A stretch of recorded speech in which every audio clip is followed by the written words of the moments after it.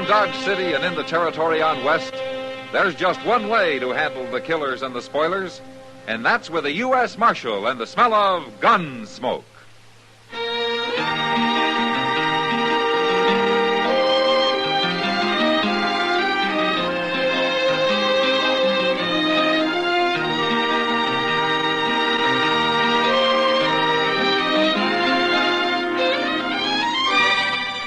Gunsmoke, starring William Conrad. A transcribed story of the violence that moved west with young America. And the story of a man who moved with it. I'm that man. Matt Dillon, United States Marshal. The first man they look for and the last they want to meet. It's a chancy job, and it makes a man watchful. And a little lonely.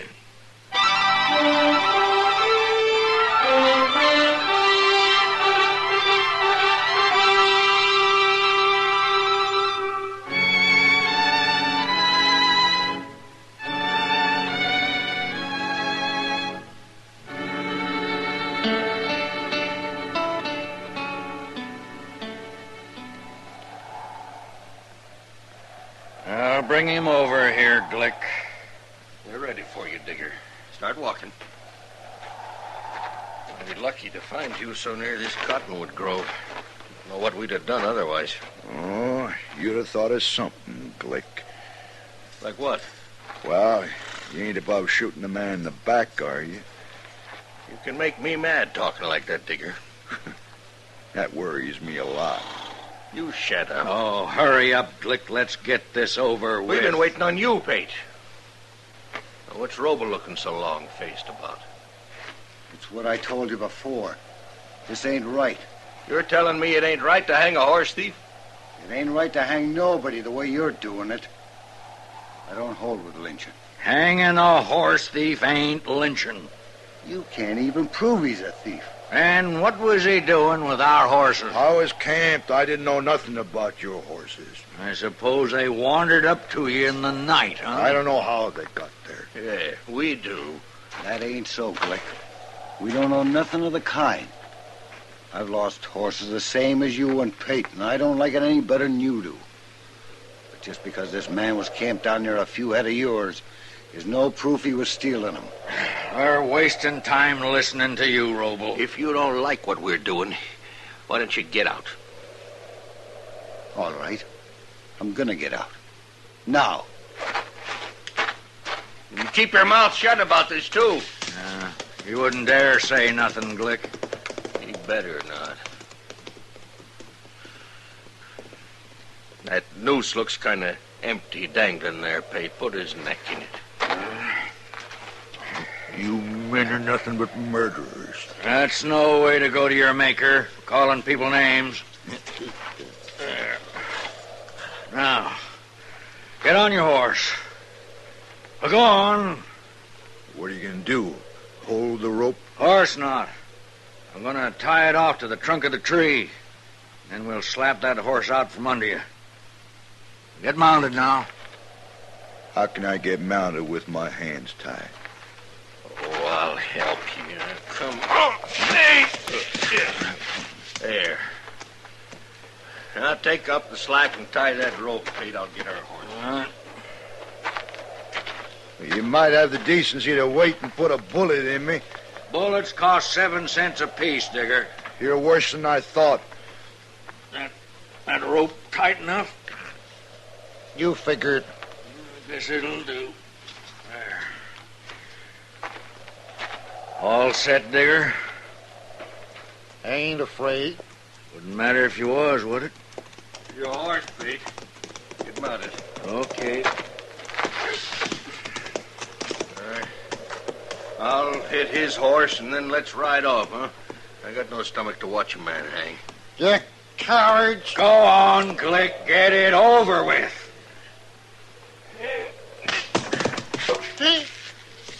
Let's go, huh? Here.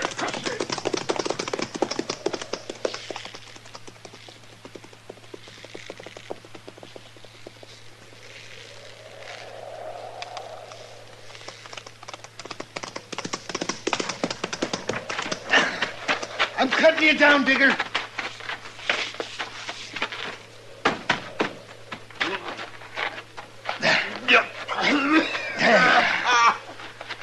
can breathe.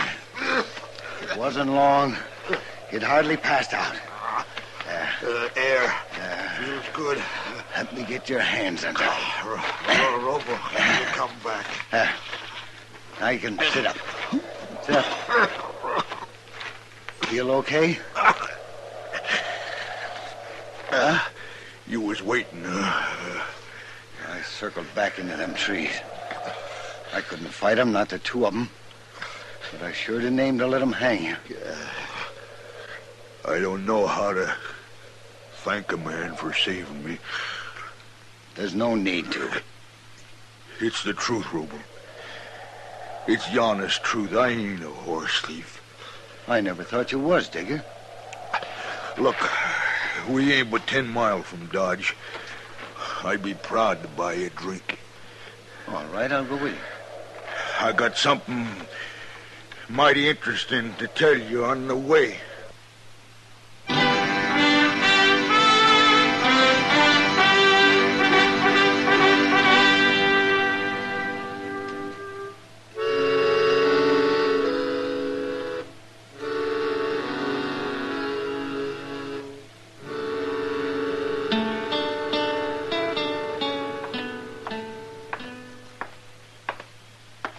Ain't Marshal Dillon showed up yet, Chester?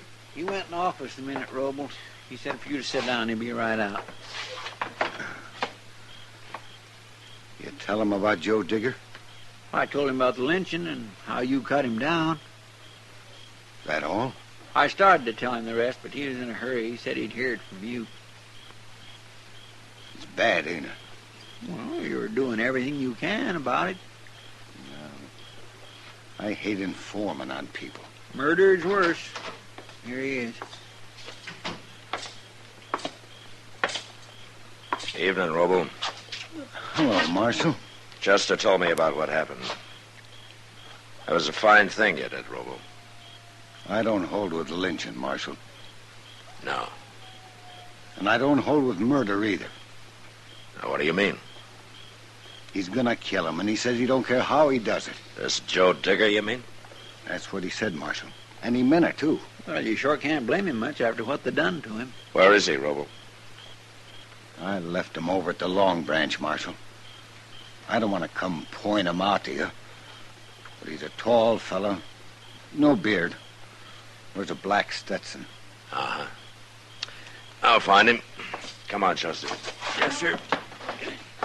Are Glick and Pate in town, Robo? I ain't seen him, and I sure don't want to. No. You better keep out of sight for a while. I aimed him, Marshal.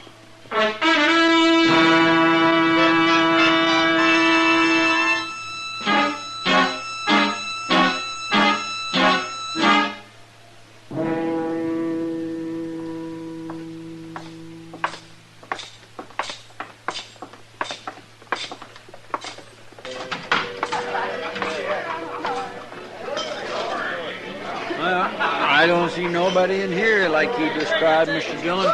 There's Kitty. Let's go ask her. Maybe he's already left town looking for Glick and Hank Pate.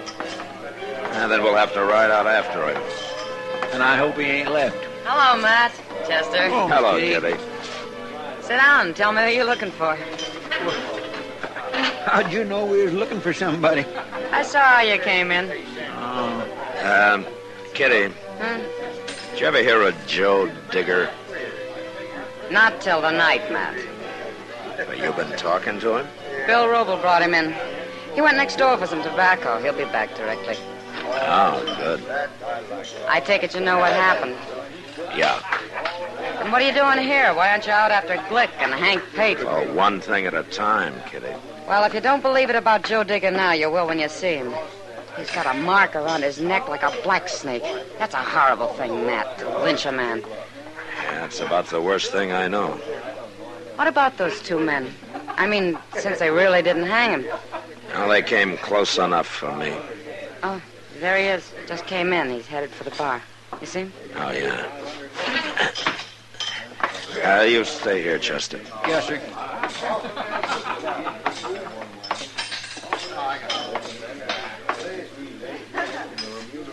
You Joe Digger? That's me. I hear you ran into some trouble today. Yeah, I seen you talking to Miss Kitty. Yeah, I came in looking for you. What for? I'm a marshal. Oh? If somebody tries to lynch a man, I want to know about it. It's all over, Marshal. They didn't kill nobody. You'd like for me to forget about it? Is that it? Nothing happened. I'm alive, ain't I?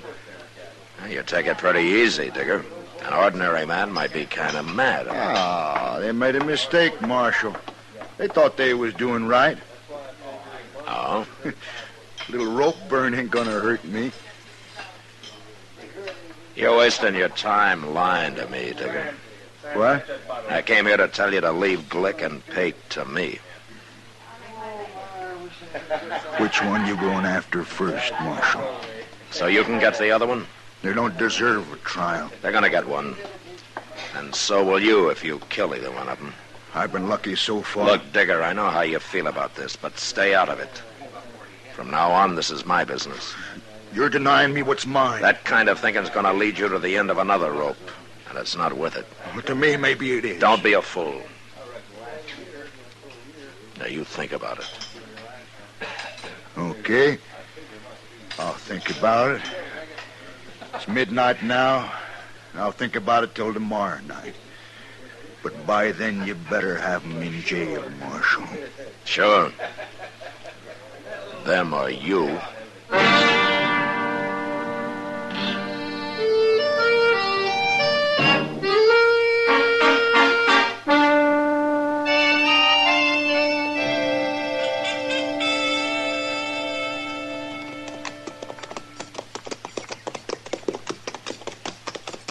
I'll bet them Glicks ain't even home, Mr. Dillon. There's smoke coming out of the chimney, Joseph. Yeah, dinner.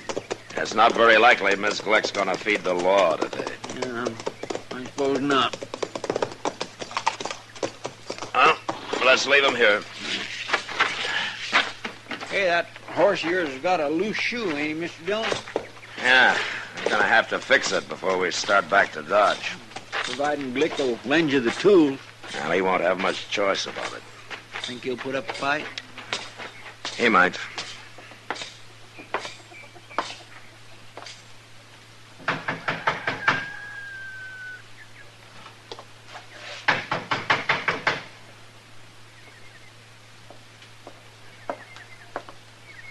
Hello, Glick. I'm Marshal Dillon. Chester, what you doing here? Well, aren't you going to ask us inside? Oh, sure. Come on in. The woman's done with dinner, but I'll tell her to find something for you. Don't bother. I want to talk to you. Yeah? What about? You and Hank Pate. Me and Pate? Yeah, we'll go pick him up when we leave here. What do you mean? I'm taking you both to jail. Oh, now, wait a minute, Do I have to explain it to you? Well, it might help. You walk into a man's house and arrest him. You ought to know what it's about. Didn't you and Pate murder a man yesterday? What man? Joe Digger. I never heard of Joe Digger. Then you shouldn't go around lynching strangers. Yeah. Oh, that's what this is about. Well, I seen that feller, Marshal. I was riding by there yesterday, and I seen him hanging. I don't know who did it. It sure wasn't me and Pate. Digger says it was. What? He says you and Pate lynched him. Oh. Roble told you. No, Roble cut him down. Digger's alive. Oh. What are you after us for? Attempted murder. You'll get at least 20 years, Glick, but it'll save your life. What do you mean? Digger's after you, and he's gonna kill you if he gets a chance. I beat him here, and now I want to get to Pate's before he does. Oh, Pate's in Dodge today. Yeah, we better get moving. You're a prisoner, Glick. Good thing we got here before he put on his gun, Mr. Dillon. Yeah, keep an eye on him, Chester. I'm going to take my horse around to the barn and fix that shoe, then we'll leave. All right, Chick. Now, you just sit easy there.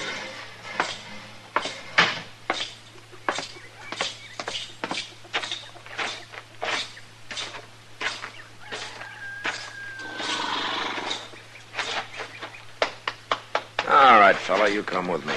We'll fix that shoe for you.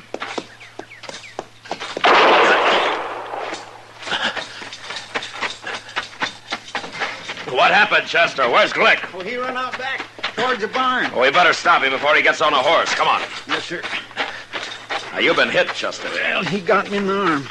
His wife hollered to him from the kitchen, and he went to the door, and she slipped him a gun. He snapped off a shot at me and run out back. And she stood in the door so as I couldn't shoot. How's your arm? Oh, it just tore up a little. Yeah.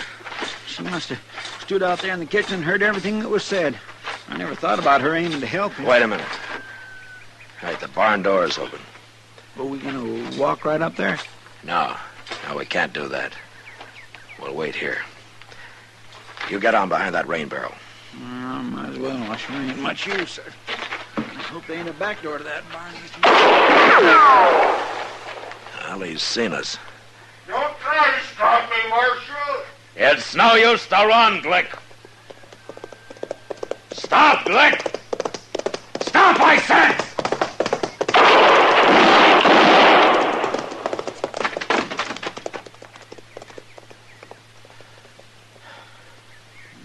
You got him. Yeah.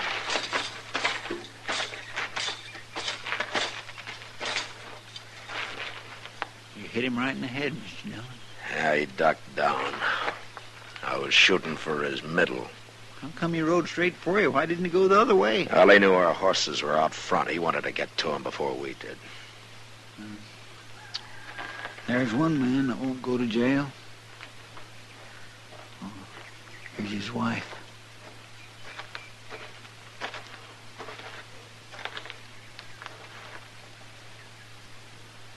He's dead, ma'am. No. I'm sorry I had to do it.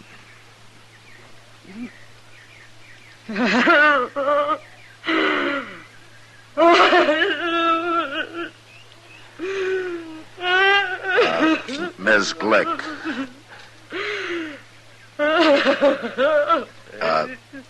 Ma'am, if...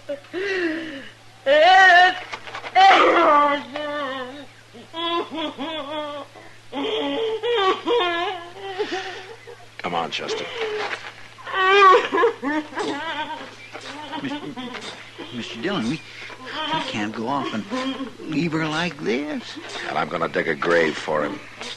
And we'll just have to leave her. Our Hank Pate won't go to jail either.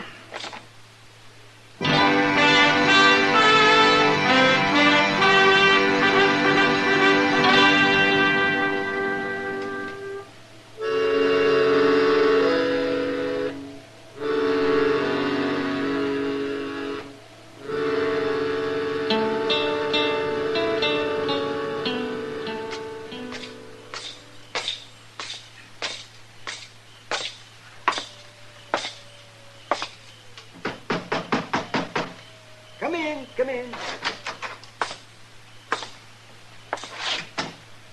Hello, Doc. All finished, man. Yeah, Doc says a couple of weeks and I can start using it again, Mr. Dillon. Good, Chester. Providing you keep it in that sling, Chester. Well, I will, Doc. I'll be real careful. Is it all right, Doc? Oh, it looks clean, Matt, but I'll change the dressing every day for a while so as I can watch it. You get the horses put up, Mr. Dillon? Yeah, I took care of them. Then we better start looking for Hank Pate. It's near midnight, Chester. You better go to bed. I'll find him. No, sir, I'm going with you. I know I ain't much help, but I can look one place while you're looking another.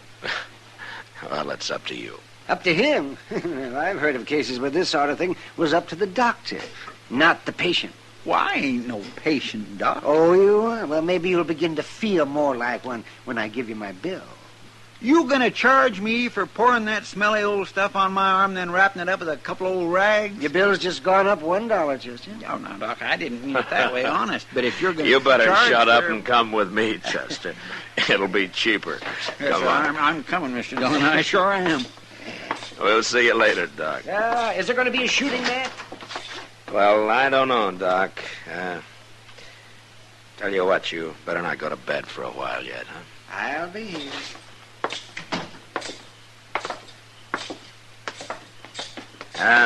Chester, doesn't your arm even hurt? Well, sure it does. But that helps keep me awake. You know, I don't think it hurts at all. you'd be yelling your head off. Well, it does hurt, too. Terrible. You just don't realize how brave I am. And I'm trying to get you to go to bed, Chester. I know you are. Where we'll look first. Yeah, the Alafraganza's closest. I guess if anything had already happened, Doc would have heard of it, wouldn't he? Yeah.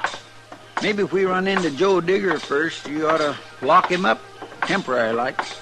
Yeah, I aim to. Of course, Pate might have left town already and gone home. They told me his horse is still in the stable, Chester. I guess he's not planning to go home tonight. You'll be disappointed if he is. Hey, that was in the Alafragans, Mr. Dillon. Yeah. Look there. There's Joe Digger, Mr. Dillon. He just come out. Yeah, you stay here, Chester. Yes, sir. Digger. You're too late, Marshal. Did you do that shooting? I waited. I told you I would. You waited for what? To kill Hank Pate. It's after midnight, 5 minutes or so. I figured you wasn't going to do nothing about it. You figured wrong. Were both those your shots? Sure they were. I didn't even wait for him to draw. A man like that don't deserve a chance. You should have let the law decide about that, Digger. I'd have arrested him. He'd have gone to jail. And why hadn't you done it? I was busy. Busy doing what? Trying to take Glick. Trying. Where is he? He's dead. I guess I beat you to him. Well, you didn't beat me to Hank Pate, Marshal. For your sake, I wish I had. Digger, you're under arrest for murder. No. That ain't fair. I warned you. No,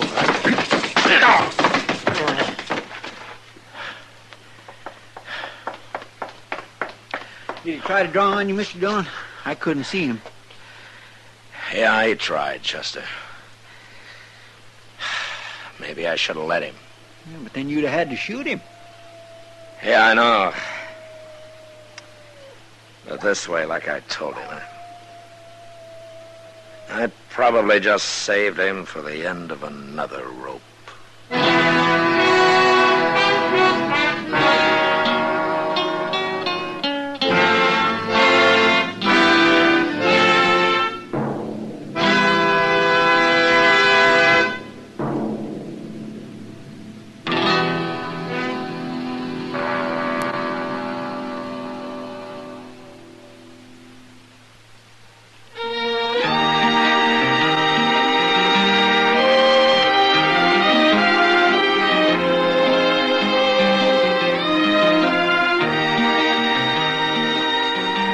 Gunsmoke, produced and directed by Norman Macdonald, stars William Conrad as Matt Dillon, U.S. Marshal. Our story was specially written for Gunsmoke by John Meston, with music composed and conducted by Rex Corey. Sound patterns by Tom Hanley and Ray Kemper. Featured in the cast were Joseph Kearns, John Daner, Lawrence Dobkin, and James Nusser. Harley Bear is Chester, Howard McNear is Doc, and Georgia Ellis is Kitty.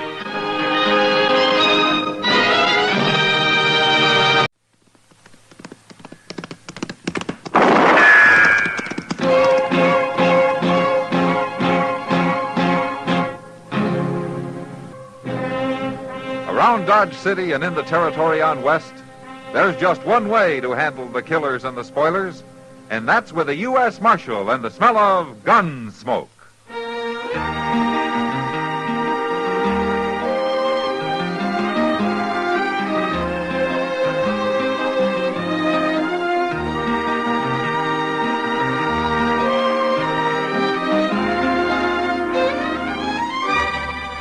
Gunsmoke, starring William Conrad. The transcribed story of the violence that moved west with young America. And the story of a man who moved with it. I'm that man, Matt Dillon, United States Marshal. The first man they look for and the last they want to meet. It's a chancy job, and it makes a man watchful and a little lonely.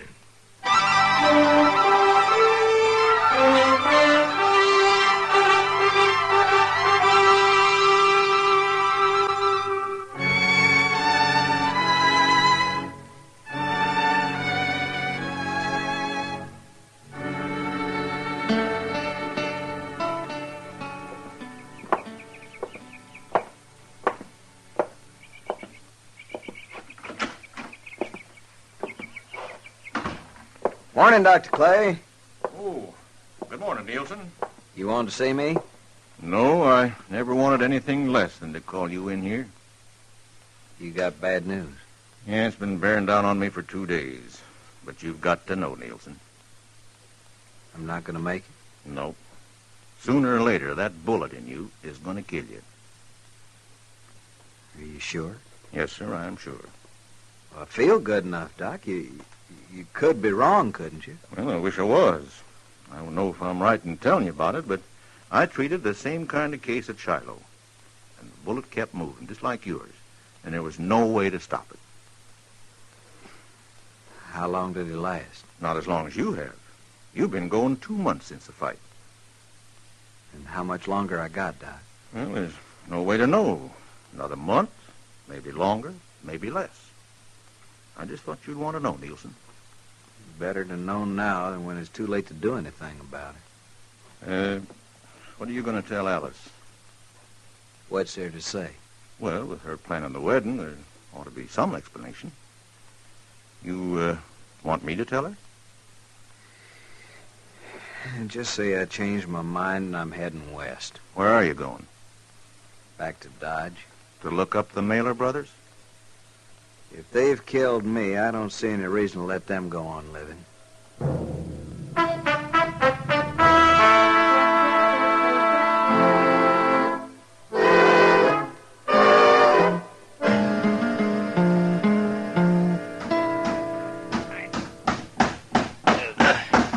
Chester, can you force it up a little more? Well, no, not much, Mr. Dillon. Come on. Yeah, that's better.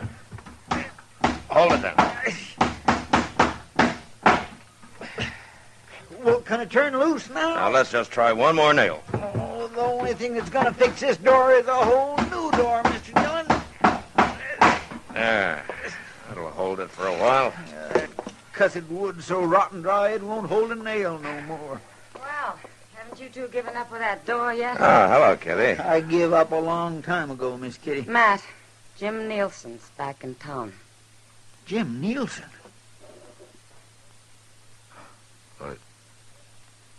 Nielsen's dead, Kitty. No, he's not. He's at the Long Branch right now, spreading the word that he's come back to kill the Mailer brothers. Are you sure? I've seen him. I've heard him. Well, have the Mailer boys heard about it? It won't take long, the way it's getting talked about. Tom Mailer rode up to Clay City, Mr. Dillon, day before yesterday. Charlie's the only one in town. I guess I better go see him. What about Nielsen? Well, if he's spreading the word, he'll be where I can find him anytime I want.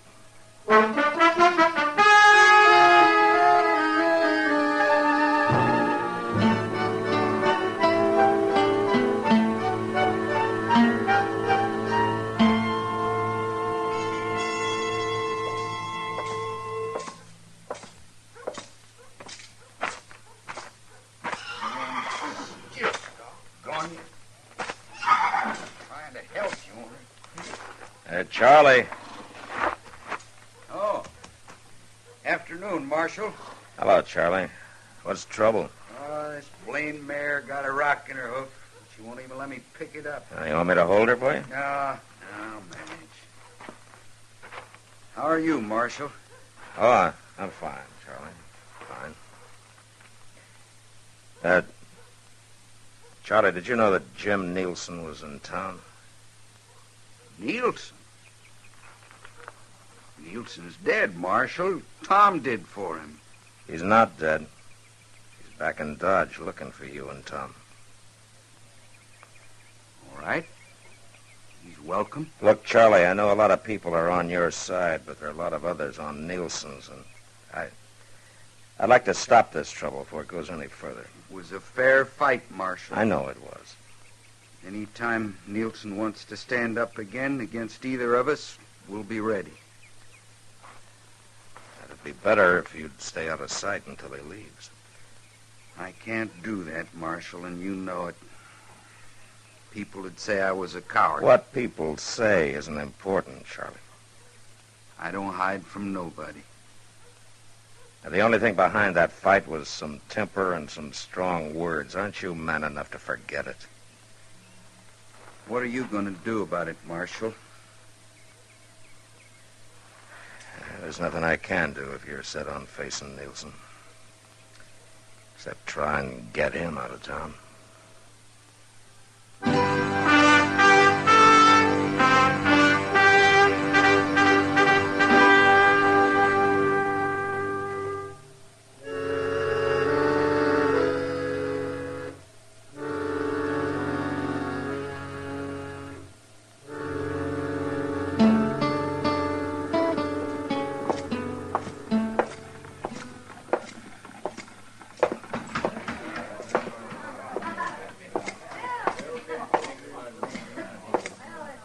Hello, Nielsen.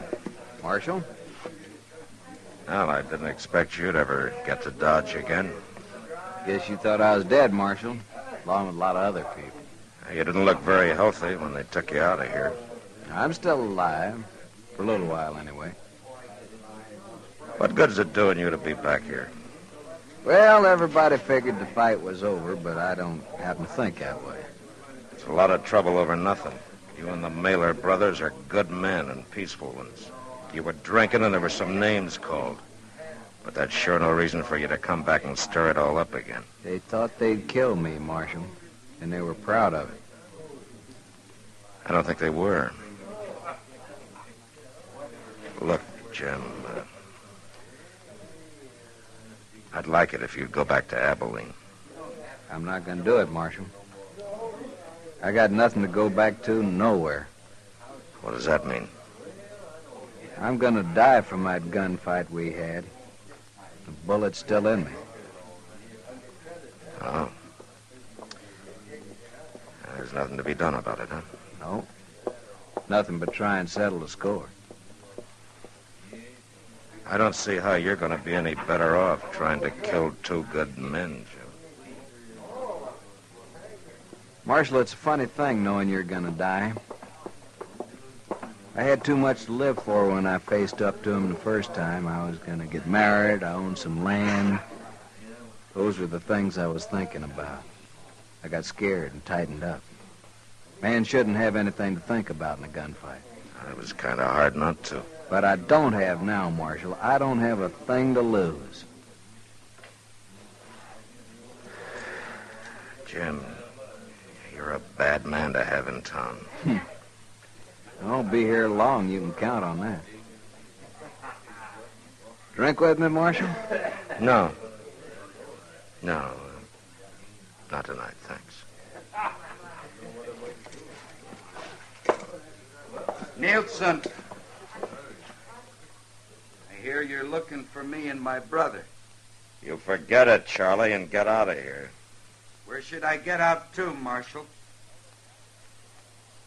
You want me to run away, Nielsen? Hold it, Charlie!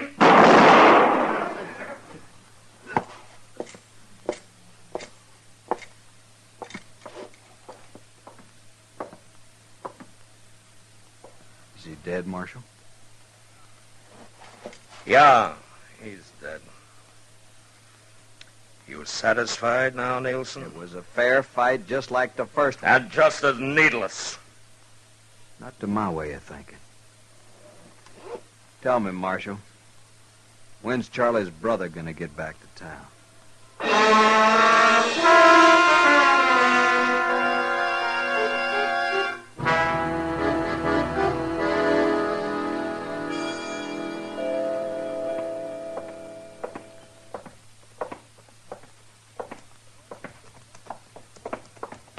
Tom! Hold up a minute, Tom! Well, hello, Chester. What you doing way out here? Mr. Dillon wanted me to stop you before you got up to the plaza. Yeah, what for? Well, Jim Nielsen's waiting for you. Nielsen? Wait. What about my brother? Charlie's dead, Tom.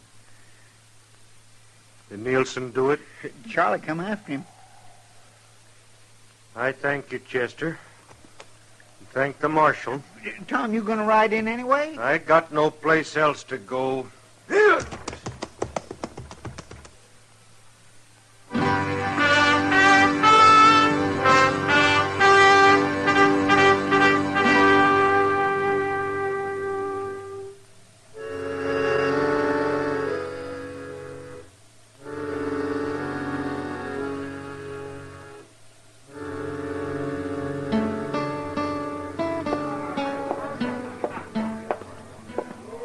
Hello, Kitty. Tom, I thought you were in Clay City. I was. I did real well, too. I signed up for Charlie and me.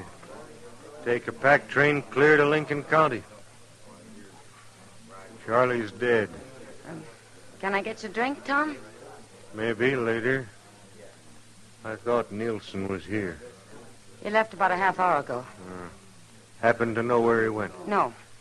Can't you get your pack train together and go, Tom? Oh, you know I can't, Kitty. What good's it gonna do you looking for Nielsen or waiting for him? It's something I got to do. If he kills you, what are you gonna be proving? My brother's dead. Killing Nielsen won't bring him back.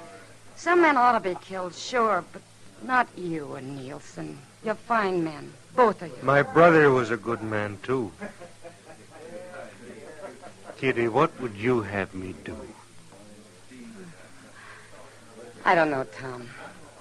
Being the kind you are, and after what's already happened, I guess I got no right trying to tell you what to do. Now, do you know if Nielsen figured on coming back here? I don't know, Tom. I'm going to my room.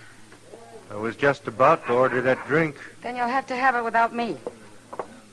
Thank you for sitting with me, Kitty. Matt, how long have you been here? There's not a thing I can do, is there, Kitty? Not if you don't take the guns away. They'd only find more. Then you watch them kill each other, Matt. I can't do it.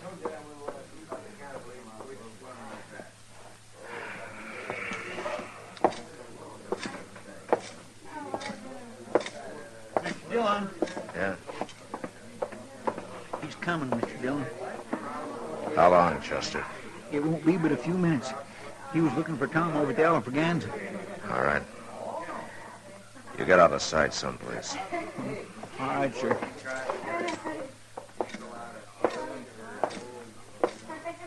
Afternoon, Marshal. Hello, Tom. Look, Tom, I'm going to ask you to do a brave thing. Will you let me keep your gun for as long as you're in town? No, I won't, Marshal. You and I have been good friends, Tom. I'd like to keep it that way. But you won't do what I say, huh?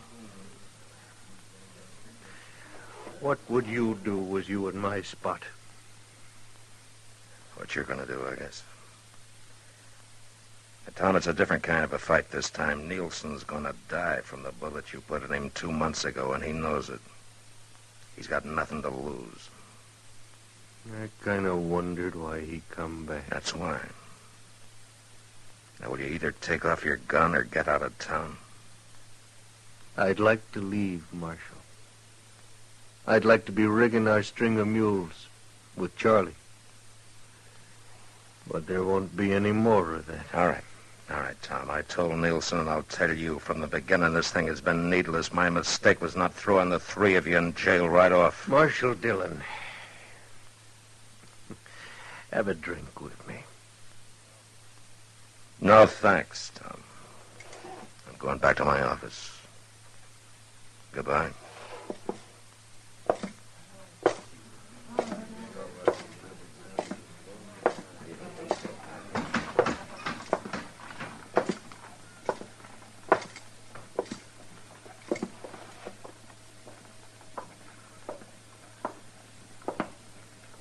Well, Nielsen, I guess there's no reason trying to talk any sense into you either. It's gone past talking, Marshal.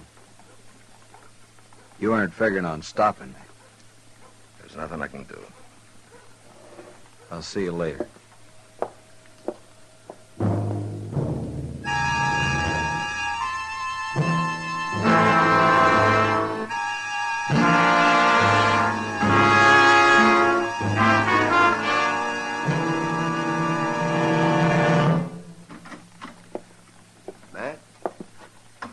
Doc, how, There was nothing I could do for him, Matt.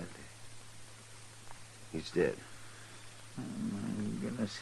Seemed like such a waste. He was a good man, both of them was.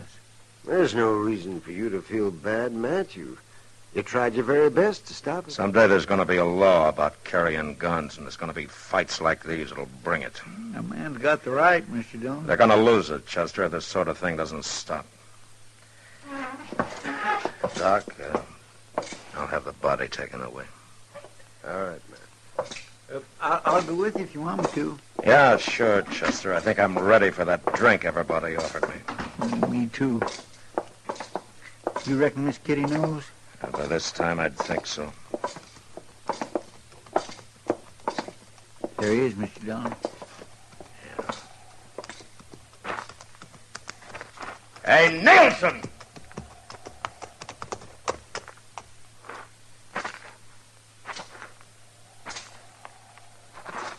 Well, you made it, huh? You killed both the Mailer brothers. Yeah? And in fair fight, huh? Yeah. I want to ask you something. Make you feel any better? No. Tell you the truth, it don't.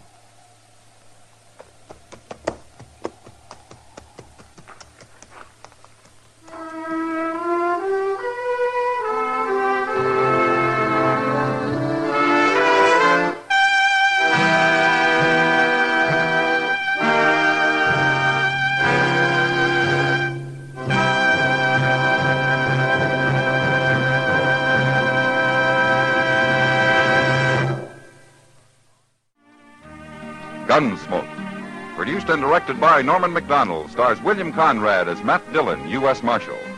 The script was specially written for Gunsmoke by Gil Dowd, with editorial supervision by John Meston.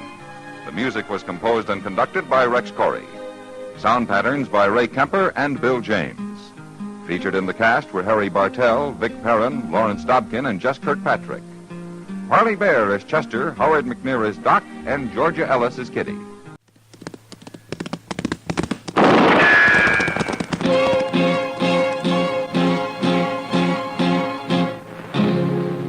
Around Dodge City and in the territory on West, there's just one way to handle the killers and the spoilers, and that's with a U.S. Marshal and the smell of gun smoke.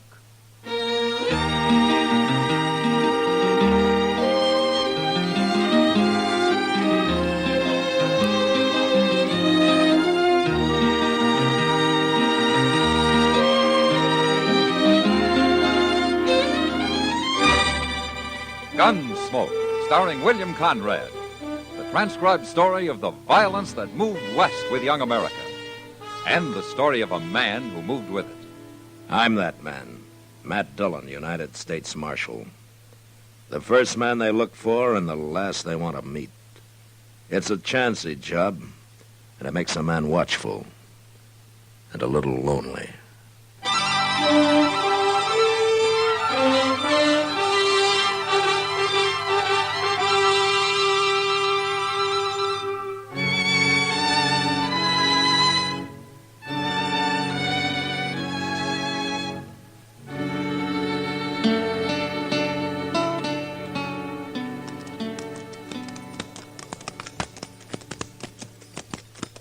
You know that man, Shelby? No. Looks like some kind of tenderfoot to me. Who else is camping in a grove of trees, got no water? You have a little talk with him.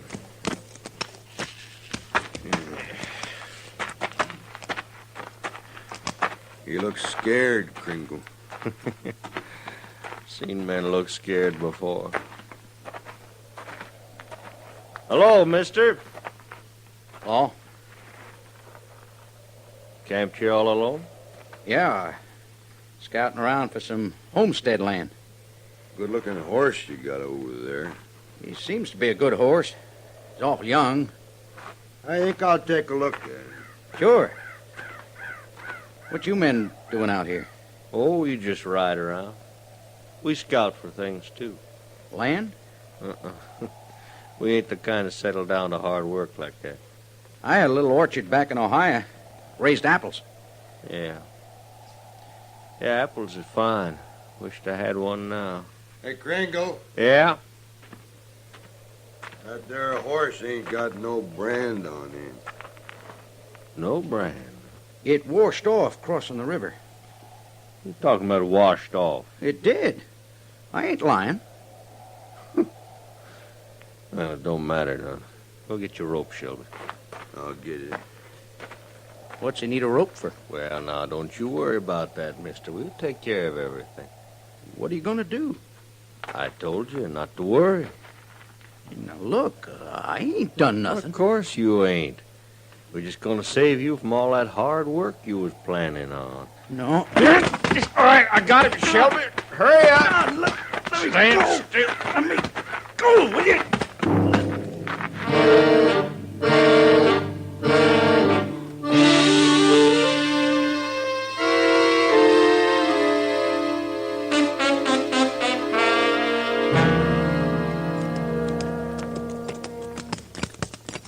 Maybe there's water in this grove, Mr. Dillon. Well, if there is, somebody's dug a well, Chester.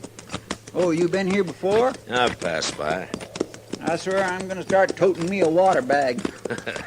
That's the easy way, Chester. Bet it is. Yeah, somebody's had a campfire here recently.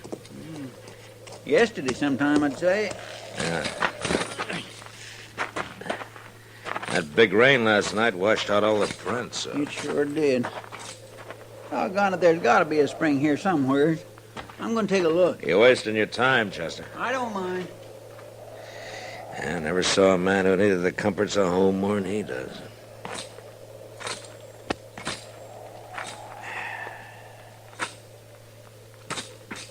Mr. Dillon! Mr. Dillon, come here, quick! Huh? Look. Yeah. Lynched. Scared me half to death. I seen him hanging there. It isn't a very pretty sight. There ain't no horse around. Where's his horse? They probably stole it. And then they caught up with him and took it back. Who do you suppose done it? I don't know. I don't know how we're ever going to find out.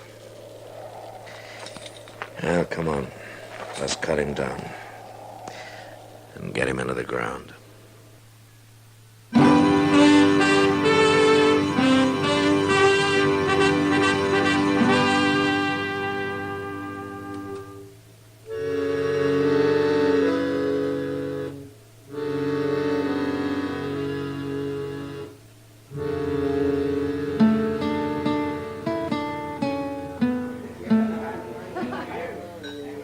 Matt, I don't know what I'd do if I rode into a grove of trees and found a man hanging there. Well, I hope it never happens, Kitty. How can men do such things? It's easy. For some men. I hope you catch him. I'd like to, Kitty. Who was he, Matt? We found an envelope on him. Yeah. His name was Hank Blennis. Must have been a newcomer. I never heard of him. Well, he wasn't wanted by the law that I know of. But I guess he was a horse thief, all right.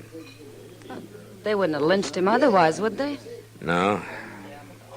Then why don't you find out who's had a horse stolen recently? Well, they wouldn't likely be talking about it now, Kitty. Well, things could be worse, Matt. Oh, what do you mean? Suppose there wasn't any law at all. Then people wouldn't even have to hide what they do. Now at least they know they're doing wrong. Well, that doesn't seem to stop them much. Marshal Dillon? Yeah. My name's Charlie Drain, Marshal. Oh? I run cattle up north on the Republican River. Happened to be in Dodge on business, and I heard about that lynching yesterday. You know something about it, Drain? I know I don't like it. My own pa was lynched, Marshal. A mob strung him up by mistake. I was just a boy, but I seen him do it, and it's laid in my mind ever since. Yeah, I can understand that. But, what about this lynching? It's a big thing with me, Marshal. I can't endure seeing no lynchers get off free. Well, I don't like it myself, Drain. Then you do something about it, or I will. Now, Matt.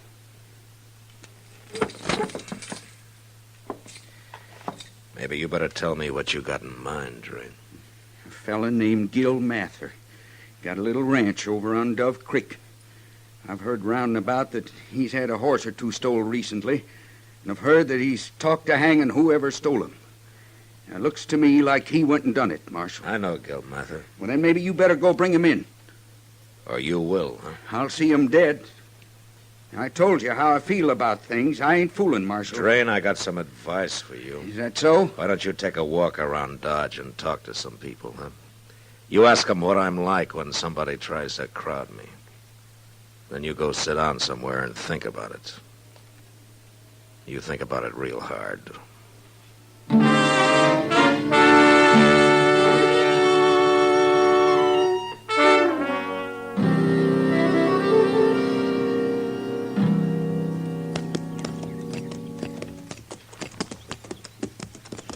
I didn't know Gil Mather was married, Mr. Dillon. He isn't, Chester.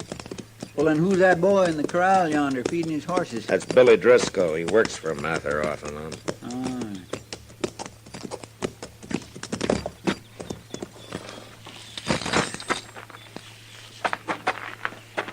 You think Mather will fight?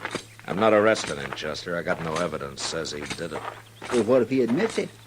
And it's not often a man admits to a crime, Chester. Guess not. Hello there, Marshal. Chester. Oh? How are you, Mather? Oh, fair to middling, Marshal. What brings you out here? I was told that you've lost some horses. I didn't lose them, Marshal. They was stole. 3 of them now. Any idea who's been doing it? If I knew, there'd be a man hanging from a limb somewheres.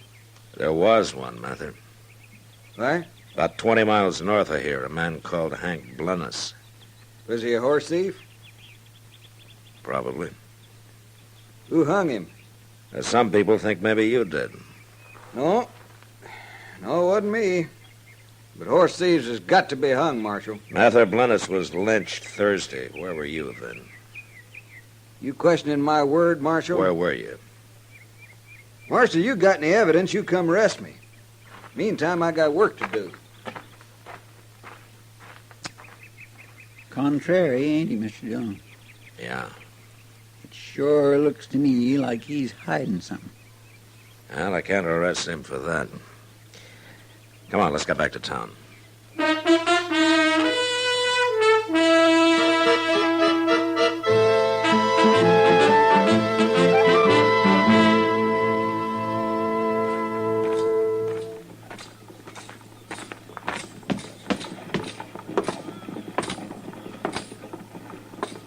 Doc? Hey, Doc. Doc, you asleep? Huh? Who said that? Oh, well, oh, it's you, man. You sure don't do much to dress this town up, Doc. Oh, what man's got a better right to sit out here and rest his eyes for a few minutes? No? I was up the entire night nursing old Mrs. Jackstone through a fever. Well, maybe we ought to tie a sign on you explaining that, Doc. Folks might not understand otherwise. Oh, folks can go hang. I'm here if anybody needs me. Well, a man would have to be mighty sick to need a doctor who looks like he's sleeping off a drunk. Don't harp at me, Mad Dillon. From what I hear, you're not exactly distinguishing yourself at your own trade. Well, you got me there, Doc. Yeah, you bet your life. And since you admit it, then I won't say any more to you. Well, good. Even though it does kind of look bad when people can go around stringing up anybody they please, and with no interference from the law. Yeah, well, thanks for not saying any more about it, Doc. Oh, I'm not one to twist the knife. Now, you know that. Oh, sure. Marshal Dillon, I want to talk to you.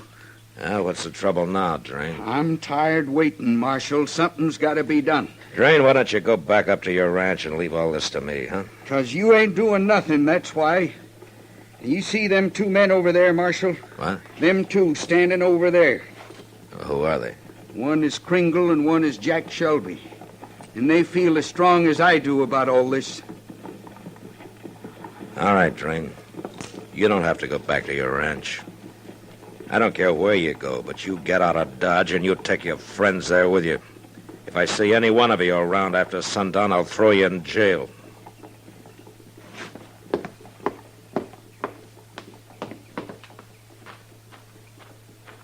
I take it back, joking you, Matt. You are kind of up against it. You know, Doc, I just thought of something. Yeah? What? That fella Blennis was obviously a dude. He wasn't even wearing the right kind of clothes for a man who'd been out here very long. Maybe he wasn't a horse thief at all. Then why would anybody lynch him? And I'm going over to the stable, Doc. Maybe Moss Grimmick can help me.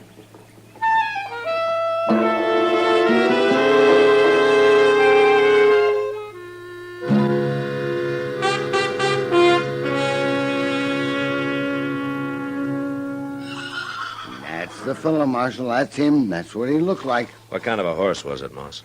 A little 3-year-old bay. Real young, but plumb gentle. Had 4 white stockings, Marshal. Yeah, that gives me something to go on. There's another thing, too.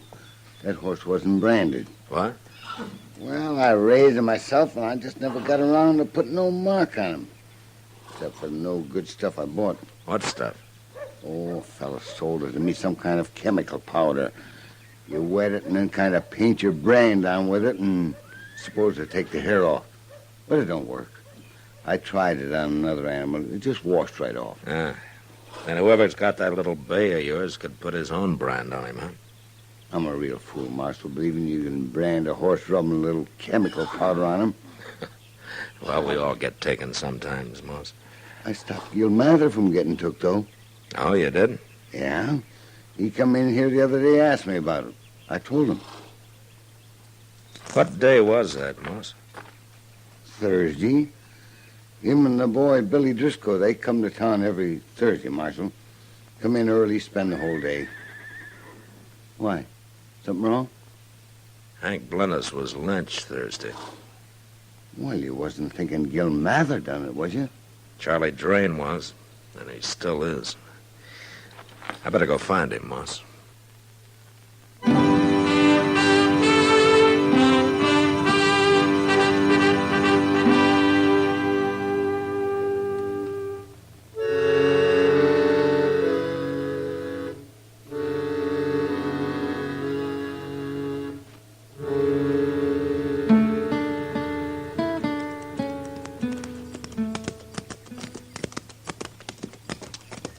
I don't see nobody around at all, Mr. Dillon. Maybe they're in the house, Chester.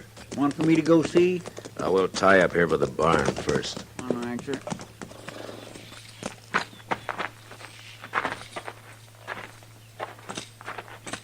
Could be Mather and the boys eating their dinner, Mr. Dillon. At least you hope so, huh? Well, any man gets a little hungry now and then. Wait a minute, Chester. Why, there's Charlie Drain. Yeah. They was in the barn. Them other 2 fellows, they must be Kringle and Shelby you told me about. Yeah, that's them. What are you doing out here, Marshal? I'm looking for Gil Mather, Drain. He ain't around. Chester, Yes, sir. see if he's in the barn. I said he ain't around, didn't I? Go ahead, Chester. Yes, sir. And don't any one of you try to stop him. Now, which one of you is Kringle and which is Shelby? I'm Kringle, he's Shelby. Why? And it's my job to know who people are, that's all. Well, now you know. Yeah, now I know. If you ask me, it's your job to punish criminals, Marshal. You're right, Drain. Well, you ain't been doing very good at it. I'm kind of slow sometimes. You're too slow. Mr. Dillon. Mr. Dillon. They're in there. Gil Mather and the boy, both of them. Don't stand in front of me, Chester. They're dead. These fellows went and hung them, both of them. Keep your hand away from that gun, Kringle. But you can't blame me. Me nor Shelby. It was Drain's idea. He paid us to come along with him, is all. Billy was just a kid. Why'd they have to hang him for? So he was a kid. He was keeping mighty bad company, now wasn't he? Drain, both the boy and Gil Mather were in Dodge the day Hank Blennis was lynched. Are you sure of that? There are witnesses. I don't want no more part of this. Come on, Shelby. Hold it, Kringle. Well, you ain't stopping me, Marshal.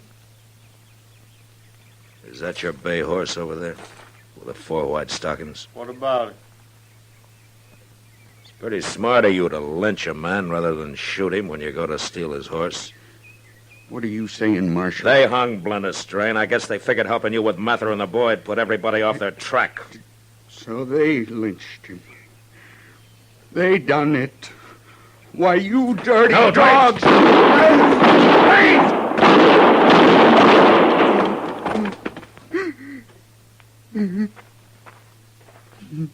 Why, he killed them.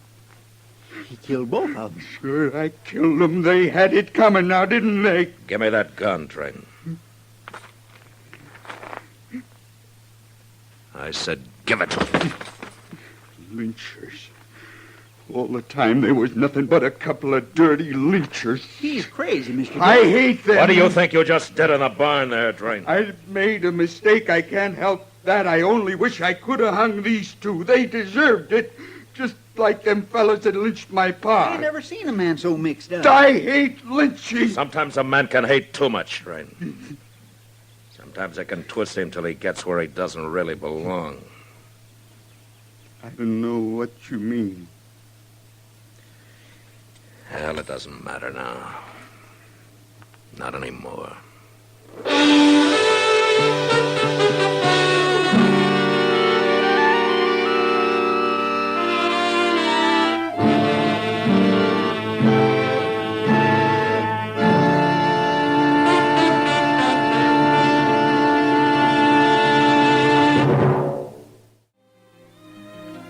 Gunsmoke, produced and directed by Norman McDonald, stars William Conrad as Matt Dillon, U.S. Marshal.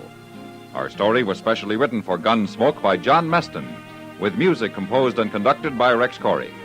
Sound patterns by Tom Hanley and Bill James. Featured in the cast were Vic Perrin, Harry Bartell, Lawrence Dobkin, John Daynard, Jack Moyles, and James Nusser. Harley Bear is Chester, Howard McNear is Doc, and Georgia Ellis is Kitty.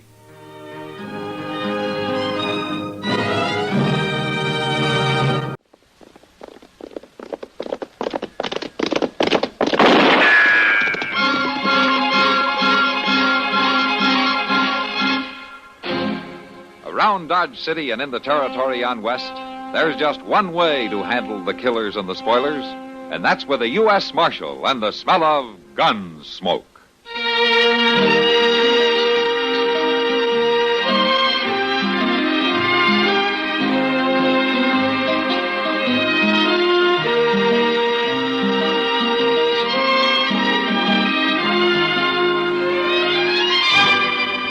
Gunsmoke, starring William Conrad, the story of the violence that moved west with young America, and the story of a man who moved with it.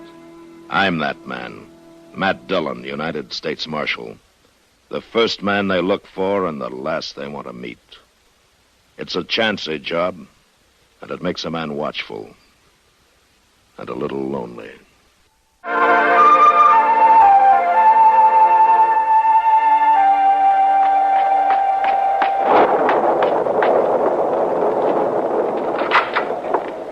Oh, Kitty, it's you.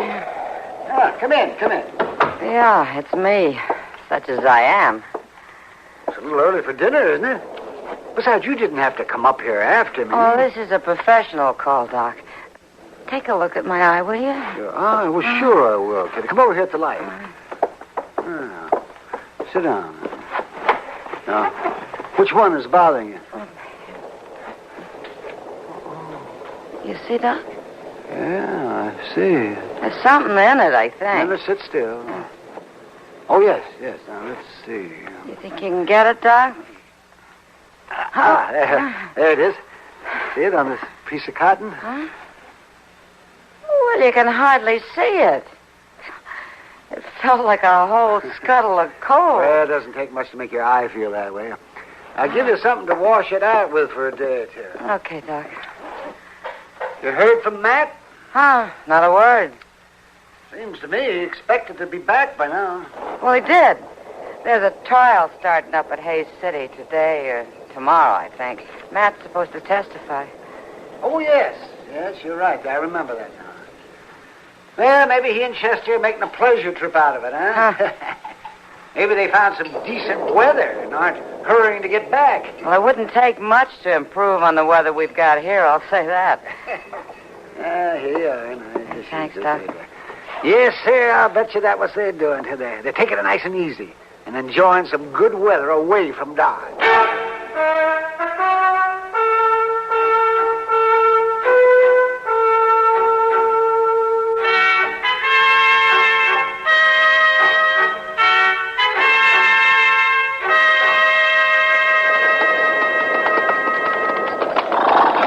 Dillon, Yeah, Chester.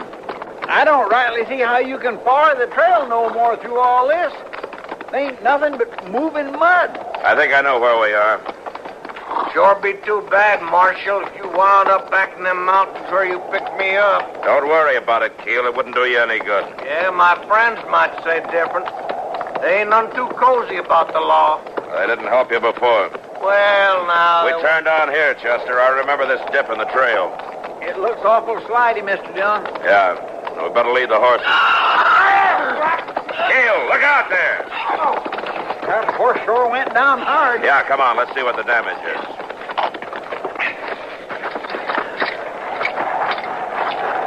You hurt, Keel? No, I don't think so. All right, get up then. Stand mighty easy. How about the horse, Chester? Ain't nothing broke that I can see. See if you'll stand. Come on. All right, walk him a little. He's got a bad leg, all right. Yeah. We'll have to arrest him for a day or two. Well, how are we going to do that, Mr. Dillon? Stuck out in country like this. We ain't going to try to stay here, are we? But there used to be a small ranch not too far from here, if I can still find it. You walk, Keel. Lead that horse good and gentle.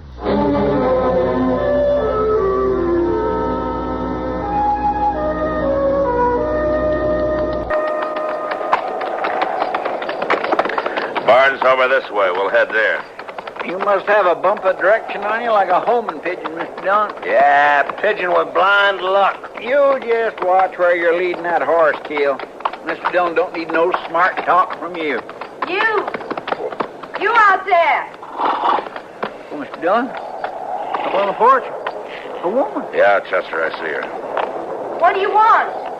I'll be up to present myself, ma'am, as soon as I can see to the horses. You're welcome to find shelter in the barn, but don't come near the house. Well, that ain't very friendly like in all this rain. You take Keel and the horses over to the barn, Chester. I'll talk to her. Yes, sir. Try to talk her out of some coffee.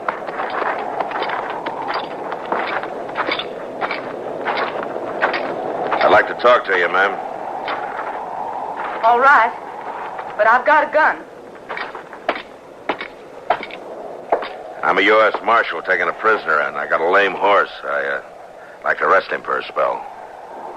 I don't know you. Well, I'm from Dodge City. Maybe your husband would know me. I used to know folks in this part of the territory. I've got no husband. What's your name? Dillon. Matt Dillon. Matt Dillon. Sounds like you heard of me yourself. Why, I certainly have. I'm Delia Robbins, Ben's daughter. Oh? Well, you are the one who was Pa's friend, aren't you? Yeah. Yeah, I was his friend. Well, Pa sure did think a lot of you. Well, we did a lot of riding together. Well, come on in. It's no wonder you hunted out this place in the storm. You've probably been here lots of times, haven't you? Yeah, a long time ago. I wasn't sure anybody'd be here. You knew my father had been killed. Yeah, I knew. Well, I was with an aunt in Wichita. I'd come out here as soon as she'd let me. I kind of feel I belong here. Yeah, I guess you do. Well, I'll put some coffee on the stove, and you tell the others to come in. Thanks, Delia. No thanks necessary. Pa would want it this way.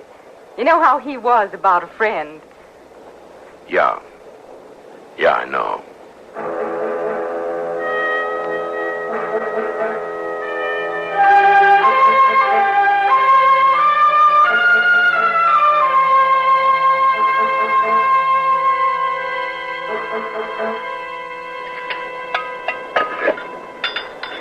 Well, I tell you, ma'am, that's better coffee than I can make, and that's a fact. Yeah, that's a fact, all right. Here, let me pour you some more. Yeah, well, ain't none to pour, ma'am. I just finished it off. Well, then I'll make some more. Oh, no, ma'am. No, not for him, you won't. You got to get along, Chester. Yes, sir. I suspect you're right. You got it straight now? Yes, sir. I go into town and send a telegraph to the judge about how you're stuck out here for a day or two until Keel's horse can carry him again. That's right. And then I get on into Hayes City as fast as I can. Now, Mr. Dillon, what makes you think they'll let me testify instead of you? I ain't the marshal. You were there at the shooting, weren't you? Well, yes, sir, I was there. Well, you don't have to be a marshal to tell what you saw, do you? Now, you get going. Yes, sir. I'm going. I just hope I don't get lost in this storm. You won't. I'm going with you. Oh, well, now, that ain't necessary, Miss Delia. He'll find it all right. He just likes to complain. Well, it won't be easy in the dark and storm, Matt. That road winds around pretty good. I can lead him. Well, there's no need for you to go out in Well, this. I was going anyway. It's my night to sit with old Miss Pike. But, Delia, it's not necessary. I do this every week, and I spend the night in town. You afraid to be left here alone with me, Marshal? Shut up, Q. That little lady could protect I warned you to keep your mouth shut when we came in here. Oh. You better get going before it gets any darker, Chester. Yes, sir. You ride through as straight as you can. Yes, sir, I will. I'll set him on the road just as good as Pa could do it. Yeah, Delia, I'm sure you will.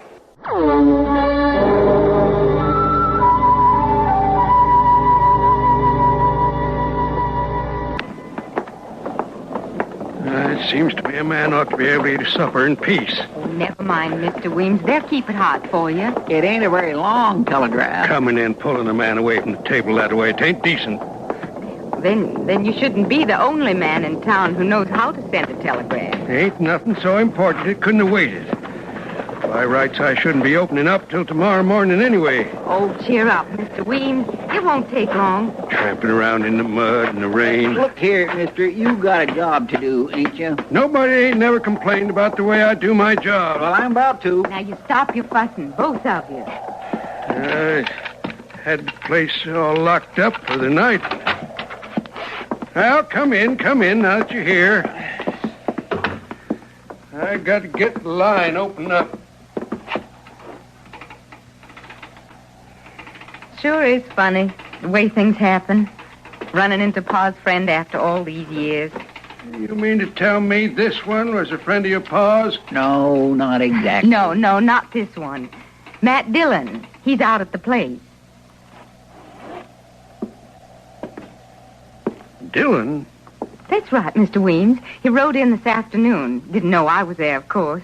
I'll bet he didn't. Well, what do you mean by that? He wouldn't have come if he'd knowed. Well, that doesn't make any sense, Mr. Weems. Well, I've never done anything to scare him away that I know of. It ain't seemly that you joke about it. I'm not joking, Mr. Weems. I was just glad to see him, that's all. Good friend of Pa's like he was. Such a good friend that he killed him. What did you say? Oh, well, now, I'm sorry if you didn't know it, Delia, but I still stick to what I say. I'd be mighty doggone sure what I was saying. Mr. Dillon ain't a man to kill a friend. Well, the whole town knows about it. Tell me what you mean. Oh, now, Delia. Go on, Mr. Weems, tell me. Well, now, Delia, I ain't liking it that I'm the one to tell you. Tell me. Well, it ain't exactly like Dillon pulled the trigger on Ben. I'd bet my boots on that. It amounted to the same thing, though. Tell me what happened. Well, your pa, well, he was in some kind of ambush out there at the place. Dillon come by and wouldn't raise a hand to help him. He was just standing there when Ben was shot down. I don't believe it. Why didn't somebody tell me this before? Why, I guess folks figured it'd be easier if you didn't know. Well, you sure made her feel easier about it right now, ain't you? Well, it's different with Dillon out there at the place. It ain't right that she shouldn't know. No. It sure isn't.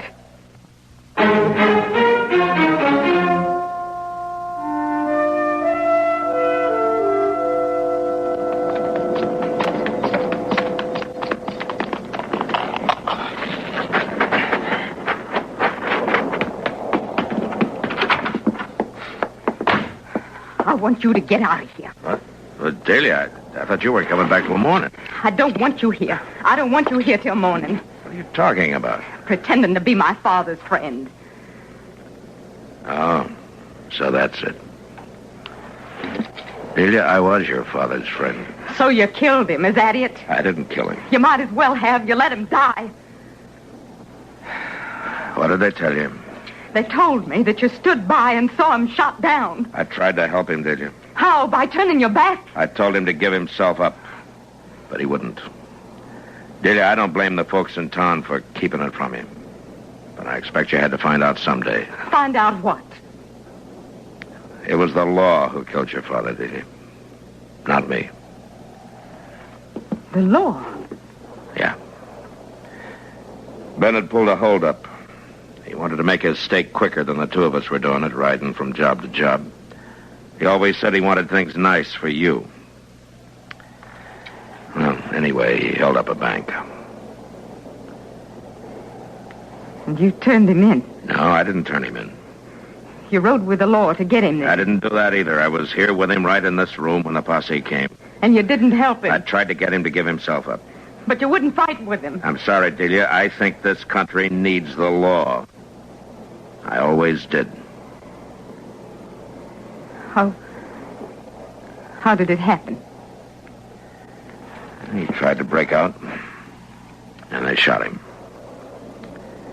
I buried him over the big tree. You expecting me to thank you for that? No, I don't expect you to thank me for anything. But I never considered your father less of a friend. Well, I consider you less of one. I want you to go. Now. I'm sorry you feel that. I don't care how sorry you feel. I want you to get out. Now, you listen to me, Delia. I don't like it much staying where I'm not wanted, but here's where I'm going to stay until that horse out there can travel. You can't. I can and I will. I'll just hang on to this gun until we leave. Why do you do? I don't like it any better than you do. But that's the way it's going to be. Serve you right if the storm spooked the horses right out of the barn. Well, I'm going to have a look at them.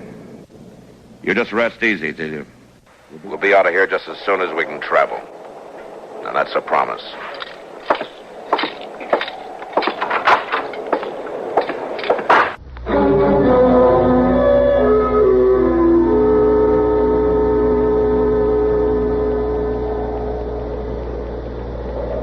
Hey, little lady. Oh, it's you. I sure do admire your spirit, telling him off like that. He had it coming to him. He sure did. That and more. Calls himself a friend. That's what I say. That's a terrible thing. I know how you could get even. All the way. Man my father trusted. What'd you say? Well, you want to get even, don't you? Of course I do. Well, I know how you could do it, that's all. How's that? You just cut me loose. That's all. Just as simple as that. That's all. Well, I don't know about that. Oh, sure you do, little lady. Sure you do. Cut me loose and I'll take care of him for you. Just like your pa would have done. You're his prisoner. Well, he let your pa be a prisoner, too. Now, ain't that right? It's just a way to get things even for your pa. Well, maybe you're right. Well, sure I am. Now, cut me loose. Yeah. But he's got all the guns. Well, it ain't gonna matter none. Look, all I got to do is I got to just be by that door when he comes in. I could smash him with a chair. And we'll see who's got the gun. Come on now, come on. We ain't got all the time in the world. He ain't gonna be out there all night, you know. You sure you can do it? I'm sure I can. Come on, cut this rope now.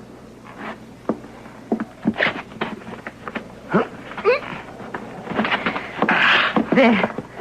Oh, I sure do. Thank you, little lady. Oh, that does feel good to be able to stretch and bend a little. Oh. Mr. Keel. Yeah. Will you have to kill him? Well, now, ma'am, I expect that just depends on him. What do you mean? Well, if he wants to give up nice and easy like, I expect maybe I might just tie him up and leave him. I don't think he'll do that. No, I don't think so neither. It's kind of too bad, ain't it? You just better stand over there to the window. Why should I do that? Well, so you could tell me when he's coming. I'm going to get me something to eat. Go on now, get over to the window. You'll be able to hear him when he's Get coming. over there, I said. That's right. I wouldn't want to have no trouble with you. What's the marshal taking you in for, Mr. Keel? I killed a man, ma'am. Of course, I killed more than one. This is the first time they caught me. You want some of this bread? No, thanks. All right.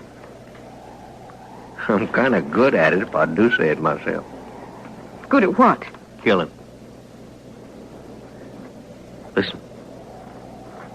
Little lady, you ain't doing your job. You should have told me he was coming. Now, just be quiet. Be quiet while I get over here and hoist this chair. Quiet now. Just quiet.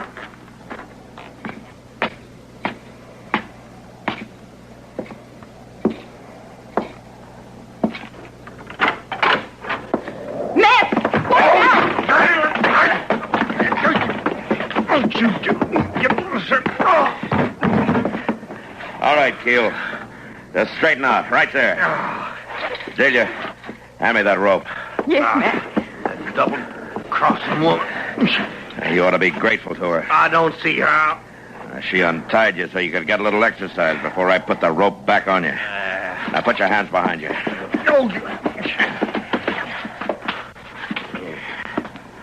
There. Matt? Matt, Yeah? I'm sorry. Yeah. I guess I think this country needs the law, too. Yeah, Delia. And the law doesn't come easy. No matter what side you're on.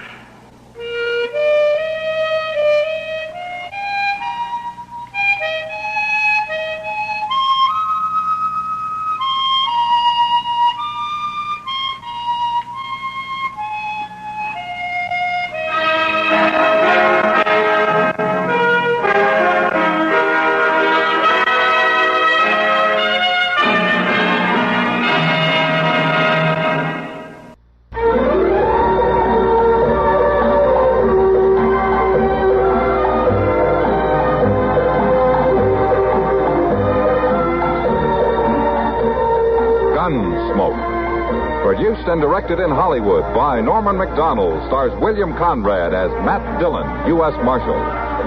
The story was specially written for Gunsmoke by Marion Clark, with editorial supervision by John Meston. Featured in the cast were Virginia Christine, Lawrence Dobkin, and Bartlett Robinson. Harley Bear is Chester, Howard McNear is Doc, and Georgia Ellis is Kitty.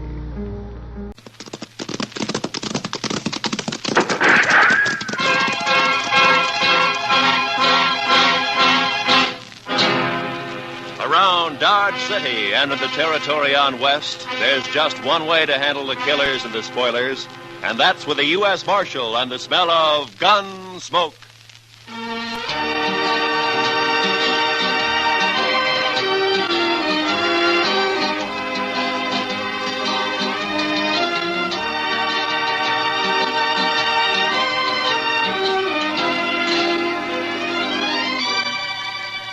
Gunsmoke, starring William Conrad. The story of the violence that moved west with young America. The story of a man who moved with it. Matt Dillon, United States Marshal.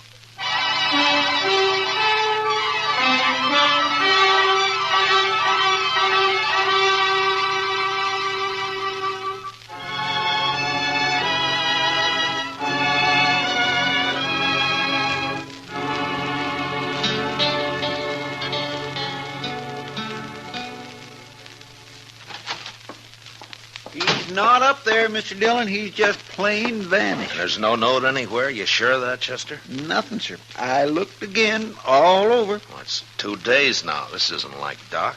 Well, I still think he's just gone off on an emergency. Out in the country somewhere. Maybe, but he's always left word before. Well, what'll we do, Mr. Dillon? I don't know. Might start asking people, Chester. Try the saloons and the store and maybe the depot, huh? All right, Mr. Dillon, I'll go right now. All right. Well, I do declare. What? Riding right up Front Street as big as life.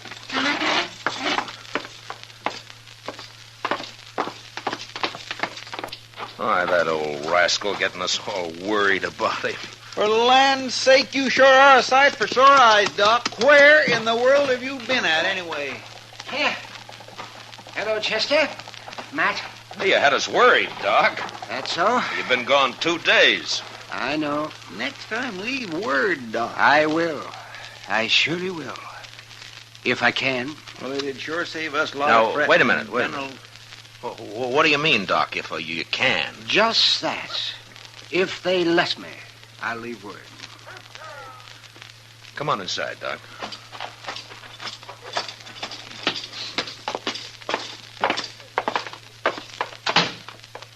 Well, all right. I'm curious, Doc. You want to tell me about it? I can tell you part of it, least important part. I made a promise about the rest. You know how it is, Matt. No, but you tell me. Well, the other night, Wednesday it was, I was peacefully asleep on my couch when a couple of riders tromped right into my office. They said a man was hurt somewhere out past Fort Dodge, so naturally I got up and I went along with them. Well, then why didn't you leave a note and say so? They didn't tell me exactly where we was going, Chester, but they sure told me not to leave any note. They told you what? Let him talk, Chester. Now, of course, I figured then it must have been a shooting, but my job's to take care of everybody, sinner and saved alike. And so, when finally we got to this place the next day... What place? That's part of what I promised not to tell, Chester. But like I was saying, there was a young man there who'd got himself shot in the back. The bullet lodged right in his spine. And I dug it out, and I did all I could for him. And then I just sat there for quite a spell. And then I put my things away. And I walked out into the other room. So, Doc, how is he? I did what I could. What do you mean? He's dead. The shock of extracting that bullet was too much for him. It's a bad place, the spine there. You killed him, huh, Doc? No, I didn't kill him. He's dead, ain't he? Look, mister, doctors don't kill people. Murderers Watch do. your mouth, Doc. That boy wouldn't have lived more than a couple of days with that bullet where it was. And whoever put it there murdered him. You want me to shut him up? Not yet.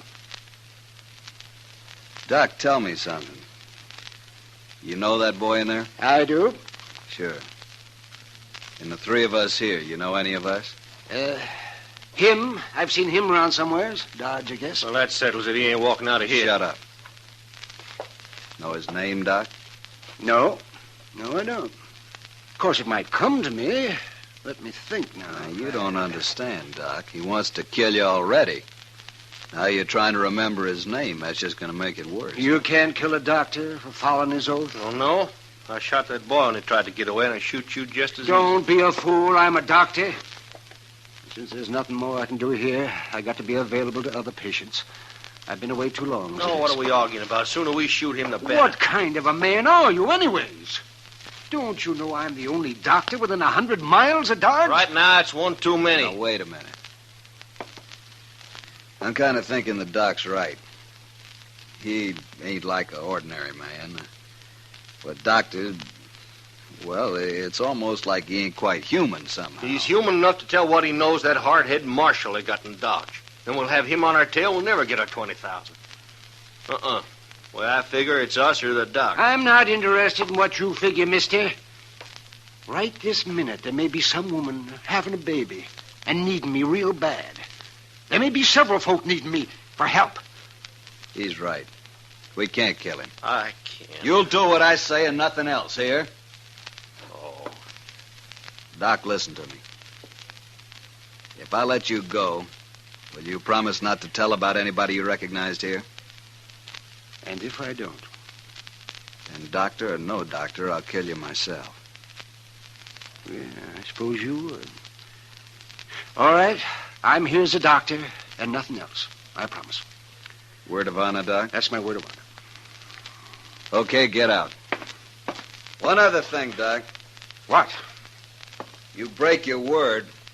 You tell anybody where this place is or who you saw here, and we'll get to you. We'll kill you no matter where you try to hide. I gave him my word, didn't I? Sure, but don't forget what I said anyway. Don't forget for 1 minute. We'll kill you or die trying.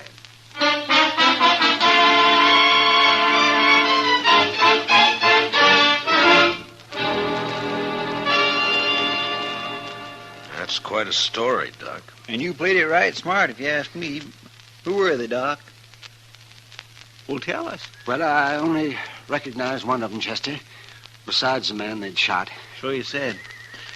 Have you thought of his name yet? No, Chester, you don't understand. I gave him a word I wouldn't tell. Yes, but that was just so as you could get away. Well, they'd have shot me for sure otherwise, but still I gave my word. It don't matter how or why. But, Doc, they're just a bunch of killers. I know. Leave him alone, Chester. But, Mr. Dillon...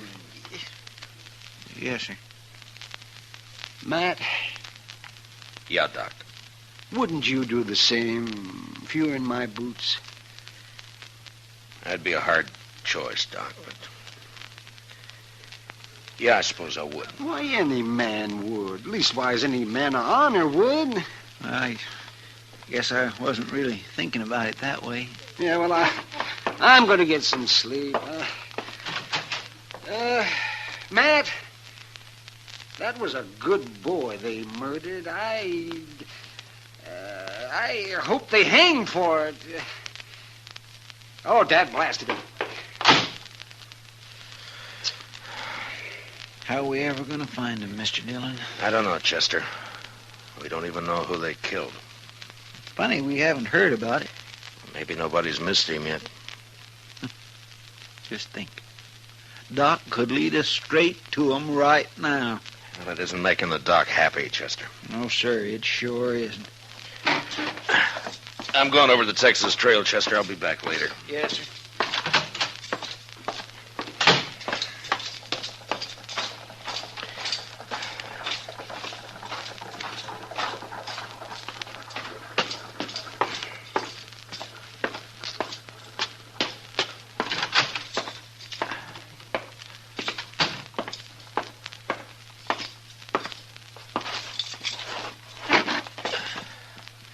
Hey, Sam, bring me over a bottle and a glass, will you? Sure, Marshal. Hello, Matt. Oh, hi, Kitty. You want some help with that bottle? Yeah, sure. I'm only going to have one. You can finish it. Sit down. Oh, my reputation's bad enough without my trying to get around carrying about a bit of whiskey in me. There you be. Oh, thank you, Sam.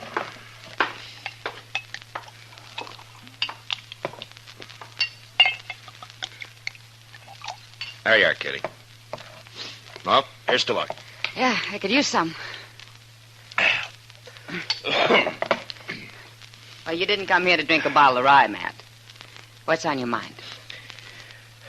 Well, Kitty, I was sort of wondering if maybe you'd heard any talk about anybody being missing lately. Missing? Who? Well, that's just the point. I don't know who.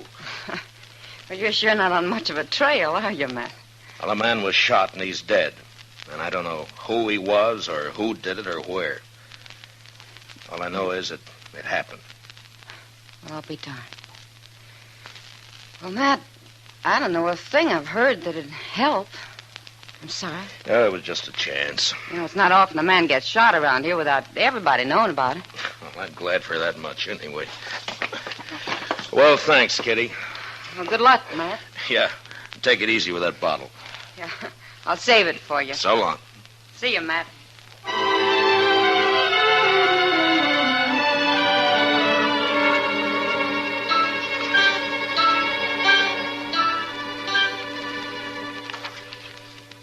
Doc's been asleep for 6 straight hours, Mr. Dillon. He sure must have been tired. Yeah. Here, Chester, take these letters down to the depot for me, will you? They got to be in Washington next week. Santa Fe pulls out in an hour, sir. I'll put 'em right in the mail car.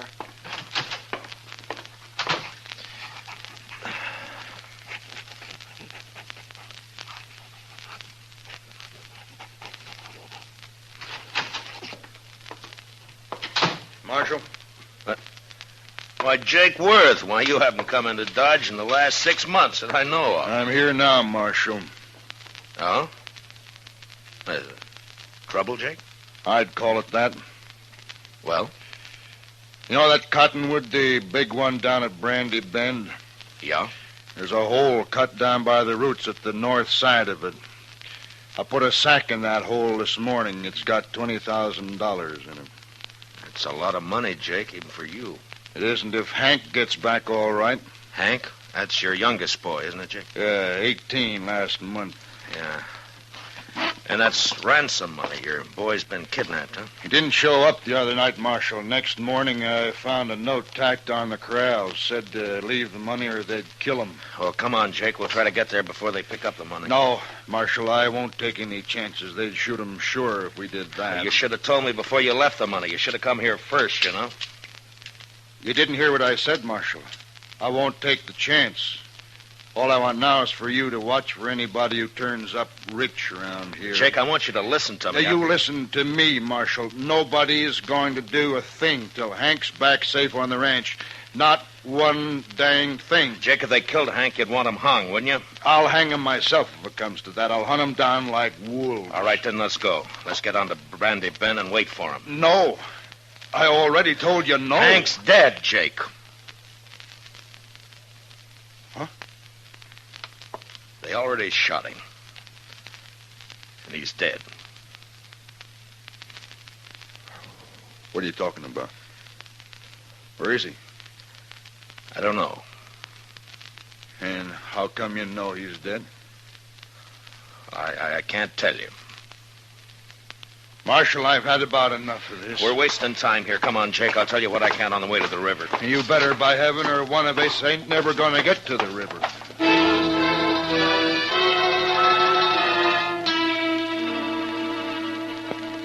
Jake Worth was known as a hard, hot-tempered man, but he was straight as they come. He'd made one fortune in Texas cattle and another in buffalo hides, and now all he wanted was his ranch and his 3 sons to work it with him. The Worths were good men. They didn't cause any trouble, and they worked hard. It was hard to tell Jake, but without mentioning Doc, I said what I could. And when we reached the Arkansas, we hid our horses in a clump of bush and worked our way on foot up to the big cottonwood. And I stood up and walked out into the open. What are you doing, Marshal? You gone crazy? Come on, Jake. No use to hide now. Oh.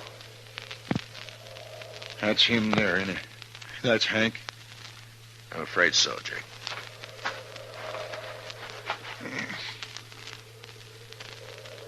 And they killed him. They killed him all right. He was a good boy. Had his whole life to live yet. Why'd they do it? I gave him the money. Why'd they do it? I'm sorry, Jake. Marshal, I've been kind of confused by all this. I swallowed your story on the way down here. But I want the truth now. Every bit of it. That's all I know, Jake. Hank tried to break, and one of them shot him. But we'll get him. I'll take care of myself soon as you tell me who they are. I don't know who they are. Don't lie to me, Marshal. You know a lot you're not telling me. What's going on with you anyway? I've told you all I can, That's Jake. my boy lying there, Marshal. He's been murdered. And if I didn't know you so well, I'd begin to think maybe you had something to do with Now, it just yourself. a minute, Jake. I know you're upset. Then why don't you tell me? Because the man who told me about it had to promise not to name anybody, that's why. What man? Who is he? I'll get it out of him if I have to cut it out. Yeah, I know. That's why I can't tell you who he is. What kind of a lawman are you, anyway? I've told you all I can, Jake. No, you haven't. Marshal, I don't believe your story about nobody promising nothing. You know who done it, and you're going to tell me or Don't try it, Jake. You can't kill me, and you know it. No, I can't. Me and my boys can. And I'm giving you 24 hours to name those men, and then we're coming to Dodge. There'll be blood spilt, Marshal. Jake, I give you my word, I don't know who did it. I don't believe you. I'll help you take your boy home now. On. Go on back to Dodge. I'll manage here. You're making a bad mistake, Jake. 24 hours, Marshal. I'll be there. We'll find you wherever you'll be. Jake, I want... So long, Jake.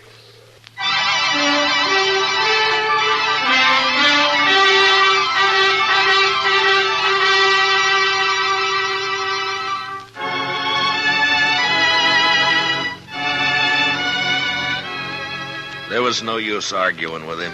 The man's grief had destroyed his reason. And the worst of it was, I knew his sons would do whatever Jake told them to do.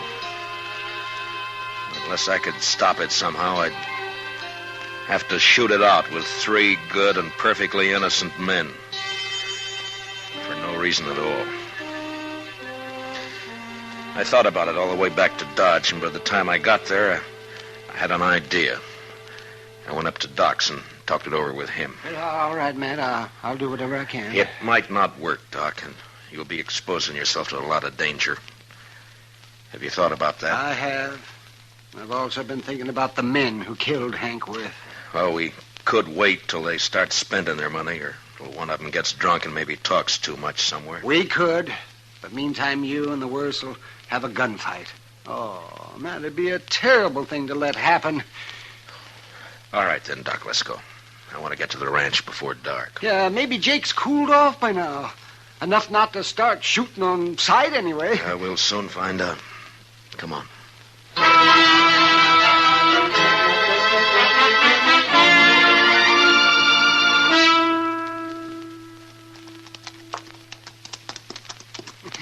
You know, Matt, I haven't been out here since Mrs. Worth died. Oh, that must be 4 or 5 years ago. Well, the place sure has changed, hasn't it? Yeah. I don't see anybody around, do you? Maybe they saw us first. Maybe they're hid out. I hope not. See, Matt, I got an idea. Why don't you take your gun off and hang it around your saddle horn? Then they'll know you come peaceable. I can't take a chance like that, Doc. Not with Jake in his state. But I won't shoot unless I have to. He who lives by the sword. Look, Doc, I'm doing everything I can to avoid this thing. But I'll kill all 3 of them if I have to. All right, Matt. I understand.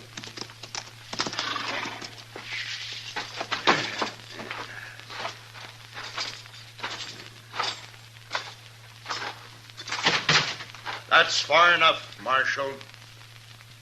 Watch him, boys. If he makes a move, shoot. Yes, sir. Jake, I came here to stop a shooting, not to start one. You can stop it, Marshal. Just tell me who killed my son. If I knew, I'd be on his trail, Jake. I'm not sure of that at all. What's Doc doing here? Tell him, Doc. I took the bullet out of Hank. He died soon after. What? That's right, Jake. Now come down here where we can talk like friends, and I'll explain it to you. Stay where you are, boys. Yeah.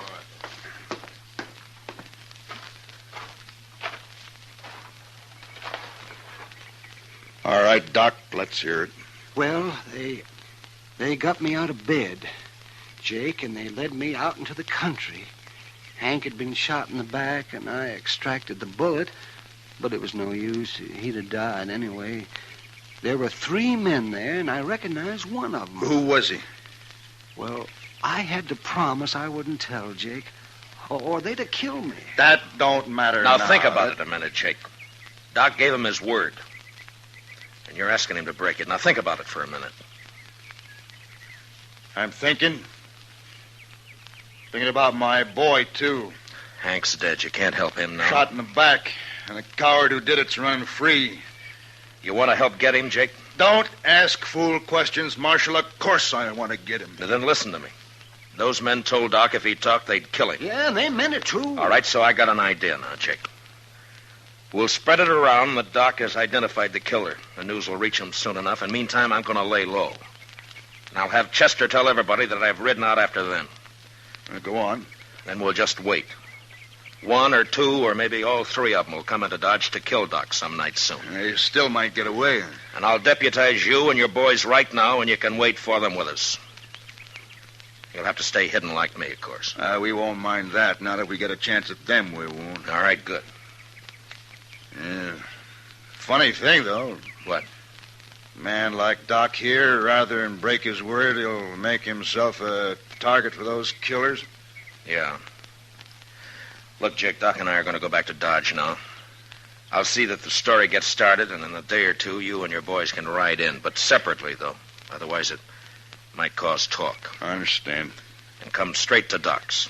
We'll get there. For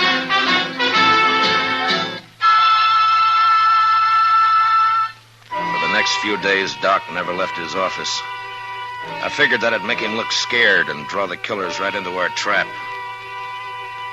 The rest of us sat around in his back room and waited. Chester kept us supplied with food and coffee, but we began to get pretty restless cooped up like that. And by the fifth night, we were being real careful with one another and over-polite. But on the sixth night, about midnight, we got our game. Mr. Dillon, I think it's them.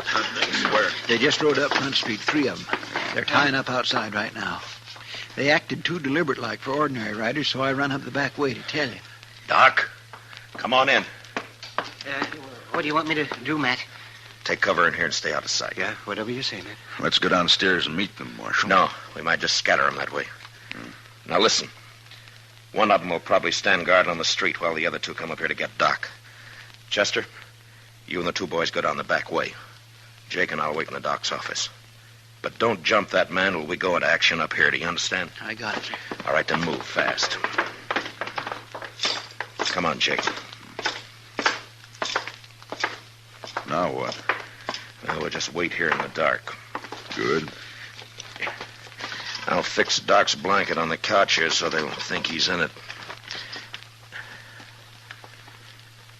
They're on the stairs now. All right, get back in the corner, Jake, or we'll be shooting each other. All right. Quiet now. And don't start shooting till I do.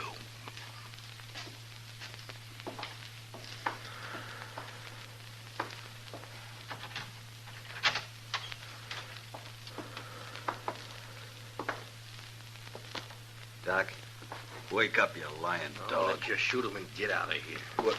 Wait. He ain't here. What? Get your hands up. You're under arrest, both of you. It's a trap.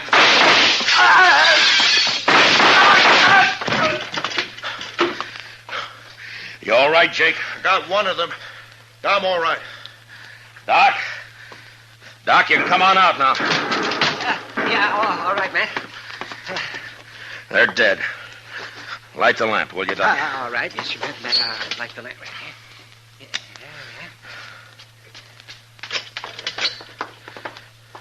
Okay, Mr. Dillon? Yeah, come in, Chester. Well, we got him, Mr. Dillon. He tried to get away when he heard you up here, but he ran smack into one of the Worth boys. He's dead. Yeah. Well, I don't know either one of these men. Doc, you can tell us now. Is one of these the man you recognize? Let me see here. This one here. I remembered later I treated him for a broken nose some time back. I never did know his name, though. He came up on the, up the trail with a herd, I think. It don't matter now, long as they're all dead. Oh, well. Bring the other bodies up, Chester. I'll do the autopsies quick, and I'll get them out of here. It's about time I got something out of all this. Okay, Doc. I'll fetch him. Well, Jake, I'm satisfied, Marshal. Me and the boys will be getting back to the ranch now. Sure. Marshal, Yeah? I doubted you. I'm sorry for that. Forget it, Jake. No. No, it's best I remember. Man shouldn't make mistakes like that. Well, there was no harm done. The way it worked out. I'll buy you a drink before we leave, Marshal.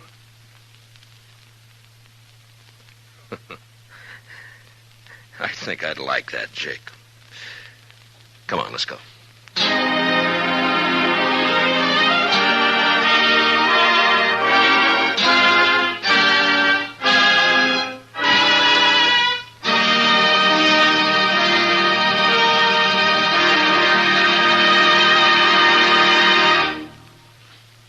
Gunsmoke, under the direction of Norman MacDonald, stars William Conrad as Matt Dillon, U.S. Marshal. Tonight's story was specially written for Gunsmoke by John Meston, with music composed and conducted by Rex Corey. Featured in the cast were John Daner with Lawrence Dobkin and Harry Bartell. Parley Bear is Chester, Howard McNear is Doc, and Georgia Ellis is Kitty. Gunsmoke is heard by our troops overseas through the facilities of the Armed Forces Radio Service. Join us again next week as Matt Dillon, U.S. Marshal, fights to bring law and order out of the wild violence of the West in Gunsmoke.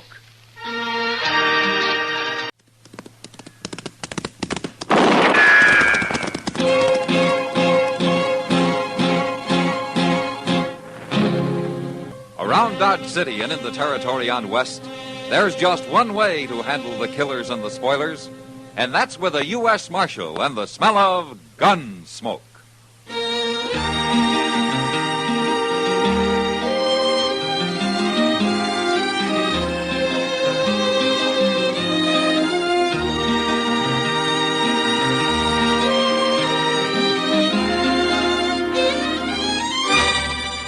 Gunsmoke, starring William Conrad. The transcribed story of the violence that moved west with young America. And the story of a man who moved with it. I'm that man, Matt Dillon, United States Marshal. The first man they look for and the last they want to meet. It's a chancy job, and it makes a man watchful and a little lonely.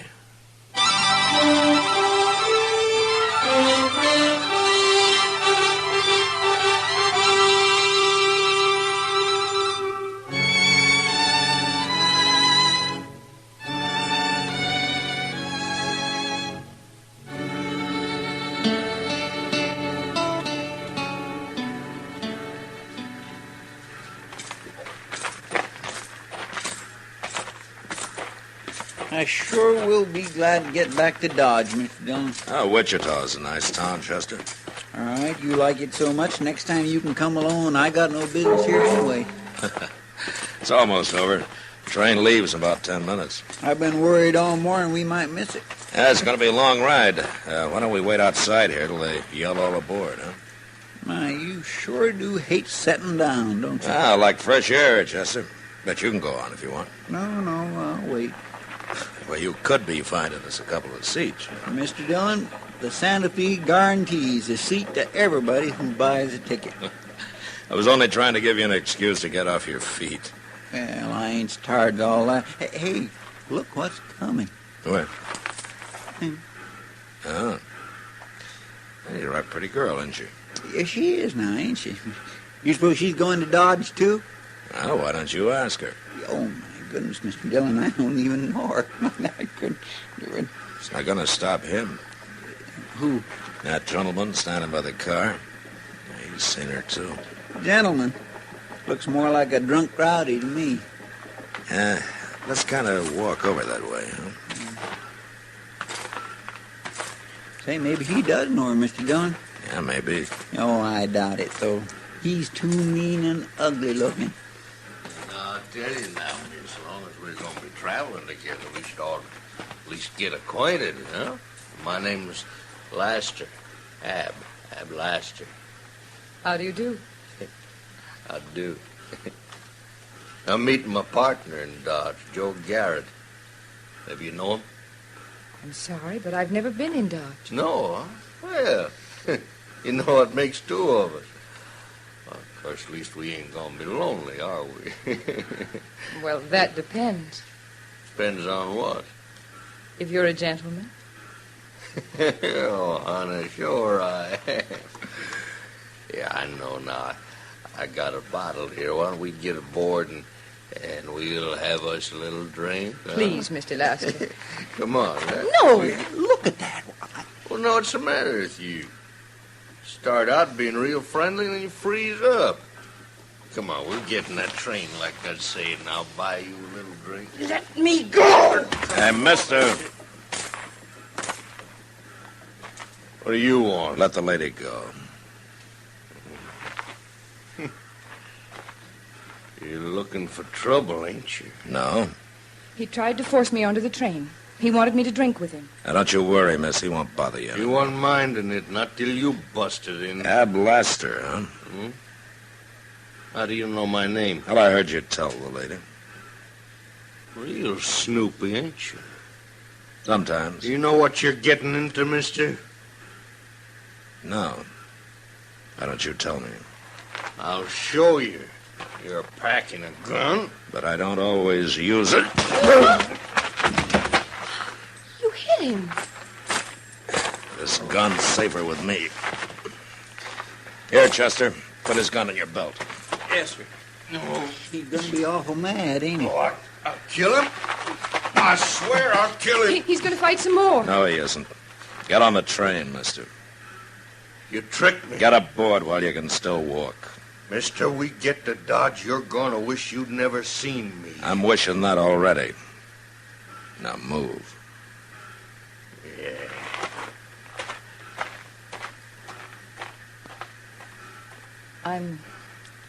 I'm sorry for all the trouble. That's no trouble, miss. I didn't mean to get you into a fight. It wasn't your fault. But I always feel that it is. What? Why, just my being a woman, I guess. You know. Well, there won't be any more trouble, miss. Not till we get to Dodge, anyway. Come on. Let's get aboard, huh?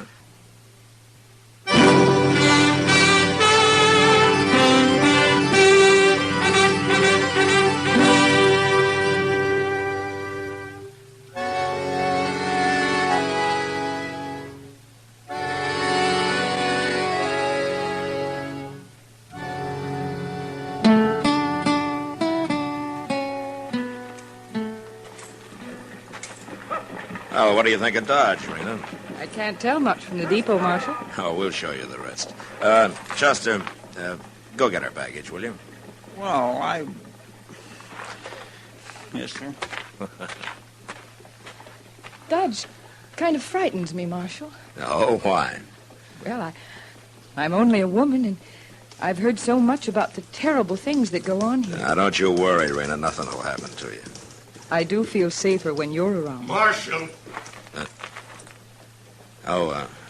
Excuse me a minute, Rena. It's that same man. Yeah, what do you want, Lester?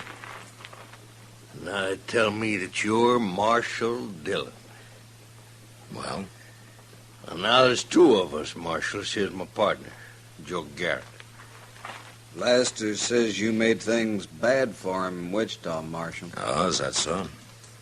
He says you stole his gun, too. He can pick it up at my office sometime. I just don't like what you did, Dillon. Well, I didn't do it for you, Lester. All right. Now, we're taking some horses up north for a few days. And then we'll be back. I'll be here. I'll be here every day.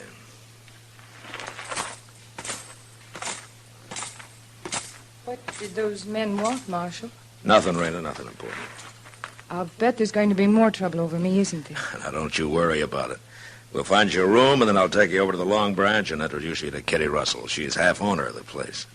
Oh, come on. Chester's waiting.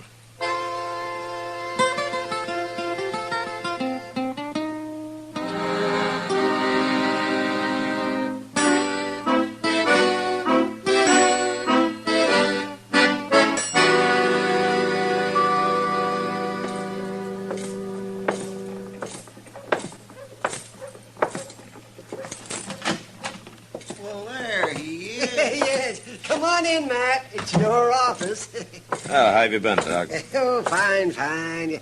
Chester's been telling me about this little new girl, Rena Decker. No? Sounds like a mighty sweet little apple.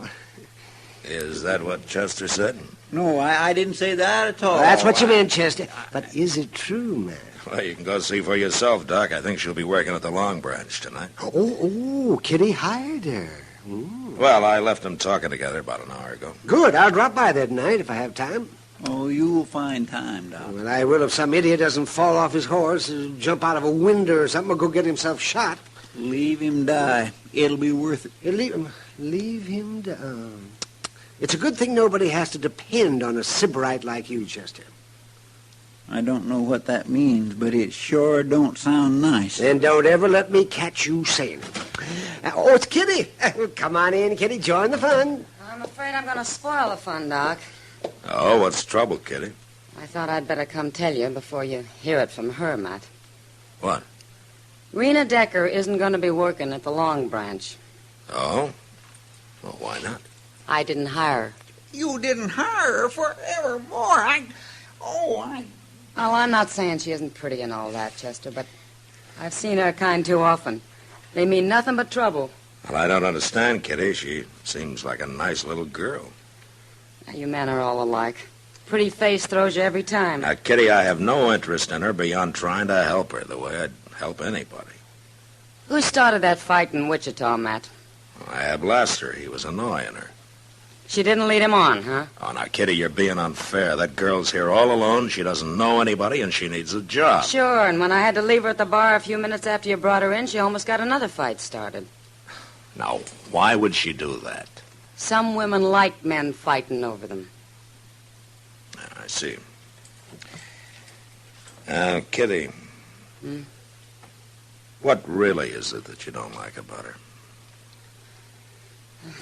Doc hasn't seen her yet, huh? No, but I'm sure interested now, Kitty. Yeah, you'll be just as stupid as they are. Now, Kitty. All right. Just to show you, I'll hire her. But don't blame me when somebody gets killed, because it's bound to happen.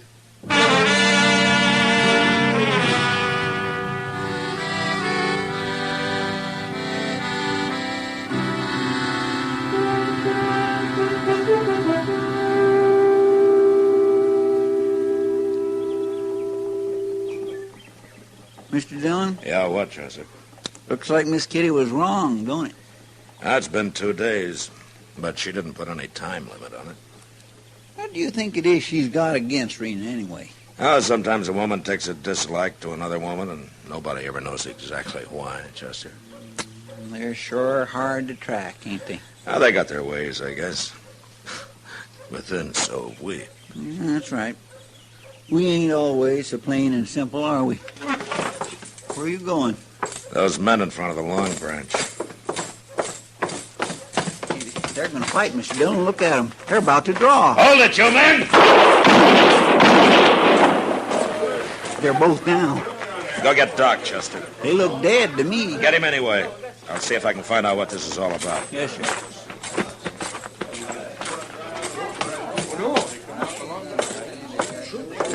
Anybody know these men?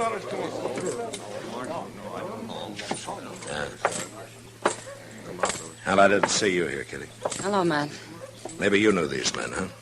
Just a couple of riders. I don't even know their names. Well, what started it?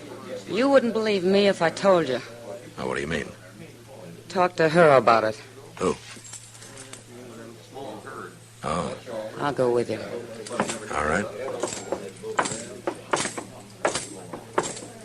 Oh, Marshal, wasn't it terrible? I was so scared. Rena, have you any idea what started this? Oh, I don't know, Marshal.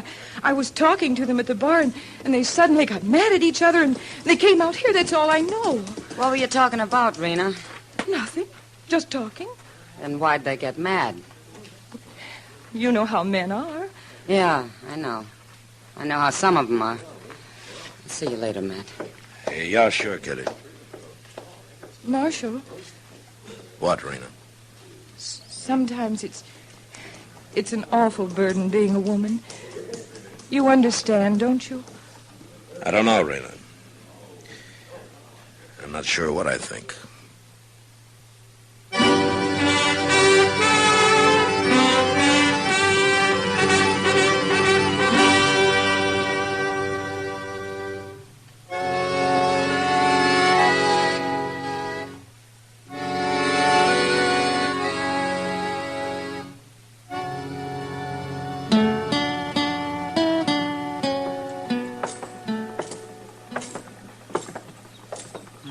Goodness, Mr. Dillon, I sure would hate to be buried that way.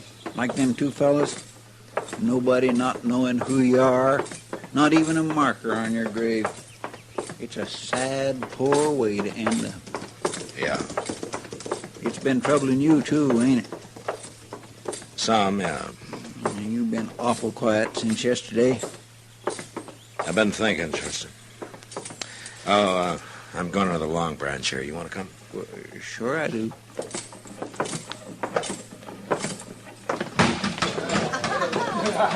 They're pretty busy, ain't they? Uh-huh. Hello, Matt. Chester. Hello, Miss Kitty. You weren't at the burying, Kitty. No. Is Rena around?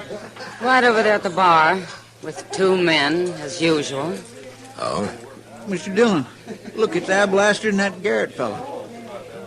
Yeah. I didn't know they was back in town. It didn't take Rena long to find out. What do you mean? She brought him in with her when she came to work. But then, of course, she and Laster are old friends by now. Now, Kitty. Why don't you go over to the bar there, Matt? Have a drink on the house. Why? Eavesdrop a few minutes. You might learn something. All right, Kitty, I will. Miss Kitty, could you see your... Rena, honey, sure is good to see you again.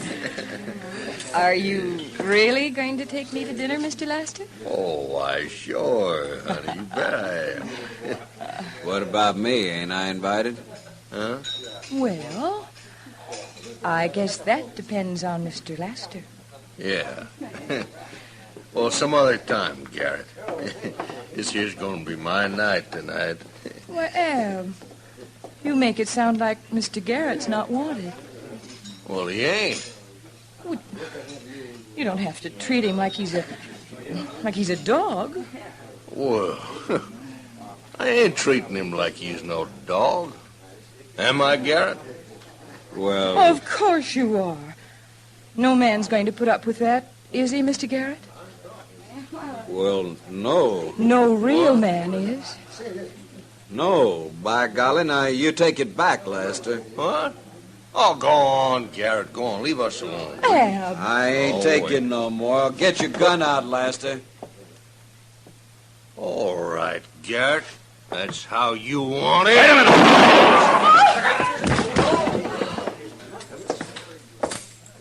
You killed him. You killed him, Ab. Give me your gun, Lester. No. Give it to me.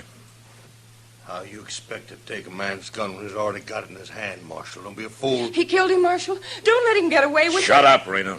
Don't back away now, Marshal. You stay where you are. Rena's tricked you into 2 fights already, Lester. You gonna let her do it again? Stand still. She likes men fighting over her. Don't you see that? Leave her out of this. Now stand still. You put up your gun, Lester. No.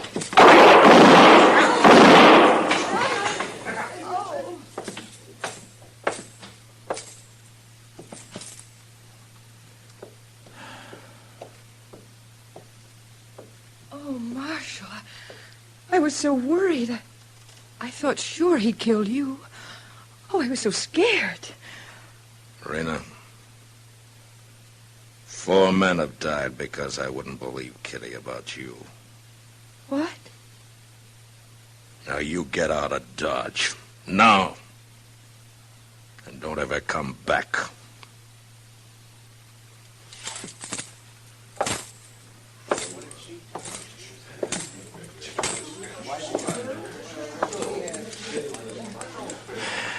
Well, Kitty? It's not your fault, Matt. Yes, it is, Kitty. And I hope you never let me forget it.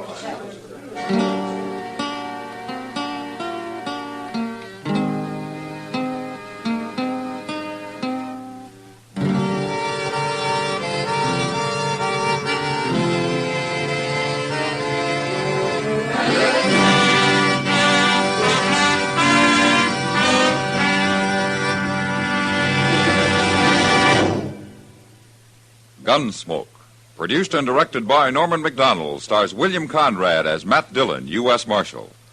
Our story was specially written for Gunsmoke by John Meston, with music composed by Rex Corey. Sound patterns by Tom Hanley and Bill James. Featured in the cast were Lynn Allen, Lawrence Dobkin, and Harry Bartell. Harley Bear is Chester, Howard McNear is Doc, and Georgia Ellis is Kitty.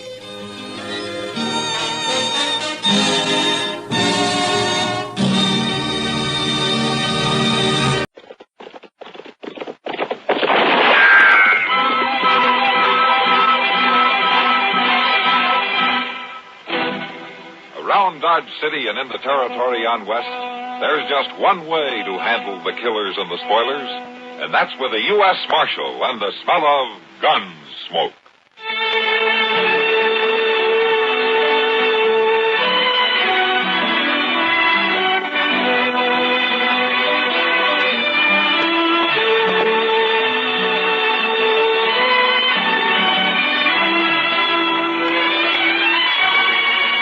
Gunsmoke, starring William Conrad.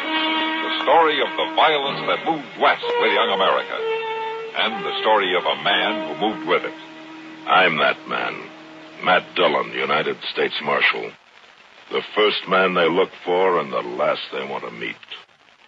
It's a chancy job, and it makes a man watchful. And a little lonely.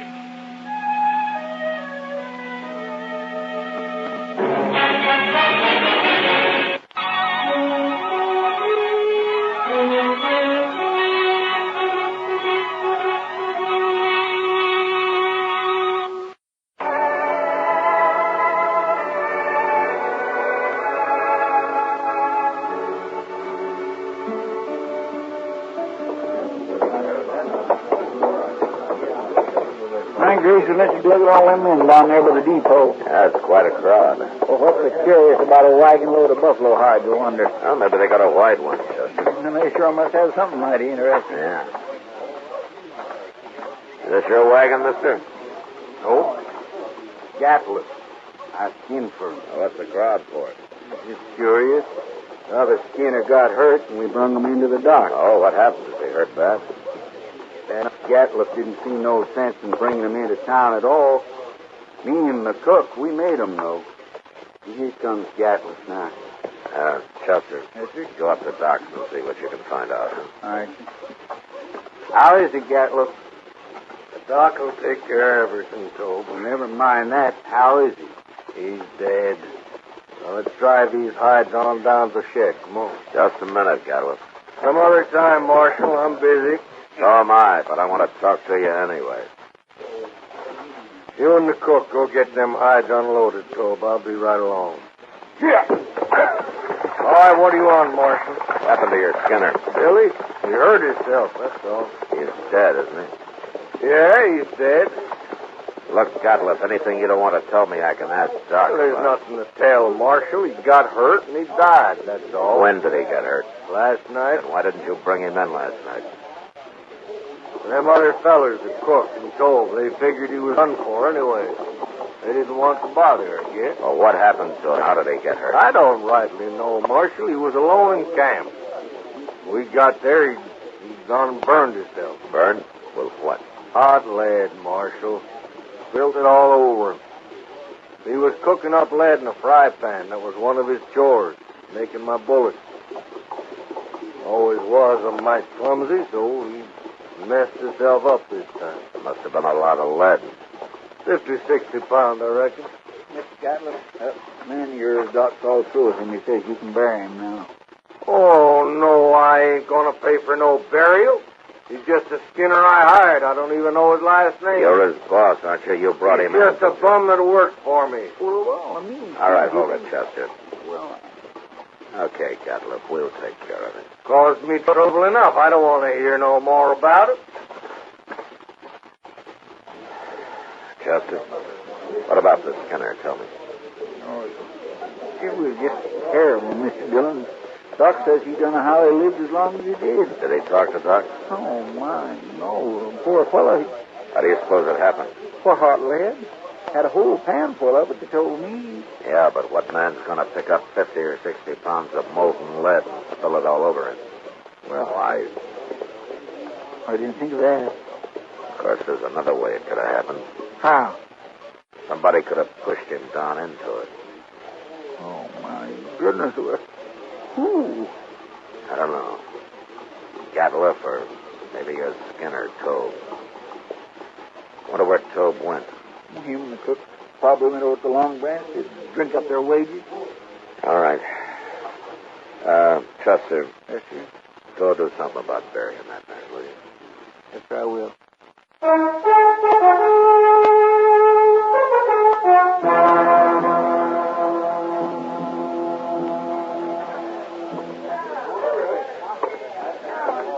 How are you, Tobe?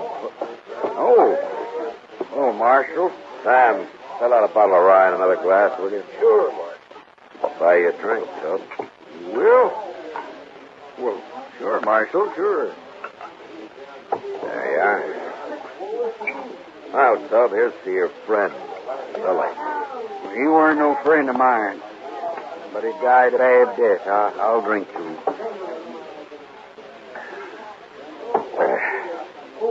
Tell me something, Tobe. How did Billy and Gatliff get on? You noticed Gatliff's eyes, Marshal. Yeah, I did. He's got powder specks shot into him. They look like turkey eggs. Yeah, I know. Now, you don't get on with a man like that. How come I never seen him in Dodge before? That man's greedy, Marshal. He's downright wicked about money. He figures he can save time and make more money by selling his hide to buyers' agents on the prairie. He gets less out there, but he can kill and sell more that way. Well, he came in with a load of hides today. Well, that's just because we made him come in with Billy. Yeah. Tell me about the accident, Tobe. Well, Billy was melting lead in a fry pan. The way I figure it, he must have tripped somehow and fallen smack into it. When we rode in, we found him rolling around on the ground. That's all I know. When who rode in? Well, me and the cook. The cook skins on days Billy's making bullets. And where's Gatliff? Oh, he went in just ahead of us. Oh? How long ahead of you? Maybe 20 minutes. And he found Billy first, is that it? Yeah, guess he did. Now, I hadn't thought of that before, Marshal. So that's why you got so many questions. Well, I wasn't sure, Tobe. But I expect you're telling the truth. The cook told the same story. So that's what happened. Gatliff killed him. Why, he murdered him. Yeah, that's what it looks like. And I haven't got enough to prove it.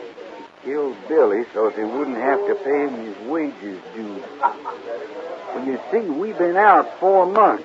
He must have owed Billy $300-400. Yeah. You going back out on the prairie with it? I ain't afraid of him.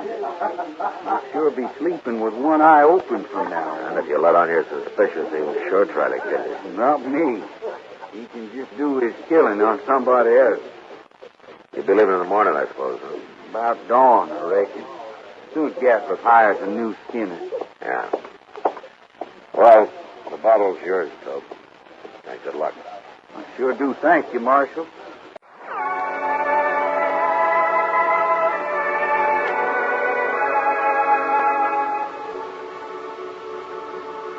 Later in the day, Chester and a couple of other men buried Billy out on the hill.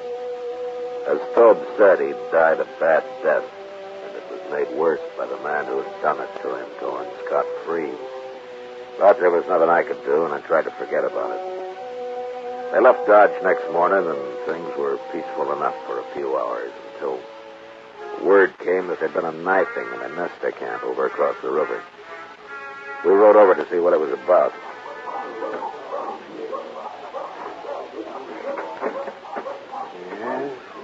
Well, he was knifed in the back, man. That's all I know. Yeah, nobody saw it happen. This looks like somebody got clean away with murder. Yes, it is. Well, look here. Yorkie. Marshal? Chester? Oh, what are you doing over here, Yorkie? I come looking for berries, and I seen it. Oh, what do you mean? I seen that man get stabbed. You did? I heard him arguing, and I sneaked up just after he'd done it. They're all alone. Well, who did it, Yorkie? Did you recognize him? No, I never saw him before. Oh, what did he look like? Oh, he was big, dirty looking. He had a buckskin shirt. Anything else? Well, he had funny eyes, Marshal. He had spots in them. Mr. Dillon, that sounds right. Yeah. How in the world could you ever sneak up close enough to see his eyes, Yorkie? I lived with the Arapahoes. Well, by golly, you did, didn't you, Tom? You know who did it, Marshal? I do now, Yorkie. I had to catch him. I gotta get back. So long, Yorkie. I guess it was Gatliff, all right, Mr. Dillon. Yeah. Seems like a dangerous sort of man to be running loose. Well, I got him now, Doc. As soon as I find him. I hope so, man. I certainly do hope so.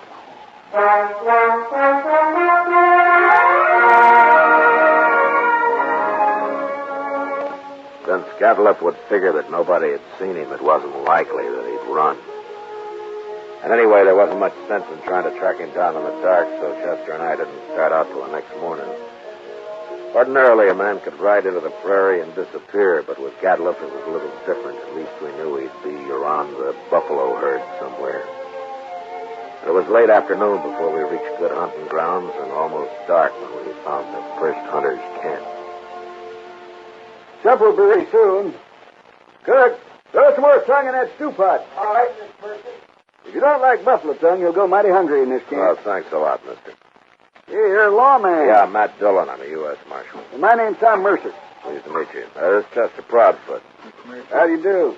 Supper will take a little longer now, and anyway, my skinners won't be in for a while yet. How you been doing, Mercer? Oh, fair, Marshal, fair. I killed over 100 today. You been here long?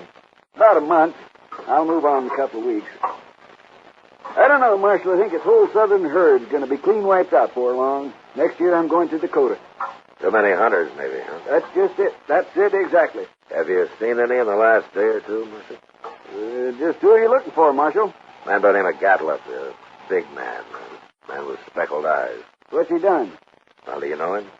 No, I don't. Nobody's come near us in over a week. Yeah, then you're not much help. Except for that stew that your cook's making. Boy, you like that. We're having dried apples, too. Ah, good. I swear I pretty near could eat a buffalo raw, the entire beef. You must be part Indian. No, sir. I've seen one of them eat a whole liver raw. Got propped up against a tree and ate every bit of it, then went sound asleep right there in the sun. He was sure some sight. Where'd you ever get that close to an Indian? Oh, Indians ain't always bad. No. But they're going to get real hungry when you hunters finish this herd off. That's so, Marshal. That's surely so. That's what makes them mad. Now, don't you think that's reason enough? Fellow told me a couple of weeks ago he run into a bunch west of here. He was looking for scalps, all right. Here come the Skinners. Now we can get outside of some of that stew. All of it. Don't you ever feed this man, Marshal? Only when he works, Mercer. Oh, now, Mr. Dillon.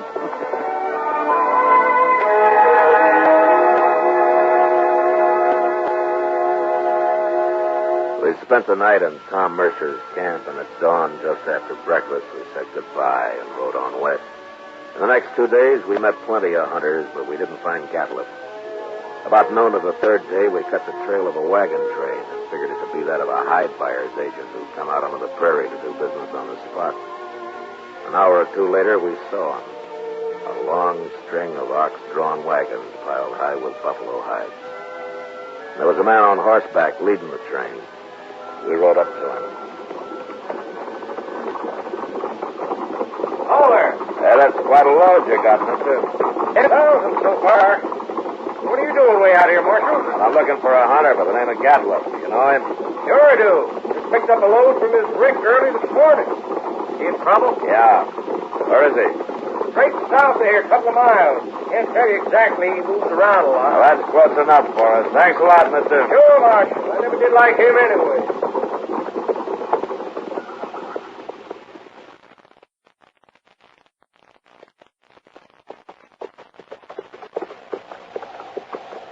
There's an empty rick yonder. That must be it. Yeah, but he's moved his camp. Yeah, but not far if it was just this morning. Chester. What's that out there? Where at? That looks like a man. Come on.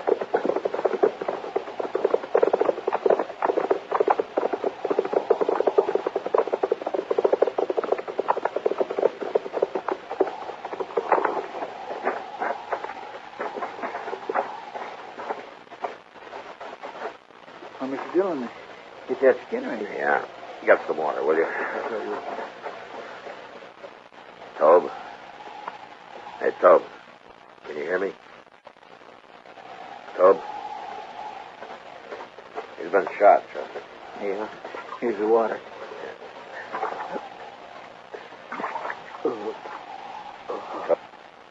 So it's Dillon.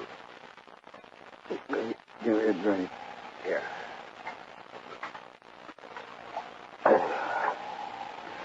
He shot me, Marshal. What happened? Where's the rest of the crew? They run off. They took his wagon and the horses. He went kind of crazy when he found out. And that's why he shot me. So where is he now? I don't know. He shot me. And then he said he was going hunting. He's gone local. Local? Yeah, now, take it easy. Take it easy. You're going to be all right. I could hear him shooting at sharps a long time. And then he stopped. Where was he? Which way, Tobe? Off behind me there. I could hear him. Chester, you stay with him. I'm going after Gatliff.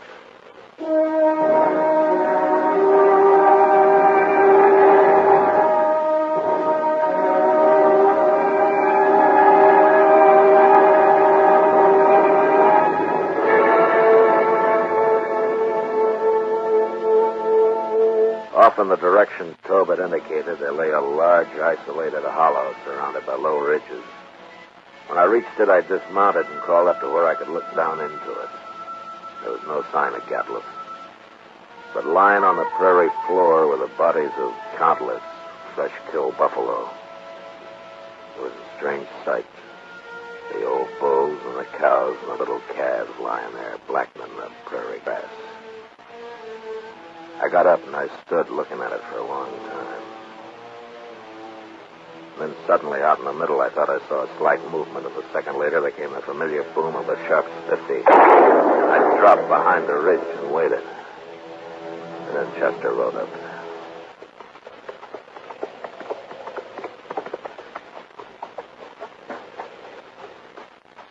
Found him, Mr. Dillon? Yeah. Tobe's dead, is that right? Yes, sir. Okay. And Gatliff's down there in the middle of a hollow, but we can't anywhere near him as long as he's got that Sharp's rifle. He's killed a small herd of buffalo in there. Now he's lying up the center of them. He must have gone crazy, just like Tobe said. Yeah.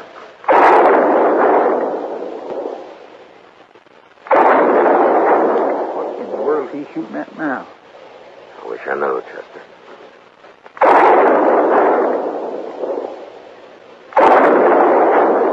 We're getting him shot. Yeah. That's a signal for help, Chester. Come on. Look out, maybe it's just a trap. We'll be ready to take cover behind one of these animals. It might be. Yes, sir. Just keep your eyes open now. There he is, behind that big bull. Yeah, I see him. Mr. Dillon, he's all... Yeah, there have been horses in here. Indians. Oh, my goodness. Come on.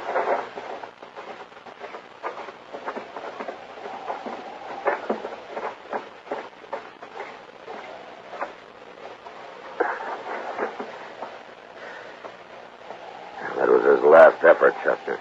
He's dead now. Mr. Dillon, that's awful. Yeah.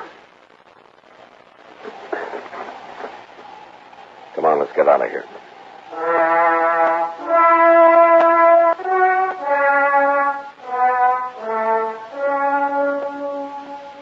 I don't know how the Indians caught Gatliff. He'd gone a little mad, and maybe that made it easy for him, but they finally got themselves a buffalo hunter. And into their unbelievably savage torture of him had gone all the hatred and desperation of a race being slowly starved and driven from their homeland. Then they'd put him there, surrounded by his own bloody slaughter, and they'd gone off with a gesture of contempt, leaving his rifle and his ammunition by his side. And having seen what they did to him, I'll never know how he managed to fire even one of those shots. For all of his evil, Gatliff had died harder than any man I've ever seen. Chester and I rode back to Dodge. It was never mentioned between us again.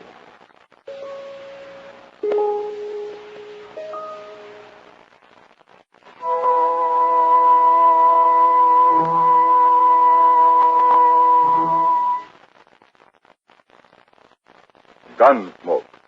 Produced and directed by Norman McDonald, stars William Conrad as Matt Dillon, U.S. Marshal. The story was specially written for Gunsmoke by John Meston. Featured in the cast were Lawrence Dobkin, Vic Perrin, Richard Beals, Harry Bartell, and Jack Moyle. Harley Bear is Chester, and Howard McNear is Doc.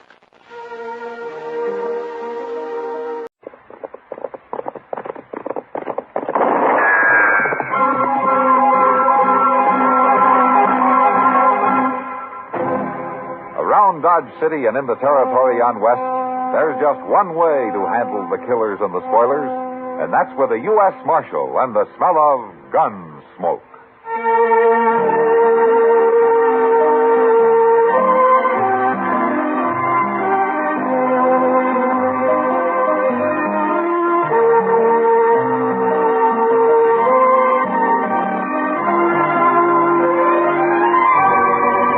Gunsmoke, starring William Conrad, the story of the violence that moved west with young America, and the story of a man who moved with it.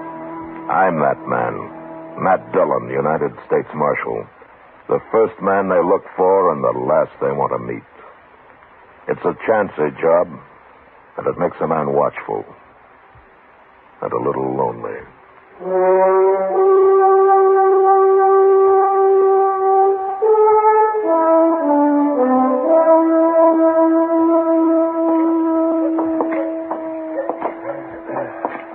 Nice day, Matt. The wind's gone down anyway. Mm-hmm. Sure was blowing last night. Where were you last night, Doc? Out at the Caldwell place. Mrs. Caldwell's expecting. Huh? Still? There was a false alarm last night. You ought to get some sleep while you can. I know. That's right where I'm headed, too. Doc Adams. Oh, hello, Ruth. I've been looking for you, Doc. Matt, this is Ruth Tucker. Shell Tucker's son. Hello, Roof. We ain't met before, Marshal. No, we haven't. How is your pa these days? Well, he's just like ever. But his ma I come to get Doc for. Your ma? What's the matter, Ruth? She swallowed a nail, Doc, and it's hurting her bad. Swallowed a nail? How'd she do that? Well, I told her not to, but she was fixing the chicken house anyway, and she had some nails in her mouth. You say it's hurting her? It's her stomach. She's got a terrible pain in her stomach. That's right. I'll ride out with you right away, Ruth. I ought to warn you, Doc. You know how Pa is. Matt, Shell doesn't like doctors. No? He hates them. But he ain't there right now, Doc. He's been out on the prairie the last couple of days. When'll he be back? I don't know for sure, Marshal. But Ma said to get Doc anyway. She doesn't want to die. Shell would cause trouble if he found Doc there, would he? He sure would. He'd beat him half to death. Well, maybe I better ride out with you, Doc, just in case Shell comes home while you're there. That's a good idea, Matt. I think you'd better. Roof, you know Chester, don't you? Oh, sure. I'll go over to the Long Branch and tell him that I want him to go with us, huh? Okay, Marshal.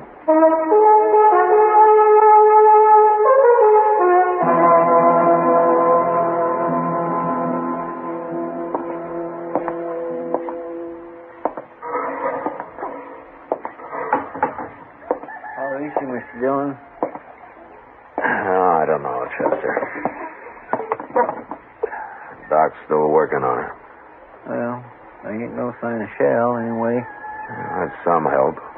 What's the matter with a man like that, Mr. Dillon? Hating doctors the way he does? I don't know, Chester. Probably there weren't any doctors around when he was young, and what was good enough for his father is good enough for him. Some fool notion like that, you know. Shell always was a mean old cuss, except for his horses. He's always treated horses like they're human. Did you ever notice that? Shell isn't really a bad man, Chester. He's just ignorant and prejudiced because of his ignorance. If he'd have been here, he'd let Miss Tucker die rather than have Doc operate on her, wouldn't he? Yeah, probably. Oh, that's bad. To me, it is. Maybe if Doc saved him someday, he might get over his ideas. Doc ain't gonna have a chance to help Shell, any. He ain't never had a sick day in his whole life, I know. Oh. You all through, Doc? Yeah, all through, man. How is she, Doc? She's dead. Dead? I guess her heart couldn't take it. I don't know. I had to operate, though. She'd have died sure if I hadn't. It isn't your fault, Doc. You did all you could. Yeah, I know. But I always feel maybe if I'd have done it better, things like this wouldn't have happened. You're not to blame, Doc. You want me to tell Roof? I've already told him. He's in there with her. Huh? How'd he take it? He didn't say a word, Matt. Oh, Doc, you must be plumb wore out. I am. Doc? Oh, yes, Phil. You too, Marshal. You're going to have to help me. Sure, we'll help you, Roof. What is it? Oh, it's about Pa. I don't know what to tell him when he comes back. Well, just tell him the truth, Roof. Doc tried to save your mother, but he wasn't able to. Nobody could have. You don't know Pa very well, I guess. He just won't stand for it. There's nothing he can do about it now. It's all over. When Pa says a thing, he means it. And he said none of us was ever to go near a doctor. Roof, do you agree with your Pa's thinking? No. Neither did Ma. But we didn't dare cross him when he was around anyway. I'm afraid of him, Marshal. You have to stay here and tell him. Well, I've got to get over to the Caldwell place. That baby's due any time now. But you can't go now. I'll stay here till he comes back, Roof. Chester, you better ride into town in case anybody's looking for me. All right, sir. It's a funny thing how a doctor can lose one life and maybe bring another into the world the very same day. Well, come on, Chester. We can ride partway together.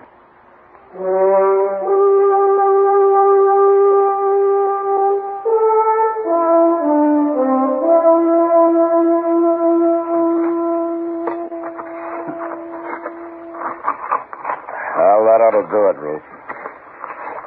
I want her buried good, Marshal. How about a cross? You want to put a cross up? I'll let Pa decide that.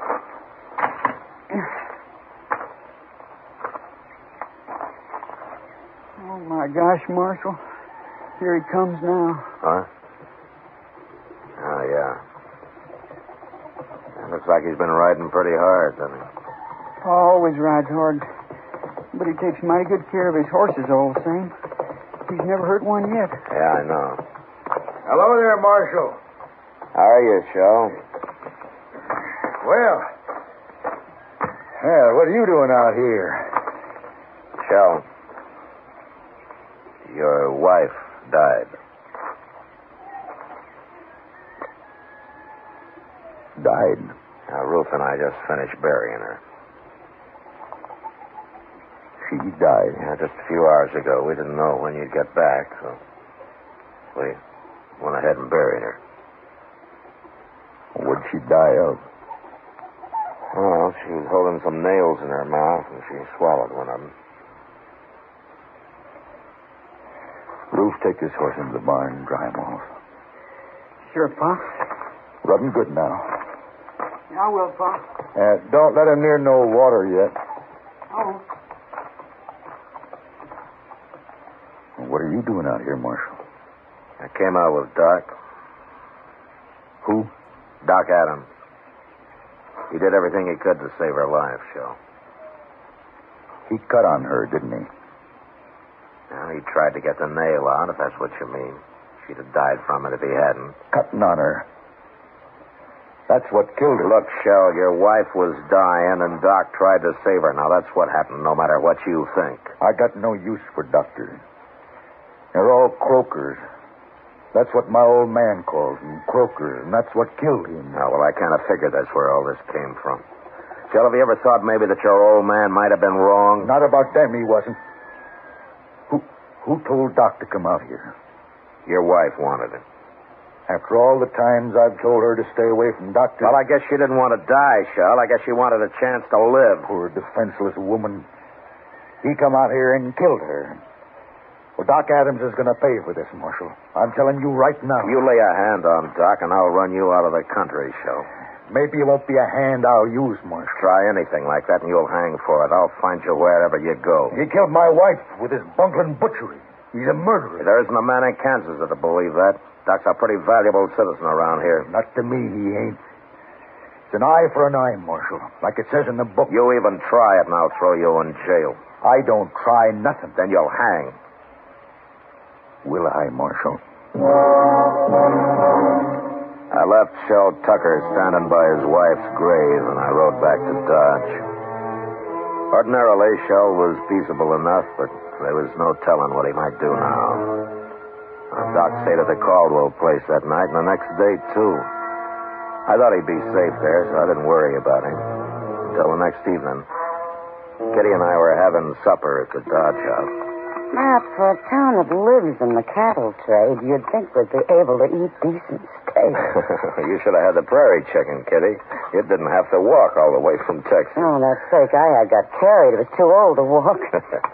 See, I've never eaten prairie chicken, Matt. What's it taste like? Well, I tell you, Kitty, it's a little chicken and an awful lot of prairie. If I didn't know you better, I'd say you'd been drinking. And if I know you, you'll order steak next time anyway. Don't give up easy, Matt. Yeah, I know. Well, remember it, then. Yeah, sure. You don't know much about women, do you, Matt? Well, I'm learning. Yeah, but the pace you've set, I'll be in my grave before you're out of first grade. You know, it took me 10 years to learn how to handle a 6-gun. Well, that's the nicest compliment I've had all day. Drink your coffee. I gotta get out of here. Yes, sir, Mr. Dillon. Oh, hello, Mac. Hi, Doc. Oh, Doc, when'd you get back? Just now. What's it in? Thank you. How's Mrs. Caldwell, Doc? She gave birth to a 12-pound boy this afternoon. Oh, that's fine. Yeah, that's not what I came to talk about, though. Matt, somebody tried to shoot me on the way back from the Caldwell place. Huh? Who was it? I didn't see him. And since I didn't have a gun, I rode straight ahead, fast.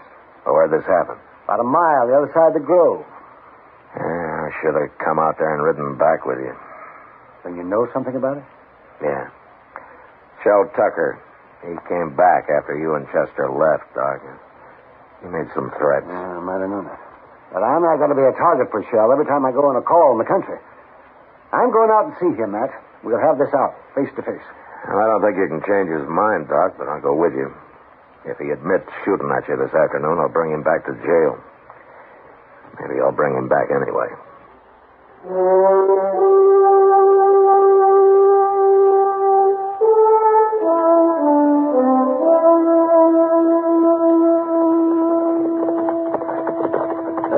Somebody in the corral there, Matt. Yeah, it looks like Shell. Yes. Him and Ruth both. Well, let's leave them here. They'll stand.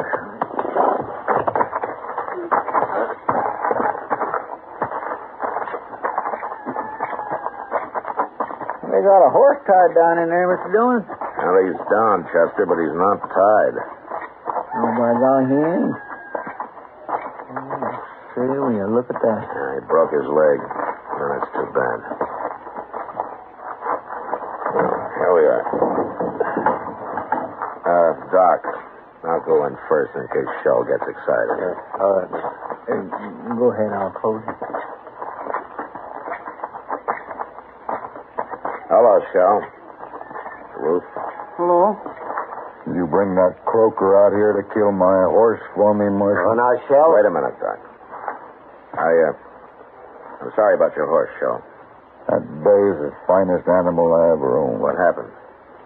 Oh, he just topping him off when he fell. Busted his leg. Oh, blimey. That's too bad. Ruth, go on up the house and fetch my rifle. Okay, Pa. Terrible thing to lose a horse like this. Yeah. I'll do the shooting if you like, Shell. No, thanks. I'll kill him myself.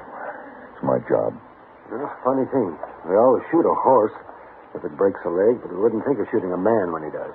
You croakers got other ways of getting rid of people. I'll overlook that, Shell. But I'll tell you something. I don't want to hear nothing. You like that horse, don't you? Of course I do. Then don't shoot him. Don't shoot him. Look, Shell. That horse is done for anyway. So it won't hurt to let me try to fix his leg the same way I would with a man. It just might work. You mean put a cast on him? I do. I never heard of putting a cast on a horse. You're crazy. It's up to you, Shell. I wouldn't let you near my wife if I'd been here. And I'm not going to let you fool with my horse. All right, Joe. You shoot your horse, and then I'm taking you back to Dodge. What for?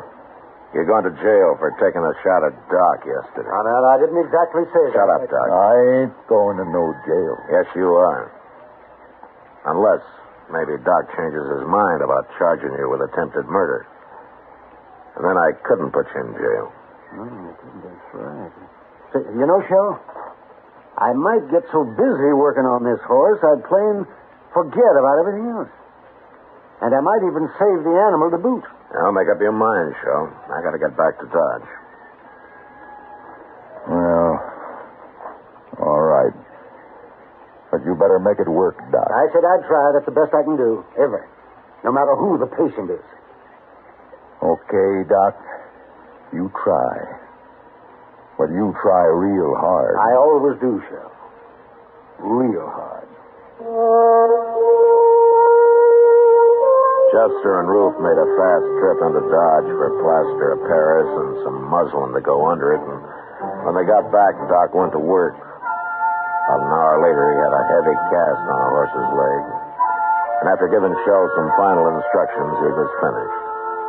He promised to come back in a couple of weeks and put a lighter cast on, and then we left. Shell didn't say much, but I knew if anything went wrong with that horse, he'd be after Doc again. However, 6 weeks went by before anything happened. Doc and I were in his office with a game of chess that we started a few days earlier. That doggone rook of yours sitting down there, man. If I move my bishop, you'll be right in on my queen. Yeah, it's the only move you got, Doc. All right. There you are. Yeah. Well, see what you can do with that, huh? Couple more of those, and I'll get that queen. Doc? Hello, Shell. Doc, I've been looking everywhere for you. Blast you. Why'd you put a sign on your door saying you were out? Shell, how come you're wearing a gun? Man, be a fool not to wear a gun in this town, Marshal. You'd be a worse fool to try to use it. Now, don't you rile me. I'm in a bad enough temper already. What's wrong, Shell? Something happened to your horse? No. He's tied up right outside, Doc. What? Yeah, I took that second cast off myself, and then I rode him in here. Of course, I took it easy with him, Doc. Well, what do you know? By heaven, it worked. Well, that's fine, Shell, but what do you say heated up about? Well, you'd be heated up, too, Marshal, if you'd been carrying a bad tooth in your jaw as long as I have. What? You mean you're looking for a doctor, Shell? Well, I'm mad enough to admit it, Marshal. Oh, well, now, Shell, you just sit down right over there. See that? I'll see what I can do. Okay, Doc.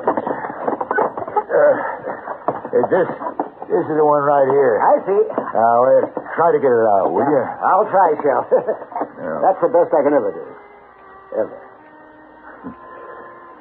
That's good enough for me, Doc.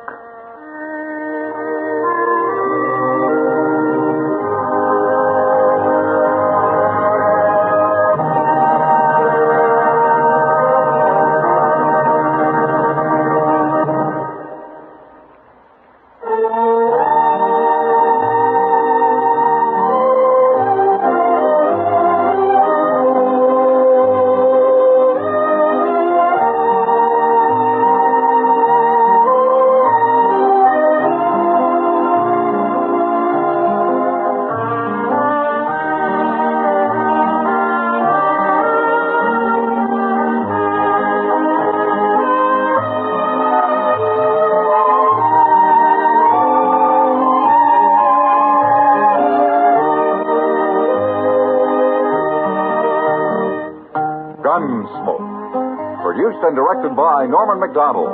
Stars William Conrad as Matt Dillon, U.S. Marshal. Featured in the cast were Parley Bear as Chester, Howard McNear as Doc, and Georgia Ellis as Kitty.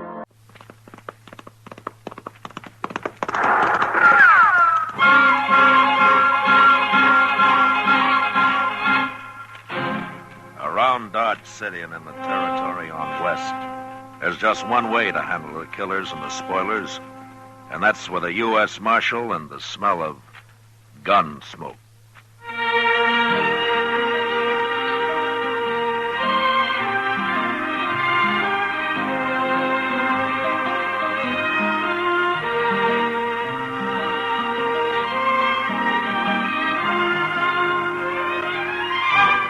Gunsmoke, the story of the violence that moved west with young America. The story of a man who moved with it. Matt Dillon, United States Marshal. Gunsmoke, starring William Conrad.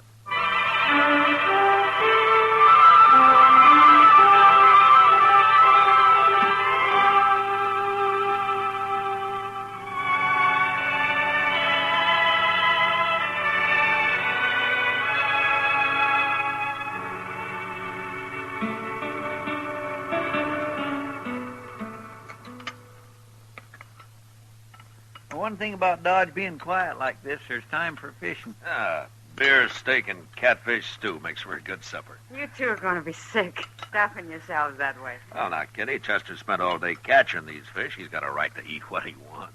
I've heard of people who go to bed with an aspidity bag around their necks when they eat too heavy. I'd rather be sick. Oh, it's not so bad. Once you're used to it, it kind of lulls you to sleep. More coffee, Miss Kitty? No, thanks, Chester. It's late. I better get back to my place. You're a good cook, Chester. Oh, say, thank you. If you ever get tired of the law business, Chester, maybe you could get a job at Delmonico. The regular customers might get a little tired of catfish stew, Matt. Come on, Kitty, I'll walk you back. All right. Will I see you in the morning, Mr. Dillon? I'll be at the office early, and I want to ride out to Jim Redigo's place and look at a horse. Can I go with you? Sure. Maybe you'll see something you'd like to have. We'll leave early before it gets too hot. Good night. Good night, Mr. Dillon. Miss Kitty. Good night.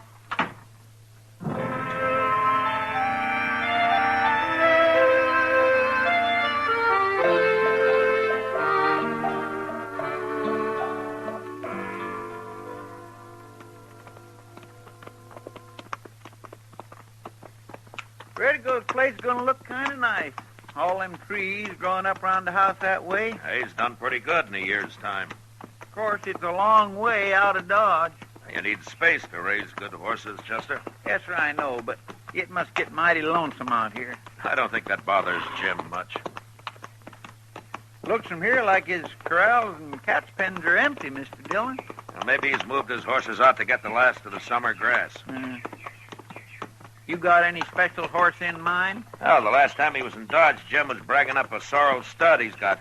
It might take $30 for him. Well, good horses come high, Mr. Dillon. Yeah. Now, let's pull up here. The horses will stand.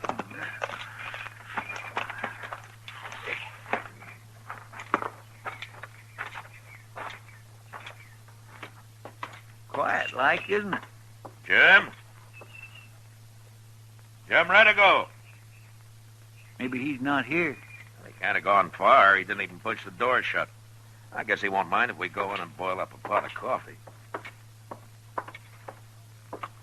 There's a pot already on the stove. Looks like he was just about to fry up some side meat. Pot's full. Jim must have spent the night away from here. The stove's cold, Chester. Well, maybe he ate early this morning. Now, this stove hasn't been lit for longer than that. A man doesn't leave side meat lying uncooked in a skillet. It sure don't figure, Mr. Dillon. No. I ain't armed, mister. Don't shoot. What? Don't shoot me. Nobody's going to shoot you, old man? Well, come on in. I seen you ride up. I was hiding out back. Well, who are you? I'm Jed Cuff. What are you doing here? I worked for young Jim Redigo, but not anymore. What are you talking about? They come riding up and they killed Jim. 2 nights ago it was. I was hiding, but I got hungry and I come in to get something to eat. Redigo's dead? laying dead against the water trough out back. They shot him. Can I eat something? Who shot him? The men who come to take the horses. They killed Jim, and then they run his horses off. Jim tried to fight them, but it was two of them against the one of him. Well, I thought you were here. I run away. I was scared. Cold coffee is better on an empty stomach. He's plumb out of his head, Mr. Dillon. Yeah. Old man, Jed Cuff, that's me. well, show us where Jim is, huh? I ain't a brave man, mister. I run away from all them guns. That's okay, Jed. You'll just take us to Jim. Out back. That's where he's laying. I'll show you.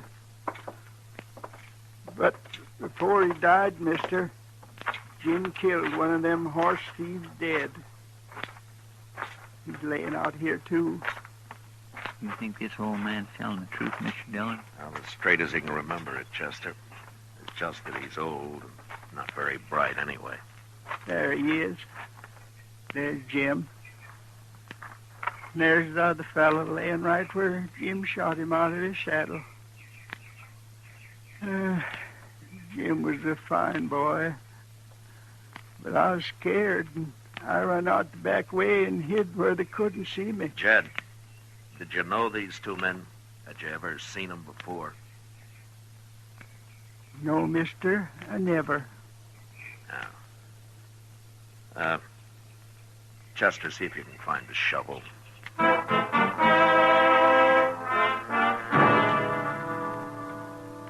It took less than an hour to bury Jim Redigo and the other men. When we were through, Jed put a sort of marker on each grave, and we went into the house. Chester and I found some food in the cupboard, and we fed the old man. Then we started him for Dodge, happy enough astride an old donkey we found grazing free behind the house. Then Chester and I watered our horses, and a few minutes later rode away from the Redigo place, following the 2-day-old sign of the stolen horses.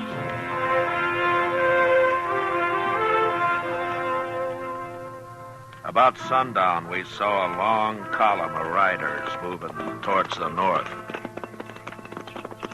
What do you think it is, Mr. Dillon? Well, it could be cavalry out of Fort Larned. Or maybe Indians? Or Indians. If 'tis Indians, we ought to get out of here. They're riding too slow to be a war party, Chester. It's Indians, all right. Cavalry wouldn't circle that way. Then we're going to go right up to them? Well, if we can. Hey, look, they've stopped. Yeah. How many of you figure there are? Maybe 60, 70. Might be a whole Indian village on the move. If it is, they're not looking for trouble. I hope not. They're waiting for us, all right. Now, when we get up to them, keep both your hands on the saddle horn. Yes, sir. All right. Heads up. Yes, sir.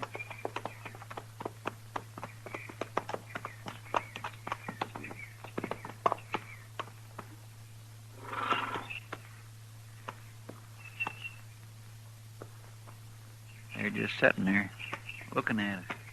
They'll talk when they're ready.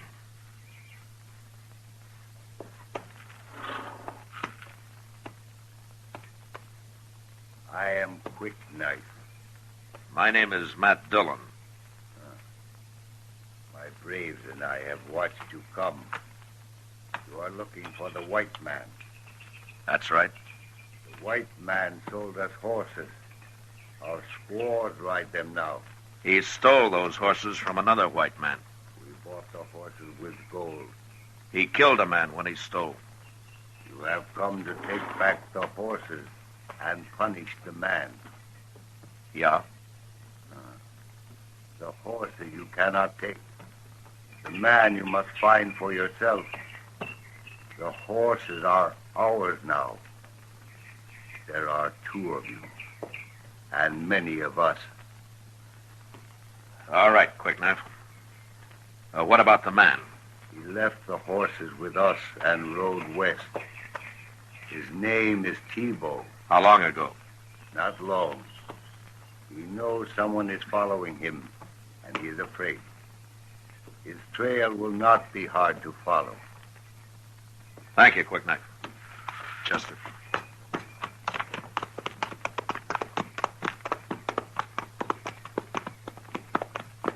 I wonder if they're going to try. Don't look anything back. Well,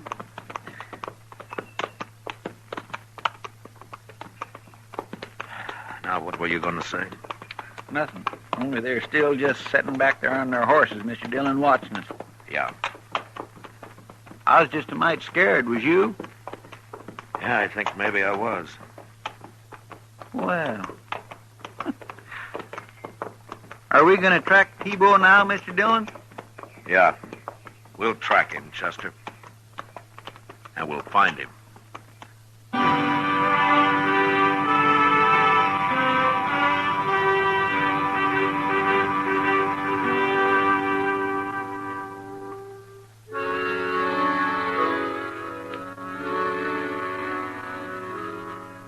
Soon after we left the Indians, night came, and we couldn't track Tebow any farther.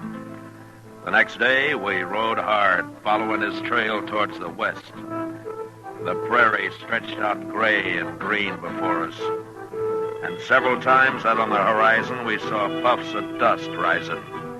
We knew Tebow was somewhere ahead of us. He must have been riding a good animal, because when dusk came, we hadn't closed in on him. It was dark when we spotted a nester's cabin and pulled up. You think maybe he's hiding out in there, Mr. Dillon? Yeah, he could be. Just keep your eyes open. Well, but who knows? We can't track him at night. Don't you think maybe he'd just keep it going? Well, any man's got to sleep and eat sometime, Chester. Oh, yes, sir, that's true.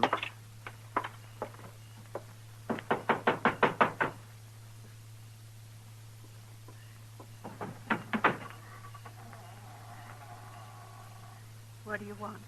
I thought maybe we could get some food and water our horses. Who are you?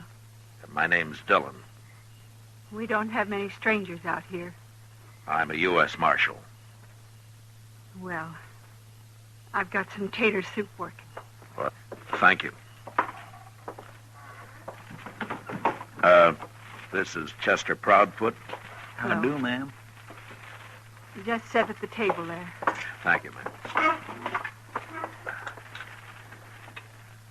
You're a long ways out here. We was headed for Colorado territory. We never made it. You're a widow woman? No, it's just the boy that died. Maybe that's why my man and I stopped here. He built this place. Here you are. Thank you.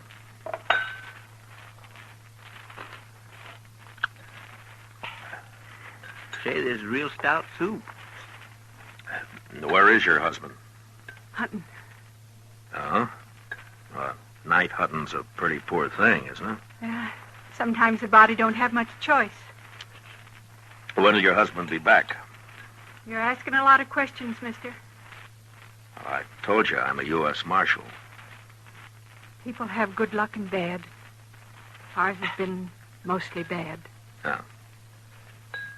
I'm looking for a man called Tebow. I don't know him. But yours is the only place we've seen. He came this way. My man's name is Kirch, Abe Kirch. We don't know anybody called Tebow. Well, thank you, Miss Kirch. We'll water our horses and get moving. Get moving. Thank you, ma'am. It was mighty tasty soup. You're riding on now, ain't you? Yes, that's right. You can water your horses right out there in front. Good night. Good night.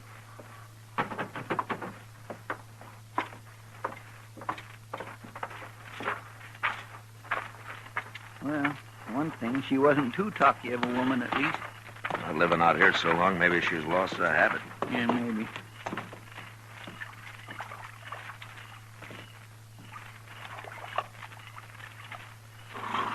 This cussed buckskin can drink more water than a Texas mule. Yeah, they've had enough. Yeah. All right, let's ride. Okay. Oh.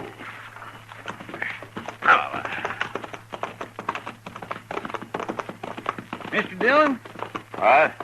I can't see no doggone tracks in all this dark. Never mind. Yes, sir, but how are we going to see Just where... ride and be quiet, Chester. Yes, sir, Mr. Dillon. All right, hold up. Now, let's get these horses hobbled. Oh, I think they'll stand, Mr. Dillon. And I want to make sure they do. Yes, sir. And then we'll walk back to the Nestor's cabin. Walk back? Well, what in the world for? That woman said her husband was out hunting, but there was a Sharps 50 leaning in the corner. A man doesn't go hunting and leave his gun home. All right, come on. It could be Mr. Kirch took another gun with him. He's too poor to have another gun. Well, where do you think he is? I don't know, but there's something wrong back there, Chester. His wife was mighty anxious to be rid of us. Usually it's hard for a traveler to break away. The people are so hungry for news and a little talk. I guess that's right. Yeah. Now watch where you put your feet. Yes, sir.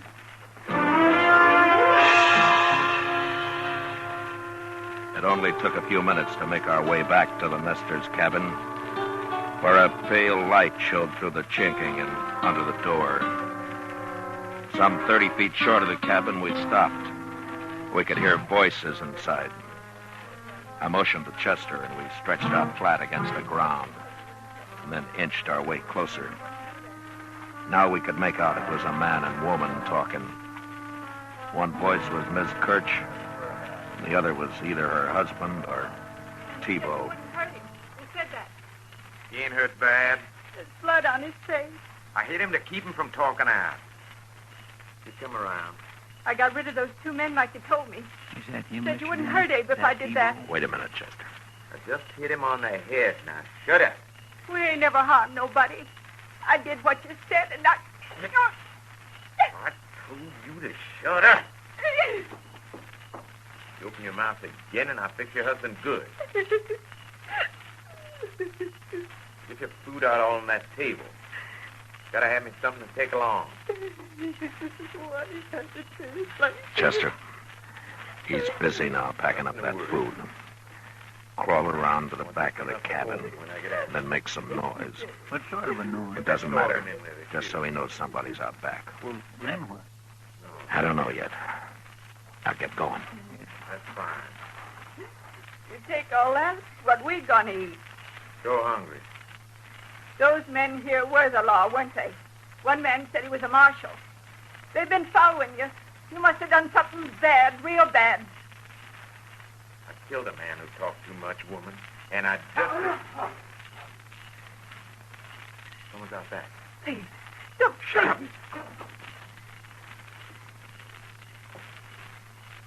I'm going out. Don't you make a sound or I'll come back for you.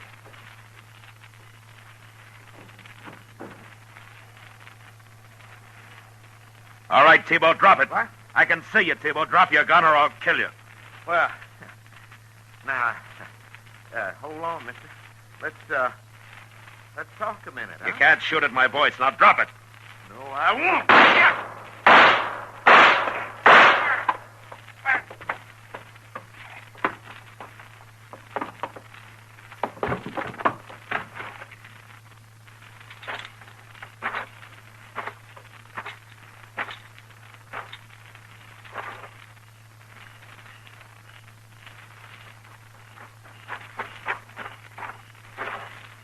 Everything all right, Mr. Dillon? Yeah, sure. Kind of too bad you had to kill him. But then they'd have hung him for a horse thief anyway. Yeah. And he killed Jim Redigo, too, Mr. Dillon. Forget it, Chester. Yes, sir. Now, we better get into the cabin. There's nothing we can do out here.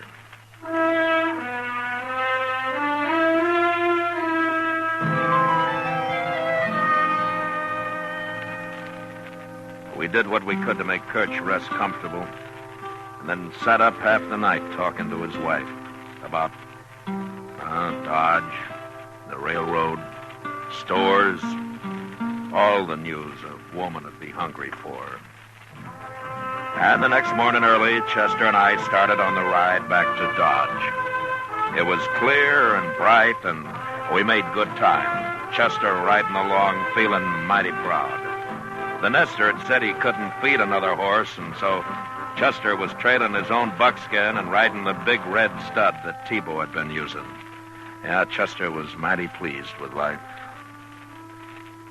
And T-Bo, who'd stolen the stud a few days earlier from Jim Redigo, was buried out on the prairie with stones piled on his grave to keep off the coyotes.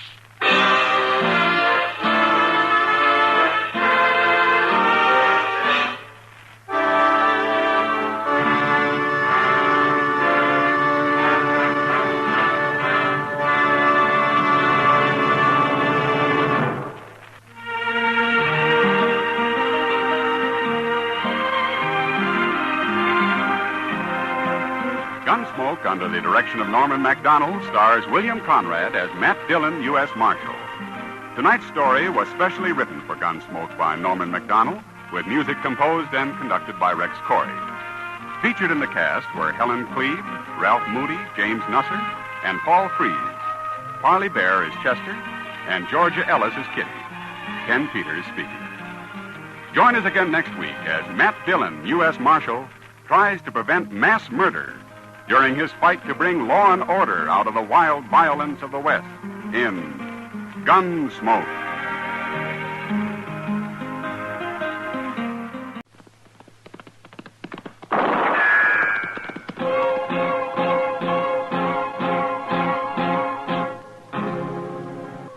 Around Dodge City and in the territory on West, there's just one way to handle the killers and the spoilers, and that's with a U.S. Marshal and the smell of Gunsmoke.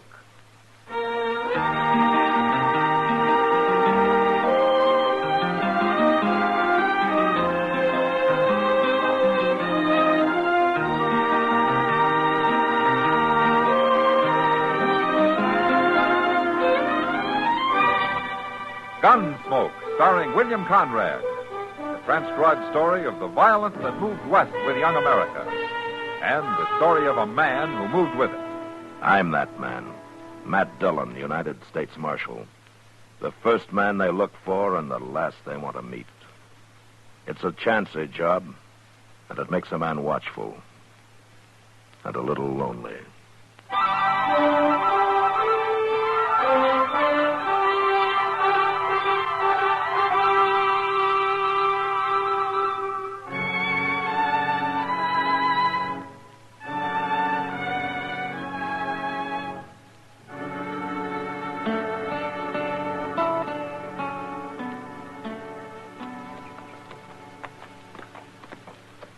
Rod, you sure that's Jesse Wheat's buggy coming yonder? I got eyes like an eagle, Box. That's his buggy, and that's Jesse driving it. Good. I wish you'd tell me what we rode down here to meet him for. Look, kid, we've been together 6 months, ain't we? Sure. Another month or two, we're going to be rich. Not riding for Jesse Wheat, we ain't. We're just about through riding for Jesse Wheat. Huh? Let's wait for him here. You mean you're going to tell him we're quitting? I ain't going to tell him nothing. What we're going to do ain't none of his business.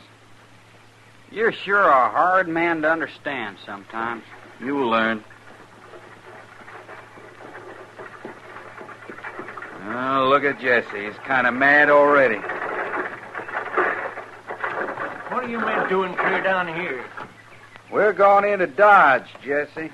No, you ain't. I ain't paying you to spend time in Dodge. You just been there. I had business there. Now you men turn around right back to the ranch and get to work. For a man that don't carry a gun, you talk mighty loud, Jesse. I don't have to carry a gun. Don't you? Look at mine, Jesse. Point that thing the other way. No. Now look, quit fooling. I don't like it. I ain't fooling. What you doing, Box? You're just going to make him mad. I'm going to kill him. Now look here. I've had enough of this. You put that gun away. Shut up, Jesse. You shot him. Of course I shot him. What for? You're always asking questions. He wasn't even armed. He didn't do nothing. That's murder. Nobody'll ever know. But why'd you do it? You wanted to get rich, didn't you? What's killing Jesse Wheat got to do with that? You'll see. You're in trouble. Murdering Jesse like that. You're really in trouble. No more than you are, kid. If they catch you. Don't you ever forget it. I didn't know you was going to do this. That don't matter. Now we'll get that horse started for home, and by the time he and Jesse get there, we'll have our alibi all set in Dodge. Nobody'll ever know where or when this happened. See how smart? You stick with me, kid.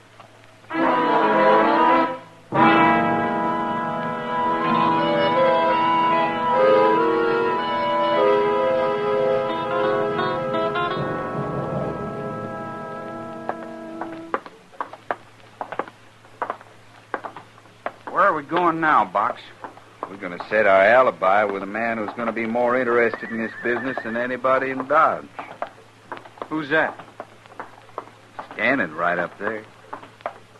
Oh, now, wait Shut a up, kid. I'll do the talking.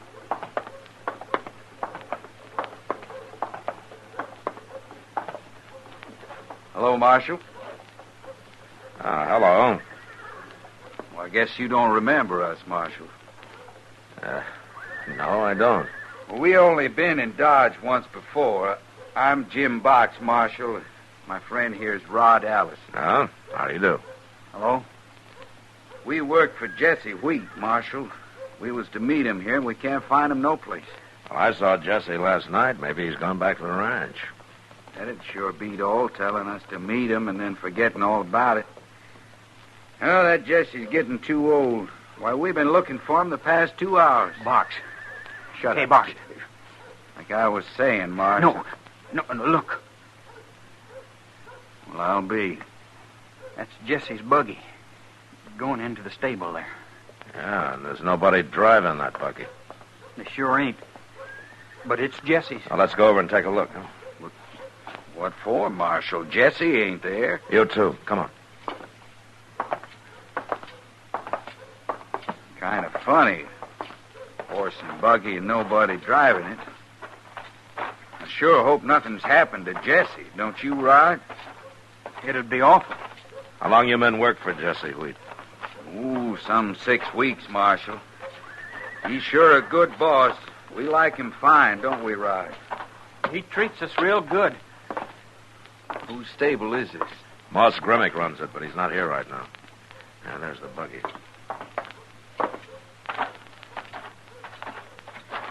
Well, look there, Marshal. Why, it's Jesse. Why, he must be sick or something. Yeah.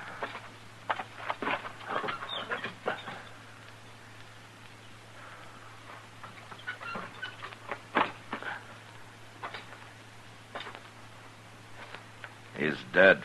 He's been shot. That's terrible.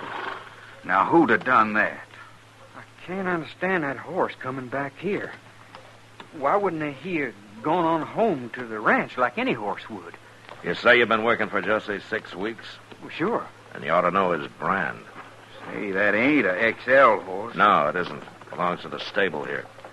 Jesse told me last night that his horse went lame. I never noticed the horse. It don't matter, Rod.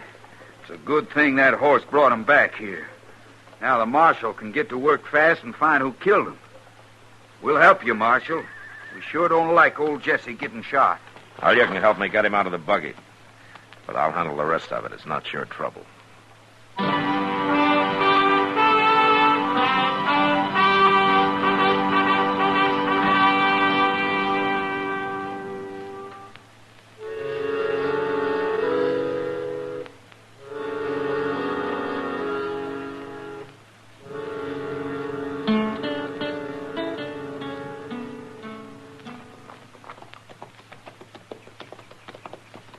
Mr. Dillon, Yeah, what, Chester?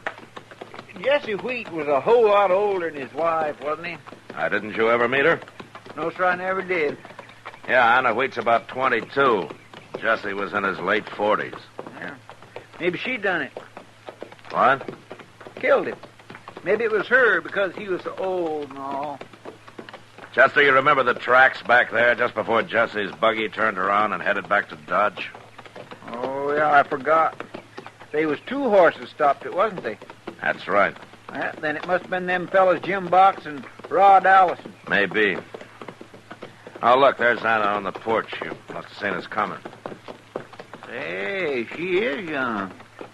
I hope she's already heard about this. Well, let's get on here, Chester. Yes, sir.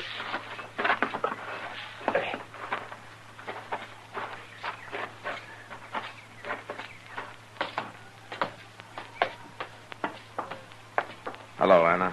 Hello, Marshal. Anna, this is Chester Proudfoot. How do you do? How do, Miss Wheat? Did Jim Box and Rod Allison show up yet? They told me about Jesse. He was a good man, Marshal. He treated me like a daughter. Well, did you know anybody who might have had a reason to kill him? Well, of course not. Jesse didn't have any enemies that I know of. How'd he get along with Jim Box and Rod Allison? You don't think Rod had anything to do with it? Well, all right. What about Box? Any trouble with him? He's different from Rod. I don't like him. But there hasn't been any trouble that I know of. Uh-huh. Where are they now, Anna? Oh, they rode off somewhere out with the cattle, I guess. Does anybody else work for you? No, just them, Marshal. But they said they'd stay on here on the XL as long as I want them. And right now, with all the stock, I really need them. Yeah, sure. Will you come in for some coffee? You and Chester? Well, thanks, Anna, but next time maybe, huh? We've got to get back. Well, so long. Bye, Marshal. Goodbye, Chester. Bye, Miss Wheat.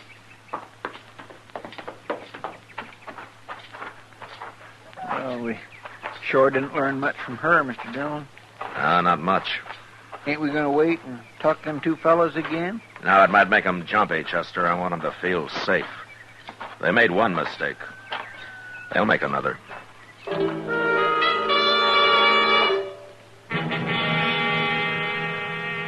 It was hard to believe that 2 cowboys like Jim Box and young Rod Allison wouldn't have noticed the horse Jesse Wheat was driving wasn't his own. But I guess when you're murdering a man, you got other things on your mind. It was a bad mistake, however. And from then on, I was ready and waiting to move on him. My first chance came about a month later, when I heard that some XL cattle had been driven to Dodge and were being sold to a buyer named Jake Worth. So Chester and I walked down to the loading pens to have a look. There's Jake over yonder, Mr. Dillon. He's talking to some fella. Yeah, that's Jim Box he's talking to, Chester. Oh, I couldn't tell with his back to us. I wonder where Rod is. Well, we'll ask him.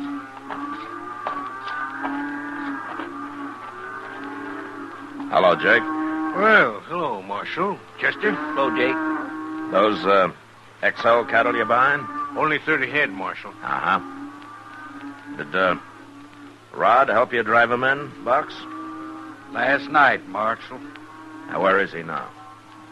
He went back to the ranch this morning. Why? Jake, what are you paying for these steers? You just settled on $20, Marshal.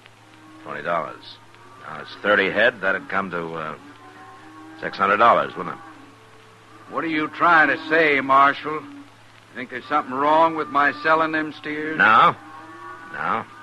Not as long as Anna Wheat gets the $600. Now, wait a minute here. I took it for granted she knew about this sale. You got such a smart marshal. Take a look at this, Jake. Yeah, looks okay, Marshal, but you better read it, too. Here. She's given him full authority to sell the stock and collect the money. Of course she has. Well, you through reading, Marshal? Yeah, I'm through reading. You want to apologize? Jake. What?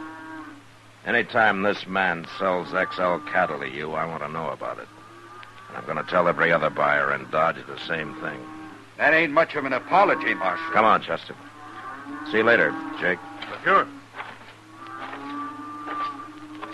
My gracious, that box is awful mad, Mr. Dillon. Well, he ought to be. I just ruined his game. Yeah, but couldn't he run off with the money one of these times before you've checked with Anna? Nah, he's too smart to become a cow thief for a few $100, Chester. Now, he wants more than that.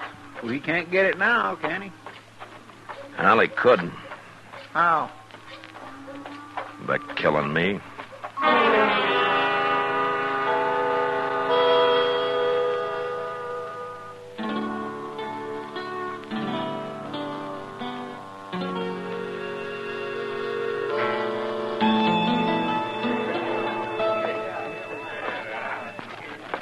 Evening, Marshal. What'll it be, sir? Nothing for me, Sam, but I'll take a glass of beer over there to Miss Kitty. Got it right here, sir. Okay. Yeah, it's on the house, Marshal. All right, Sam, I'll tell her that. She's the only girl in here that don't drink whiskey all night long. Well, she claims it makes her drunk. My whiskey'd make a buffalo drunk, Marshal. I'll tell her that, too. There you are, Kitty. Compliments of the house. Where's yours? No, not tonight for me. Well, place looks kind of quiet tonight. That suits me. Yeah, well, you won't get rich in an empty saloon, Kitty. I won't get old either. Kitty, Hmm? why don't you quit and marry some nice young fella and settle down on a ranch or something? Ha! Oh, what's wrong with that? I've lived on a ranch. The women work harder than the men do. Well, don't they everywhere? Not in New York. At least so I've heard. Well, why don't you go to New York, then? What are you trying to do, Mac? Get rid of me? No, of course not. I just like to see you happy, that's all. I'm happy. You're the one that's doing all the complaining. Yeah, I guess I am.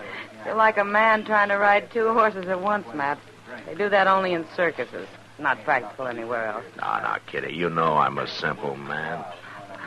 Tell that to somebody who doesn't know you. Like Jake Worth. Jake Worth? No, looks like he's come to tell you something. Oh? Mm-hmm. Evening, Miss Kitty, Marshal. Hello, Jake. Jake? Sit down. Thanks. It's all right to talk in front of Kitty, ain't it, Marshal?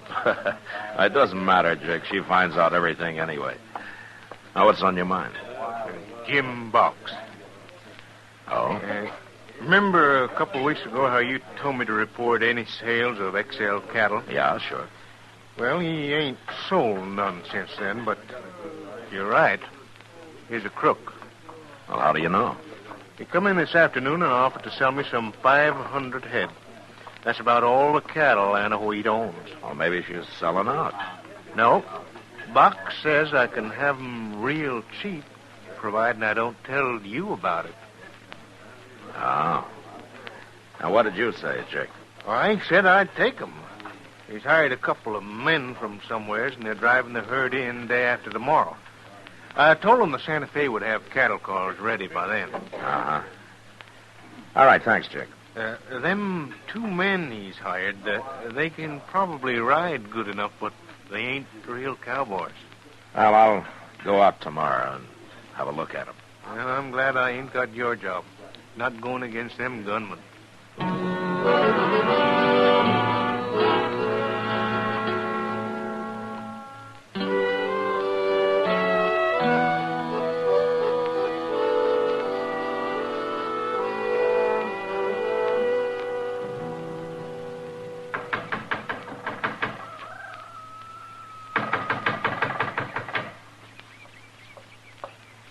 Marshal. Chester, come on in. How are you, Miss Wheat? What brings you out here, Marshal? Where are the men, Anna? Oh, they're out on the prairie somewheres. They'll be in for supper. Huh? All of them? You mean both of them? Jim Box and Rod the only men here? Of course. Why? Oh, nothing. Is there something wrong, Marshal? Yeah, plenty. Then I'd better tell you something. Rod and I are going to get married. What? We fell in love when he first came here. I told Jesse about it right off. He understood. Jesse was a sick man. I guess he figured he wouldn't live very long anyway. All he asked was that we'd wait a while. But we didn't do anything wrong, Marshal. Look, Anna, I'm here to arrest Allison and Box. What? One of them murdered Jesse.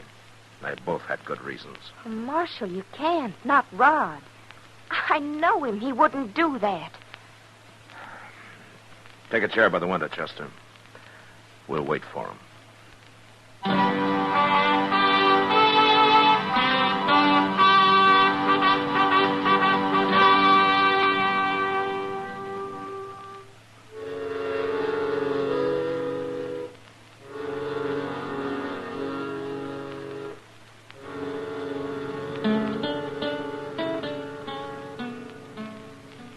Mr. Dillon, Yeah, what, Chester? you better come here and take a look. Huh? There's 3 of them. Yeah. Well, they must have left one man with a herd. And it was Rod. That's Jim Box and 2 strangers out there. Rod isn't with him? No. Thank heaven. It's no use, Anna. We're going to have to find him anyway. Not if Jim Box kills you, you won't. Chester, take Anna out to the kitchen. If she tries to warn them, stop her. Yes, sir. I'll hide here by the door. And if they get me, you do what you can. I'm sorry, Marshal. I didn't really mean what I said. That's okay, Anna. Come on, man. Sure.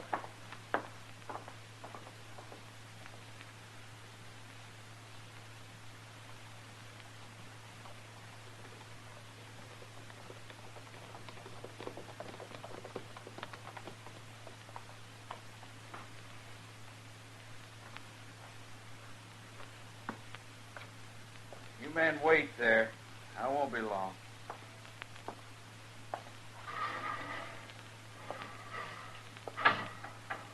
Anna? Anna, where are you? I'm in the kitchen. Come in here. I'm busy. You come out here. The gun, I will. Drop it, Box. You gonna shoot me in the back, Marshal? Drop the gun. I don't trust you.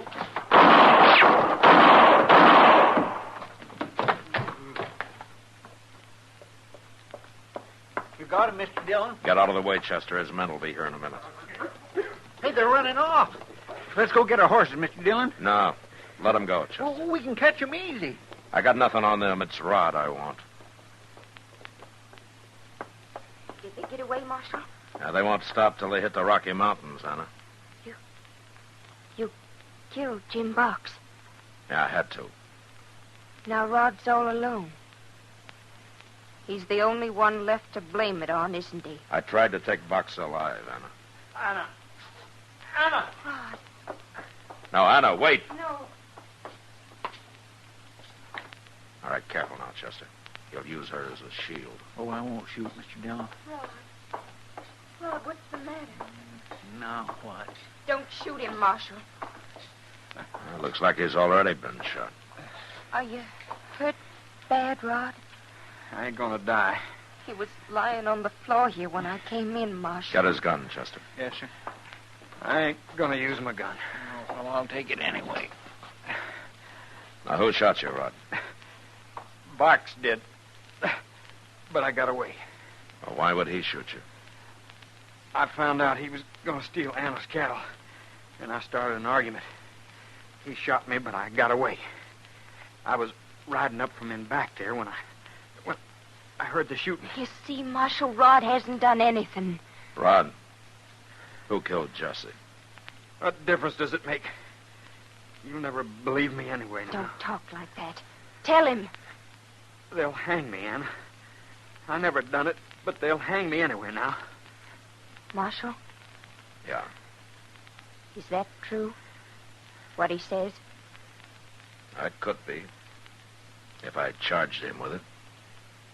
Well, what are you going to do, Marshal? Tell me. I'm going to leave Chester here to help you take care of him till I send Doc out. When he's well, why, you bring him into Dodge. You mean to jail? Well, you might stop by. That is, if you want me at the wedding.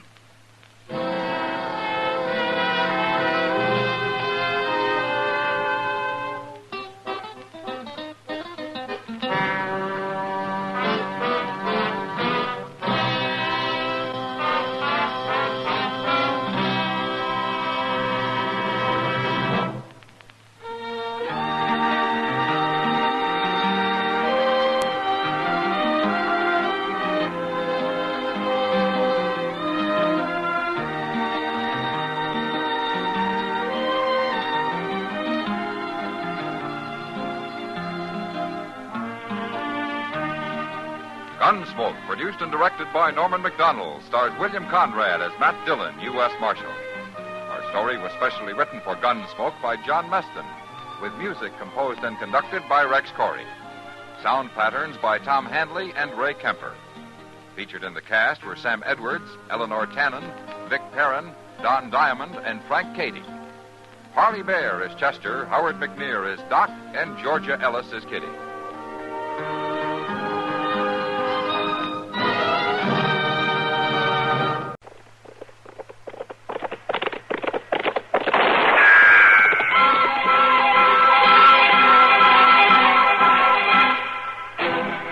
Around Dodge City and in the territory on West, there's just one way to handle the killers and the spoilers, and that's with a U.S. Marshal and the smell of Gunsmoke.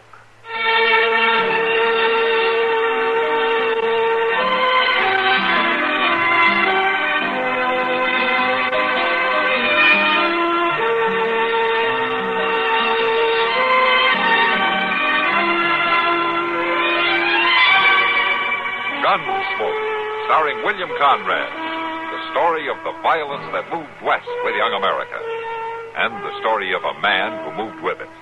I'm that man, Matt Dillon, United States Marshal. The first man they look for and the last they want to meet. It's a chancy job, and it makes a man watchful and a little lonely.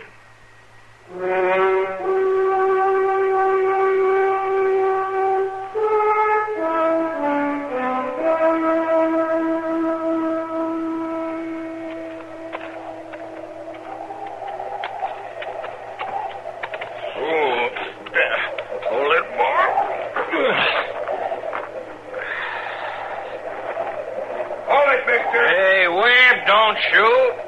It's me, Nate Guthrie. Oh. What, Nate? I had a hard time finding you, Webb. Nothing but a dugout in the snow. Finally seen your smoke. Now, can I come in? I ain't stopping you. Yeah. Ooh. At least it's some warmer. That's about all I can say for it. What you doing way out here anyway, Guthrie? Come pay a call on my hired hand, that's all. Well, ain't you even going to ask me to set or offer me some coffee? There's a pot. Help yourself. You lived alone like this too long, Whip. Got no manners.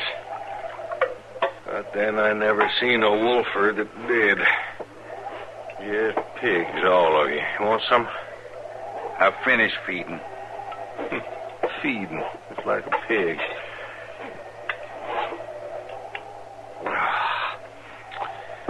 Whew, I needed that. Must be below freezing even in the sun.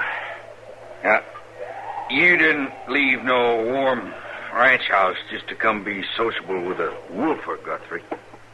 No, not dang likely. You got some bone to pick with me? Start picking. All right. Webb, what am I hiring you for? Clean the wolves off in your land? Right. And I see you got pelts enough. You got muskrat and bobcat, and you got badger. You got everything but wolf. I turn in plenty of wolf skin already. You seen it. That's just what I mean. You shot a raft of wolves before you was here 2 months. Seemed like maybe you got most all of them around. Told you I would. Yeah, that's right. You lived up to your reputation, best wolfer on the plains. Only if you got 'em all, how come there's 5 of my best colts laying out there with their bellies ripped? You tell me that? I seen them. Yeah, I bet you did. All right, if it wasn't wolves done that, maybe you can tell me what it was. It was a wolf, right enough. A wolf? More than likely a whole pack. No, just one. Big one. Splayed foot. You trying to tell me one wolf done all that? He's big, Guthrie. Maybe the biggest I've seen in all my years. Well, if you seen him, why don't you get him? Well, he ain't easy. He's big. He's smart. And that splayed foot, he's been trapped before. There's other ways to take a wolf. Mean one to track, too. You don't get but a glimpse. Not enough for a sure shot. Where you trying to tell me there's a wolf that you can't catch? Maybe. This one's white, Guthrie. White? What's that mean? Cheyenne say. Oh. Cheyenne say the white one's his big medicine spirit. Oh, dang Injun talk. I mean, you're being raised by the Injuns 20 years. Well, you're more Injun than white. Maybe. Maybe you're dreaming this wolf up. Maybe that's it. What do you mean? It's almighty suspicious. You clean out every wolf but this one. And he kills mighty near as much as all others did. Say it out, Guthrie. All right, just one wolf. But you got to stay and hunt him till he's caught. Him pocket my money and eat my grub.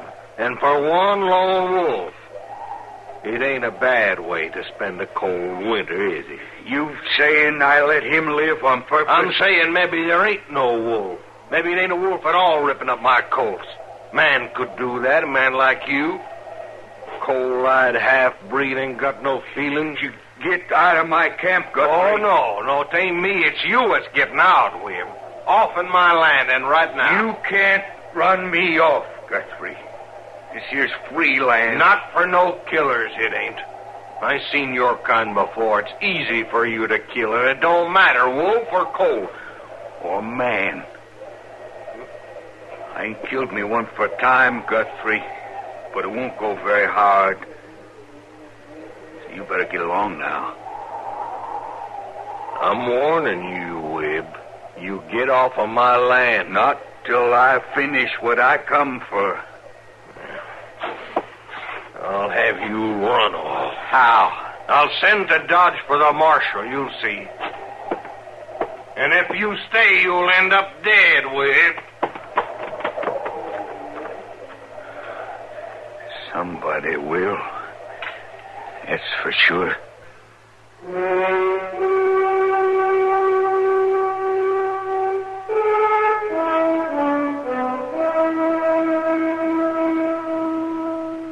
Matt, you know that this is the first time we've had a chance to eat dinner quietly in quite a spell. Yeah, I guess it is.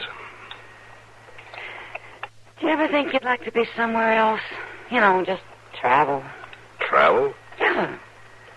Places like Philadelphia, Washington, Baltimore. Why would I want to be there? Well, I should think you'd like to see something besides Fort Dodge and Fort Wallace, James Crossing and Fort Larned. Prairie and Army camps get pretty dull, don't they? What would I do in Washington? Call on President Grant? Well, why not? You're a famous man. Oh, sure. I couldn't wear the clothes, that's why. I bet you'd look handsome. All duded up like that? Well, Bill Cody does real fine. Look, Kitty, I know what you're after, but I'm not going anywhere. I would. If I had anyone to go with. You'd be safe enough traveling by yourself. Well, now, that isn't what I meant. I know what you meant. You want an excuse to go, and you'd like for me to chaperone you. That's it, isn't it? Matt, you haven't had a vacation in years. And besides, there are worse things than being my escort. Yeah, I guess there are. Oh. Well, I knew it wouldn't last. What? What you doing? Miss Kitty? Oh. Sit down, Chester. Oh, thank you. You all finished eating? It looks that way, doesn't it, Chester? Had stew, huh? And it was good. Antelope or rabbit? Antelope? With potatoes and dried Oh, apples? Chester, either order it or stop talking about it. I just finished a big meal, and I don't even want to think about food. I just had two, Mr. Dillon. With Mr. Hightower down at the depot. That's fine. Buffalo steak. That's fine. You know, Mr. Dillon, I sure do wish I was going to Wichita on the train. Everybody wants to go somewhere. What? Matt's been out all during dinner. Never mind him. Now, why do you want to go to Wichita? Well, Mr. Hightower was telling me about them new cars they're going to start running. Do you know you can eat right there on the train, right while you're moving along? Now, what's that got to do with Wichita? Well, that's where the cars is going to run to. Oh, I see. And then there's this fellow right there in Wichita that's got a place you can eat right spang in the railroad depot. Sounds pretty fancy. Mr. Hightower says this fellow's going to have them all over the country before he's through. There you see, Matt. Travel wouldn't be so rough after all. Not for Chester, anyway. Food before he starts, while he travels, and more when he gets there. Oh, where are you going to go, Mr. Dillon? I'm not going anywhere, Chester. Oh. Oh, say, I near forgot. There's somebody waiting in the office to see you. I seen him when I come by. Oh, who? That Mr. Guthrie that's got that big spread out north of Ford County. Did he say what he wanted? Well, sure didn't, except he wants to see you. Oh, you tell him I'll be along in a few minutes, huh? Yes, sir. I'll go tell him right now.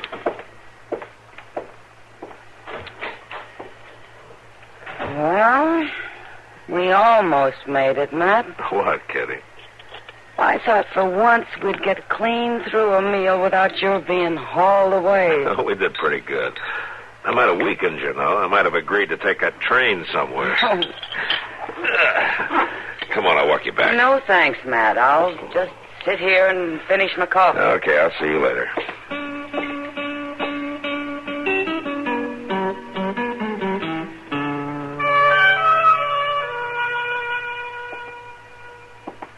I tell you, he's a bad one, Marshal. Maybe so, Mr. Guthrie. Now, just think of that. Webb Edmonds killing them cold. Now, we're not sure about that, Chester. You have any proof it's Webb and not a wolf killing your stock? Well, I don't need no proof. Marshal, you go take one look at that half-breed there in his stinking dugout. You'll see what he is. Now, look, Guthrie, just because a man doesn't keep clean or live in a house, that doesn't make him a killer. But this man is, Marshal. You can see it right in his eyes. They're cold. They're wide open. It's like a snake's. You think you're just looking to measure you for your grave. I need proof, Mr. Guthrie. Unless you can prove that Webb has broken some law, there's nothing I can do. Well, you can run him off of my land. You're using that land, Guthrie, but it's not yours. It's open range. And Webb has every right to camp there if he wants to. I'm warning you, Marshal. You better run him off before there's trouble. And if you're thinking of getting up a party to run him off... It ain't that, Marshal. You can bet my neighbors would be glad to cooperate. They've been losing stock, too. Well, everybody has, Mr. Guthrie. It's been an awful bad year for wolves. You ought to thank Webb for cutting your losses. All right. All right. But it'll be on your head, Marshal. Don't say I didn't warn you. About what, Guthrie? That man hates me, Marshal. He's threatened me. He even said it was just as easy to kill a man as a wolf. Now, you think I'm going to wait for that half-breed to come shoot me in the back? That's murder you're talking about, Mr. Guthrie. I'm talking about self-protection, Marshal. Now, if you don't want trouble, you get him off my land. Reason or no reason, just get him off. My. Now, there's a riled-up man, Mr. Dillon. He might just do it. Yeah, he might. Say, is it really true about Webb being part Cheyenne? Well, I know he doesn't look at Chester, but it's true. He lived with him till he was about 20. Maybe he should have stayed with him. Well, any man wants to get back to his own people. You ask me, Webb Edmonds don't quite fit in with any people, white or Indian. Well, I'll admit being a wolfer isn't a very fancy way to make a living, no matter what man. Anyway, we better ride out and have a talk with him. In this weather? Would you rather wait till somebody's murdered, Chester? All right, come on.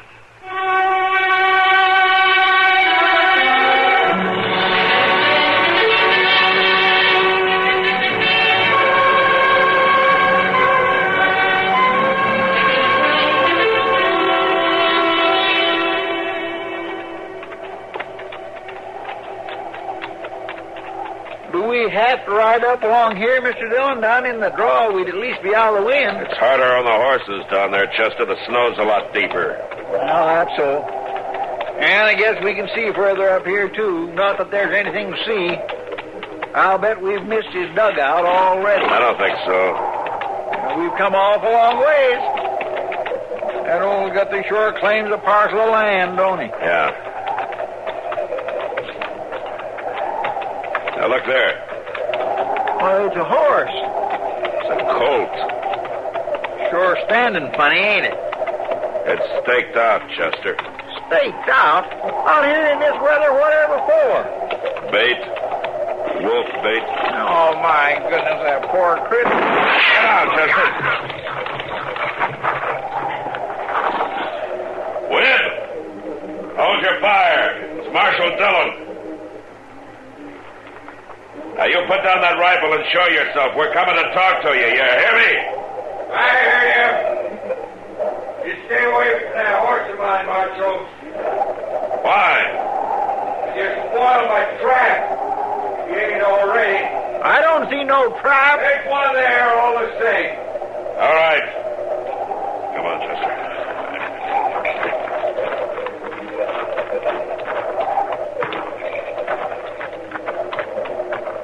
You was heading right for it, Marshal. So you tried to shoot us, huh? I'd only warning.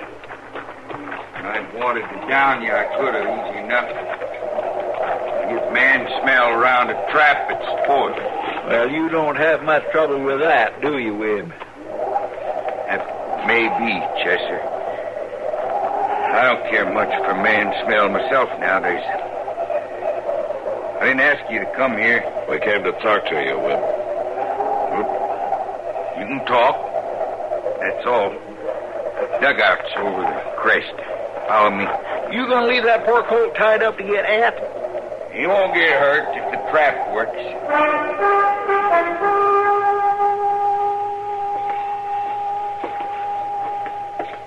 You can sit on a log there. I'm outfitted for socializing. Now, this'll do fine. There's coffee. Meat in the pot if you want it. Well, say now. Muskrat meat. Muskrat meat. Coffee, Mr. Dillon? Yeah, thanks, Chester. Well, speak your piece, Marshal. I can tell you right now, I ain't leaving.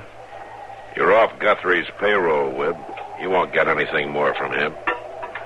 I want nothing from him. Well, then why stay here? There are plenty of other ranchers that pay you to hunt wolves. Well, you're doing the talking, Marshal. I'm only trying to find out why you want to stay in this place. That wouldn't be that you're planning to get Guthrie with it. You think I killed his colts, Marshal? You got one of them out there right now for bait. It's different. It's the only thing that'll tempt this Bigfoot wolf. Is that the wolf you told Guthrie about? Yeah. Yeah, and I'm going to take him this time, Marshal. If you didn't spoil the trap, Webb, are you sure that's the only reason you want to stay? I got to finish what I started. I got to get that big wolf, Marshal. And Guthrie better hadn't tried to stop me neither. You mean you'd kill a man just because of a wolf? This one is different. He's white and big. I don't care how big or what color he is. He's not worth a human life. You don't understand. This one is special, Marshal. This is the most important wolf of my whole life. But why? He's white. That's why. Oh. Webb, isn't a white wolf big medicine to the Indians? I mean, aren't they superstitious, afraid to kill him? Huh? Look, Webb, maybe you've lived alone too long. Maybe you need a change. I'm all right, Marshal. I never thought things clearer. Any man needs to be around other men some. Maybe I got no use for men, Marshal. It's sure they got none for me. You don't give them much chance, Webb. Even before you became a wolf or when you were killing buffalo, you wanted alone, always. Sure I did. Maybe someday I'll tell you why, Marshal. But right now, all I got to say is I ain't leaving here. And if you stay, there'll be a killing. I will spend the night here, Wib. And in the morning, you're coming back to Dodge with us.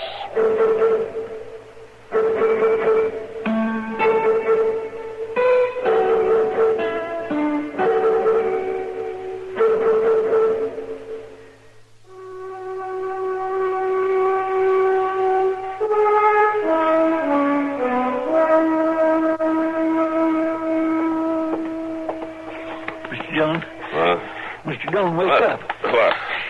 What is it? He's gone. What? Wib's gone. I don't know how it happened. I just closed my eyes for a minute, and when I looked up, he was gone. Well, when was this? Just a couple of minutes ago. I didn't fall asleep. I swear I didn't. He just slipped out. All right, Chester. I don't know. Maybe you should have took both watches, Mr. Dillon. It's all right. He can't have gotten too far.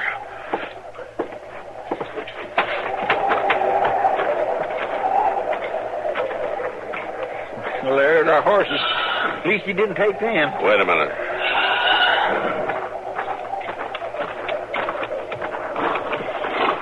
Oh, there. Now, you just take it easy, boy. Oh, there. Take it easy. Half to death. Now, that's it. A wolf. Come on, Chester. Where are we going? You just follow me. Shouldn't be too hard to spot, Webb. This moonlight on the snow makes it most as bright as day. You just be quiet, though.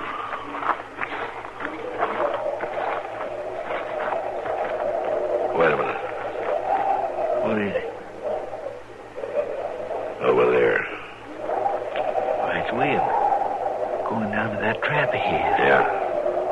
You reckon maybe he's caught that wolf? I don't know. Come on.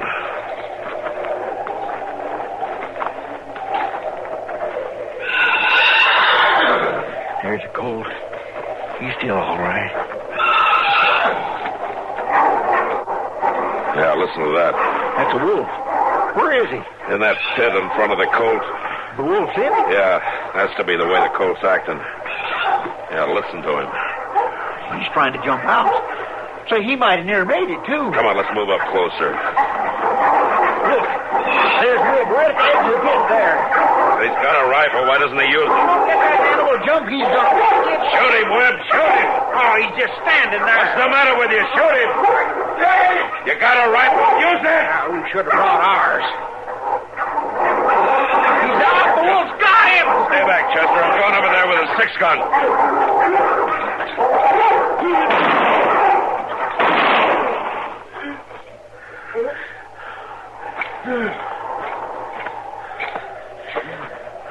You got him, Mr. Dillon. He's down for good. Yeah. And so's Webb. My goodness, he's bleeding like a stuck hog. Webb. It's all over. I killed him. Well, Mr. Dillon, that wolf tore him up something fierce. Yeah. I'm done for Marshal. Why didn't you shoot him, Webb? You were standing right there with your rifle. White wolf is big medicine. Well, what did that have to do with it? 20 years with Cheyenne. Tried to go back being a white man. Never could. Stayed on here to kill the white wolf. You mean you wanted to kill that wolf to prove to yourself that you'd stop thinking like an Indian? Miss Cheyenne never killed a white wolf. The white wolf is strong medicine. I couldn't shoot. I couldn't act like a white man.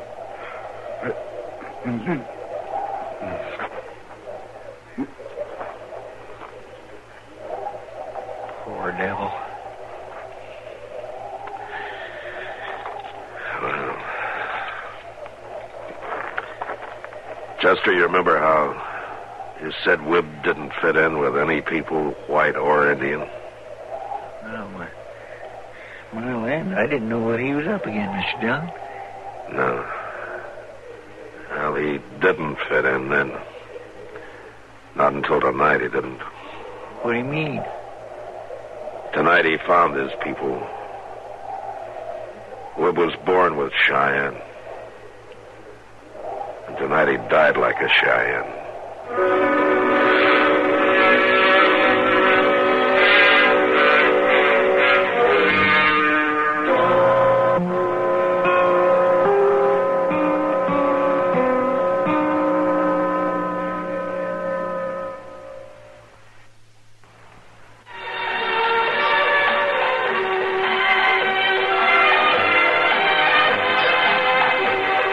Gunsmoke. Produced and directed by Norman McDonald, stars William Conrad as Matt Dillon, U.S. Marshal. Harley Bear as Chester, Howard McNear as Doc, and Georgia Ellis as Kitty.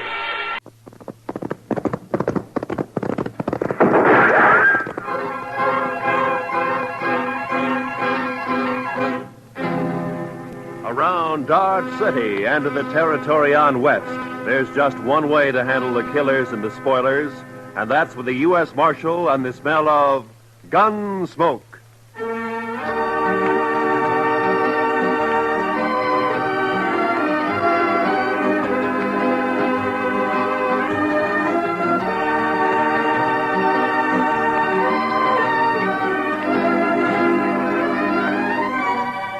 Gunsmoke, starring William Conrad. The story of the violence that moved west with young America. The story of a man who moved with it. Matt Dillon, United States Marshal.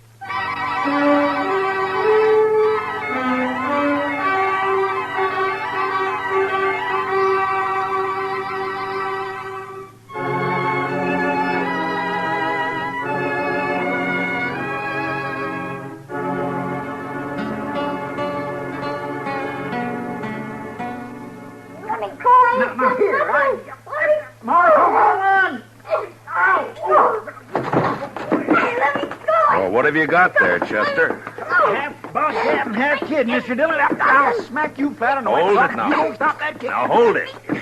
You want me to take a strap to you? Now hold it. You best lock him up somewhere, Mr. Dillon. It's safer that way. All right, Chester, just calm down. Now you come over here, son. Sit down. Come on. Look out, Mr. Dillon. He's got a hold of your gun. Okay.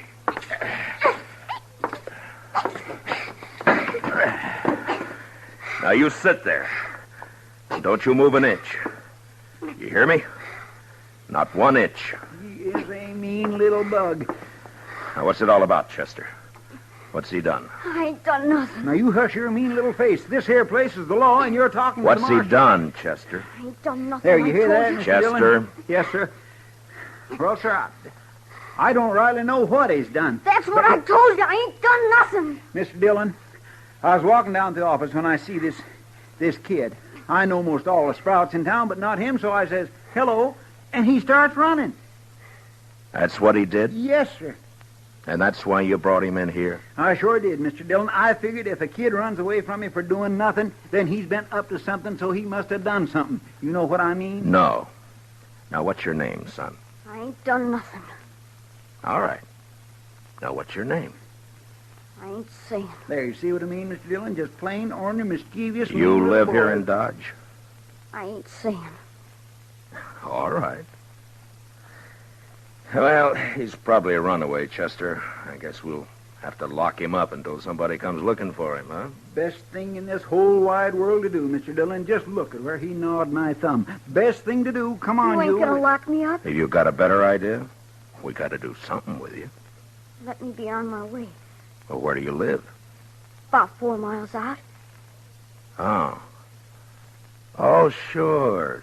I know you. You're the Macklin kid. No, I ain't. I'm Danny Birch, but I ain't saying. There, I knew he wasn't town kid. I just knew that, Mr. Dillon. What did I tell you? Nothing. Now, if you'll just close up a minute, Chester, we can get this settled and Danny can go on his way. Now, you say you haven't done anything wrong, son? No. Your ma know you're in Dodge this morning? Guess so. All your chores done before you came? No. Well, maybe you better go on back then, huh? Your ma might be kind of worried. Guess so. You, got a horse? Yeah. Okay. So long. And take it easy. I can go now? Sure. Go ahead, Danny. You're Marshal Dillon, ain't you? Yeah, that's right. Well, I guess I come to Dodge to fetch you. My sister sent me. Oh? I wasn't going to, but I got to now because I promised Lily. She made me swear on Raller's buttons. And I figured if I didn't see you, I wouldn't be telling no lie if I told her you wasn't around. But now I seen you. No, hold on. Your sister wants me to come out with you to your place, is that it? Yeah, Why? on account of Pa. None of us gives a hoot excepting Sister Lily, and she's just acting like a girl. Oh, what's happened to your pa? He's gone off again, shooting up the cattle. Thing is, he took 2 guns with him this time and a whole mess of bullets. Lily's just scared. Your pa been drinking a little, maybe? I guess. Anyhow, he goes loco and stays that way for a long while. But it's like Dave and Donald say. He'll get over it. He always does. They're my brothers, Dave and Donald. They ain't worrying. Uh-huh. Hey, you want me to go out with you to help find him? Is that it? I don't want it. Lily does. And I had to swear on Rattler buttons that I'd fetch you. Oh, yeah, sure. Well, it's good that you did. Chester, get your stuff, will you? We'll ride out with Danny.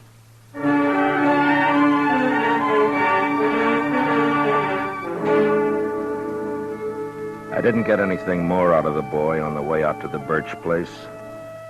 No one in town knew much about the family. They'd moved in about a year earlier, came up from the territories. The folks about said Birch and his brood kept pretty much to themselves. There'd never been any trouble with anybody. I looked at the boy riding his horse bareback. He was nice looking enough, but there was something the matter with his mouth. It was too hard. You could tell he wasn't a kid who did much smiling. Maybe with his paw acting that way, I didn't blame him. He sure rode his horse proud, though.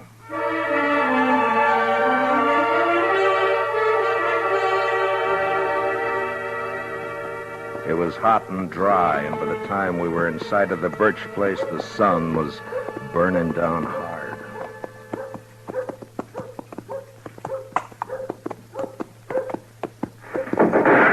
Oh. That'd be Donald, I figure. Yeah, there he is. Kid, get off on that horse and get over here. You're going to get yourself a licking. Lily made me go. It's not my fault. Do as I say. Now, you, mister. The name's Dillon. I'm the U.S. Marshal out of Dodge. Your brother asked me to come out and help. Don't need no help. Shut up, Ham. Nothing to help with. Danny, you heard. Put the horse away and get in the house. You ain't giving me no licking. Put up your gun. I'm coming over to talk. Come on, Chester.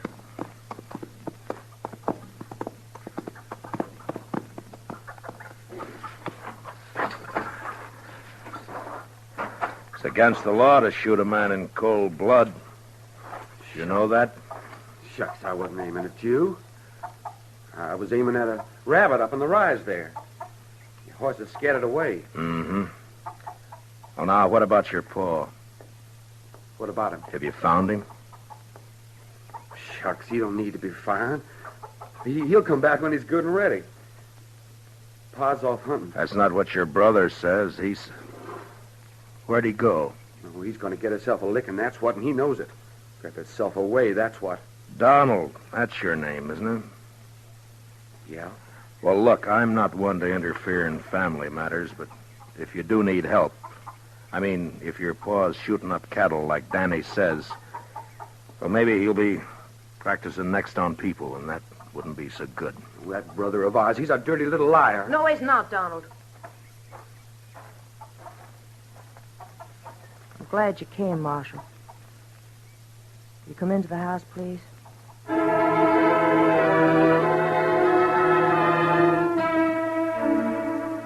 Chester and I followed the girl into the house. I knew it was the sister Lily. All the family I'd seen up to then had a great likeness to each other. Donald slouched in behind us and moved around the room, nervous-like. It wasn't by rights a house, and it was too big for a cabin. I had the feeling that they'd put up boards and studs where the fancy took them, and The place just grew another room like a lizard's new tail. I don't know what it was, but I got a funny feeling. It was too hot. And something was wrong. All wrong. And the girl Lily looked square at me with hard eyes.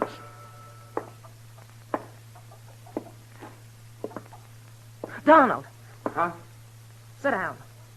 You make me nervous. Oh, sure.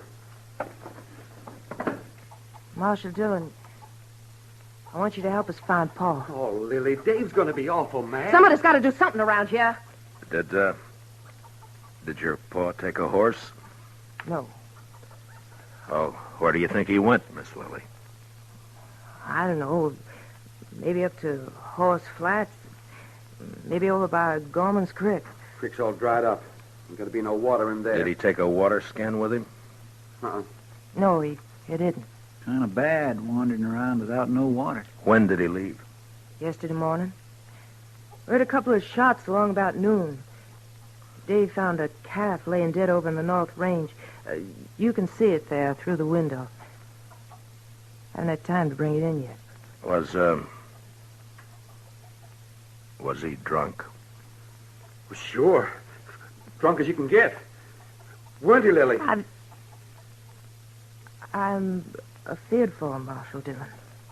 Yeah, I understand. Well, it makes good sense you sent for me. Well, I'll try and find him and bring him back. Well, I ain't gonna do no such thing.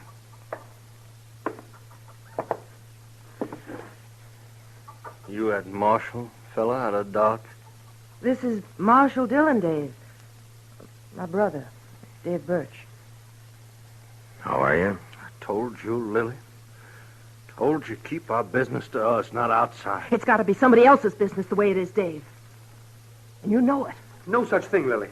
I told her, Dave. I told her. I knew he was going to be mad. I figure the four of us, you and your brother here, and Chester and me, ought to be able to get him in before night. Now, mister, I told you we don't need you. Nor no one else. I'll be obliged you get off this property. Dave! Shut up, Lily. I'll see you and your fella there to the door, Marshal. I'm sorry, but if your pa's running around dangerous, it's my duty to find him. Donald. I got him. Get up slow, Marshal. And you, fella, reach up high. Okay, Dave. Take the guns. The younger brother, Donald, had got behind my chair, and now he was covering us with a shotgun. Dave took our guns. It was kind of crazy, and I almost wanted to laugh when I saw the kid, Danny, peeking in around the door. But then I saw his eyes, and there was the same thing in them. Hard, angry, as in the others. The girl started to say something. Then she shut up. Now get on your horses and ride back. And I don't want you out here again. This ain't no matter for the law, and you're trespassing. You're making it a matter for the law right now. You know that. Start walking. Them guns is U.S. property. Okay. I ain't no thief.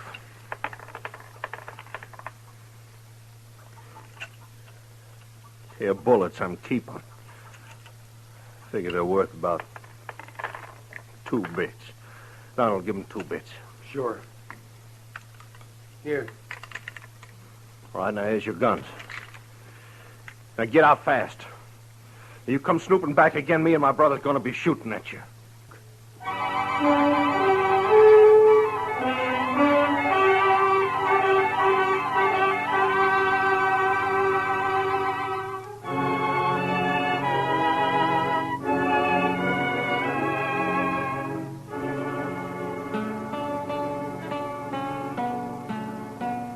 The 2 brothers followed us out and over to the horses.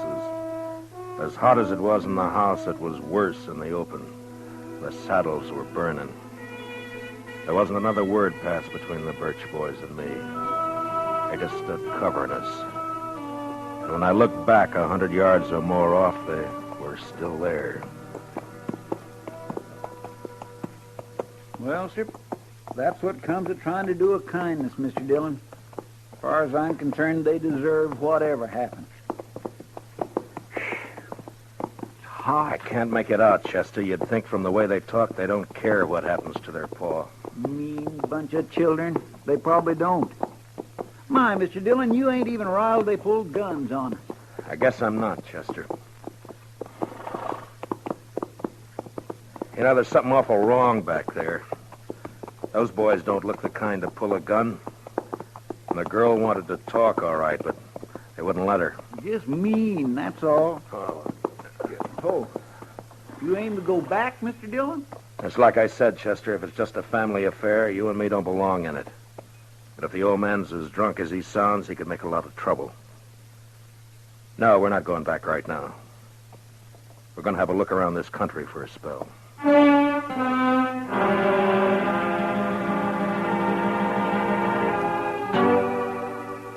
Chester and me covered a lot of ground that morning and into the afternoon. I had an idea that we might find Birch wherever we could find water. Without a horse, he couldn't get too far, and without water, he was going to get sick pretty quick. We rode over by Gorman's Creek, and then up to Horse Flats, and there was nothing. Along about 2 in the afternoon, Chester spotted a carcass lying off the trail. It was a cow. She'd been shot 3 times in the head. Could have happened this morning or yesterday. Uh-huh. Hard to tell in this weather. Oh.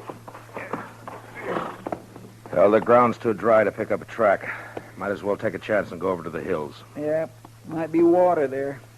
Boy, I could do with some right this very minute. Oh,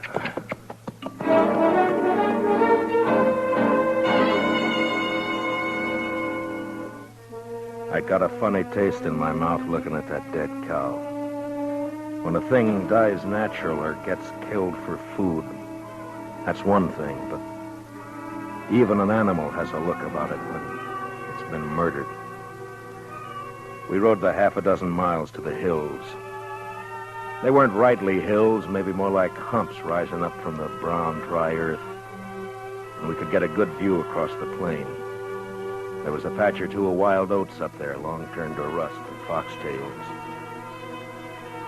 Maybe it was in our minds, but just those few feet higher made us seem closer to the sun and hotter.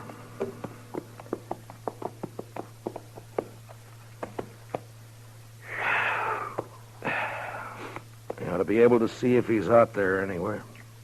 Mr. Dillon, he'd be dead if he was. Man couldn't live a morning out there on foot. Well, I don't think he's going to find water up here. Now, look at that. Dry as a bone.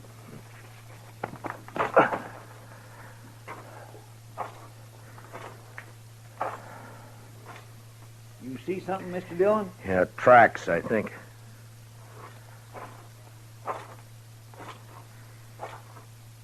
Yeah, he's been up here.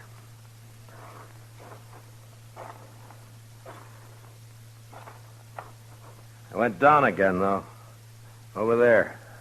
He sure made a long way on foot. Must be more than 8 miles from his place. Yeah.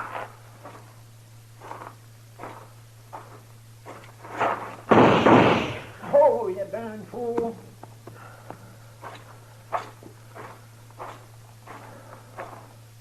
Rattler. Yeah, I saw. Blew his head clean off. I was afraid you was going to step on him. Well, we'll follow the tracks until they give out. Come on.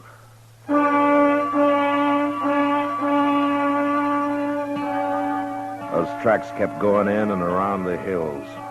In a couple of places we saw where they'd stopped by a dry water hole, then went on.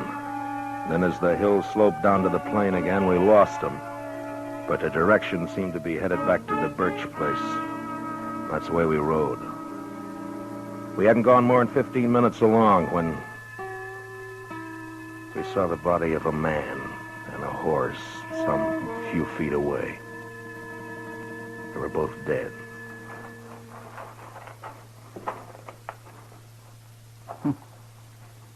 He wanted to make sure, didn't he, Mr. Dillon? Birch must have emptied his gun.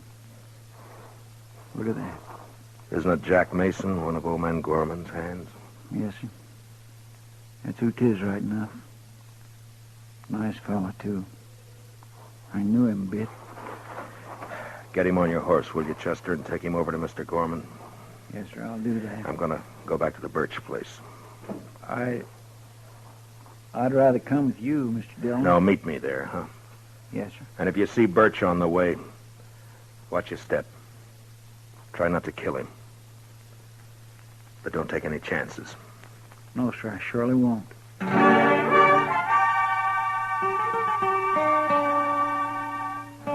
There was killing now, and I wasn't in the mood to talk gentle and kind with the sons and girl at the house.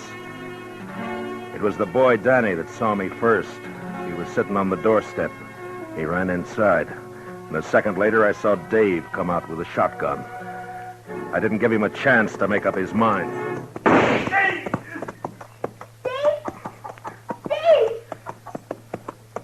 What did you shoot my brother for? What can't you do? Shut up, kid. Get inside. Ain't nothing. Your arm's Get inside now, you hear me? I'm sorry, but I'm not arguing with you anymore. Where's your paw? I don't know. He killed a man back on the plane away. You're a liar. Told you get in the house, kid. Now get. I'm staying. He's a liar. Pa never killed nobody. Where's Donald and your sister? Out looking. Mister did he? Did he kill someone? Yeah. Jack Mason, one of Gorman's boys. Don't you say that. Don't you say Danny, get me some whiskey, will you? My arm pains. Yeah, I will. But you ain't gonna tell no lies about my pa. You tell him to quit, Dave. Where do you think he is? Donald Hurst shot up Horse Flats when they'd gone up there. And he must have doubled back from the hills. Listen, you tell the boy to ride into town and fetch the doc out here. He'll take care of that arm. Okay. When my deputy rides in, Chester Proudfoot, tell him where I've gone, will you? Sure. Marshal. Yeah. Marshal, you gonna kill our pa? I don't want to. Not if I can help it.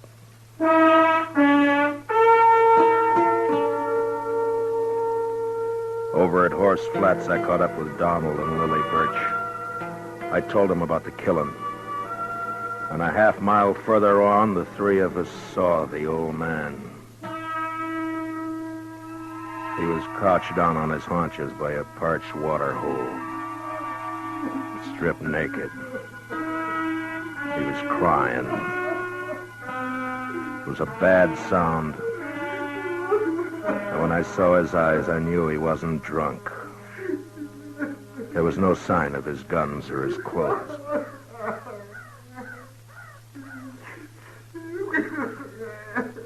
Come on, Pa.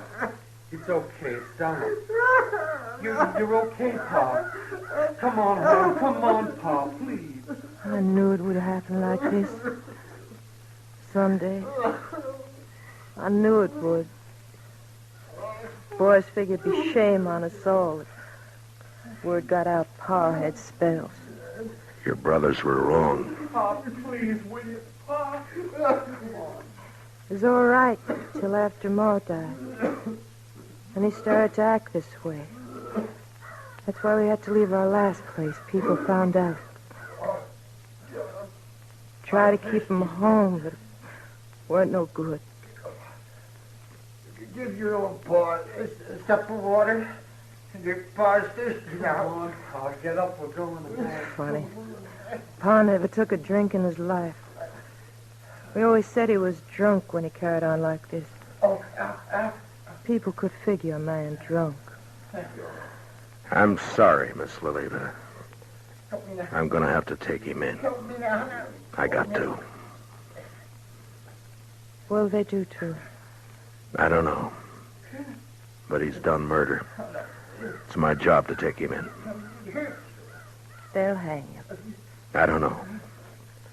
Maybe not. I don't know. Son, where's your brother? He didn't want to let you come out here alone. You're too young now. Where's your ma? She ought to know better now. Miss Lily, Come over here.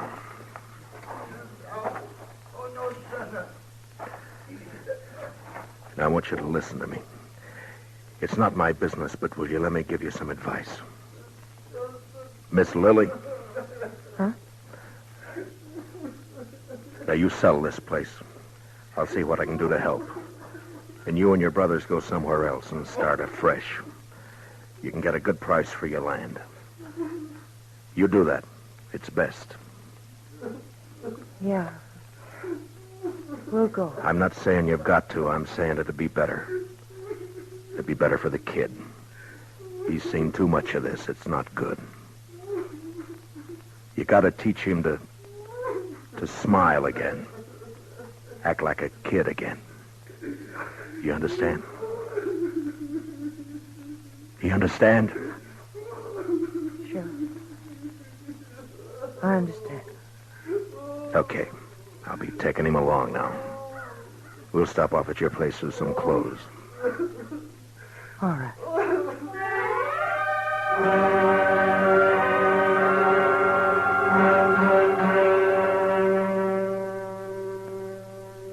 We took the old man back to his place and got him dressed.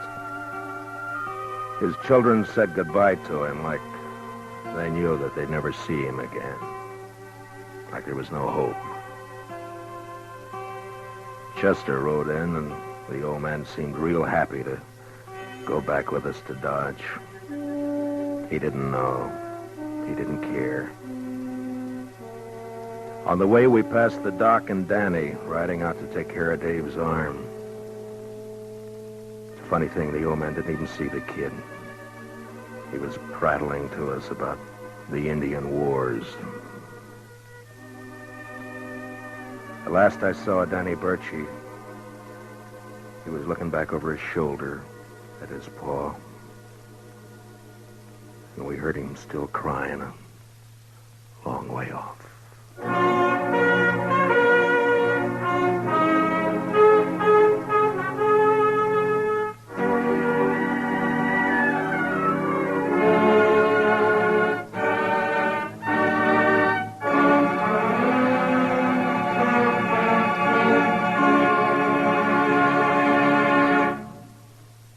Gunsmoke, under the direction of Norman MacDonald, stars William Conrad as Matt Dillon, U.S. Marshal. Tonight's story was specially written for Gunsmoke by Anthony Ellis, with music composed and conducted by Rex Corey.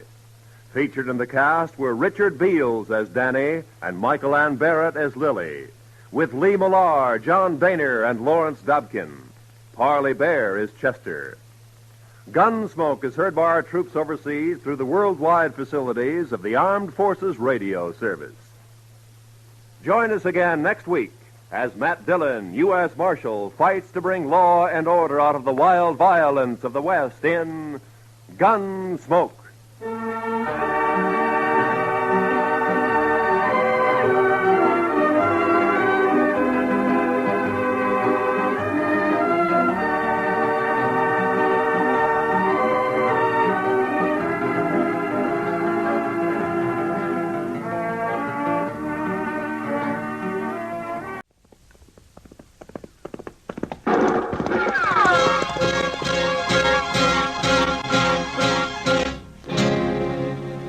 Around Dodge City and in the territory on West, there's just one way to handle the killers and the spoilers, and that's with a U.S. Marshal and the smell of gun smoke.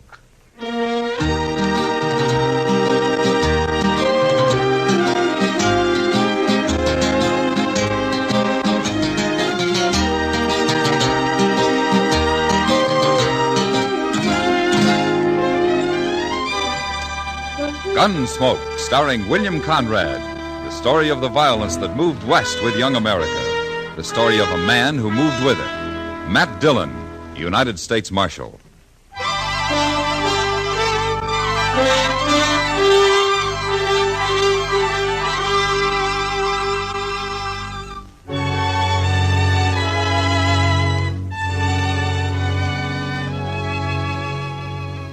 Chester had been helping me with some paperwork after the regular day ended, and we didn't get through until about 10 o'clock. And we were both kind of tired.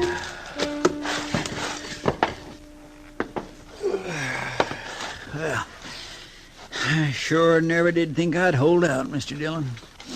I got a cramp in my hand and a crick in the neck. What I need's a beer. I'll join you, Chester.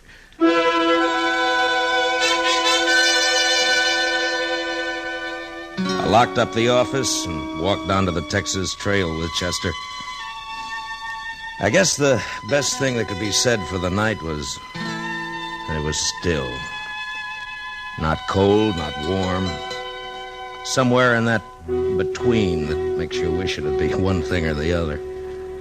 Or maybe it was because we were tired that it didn't feel right.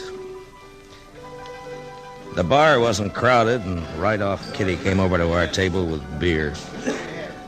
I thought she looked kind of worried. Hard day, Matt?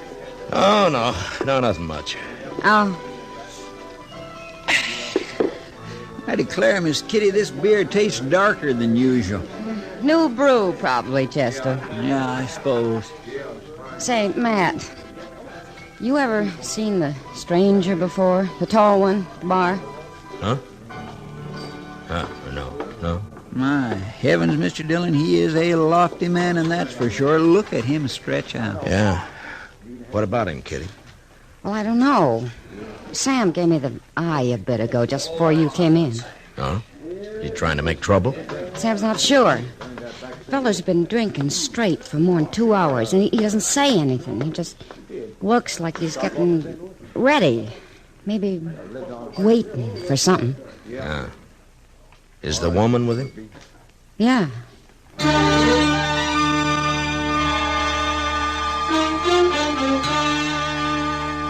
He was a lean, almost stringy man, better than usual tall.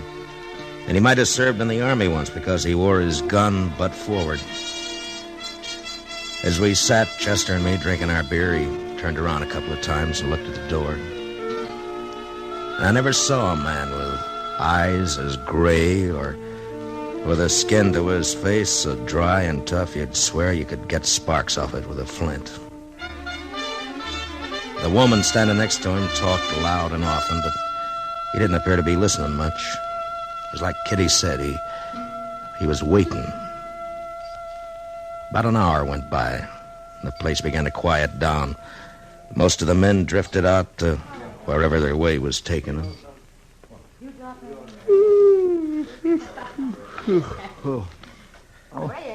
Excuse me, Mr. Dillon. You want to get on back, Chester? Well, yes, sir, I was thinking about it. This beer is so dark, it's making me sleepy. Well, you go ahead. I'll see you in the morning. You staying? Yeah, for a while, I think. On account of that tall fellow? Yeah, maybe. Guess I'll get a little whiskey and sugar. Might keep me awake. No, you go on, Chester. It's all right. Jack, how long you If it's all the same to you, Mr. Dillon, I ain't sleepy. But, Jack, Okay. I'm tired. There's a hotel down the way, miss. That could put you up. You. Shut up. Nobody asked you. Oh, now, Jackie, you ain't got no call to talk to the man like that. He's just being helpful. Say, Mr. Dillon. Chester, be quiet. Honey, I'm tired. I want to go to bed. Trip on the stage and traveling all day. I swear I've never been so... You talk too much. Be quiet.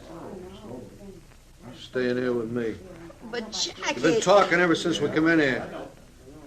Stop or I'm going to hit you. Might not be a bad thing if you did, Mr. Dillon.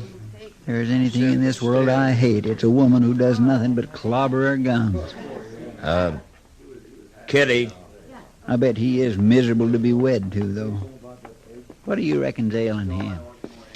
I don't know, Chester. You're still here, huh, Matt? Yeah. Sit down a minute, will you, Kitty? Yeah, sure. You, don't know their names, do you? No. They came in on the 6 o'clock stage from Oklahoma Territory. That's all I know. She's been talking a lot, but mostly about clothes and liquor. He don't say anything. Yeah. You think they're married? She's wearing a ring. Mm-hmm. I've never seen a man drink as much, Matt. It's like water with him. Honey. Hey, you. Honey. Yeah. Excuse me, Matt. Yeah, sure. All right, then you get the drink then, sure. What do you want to drink? Huh? Sure. Huh? You want whiskey and sugar, don't you? Thank you, honey. Sure. Where do you think you're going? I'm going to freshen up, Jack. Hmm. I'm coming right back. See you do.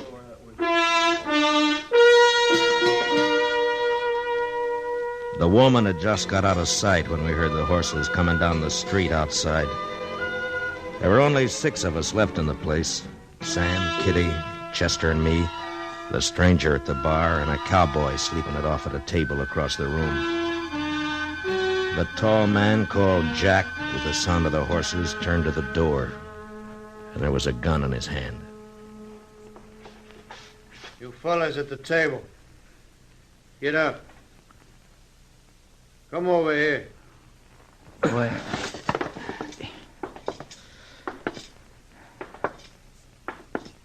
Well, I kind of wondered what you were waiting for. I know you've been wondering. That's why you've been hanging around. I don't want no trouble with you. Stay out of the way, you won't get hurt. Don't you put your gun away, mister. Don't bother me. There's trouble coming through that door any minute. Put it back. I don't allow gunplay in Dodge. What you allow ain't up to you now, mister. If you're in trouble, it's my job to protect you and your wife. This is private trouble. You want part of it, I'll give it to you right now. In the belly. Jack, they're here, outside. Yeah, I know. We can get out the back. I ain't running no more. You either. Come on, get behind the bar. Yeah, honey. You 2 fellas unhitch your belts. Leave them lay where they fall. Go on. Honey, you give me a gun, will you? I'll give you one. I'll give you one. Wait a minute. Okay. Now you 2 get around behind the bar. All right. At the end. You and the lady. Well, listen, you can't shoot up this place. Sam, do what he says.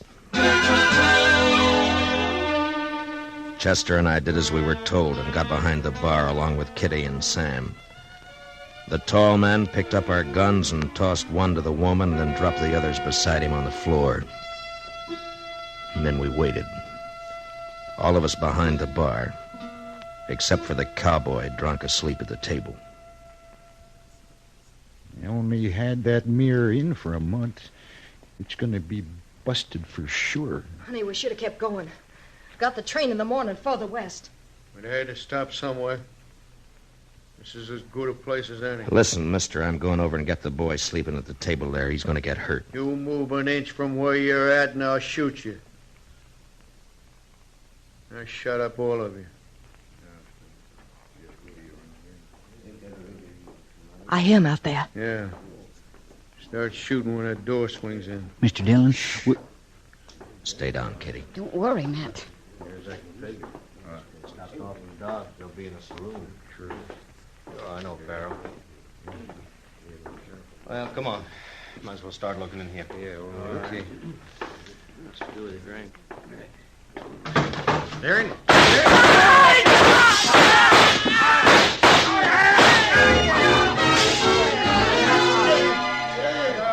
The shooting went on for about 5 seconds, and when the glass started to come down behind us, we covered up. And at that, I felt a warm trickle along the side of my face where a splinter had slashed me.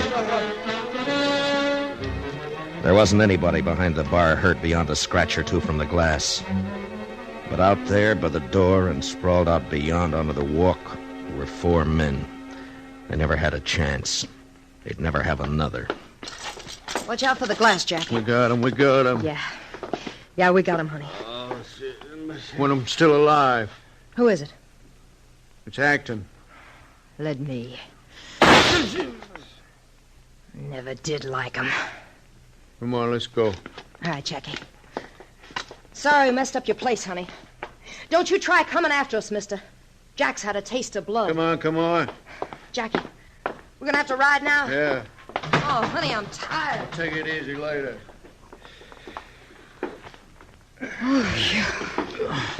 Are you all right, Kitty? Well, I think so. Look at that mirror. Just look at it. What happened? Chester, get some guns from the office. Saddle up and get back here, huh? Yes, sir. Yeah, all right now, folks. There's just been a little shooting, that's all. Everything's going to be just fine. Kitty, get Doc, quick. What is it, Matt? This man isn't dead. Huh? Well, go on. Hurry up, will you? Well, yeah, sure.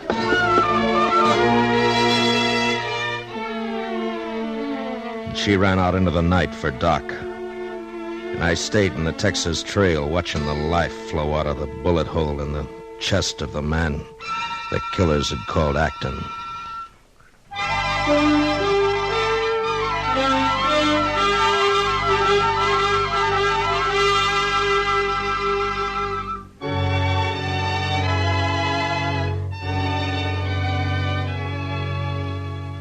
His eyes were open, but he didn't see me.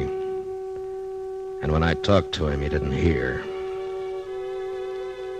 While I waited for Doc, I went through his papers. His name was Brad Acton. That's all I could find. About 2 minutes later, Kitty came back with Doc. Didn't take Doc long to shake his head. Oh, poor fella. He's done, Matt. There's not a living chance. Yeah, if I could just get him to talk. We gotta find out who he is and what they've done, those two. I don't know. He's pretty near gone. We can't... Yeah. Acton? Acton, can you hear me? Acton?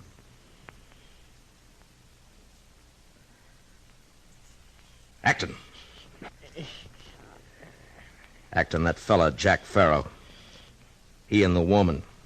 What did they do? Oh, there's no use. Matt, he Acton. can't say nothing. Now listen to me, Acton. Matt. Acton, who are they? Why did they shoot you? He's trying, the poor devil. He just Come on, can't... come on. Now you're wasting time. I gotta get after him. Now what did they do? I'm dying. I'm dying. We've all gotta die. Oh, Matt. That ain't kindly, mister. Now I want you to wake up. You hear what I'm saying? Yeah. I hear you. If I was on my feet... Now listen to me. Farrow. I heard you call him Farrow. And the woman. Now what about him? Why did you come gunning for him? Yeah. Had it coming. Why? What did they do? It don't matter now. It matters. If you're gonna die, get it off yourself. Now, come on. You and your pals there. If you did nothing wrong, you'll die more comfortable. Oh, Matt, let him be. It's not Matt, fair. don't. What about it, Acton? Matt, now you That's can't... enough, Doc! Acton!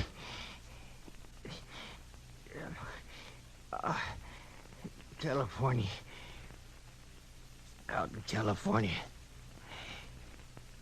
Farrow, me, and the boys. We held up a stage in Farrow. He took the money and lit out with that woman. We've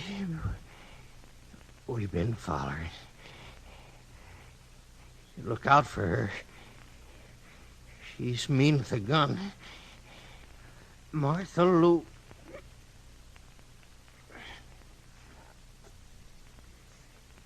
Yeah, he's gone, Matt. Yeah.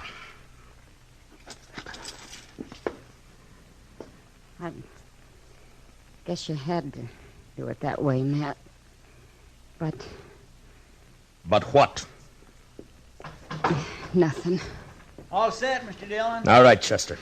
You going after him, Matt? Why not? They done murder, haven't they?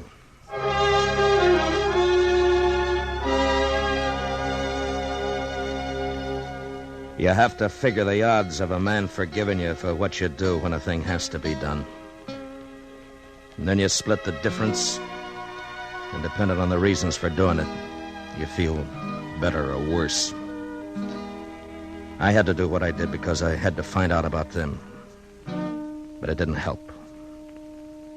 Even if he was a gunman, I'd given no peace to a dying man. And for that, he had to die harder. A man a long way from home.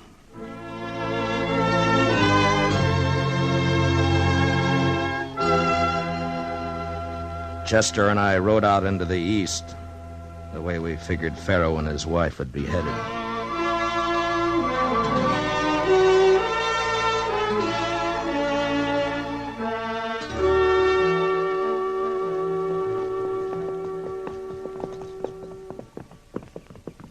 Sun's coming up, Mr. Dillon. I got eyes.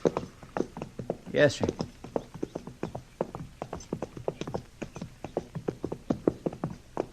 There's a homestead up around the bend. We'll stop and find out if they've seen anything.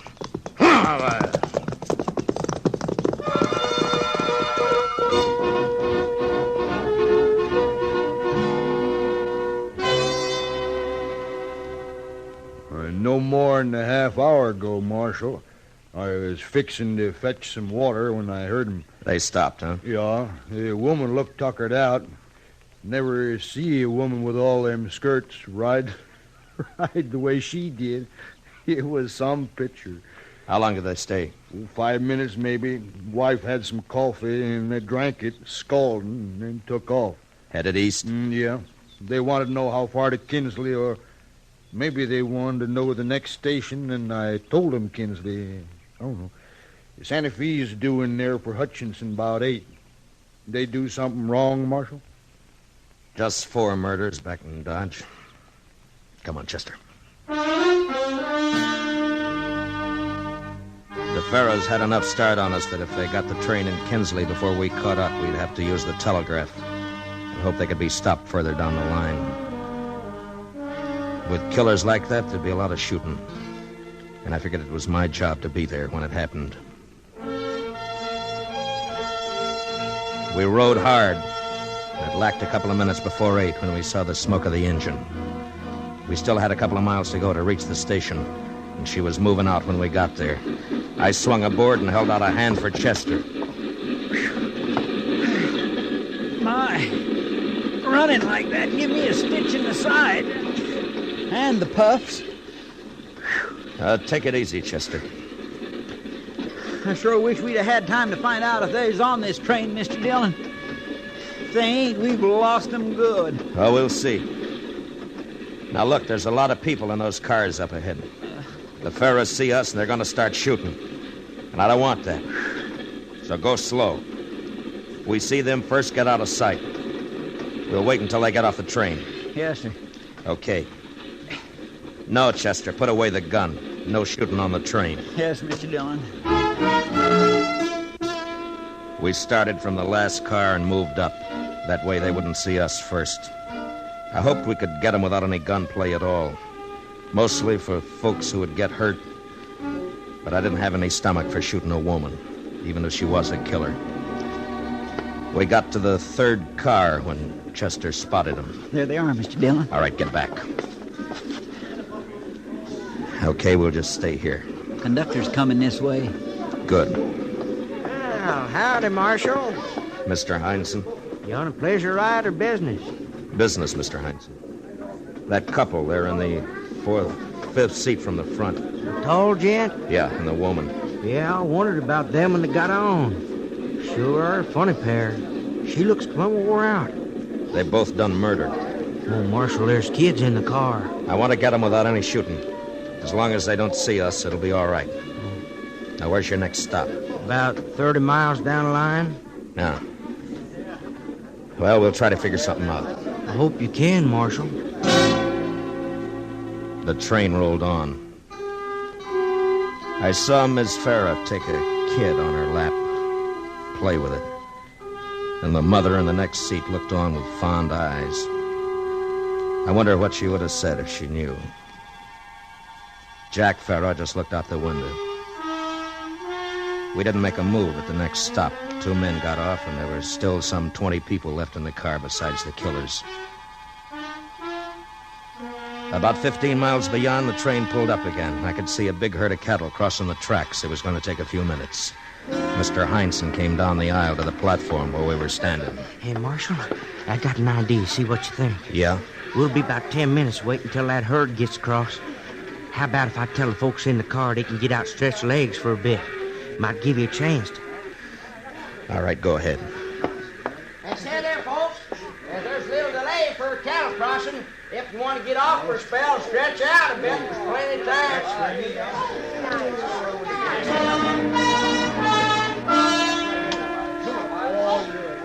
We watched. Slowly, one at a time, they made up their minds. The women glad to let the kids work off steam. The men to size up strange land or somebody else's herd. And they straggled out. There was one old couple that wouldn't move, though.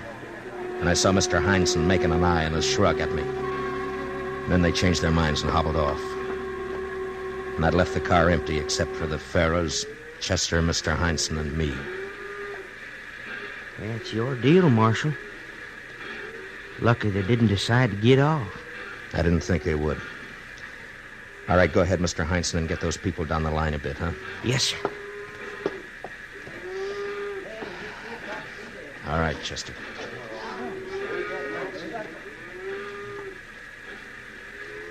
This ain't nothing like California, Jackie. I never seen anything so flat.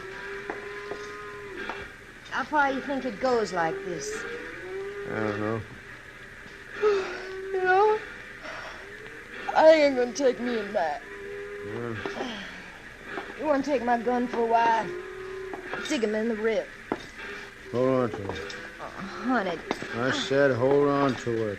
All right, get your hands up, both of you high, and don't turn around. But she must have had her gun already in her hand, wanting to give it to Farrow to hold. She was fast. 1 minute she was upright in the seat, and then she was gone. Firing at us from behind the seat.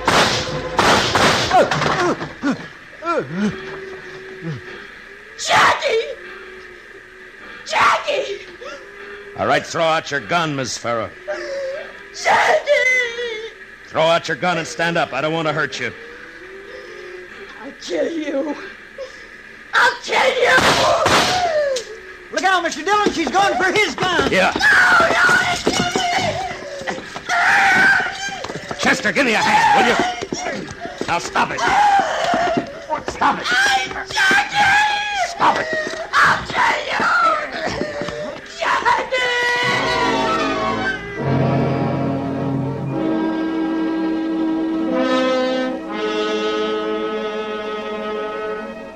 She was like a crazy woman. It took both of us to hold her, and we couldn't even do that right until we had her handcuffed to the seat. And then she shut up. She just sat there looking at her husband's body. When we got off at the next stop to wait for the next train back to Dodge, Jack Farrow was taken away in a wagon to be buried. His wife stood by the tracks watching it as it moved off. And it wasn't until the wagon became a dust cloud out on the plain that she started to cry.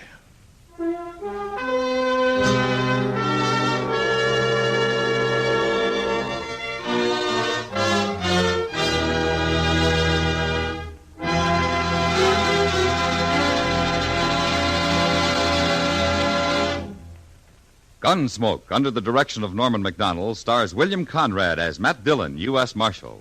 Tonight's story was specially written for Gunsmoke by Anthony Ellis, with music composed and conducted by Rex Corey. Featured in the cast were Michael Ann Barrett and Tom Tully, with John Daner, Lawrence Dobkin, and Jack Crucian. Parley Bear is Chester, Howard McNear is Doc, and Georgia Ellis is Kitty. Gunsmoke is heard by our troops overseas through the facilities of the Armed Forces Radio Service. Join us again next week as Matt Dillon, U.S. Marshal, fights to bring law and order out of the wild violence of the West in Gunsmoke.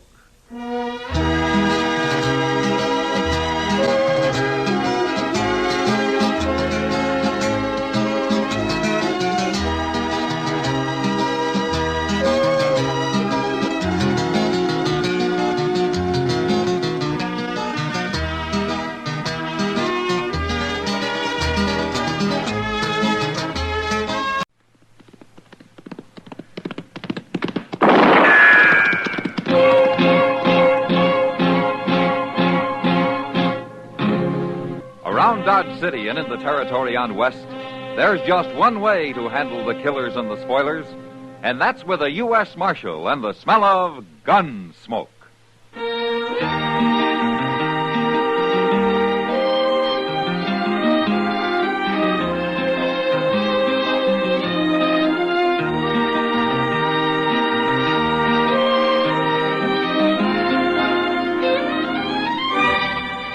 Gunsmoke, starring William Conrad. The transcribed story of the violence that moved west with young America. And the story of a man who moved with it. I'm that man, Matt Dillon, United States Marshal. The first man they look for and the last they want to meet. It's a chancy job, and it makes a man watchful and a little lonely.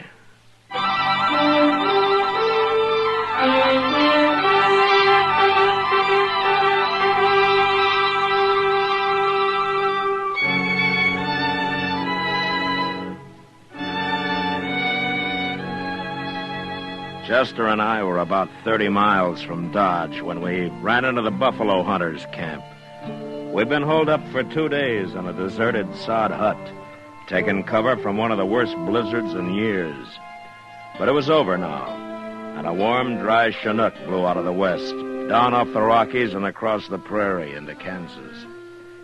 It was Chester who saw the camp first, a pile of buffalo hides half covered by snow, and the skeleton of a wagon, its canvas torn and shredded by the blizzard. The camp was silent as we rode up. We got on.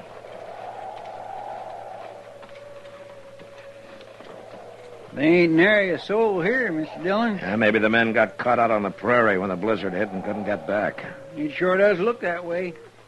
I don't know how that team is still alive with nothing but that wagon for protection. They don't look none too lively. You sure can't blame them. Get your hands up, both of you. You better do what the old man says, Chester. He was hiding in the wagon. Come over here, closer. This your camp, mister? Of course, it's my camp.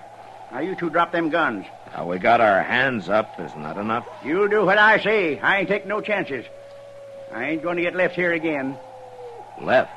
You're going to hitch up that team, and you're going to take me into Dodge. You ain't running off like Jed Lorner. Who's Jed Lorner? He was my skinner. Oh, why did he leave you? Well, he seen that blizzard coming, and he didn't want to take any chances, so he rode off. He's probably been in Dodge all the time, warm and cozy. Oh, why didn't you go with him? I twisted my leg and my foot so I can't ride a horse, that's why. Lorner figured driving a wagon be too slow. You mean he left you here to freeze? Yeah, and I'll kill him when I find him. And I'll kill you if you don't drive me to Dodge. Now, here, he's a U.S. Marshal, mister. He ain't going to leave you out here. Marshal? Yeah, that's right. Now, why don't you put down that rifle and tell us who you are? Well, all right. My name's Ira Puckett, Marshal. I'm usually up north following the Republican herd, but I come south this year. I'm getting old, and I thought it'd be warmer down here. You sure made a mistake about that, didn't you? You'll get me into Dodge, won't you? Sure, of course we will. Foot I twisted, I don't feel nothing in it. Must be froze. Huh?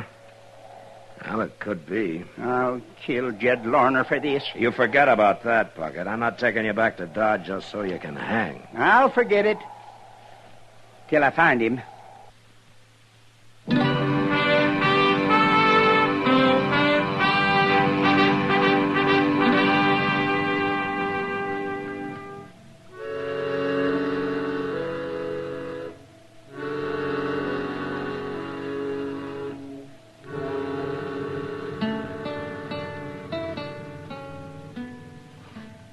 Well, how is he, Doc?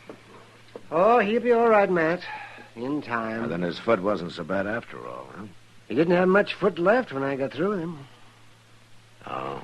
But he'll be able to walk with a cane. But his buffalo hunting days are over. How does he know that? I told him. Ira Puckett's a proud man, Matt.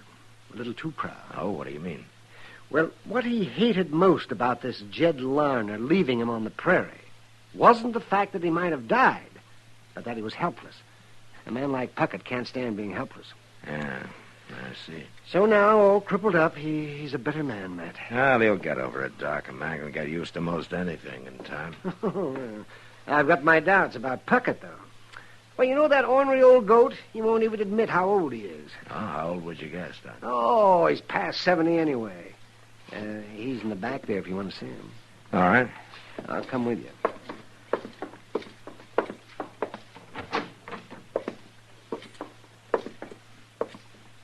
Well, hello, Puckett. Marshal, How you feeling?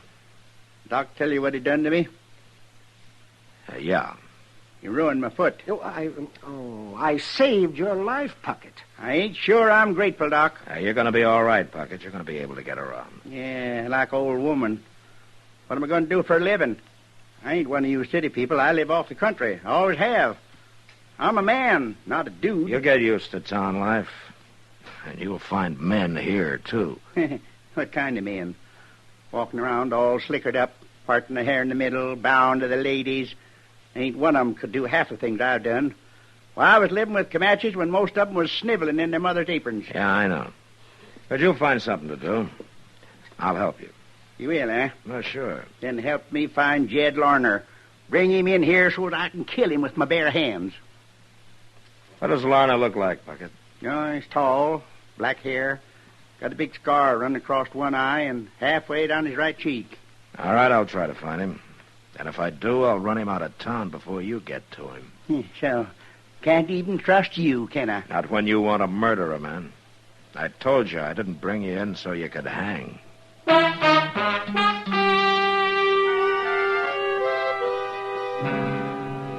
The next few weeks, I kept a sharp eye out for Jed Larner, but he must have headed for some other part of the country. Anyway, he never showed up in Dodge. Well, time passed, and Ira Puckett was able to get around a little. First with the help of crutches, and then finally with a cane. But it was obvious his hunting days were over, and that alone seemed to shame him. Then one night his pride really got a blow. I was at the Long Branch having a beer with Kitty when it happened. Oh, this is a great way to start the new year, Matt. What do you mean, Kitty? Well, last year I was hoping maybe I'd be in San Francisco by now. Oh? You never told me. What would you have done about it? Oh, nothing, I guess. Why San Francisco? No blizzards, no dust, no cowboys. Yeah, but they got fog. Yeah? And all those sailors and miners aren't any gentler than these cowboys, you know. Well, I know. But imagine going to dinner in a carriage, eating off a tablecloth, dancing on a hardwood floor. You're spoiled, Kitty. Well, now, how could I got spoiled? Here, in Dodge City? Save your money. You'll get to California someday. Yeah, sure. If I walk. Well, a lot of people are gone that way. Who do you think I am, Sacagawea? There was a woman. Yeah. You know, I always... What's the matter, Matt? That man at the bar, he just turned around. Which man? The one with the scar down his cheek. I'll be back, Kitty.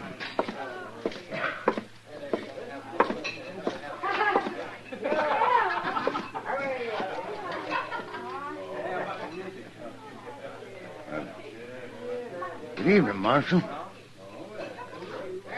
Evening.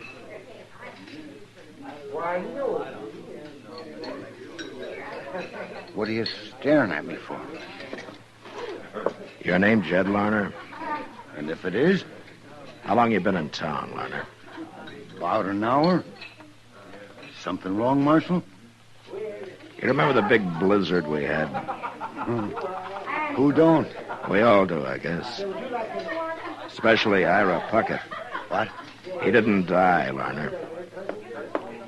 Well, that's fine. I went back looking for him. I wondered where he'd got to. Yeah, sure you did. Well, it's true. Puckett's here in Dodge, Larner. He is? And if he finds you, he'll kill you.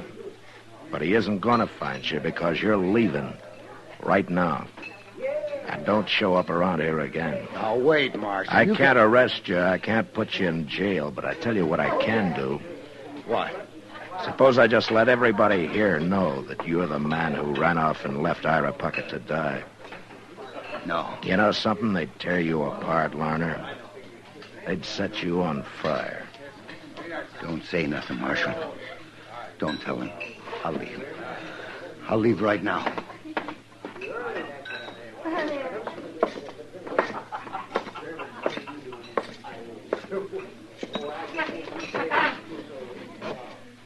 Well, you got rid of him in a hurry. I saved him from being shot and Ira Puckett from hanging for it, Kitty. Oh, that was Jed Larner. Uh-huh. He's the one that ought to hang.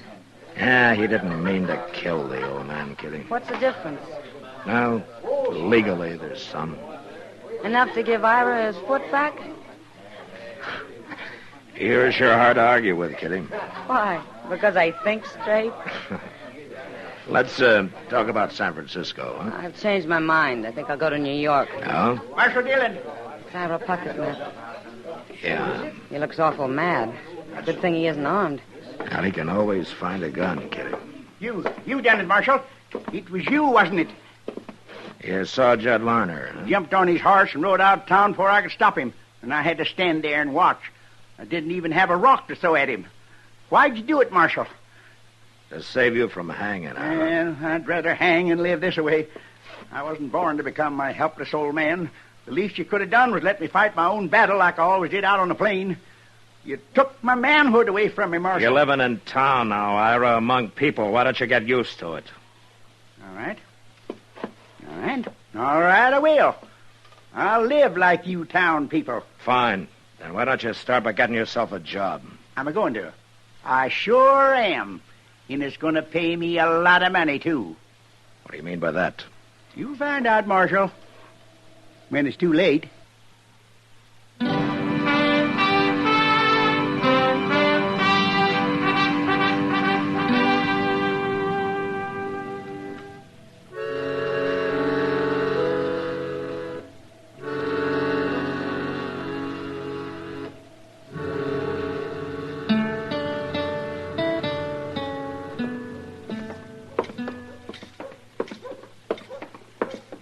It's a nice morning, ain't it, Mr. Dillon? Yeah, thanks to that wind we had last night. Well, it kept me awake.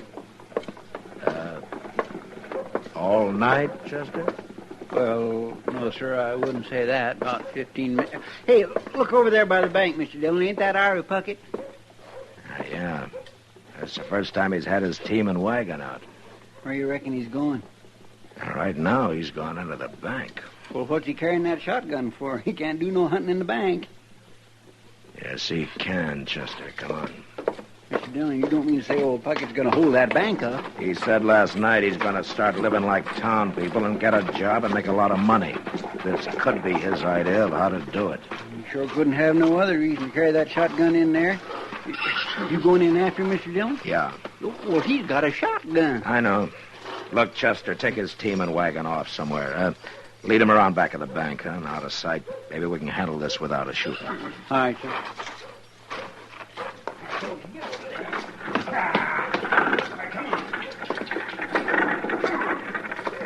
Hurry it up, Chester. He's coming out. I'm long gone, Mr. Dillon. Marshal. Come on out, Puckett. I'm not stopping you. You better not try it. I can shoot with one hand, Marshal. Yeah, sure. Don't you try to follow me, Nick. Hey, wait a minute. Wait. Where's my wagon? Where's my team? You're in a bad fix, Puckett. Somebody stole them. I can't get away without my team. No, you can't, Puckett. So you might as well give up. You've done it. You're behind this, Marshal. You gonna shoot me? Well, why shouldn't I? Because you're in enough trouble already. And shooting me won't help a bit. You're trapped, Puckett, and there isn't a thing you can do about it. Now, you use your head. All right. Here. Here's the money.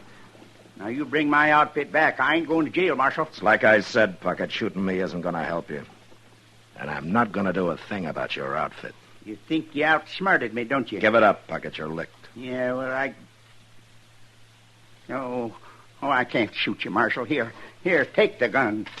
Good. I'm nothing but a helpless old fool. Can't even rob a bank proper. I'm not sure you really wanted to, Puckett. What?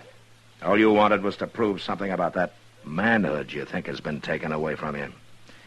But you sure picked a foolish way to do it. Yeah, I guess it did. My goodness, I thought he wouldn't never give up, Mr. Dillon. He didn't have much choice, Chester. I went in the back way and told the people in the bank to keep out of the way. You want me to take him to jail? Oh, no, I can't stand jail. Oh, please, Marshal. Lock him up, Chester. I'll return this money and have a talk with Mr. Bodkin. I'll be over later.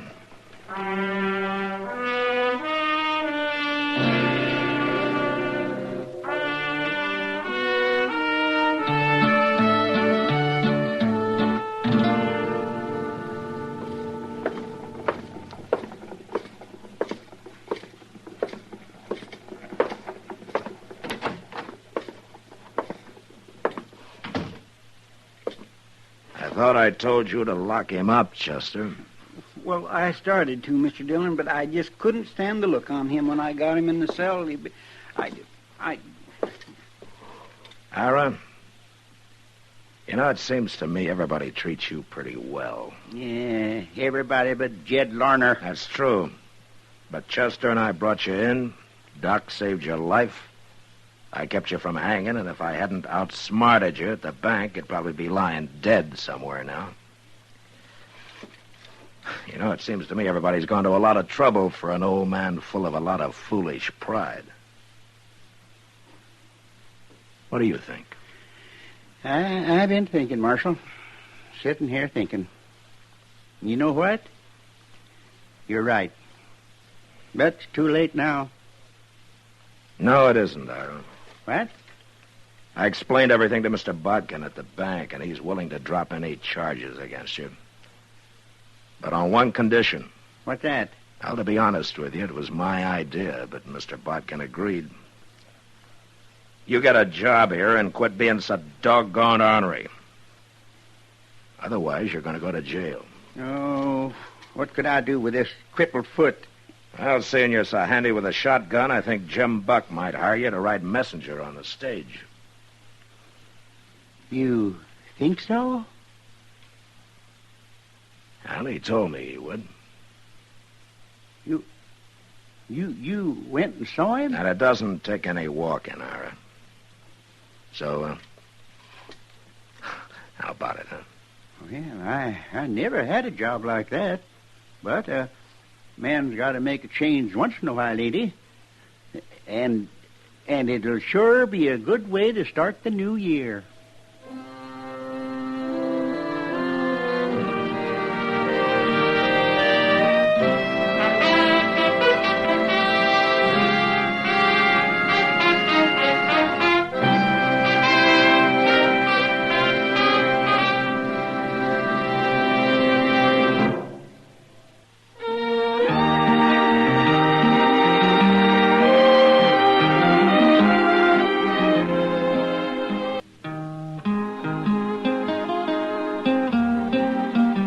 Gunsmoke, produced and directed by Norman Macdonald, stars William Conrad as Matt Dillon, U.S. Marshal. Our story was specially written for Gunsmoke by John Meston, with music composed and conducted by Rex Corey. Sound patterns by Tom Hanley and Bill James. Featured in the cast were Ralph Moody and James Nusser. Harley Bear is Chester, Howard McNear is Doc, and Georgia Ellis is Kitty.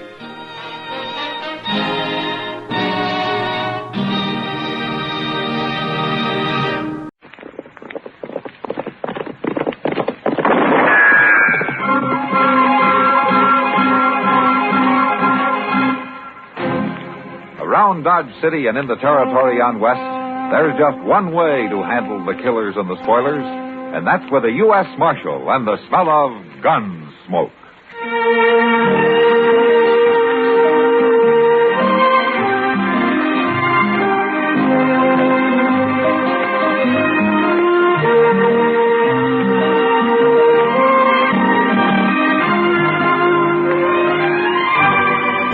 Gunsmoke, starring William Conrad, the story of the violence that moved west with young America, and the story of a man who moved with it.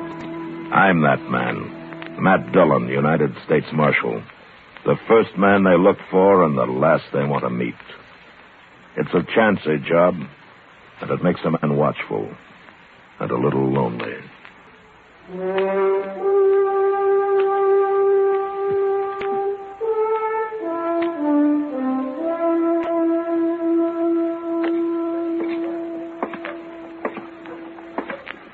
Morning, Doc. Chester. Morning, Mr. Yeah. Yeah, come have some coffee with us, Matt. You've got nothing to do in your office. No, but in there people can't see me doing it. It's no use to hide. They're on to you anyway. You know, the Christmas season hasn't made you any more charitable, huh, Doc? Well, I'm not a man to be good on Sunday and sin all week, if that's what you mean. Well, you're honest, if nothing else. Of course I'm honest. Hey, look yonder at that fellow. What fella? Across the street there. In that coonskin hat. Oh, you mean that? Well, from the road. Well, I never did. Now, that's the tallest man I ever saw. And that rifle he's carrying as long as he is. He sure does look out of place in Dodge, don't he? He is out of place, Chester. That's a squirrel-hunting southern mountain man. Well, is that what well, he's coming over here. Well, at least he ain't another gunman, Mr. Dillon. Well, that's something to be thankful for. Howdy. Hello. Which of you be the, what you call 'em? The marshal? Yeah, that's the word. I never heard it till a fella told me this morning. Why, it's just a peace officer. I'm again peace officer. It ain't fitting for some folks to be meddling in other folks' business. Well, what do they figure it like that, stranger? In the Ozark Mountains? Better country than this. And my name is Eben Hakes. My name's Dillon Hicks. This is Chester Proudfoot. And this is Doc Adams. Peace officer, a man said you'd help me find where that Joth Monger is living. Joth Monger? He come out here about a year ago. He's got old mountain gal with him. They got a place up near Rock Springs, about 10 miles north of here. I'll find it. You come a long way to see your friends, haven't you, Hicks? Joth Monger ain't exactly a friend, peace officer. Well, I got to get going, it being Saturday and all. Well, what's being Saturday got to do with it? Nothing, except I won't kill no man of a Sunday. I never have, and I never will.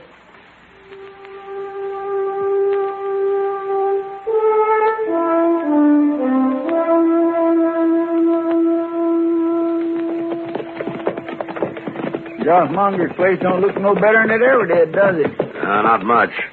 And just look at that poor Miss Monger. Out doing chores as usual. I wonder where Joth is. Sleep somewhere, probably. Morning, Miss Monger. Hi. Hi, ma'am. Poorly. Is Joth here, ma'am? Today wasn't Saturday, he'd be here. What? Job heels into Dodge every Saturday. He does. I never see him. He socialized more, you'd see him. Job's got his ways, Marshal. They're lonesome, but they're his'n. I see. Miss Monger, do you know a man called Eben Hakes? Hakes? You speak that name around here, you won't be welcome, Marshal. Is there trouble between you?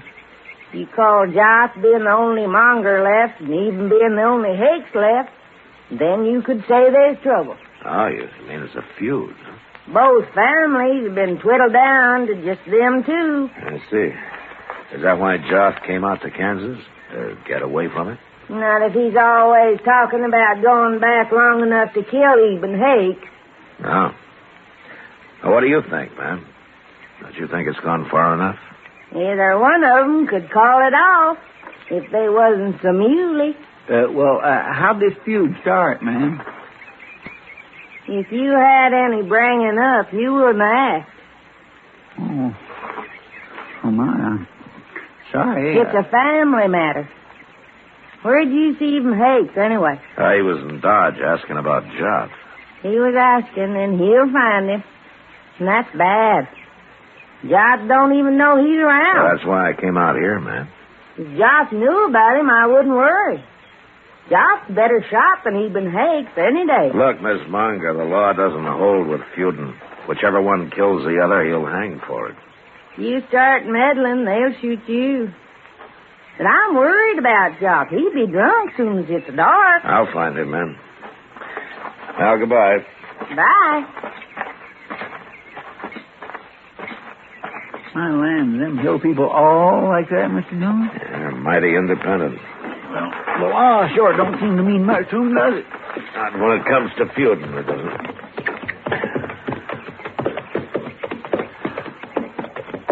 Chester. Huh? Look over there. What? For that little bluff. Well, forevermore. How'd he get here? I don't see no horse. Well, let's go ask him.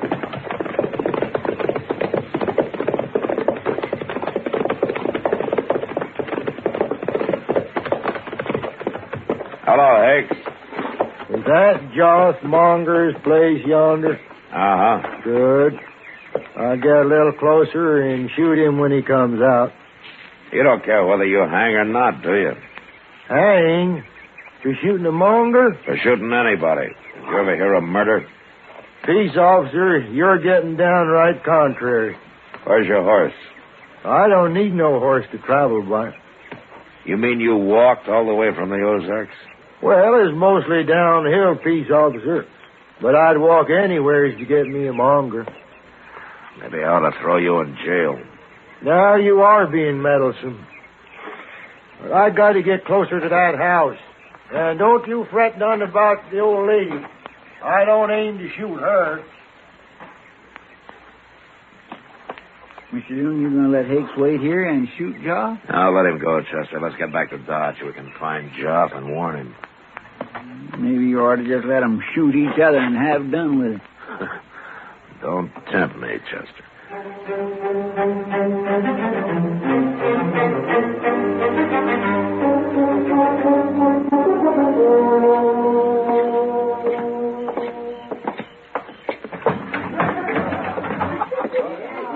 Go ask Sam if he's seen Jock, will you, Chester? All right, sir. Evening, Kitty. Oh, hello, Matt. Where you been? Pretty near midnight. Well, I've been trying to stop a feud, Kitty. A long time since I've heard of a feud around Dodge. Now, this one kind of got transplanted from the Ozarks. The Ozarks? Then it's a wonder that crazy Joff Monger isn't mixed up in it. Well, it's Joff I'm looking for. I'll bet your $1 right out back, Matt. Out back? Yeah. He's out there every Saturday night. He comes in and buys a bottle of corn from Sam and takes it out back and drinks it. Sits there all alone with his long rifle in one hand and his bottle in the other. Nobody knows what he's thinking. No wonder I never see him around. Yeah, Mr. Dillon, Oh, hello, Miss Kitty. Oh, Chester. Kitty just told me, Chester. Go out and see if he's there. Bring him in, will you? Yes, sir.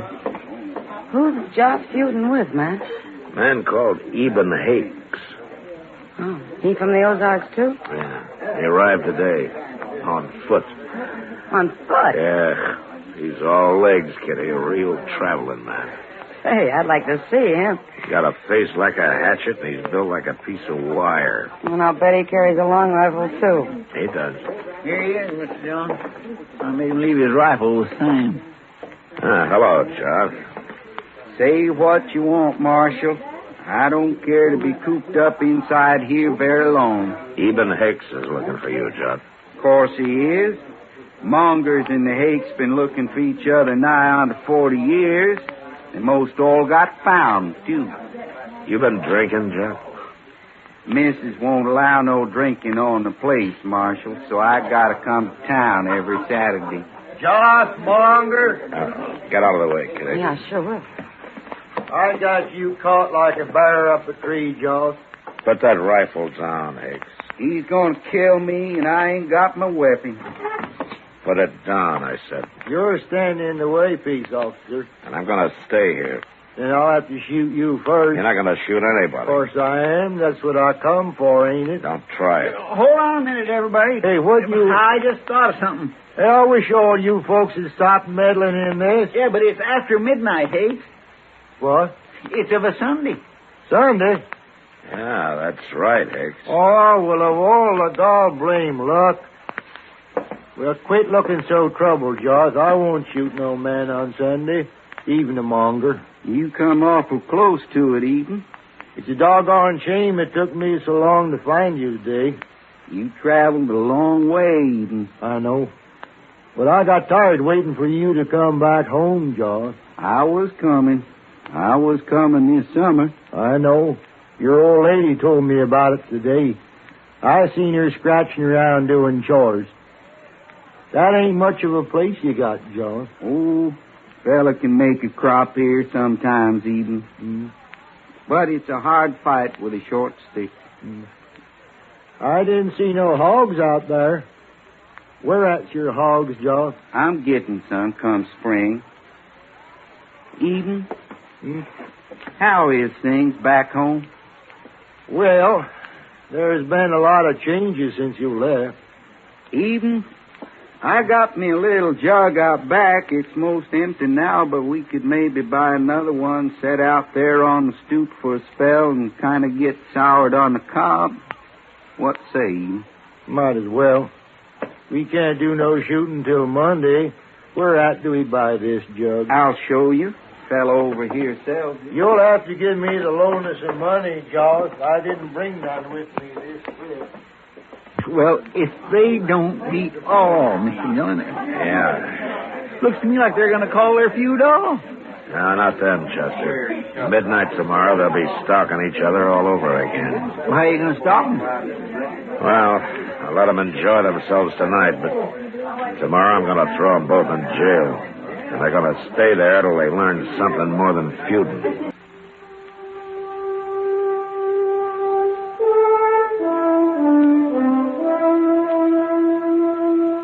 I wasn't sure that jail would teach Joth and Eben a thing, but I still couldn't let them run loose and shoot each other down.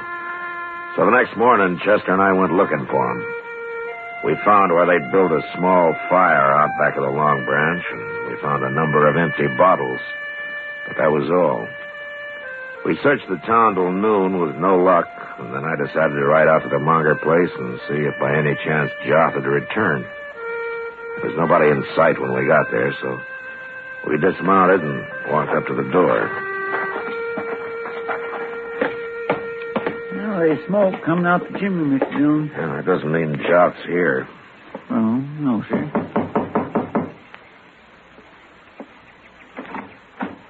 Afternoon, Miss... Go away, Marshal. Now, wait a minute, Miss Munger. If you don't want to get shot, you'll do what I say.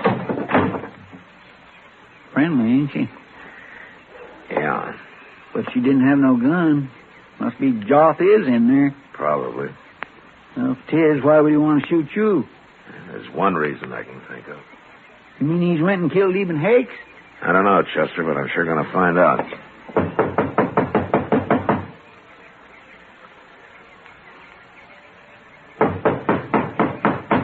They ain't going to open it none. Yeah, there's a window around at the side.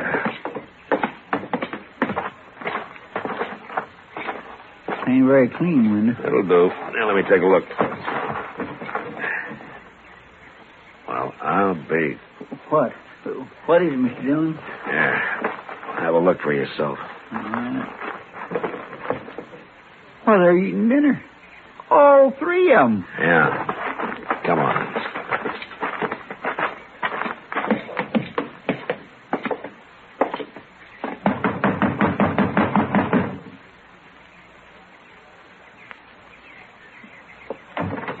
I want to talk to the men, Miss Munger, and I'm coming in. Joth? All right, stay away from those rifles. He's busted in. He busted right past the woman. I never heard of a man coming in another man's house that way. He had any upbringing, he wouldn't have. Is this the kind of people they got in Kansas, Josh? It's the first I've seen of it. Never mind about that, Joth. Why did your wife threaten to shoot me? What's going on here, anyway? You hadn't come to put him in jail. You wouldn't get shot, Marshal. Oh, how did you know I was going to put him in jail? Even says you told him you would. That's right, I did. If he killed anybody. I ain't killed nobody. Feud's off.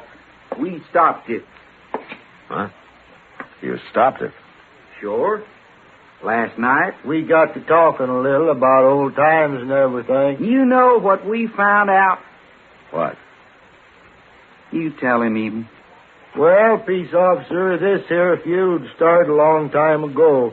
What happened was my grandpa stole Josh's grandpa's girl and married up with her, so Josh's grandpa declared a feud right then and there. But you ain't told him what we found out yet, Eben.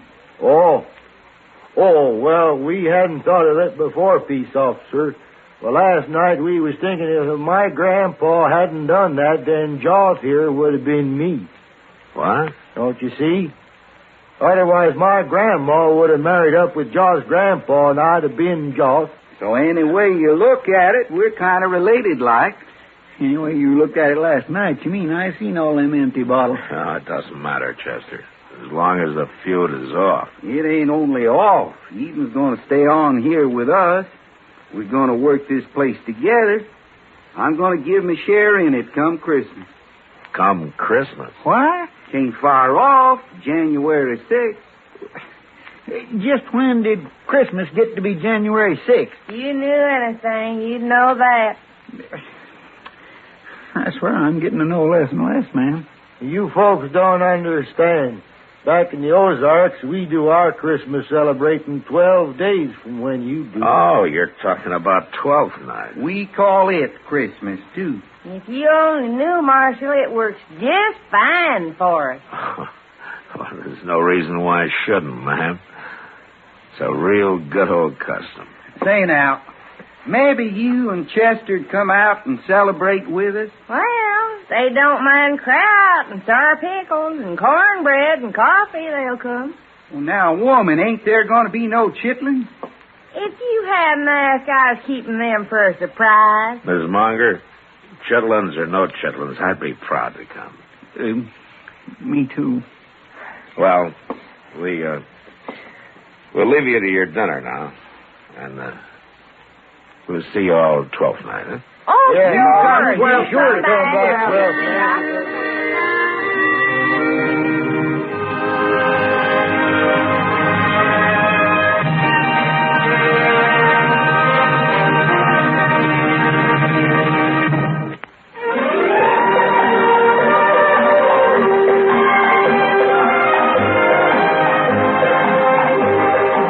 Gunsmoke.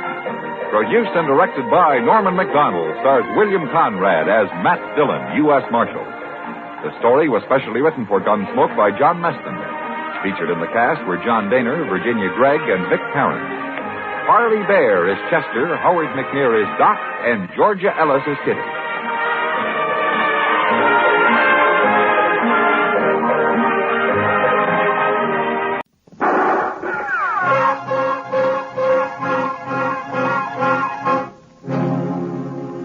Dodge City and in the territory on west, there's just one way to handle the killers and the spoilers, and that's with the U.S. Marshal and the smell of Gunsmoke.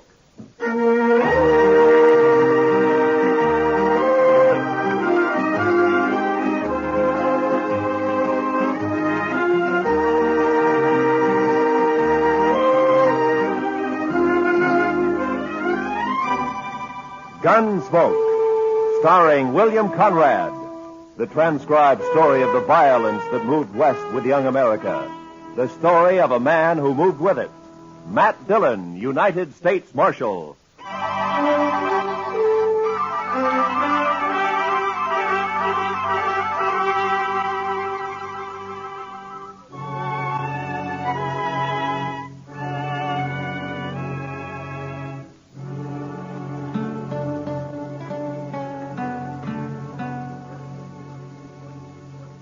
You know, Mr. Dillon, on evenings like this, I feel kindly towards everybody.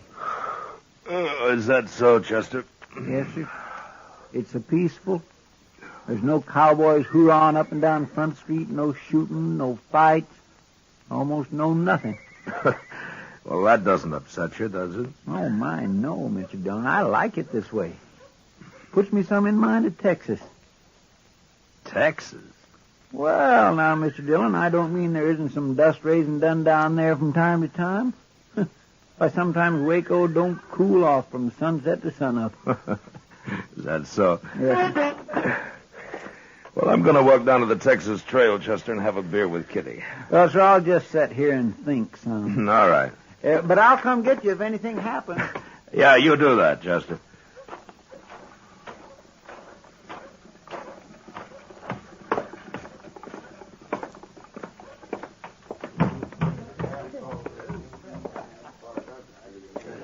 Hello, Matt. Ah, Kitty.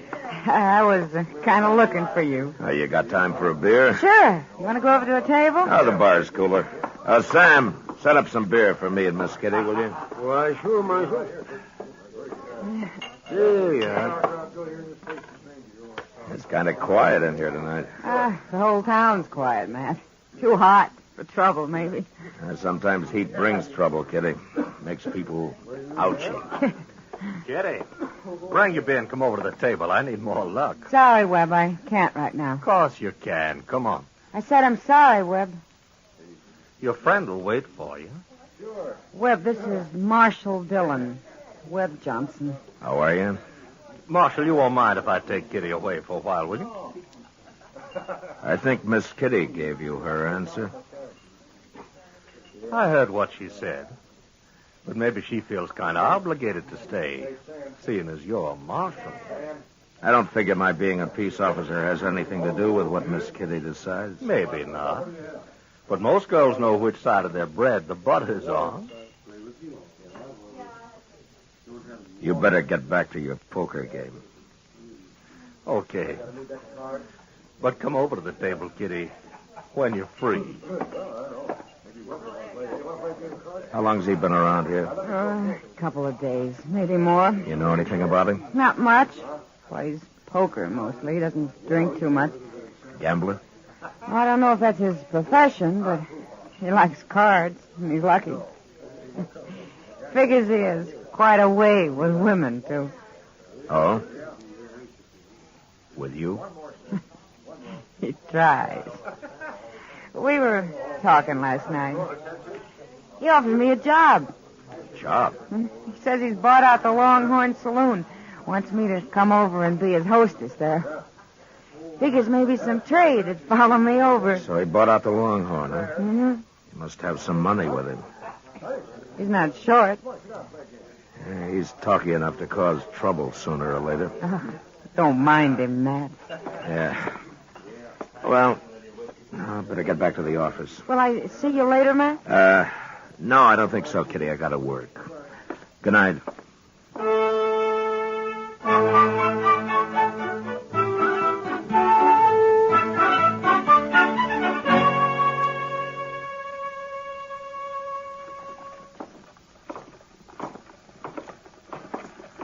You sure you don't want to eat, Chester? No, sir, thank you kindly, Mr. Dillon, but I already ate. Oh. I think I'll just walk on down to Depot, maybe. The depot? Yes, sir. Chester, what in the world do you do down there? Oh, Mr. Hightower and me just sort of sit around and socialize. Then besides, there's a train due in. Sometimes there's all sorts of things. All right, Chester. I'll see you later. Yes, sir.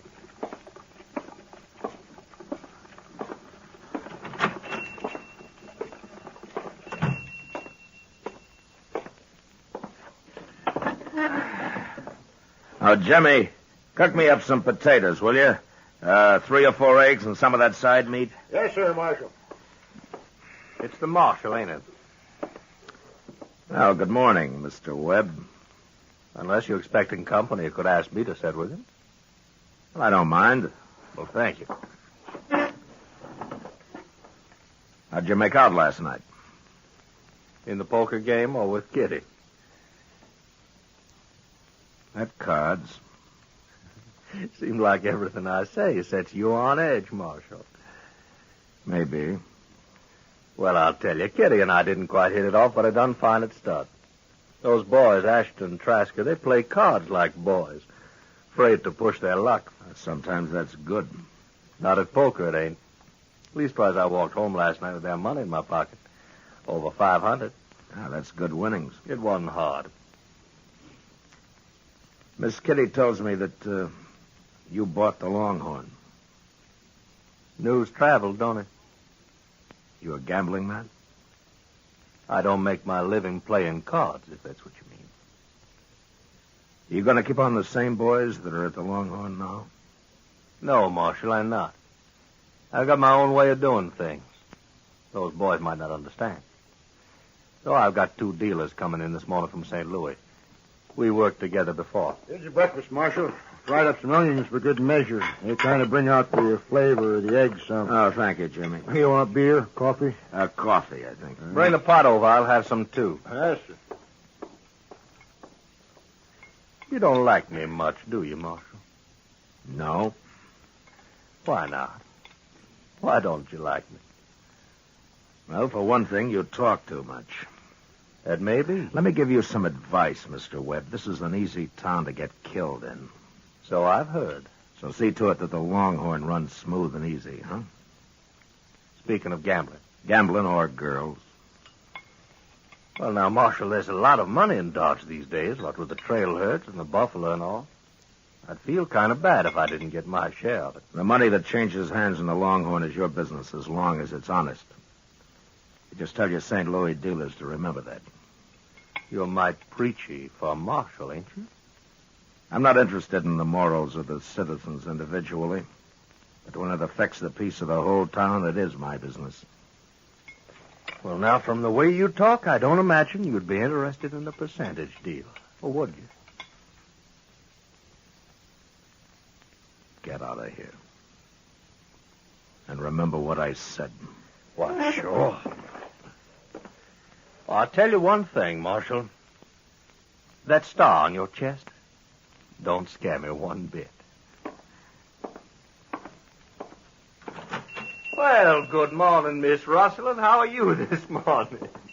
I swear, I don't understand that Webb Johnson. Sit down, Kitty. Have some coffee. That's why I came by. I figured you'd be eating when there was no one at the office. Chester's down at the depot waiting for the train. Anything important, Matt? No, just the train. He likes trains. Matt, I had a long talk with Webb last night. No? Yeah, after the game broke up, he bought me some drinks. He say where he was from, Kitty? Missouri. Mr. Dillon? Mr. Dillon. Yeah, what is it, Chester? Oh, you should have seen it, Mr. Dillon. My gracious alive. The train no sooner come to a stop. Hello, Miss Kitty. The train no sooner come to a stop and they begun getting off. Must be 15 or 20 of them. 15 or 20 what? Girls, Mr. Dillon, girls. In no time at all, the depot platform was just plain crawling with them. Well, they're going to work at the Longhorn. The Longhorn? That's right, Chester. Webb Johnson's bought it. Those are new hostesses. They're from St. Louis, Chester. Oh, my goodness, Mr. Dillon, it fair gives a man the shakes to see so many women all at one time. Well, they'll keep, I think. You can go on back to the depot if you want. I'll see you later. Well, don't you want to come look, Mr. Dillon? Like he says, Chester. They'll keep.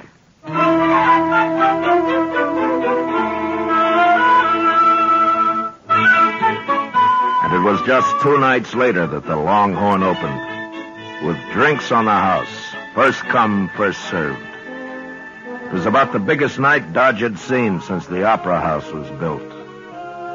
Webb Johnson stood with his back to a bar that was loaded with hard-boiled eggs, fried onions, dried beef, pickles, while 6 bartenders tried to keep the thirst of Dodge in check. Chester and I sat back where I could watch the dice table and the new dealers. But it wasn't a night for trouble. Well, Marshal Dillon. See you come to pay us a visit on opening night. Hello, Webb. Not drinking, Marshal. It's on the house, you know. Not tonight, thank you. Too bad. I've always made it a practice never to turn down anything free. Well, how about your friend here? Well, yes, sir. I could use a little whiskey with some sugar in it. I'll send one over to you. Oh, Marshal. Just by the way, you won't have to worry too much about my cheating the good citizens of Dodge out of their money. From what I've seen of them, it won't be too hard to take. I'll get one of the boys to bring you back that tray. Thank you, Mr. Johnson. Mr. Dillon, I know you don't like him, but in some ways he's not too bad, is he? Chester, don't ever judge a man by the drinks that he buys you. I'll see you in the morning.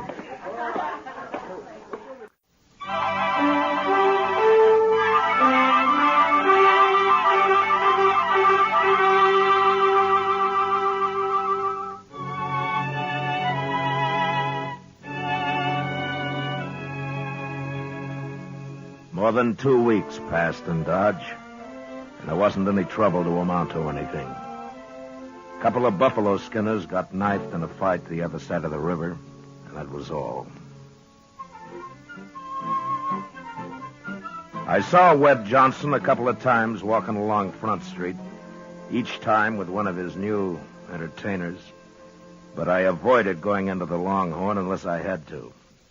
I didn't want any part of him or his saloon.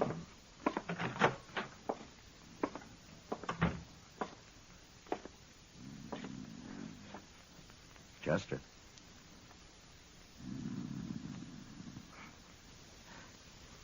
Chester.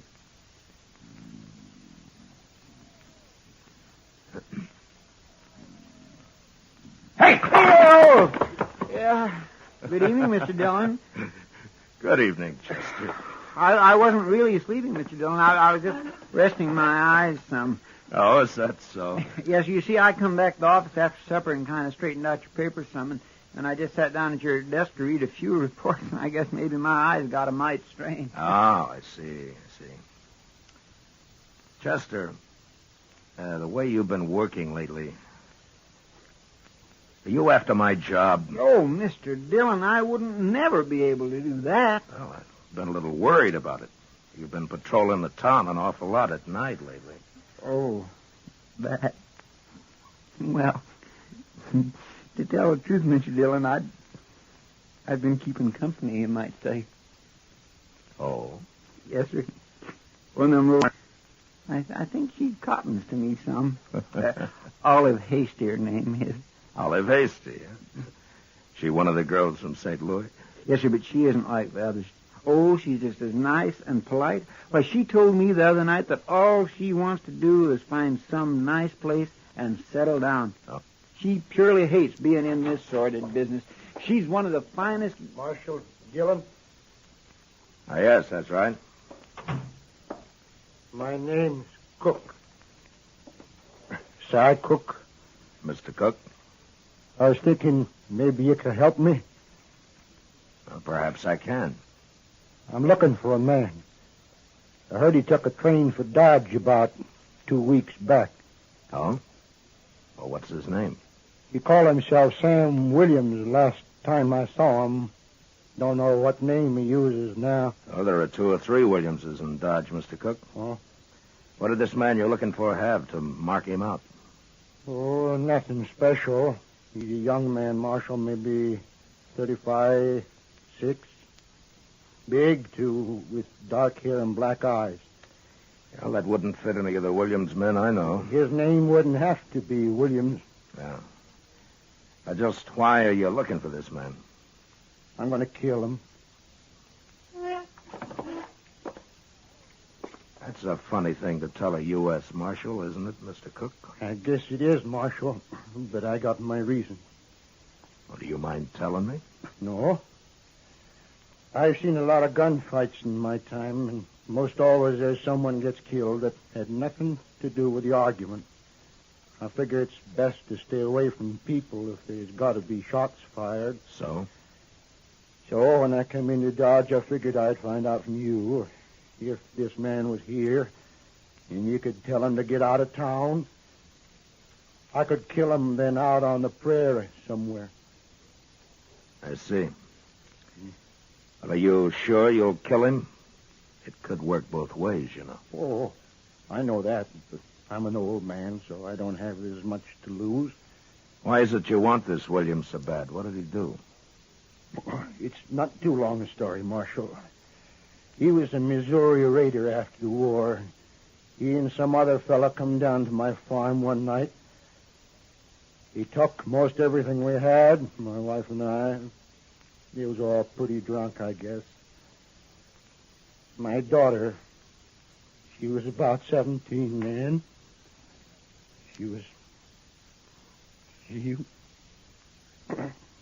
Well, it's not a new story, Marshal. No. Yeah. I didn't have too much reason for staying on there in Missouri, and I've been following this man ever since. Not too fast sometimes, because it takes money to eat and travel. But I've been following. You think he came to Dodge? That's right, Marshal. I see. Are you staying here, Mr. Cook? I got me a room for the night at the Dodge House. Maybe I'll be there for a day or so while I look around. Yeah. Well, I'll remember what you've told me, Mr. Cook. Well, thank you, Marshal. I sure hope I don't make you any trouble over this. Mr. Dillon? Yeah, I know, Chester. I think it's Webb Johnson, too. Well, what are you going to do? I'll try to get Webb to leave town for a few days until I can get Cook there, headed out somewhere else on a false trail.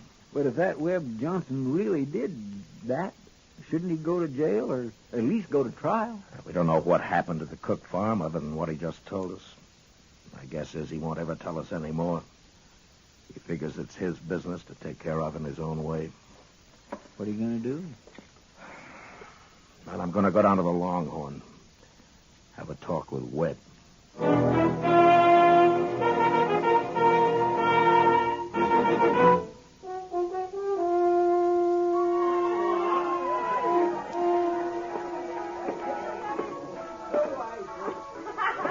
Webb, I want to talk to you.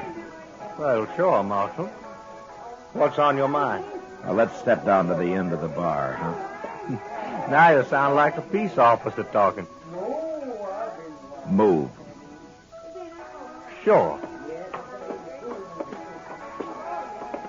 You look mighty serious, Marshal. What's troubling you? A few minutes back, a man came into my office.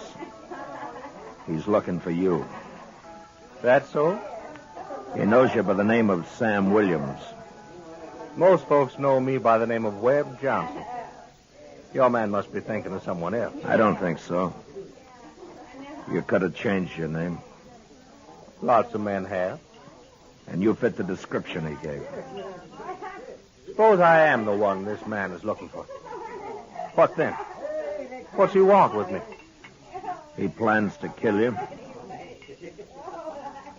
I see. What are you going to do with him? Nothing. He doesn't even know you're in town. He came to ask me if you were. He's got a strange way of doing things. Well, he may have his reasons. Now, why are you telling me this, Marshal? Because you'd probably be just as happy if I got shot in the back. Look, Webb, I want you to get out of town. Give me a chance to steer Cook out into the territory someplace. Get him clear of Dodge. What for? That way we can avoid more killing. You don't have to worry about me. I can take care of myself. Look, Webb, I'm telling you, get out of town for a while. So I ain't got no plans for leaving? Sam Williams. Hello, Si. I've come a long way, Sam. Move him away from him, Marshal. Now listen to me, Si. Now you turn around and go back out that door. I don't want any gunplay. And you turn around slow. No use, Marshal. I found Sam Williams. And I'm going to kill him. Now, Si, listen to me. I don't want you... Move away from him.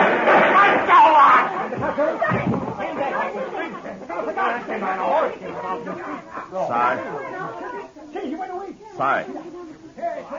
He's dead, isn't he?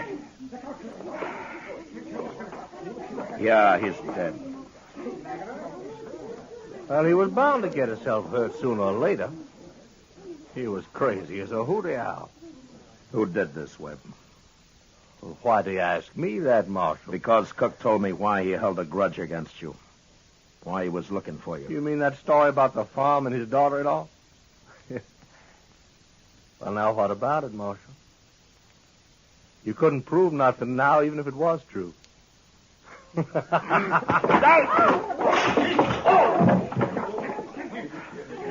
right.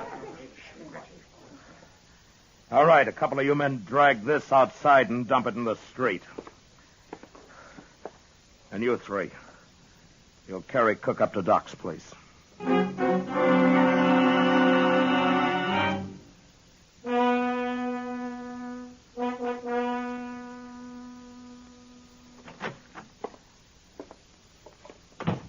talk with Webb Johnson, Mr. Dillon? Chester, Cy Cook was shot just 5 minutes ago.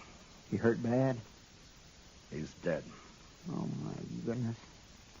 Webb Johnson? No, I was standing beside Johnson. It was somebody outside. Well, can't we go after him? Oh, there's no use at night. He could take 20 directions out of town.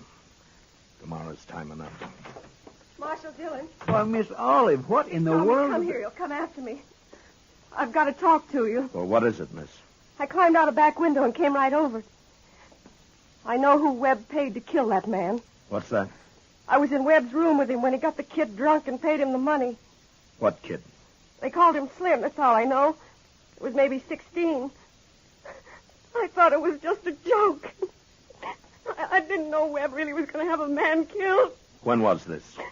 Early this evening. One of the dealers came and told Webb he'd seen Cook in town. That's when it started. You remember what Webb said to the kid? Yes. Is it worth a horse and $100 to you to shoot a man? The kid was drunk and he laughed and said, what color was the horse? You'd swear to this in a court. Marshal, I'm scared. If I thought about it, I wouldn't have come. Maybe Webb will have someone shoot me. All right, take it easy now, miss. Now, look, you'll be safe here. You're not going to leave me here. Chester, get me that shotgun. Yes, sir. And take one for yourself. Am I going with you? Yeah, come on. Oh, Marshal Dunn, please. You stay here now.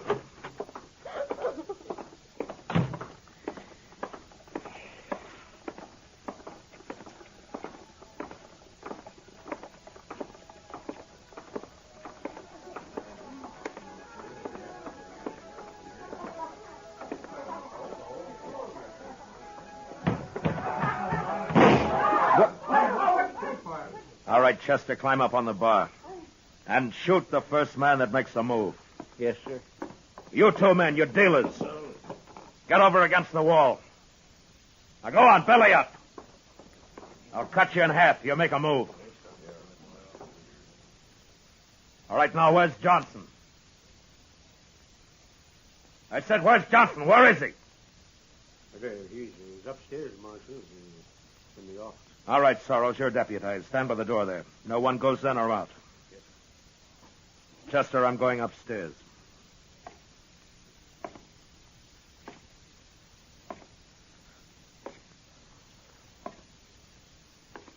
I've been expecting you, Marshal.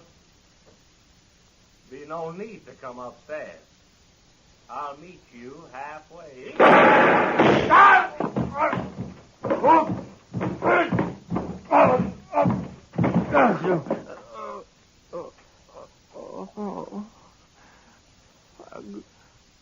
I'm gonna die. Marshal, I'm gonna die. You had your choice, Webb, like any other man. I'm young, Marshal. I haven't had time enough. I didn't want to kill you. Marshal, I'm scared. Now I'm scared. Marshal.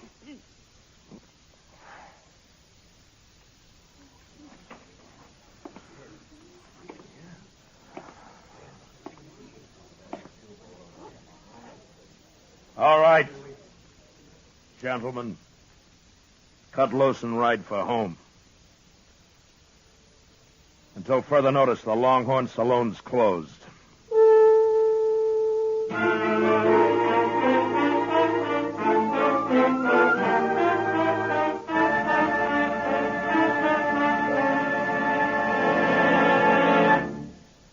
Gunsmoke, transcribed under the direction of Norman MacDonald, stars William Conrad as Matt Dillon, U.S. Marshal. The special music was composed and conducted by Rex Corey.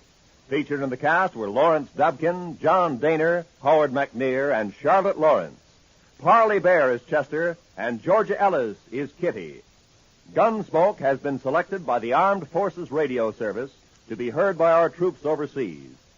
Join us again next week as Matt Dillon, U.S. Marshal, fights to bring law and order out of the wild violence of the West in Gunsmoke.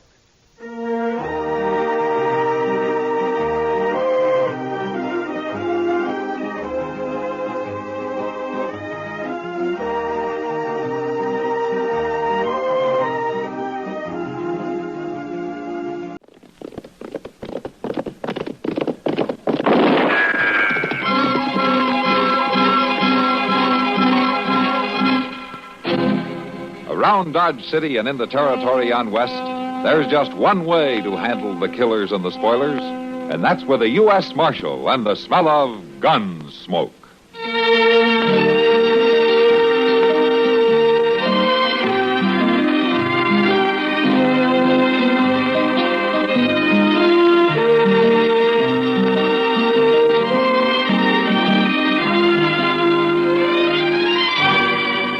Gunsmoke, starring William Conrad, the story of the violence that moved west with young America, and the story of a man who moved with it. I'm that man, Matt Dillon, United States Marshal.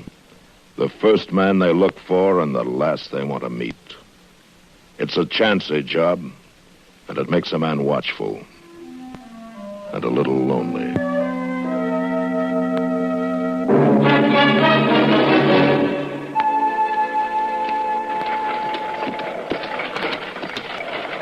This ain't the smoothest wagon trail I ever seen, but it'll save us a couple of hours going cross country this way. Don't worry about me, Will. I'll be all right. It's just I don't like the looks of that storm. Not this time of year. There's a lot of snow in them clouds. You think we can beat the storm to the line shaft? Ought to. You sure? Of course I'm sure. Come on, you. Here. As soon as we get to the top of this rise, you'll see it.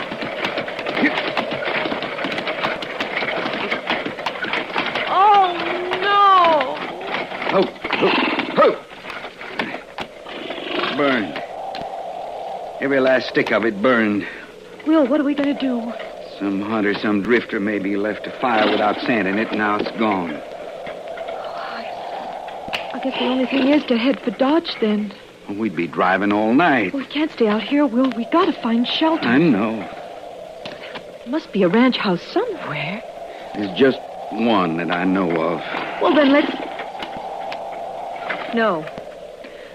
No, we ain't going there. We don't have much choice, Harmony. Will, I just couldn't. Harmony. That's the only ranch within 15 miles of drive. 4 hours more in this wind and cold might just be too much. Like I say, Harmony, we just don't have no choice. We're heading for the ranch.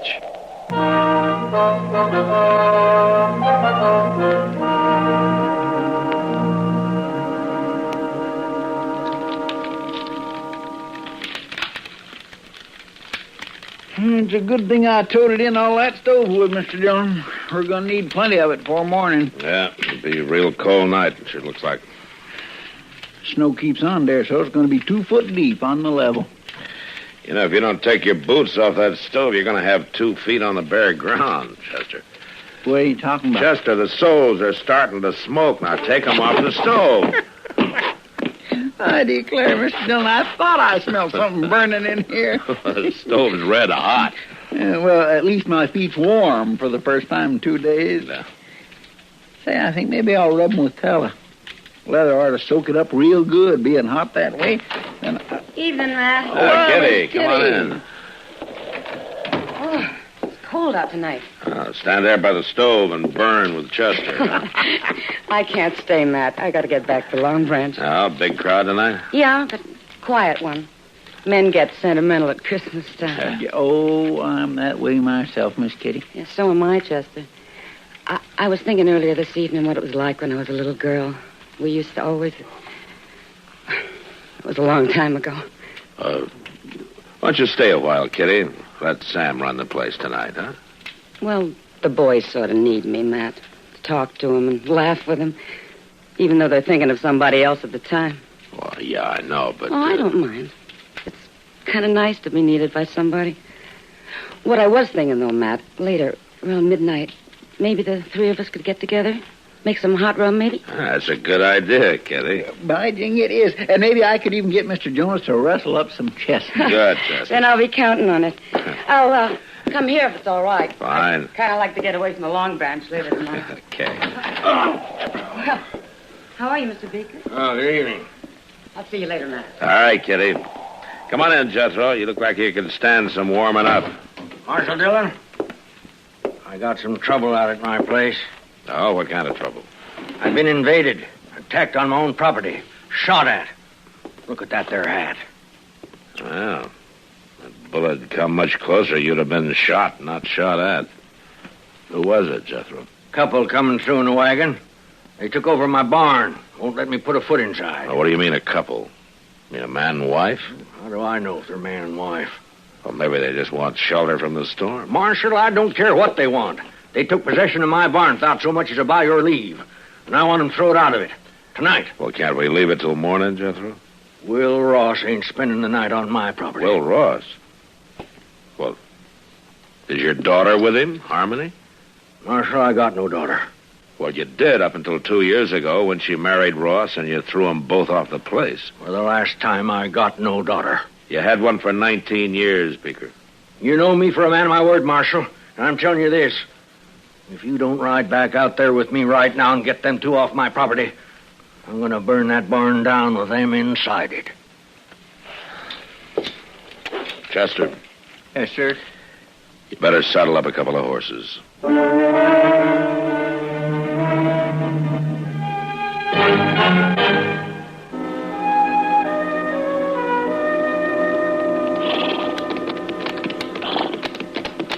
I don't see any wagon, Jethro. They halted inside the barn. Blast them, they're burning the coal oil stove in the tack room. I got a fire going in the blacksmith forge. Well, it's a cold night. Well, charcoal and oil cost money. Come on out of there, Ross. I got the law with me now. Jethro, if I'm going to handle this, I'll handle it my own way. Now, you stay right here.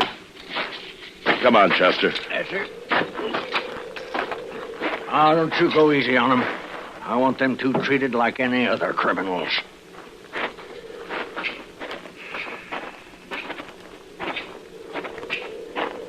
We make mighty good targets again in this snow, Mr. Dillon. Yeah, I guess we do at that. I think the wind's dying down. May not turn into a blizzard after all. Mr. Dillon, I just don't like the idea of walking right into a gun. Will Ross. Who is it? Who's out there? It's Matt Dillon. Hold your fire, Will. You stay back. I'm warning you, Marshal. I just want to talk to you, Will. Now, come on, open up the door. It's cold out here. Is old Jethro with you? No, just me and Chester. Well, you can come in alone, Matt. You leave your gun out there with Chester. All right, open up. Here, Chester. Hang on to this. I just don't like this one bit, Mr. Dillon. Well, we've got no choice. Hurry up, man. Welcome home, Will. You took a big chance walking up here like that. No, I doubt it. You wouldn't have shot anybody in cold blood before. I don't think a man changes that much in 2 years. Not unless he's pushed hard enough. Maybe. I take that gun now, Will. You said you just wanted to talk. Yeah, I do. But not over a gun sight. Now hand it over. No, stay back, Matt, or... No. Like I said, Will, a man doesn't change that much. No, I guess not. I wouldn't even have shot old Jethro. I figured that. We didn't aim to stop here, Marshal. We was trying to make Dodge and the storm come down on us. A man takes shelter where he can. I wouldn't even have asked him for a drink of water. Not after the way he treated us when we got married. But we just didn't have no choice. Where's Harmony, Will? She's in the tack room. It's warmer there. I made up a bed for her with some straw and blankets. A bed? You better go talk to her, Marshal. She'll be right glad to see you after all this time. All right. Chester. Yes, sir? You stay here with Ross. I'll be right back. All right, Mr. Dillon. How you been making out, Will?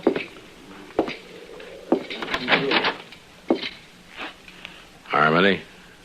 Who is it? Matt Dillon. Oh, Matt. Well, what's going on here, young lady? Oh, everything, Matt. We're in trouble, real trouble. Oh. see. It'll be any time now, I think.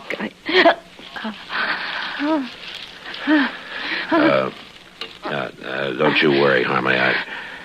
I'm going to get some help out here right now. And, don't you worry, everything's going to be all right.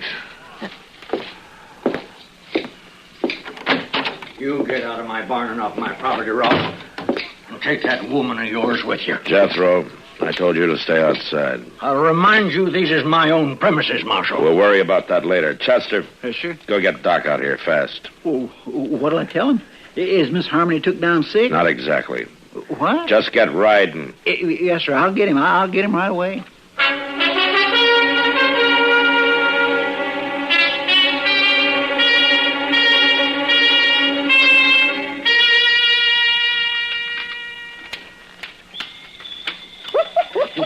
Oh, there we are. The kettle's boiling again, Doctor. It certainly is. It'll only be a minute now.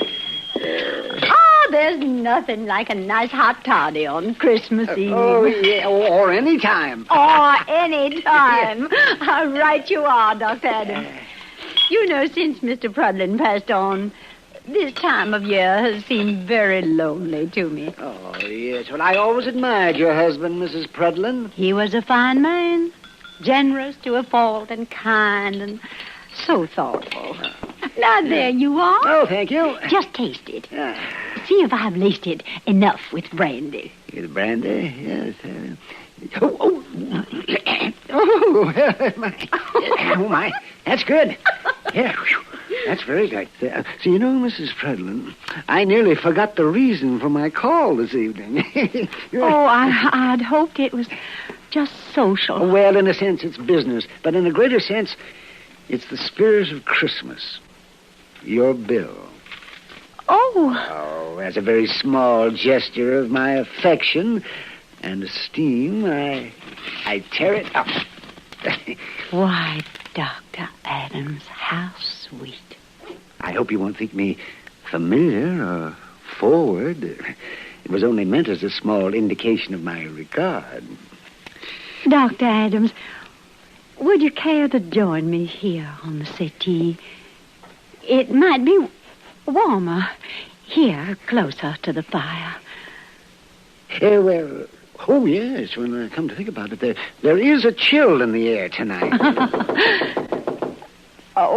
Sit still. I'll answer it.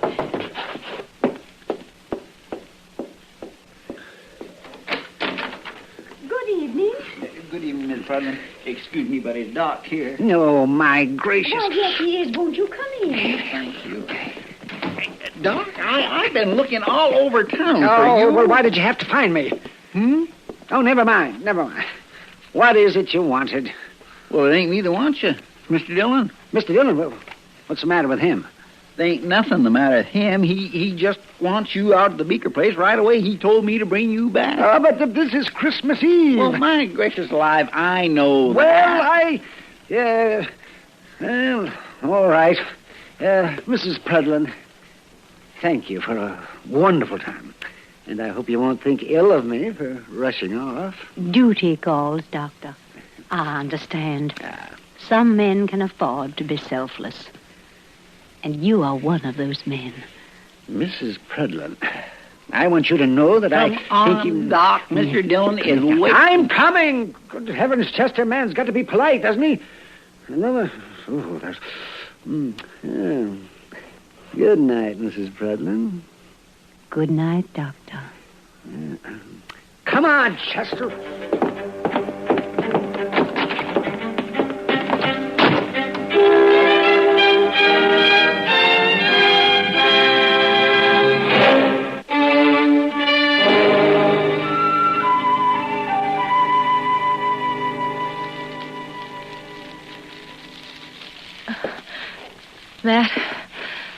Matt, I'm scared. Easy now, Harmony.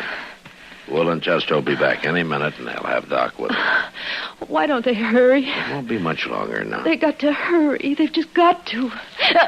Harmony, it's going to be all right. Why couldn't Chester have gone alone? Why did you send Will with him?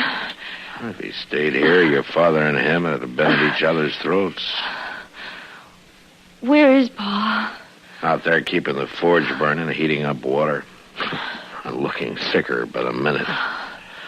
Why did it have to happen here, Matt? Take it easy now. If only I had something to hold on to. Maybe if you give me your hands. Sure. There you go. There. A baby's first look at the world ought to be all love and joy. Not like this. Not with Pa hating us like he does. Now, Harmony. He does. He hates us, Will and me both. Maybe not as much as he puts on. Matt! You're right, I think. What do you mean? It's not going to be much longer. Take it easy now. If Doc doesn't get here, you'll stay with me. You'll help me, won't you, Matt? What? Yeah, sure I will. I'll do what I can, but... Well, he'll get here, though. Doc always makes it. I hope so, Matt. But I'm afraid he's going to... All right. Now, what's all this fuss about? Oh, Doc. Yeah, it's a fine time of night to drag a man out in the snow. Yeah, can't see why you didn't plan this thing at a decent hour, young lady. Doc, I'm scared. Yeah. Oh, fiddlesticks. Not a thing to worry about. Women were having young'uns long before you and I were even born. Hurry, please. Oh, no. Wait a minute. You settle back there and you quit worrying. I'll tell you when it's time to worry. Doc, do you mind if I... Well, man. Well, look at you. You're as white as a sheet. Well... Oh, you thought you were going to have to take over by yourself, didn't you? Yeah, well, all right. You go on out there and tell that old buzzard to heat up some more water. He hasn't got half enough. All right, Doc. Yeah. And then you stay out from underfoot, will you, Matt? As me and Harmony's got work to do.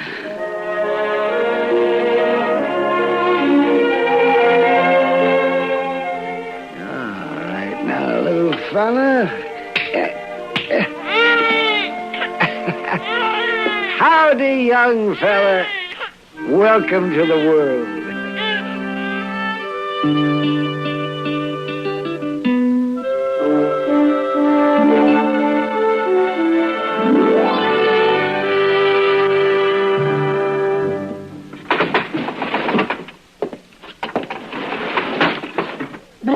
Still cold, Mr. Dillon. Stop snowing, though.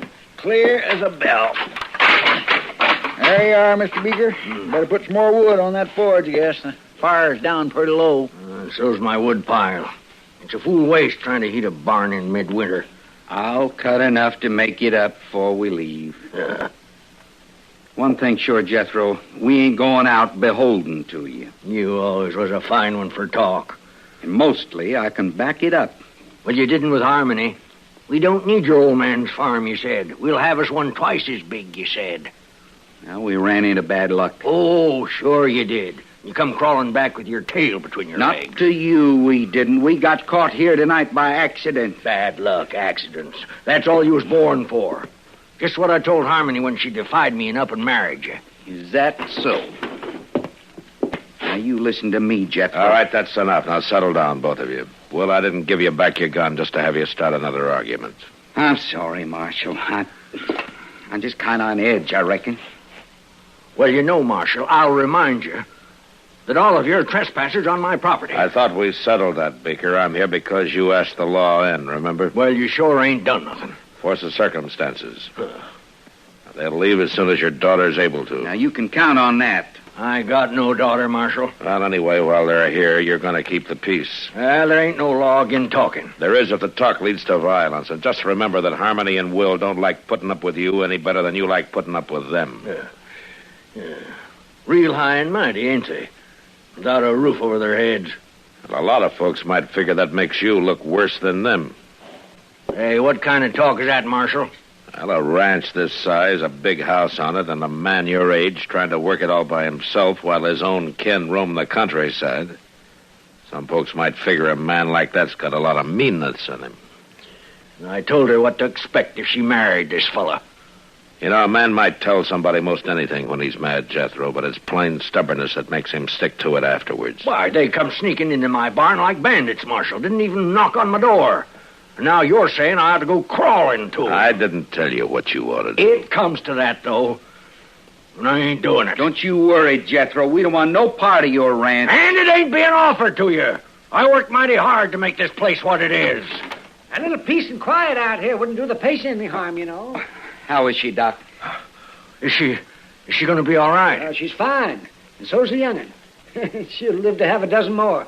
And he'll grow up and probably come to a bad end, like being a marshal or country doctor. Young lady, I'll be back in the morning, so you get yourself some sleep. All right, Doc. What would you tell my father? No, if you've got any telling to do, you tell it yourself. Pa? Pa?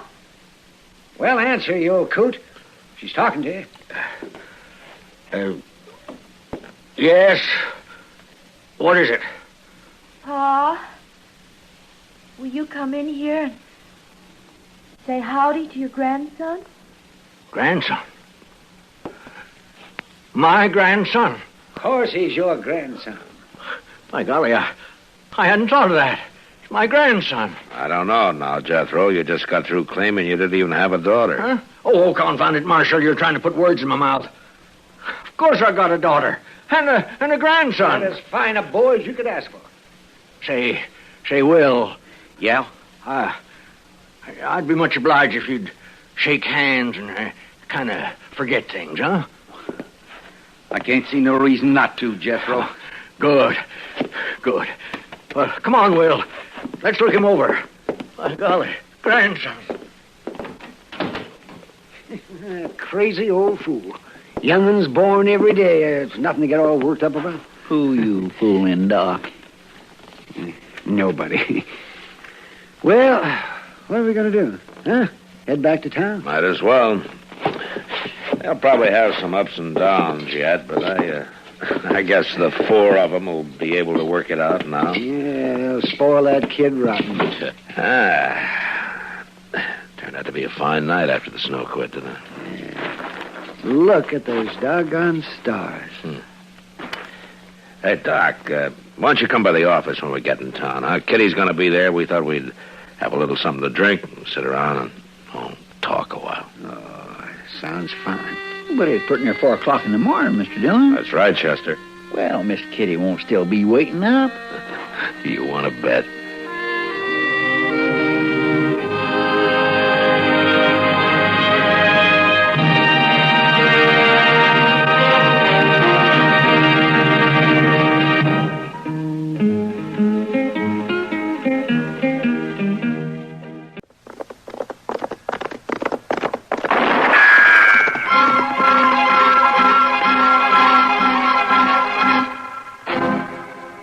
Dodge City and in the territory on West, there's just one way to handle the killers and the spoilers, and that's with a U.S. Marshal and the smell of Gunsmoke.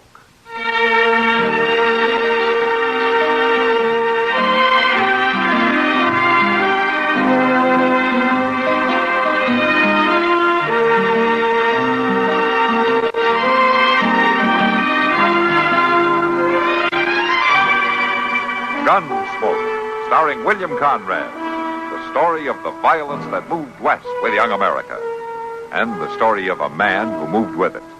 I'm that man, Matt Dillon, United States Marshal. The first man they look for and the last they want to meet. It's a chancy job, and it makes a man watchful and a little lonely.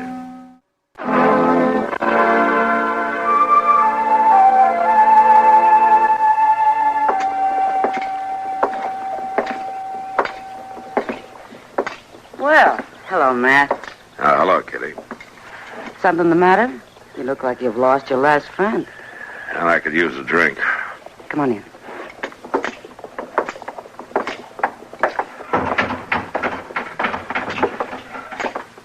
Sam, bring Matt a whiskey, will you? Sure, Kitty. Sit down, Matt. Yeah, thanks. Now, what's the trouble? Yeah, I just got word that a couple of old friends of Something happened to him?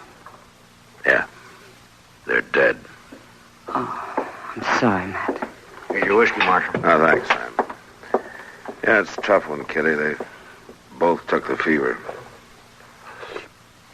And they left a kid. A young boy. Oh, that's a terrible thing. Yeah, it is. Boy's parents both dying suddenly like that? It's kind of funny in a way. Joe and Lyda could have been killed a lot of times. He was in the war. They were on a riverboat that was sunk one time. They'd been living on a ranch in Apache country. And it was fever that finally killed him. Yeah.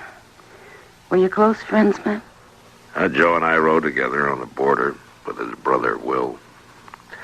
Yeah, we were close friends. I'm sorry. I hope there'll be somebody to watch out after the boy. Well, I don't know about the rest of the time, but I know somebody will be riding herd on him this summer. Somebody you know? Mm-hmm. Me. You? Yeah, Will figures the boy ought to get clear away for a while. So you're going to take him? Well, he asked me to in this letter. It doesn't seem like a lot to do. How old's the boy? Oh, 15, 16, somewhere along there. He won't be any trouble. You're certainly changing your tune. Oh, how's that? Seems to me you've always dodged being a family man up to now. Oh, Kitty, the boy needs help. Sure, Matt. Of course he does. And I think you have it in you to be a real good father. I always have. Oh, Kitty. I'm sorry, Matt. I couldn't resist it. I think it's fine. Thanks. When does the boy come? On tomorrow's stage. Well, Matt, let me know if there's anything I can do, huh? Who knows? I might be quite a mother if I had a chance. Yeah. I think you might, Kitty.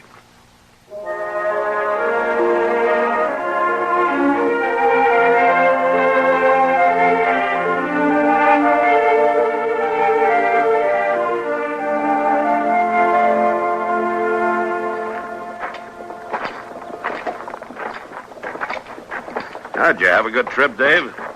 Weren't nothing to it at all. I'd rather have rode. You what? Well, the stagecoach wasn't bad, but I'd rather have rode my own horse in. That was kind of a long way for that, wasn't it? That's what my Uncle Will said. But I could have done it. Maybe you could at that. We heading for your office, Marshal? Mm-hmm. That's where your headquarters will be most of the time. Might as well go there first. Oh, that's fine with me, Marshal. I like to be around guns. No? Well, we keep the guns locked up in the office. All the time? Well, unless we're using them or cleaning them. Oh, well, then I can help clean them. Yeah, maybe you can. I know how, Marshal. My pa learned me. He knew how to teach you, all right. Your pa was a good man with a gun. I'm sorry about that, Dave, about what happened. You must miss him a lot, your ma and pa. I guess I do. I ain't gonna let it bother me none, though. Kind of hard not to, isn't it? Well, a fella's got to do his growing up, Marshal. Can't be thinking on his ma and pa. I suppose not. I wouldn't have stayed at home much longer anyhow. You know, Marshal, Pa used to wear 2 guns. Yeah, I remember. Why don't you, Marshal, wear 2? Well, I guess I figured one was heavy enough to pack around. All the real good men with a gun wear 2. Why... I just meant you might get where you'd need to wear 2 sometime. I didn't mean no... That's all right, Dave. So far, I've just been lucky enough to get by with 1. Now, here we are. Go on, walk in. Oh, hello, Mr. Dillon. And I guess this must be the boy. Yeah, Chester, this is Dave Barrett. I'm pleased to meet you, Dave. Dave, this is Chester Proudfoot. He really runs things around the marshal's office. Well, I'm Mr. Dillon. Chester will keep an eye on you for the next few days. I'm going to have to ride up to Hayes City. I don't need nobody to watch out for me, Marshal. Now, there won't be no trouble at all. You show him around, Chester. I want to see Ed Brody before I go. Yes, sir, I sure will do that, Mr. Dillon. Oh, can't I go along with you, Marshal, instead of staying here with him? Now, don't you worry, boy. It won't be nothing tall for me to make you feel to home. You better stay here this time, Dave. Maybe you can ride with me another time before you go. Sure, a nice young fellow like you. You and me'll get along just fine. Thanks, Chester. You all right, Dave? Me? I'm always all right. Good, I'm glad to hear it. I'll see you later.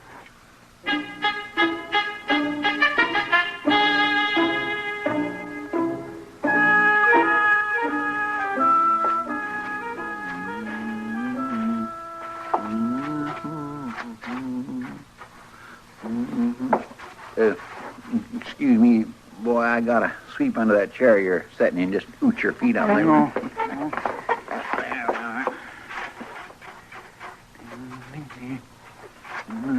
You sure do a lot of sweeping around here. Well, that there's a fact, boy. Seems like folks brings mud on their boots all the way from Texas and the territory just so as I can sweep up after them. That ain't no job for a lawman. Well, a lawman's got a right to live clean just like anybody else. Well, if I was helping the marshal, I'd do better things than that. Well, now, Dave, I guess you do just about what the marshal wanted you to do. Well, I reckon a body has to do what he's fit for. Now, just hold on a minute there. I mean, it ain't like you could be no help in the gunfighting or nothing like that. Now, listen here to me, Dave. You're a nice young fella, but you need a little straightening out on the way things is around here. The marshal needs somebody around him that can shoot. I can shoot. Don't you worry none about that. Well, you don't even wear a gun. A man don't need to wear a gun all the time to know how to shoot. Besides, them guns on the wall ain't the wearing kind. These ways they look mighty comical on a man's hip. I know how to wear a gun. Ain't no cause for you to show off to me. Somebody around this office ought to be wearing one. Now, see here. I don't want to catch you parading around wearing no gun. I'll bet the marshal will let me wear one. Ain't likely. He see how good I can shoot, he'll let me. Well, just don't let me catch you wearing one. Well, you ain't the marshal. No, I ain't, but he left me in charge of things for the next couple days, and one of the things he left me in charge of is you. I can draw real fast. I don't want to hear no more about it. I don't want to see you wearing no gun, and that's all there are to it. Now move away from them windows so that I can red up the rest of this office.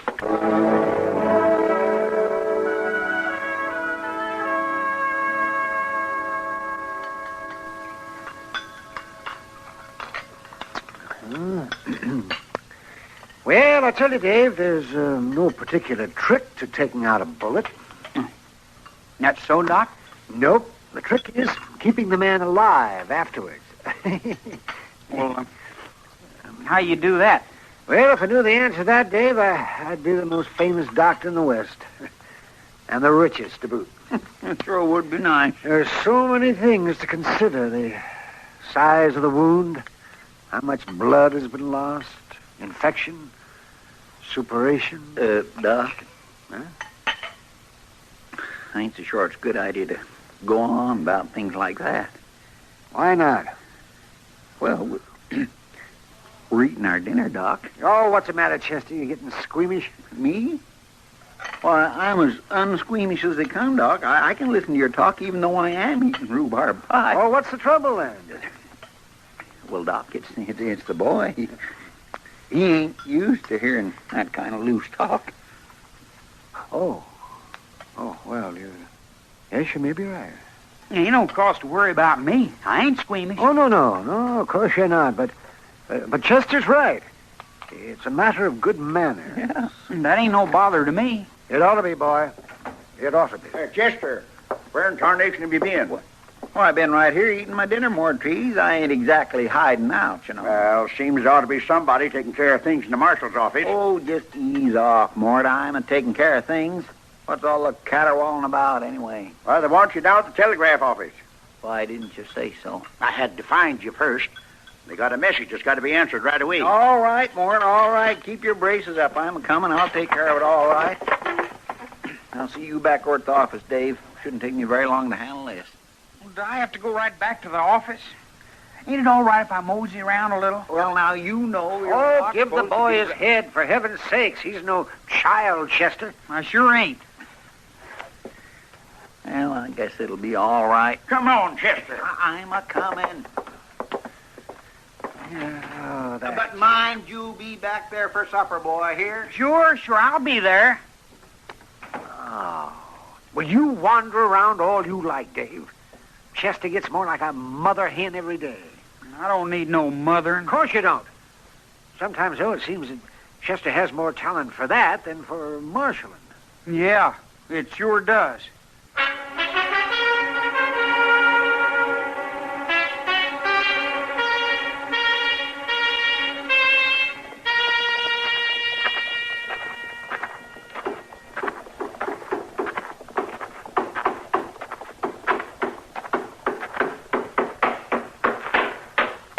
A horse kicked that down for you? Huh? Oh, hello, boy. Oh, some fool drove a rig right into the side of the door. Some folks rent a rig and just don't care what happens to it, else they just can't drive. I can drive. That's so? You're a new boy in town, ain't you? I'm visiting the marshal. Matt Dillon? You better be good, boy. He'll run you in. I ain't afraid of him. You better mind your manners just the same. I wouldn't want to start no nonsense with Matt. I'm going to help him. Well, now, I'll bet he's glad about that. I wish I had somebody to help me around this stable. Hello, Feely. Hello, Moss. Take care of the horse, will you? You want us to feed him? Yeah, go ahead and feed him. I ain't fixing to be back for him till tomorrow. Gonna make a night of it, are you, Feely? I sure am. I gotta find the marshal first, though. He ain't in his office. Ask the boy where he is. He's staying with him. Why, so? You know where he is, boy? Sure do. Up to Hayes City for 2 days. I might have knowed. Trouble, Feely? That's Hob Frank. He's out there at the old Prentice place, shooting everything in sight. You better get Chester, then. He ain't there either. I seen it, he wasn't. You know where he went off to? No, I don't reckon he'll be back for a while, though. Well, maybe I'll run into him. Somebody ought to get on out there. That's for sure and certain. Yeah. See you later. So long. Come on, boy.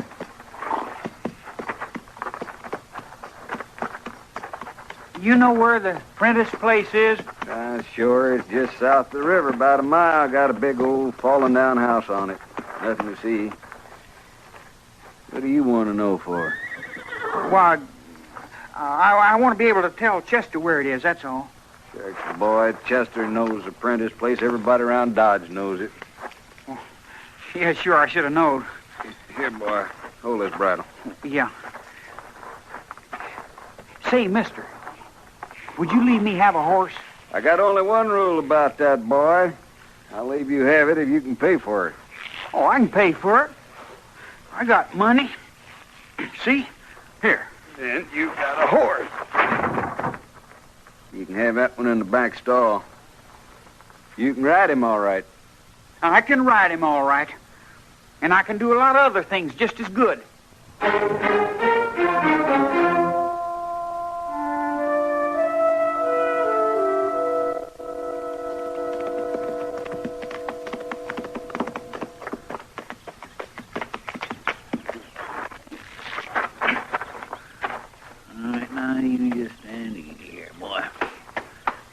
I see the old man, Frank, I'll take you down to the river for a drink.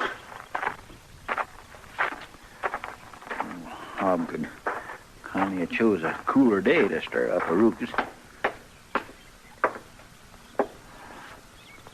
Hob? Hob Frank?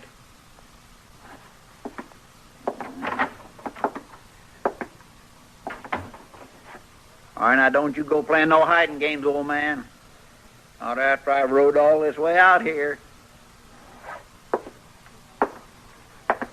And don't you start shooting off again, neither. You'd ought to be ashamed of yourself, all stirring up things the way you do. What the... Well, I might have knowed. Liquored yourself up till you lost your senses. There. Come on. Gotta wake up some, Hob. Wake up so that I can ride you back to Dodge. Come on now, old man. It's time again for you to spend a night or two in the lockup, and then we'll get... Oh, my gracious mercy. You've been shot. He's dead. Dave, what in the world are you doing out here? I told folks I could help the marshal, and I done it. You done what? Well, while you was lollygagging around town, I come out here and I rode right up through the gunshots, and I took care of him. You shot Hob, Frank? I knowed you couldn't have done it, not wearing a gun and all. He was shooting something fierce when I rode up, but I just kept on coming. You blame young fool. It was him or me. That's the way it has to be with a gunfighter. Hob Frank ain't no gunfighter. He would... What do you mean? Hob Frank never harmed nobody in his whole life, except maybe himself. The shooting he used to get himself liquored up regular every 2 or 3 months or so and take his old gun and shoot it off just to hear the noise of it.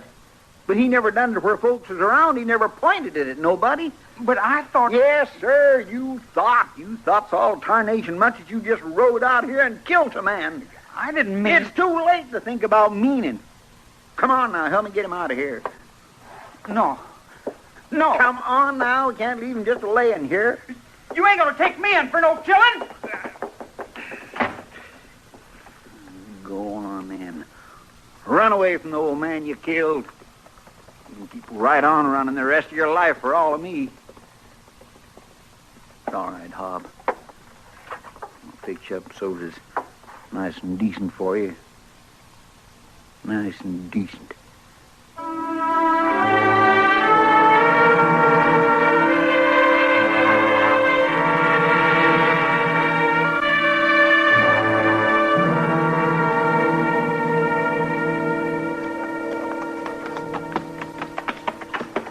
I tell you the truth, Mr. Dillon, I think it's too good for him. Oh, what do you mean by that? For that, Dave.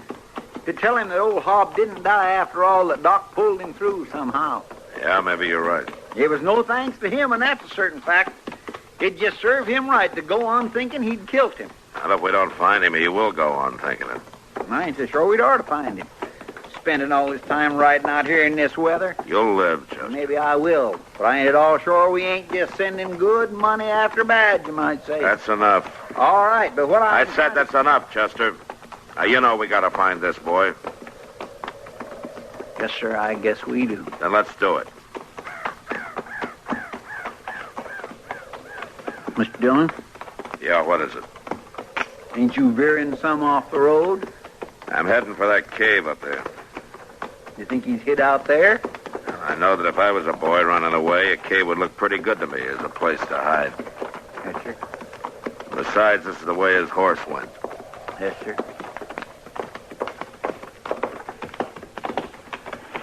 All right, Chester, we'll stop here. Want me to come up with you? No, you stay with the horses. I'd admire to help. I'll call you if I need you, Chester. Yes, sir.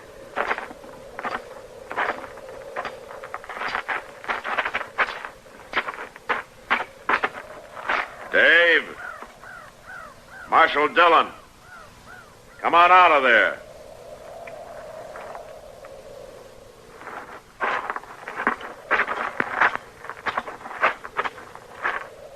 You might as well come out, Dave. You left a plain trail. I ain't coming. Come on, Dave. I ain't coming out. Never. If I have to come in and get you, I'll do it. I ain't gonna hang, Marshal. I ain't gonna hang. No, you're not gonna hang. You're lucky. What do you mean? The old man didn't die. Now, come on out. You ain't just trying to trick me. I don't have to waste my time tricking a smart-aleck kid like you. Now, come out of there before I drag you out.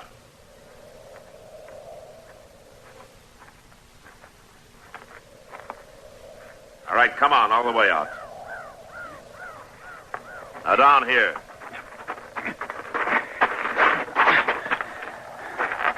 Now, where's the gun? No, I buried it back there a ways. Well, you'll dig it up. It's one of mine, isn't it? Yes, sir. I seen it hanging there in the back room. And you stole it. I should have known better. I was figuring to help. Now, you better explain that. Well, Marshal, when I heard about that fella shooting out at the Prentice place, I figured I'd need a gun. So I went back and got one. Why didn't you tell Chester about it? I didn't think he'd be no good taking care of it. Oh? Why not? What, Chester, he don't even wear no gun. I see. I left him in charge of things, didn't I? Well, yes. But, Marshal, I didn't ever see him do nothing much but just sweep out. I can shoot. Yeah. I figured I could take care of that feller better than Chester could. And you nearly killed him. Well, he was shooting. I had to do something. You know what Chester would have done? No, sir, I don't. Well, he'd have walked right up to that man, shooting or not. And he'd have talked the gun away from him. And he'd have brought him back into Dodge, where he'd be safe. Well, I didn't know. No, you sure didn't know. You don't know much. If you think the only way to measure a man is according to whether he wears a gun or not, you don't know much. I guess maybe you're right. Yeah, I'm right. Well, what you gonna do with me? Well, until the circuit judge comes to town, I'm gonna turn you over to Chester. And I'd get ready to do a lot of sweeping. A lot of sweeping.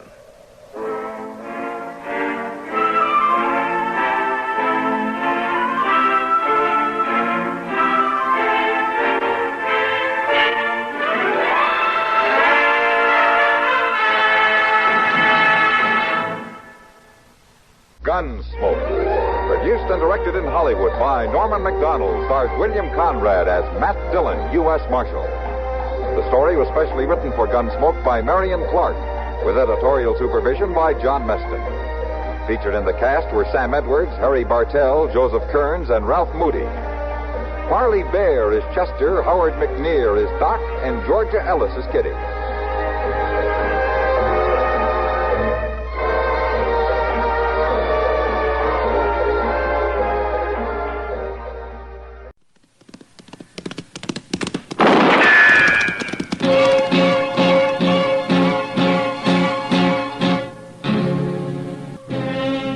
Around Dodge City and in the territory on West, there's just one way to handle the killers and the spoilers, and that's with a U.S. Marshal and the smell of Gunsmoke.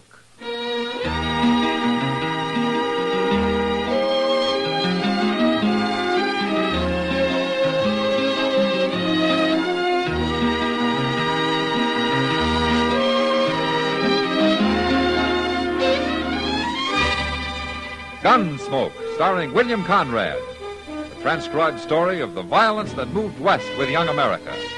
And the story of a man who moved with it. I'm that man, Matt Dillon, United States Marshal. The first man they look for and the last they want to meet. It's a chancy job, and it makes a man watchful. And a little lonely.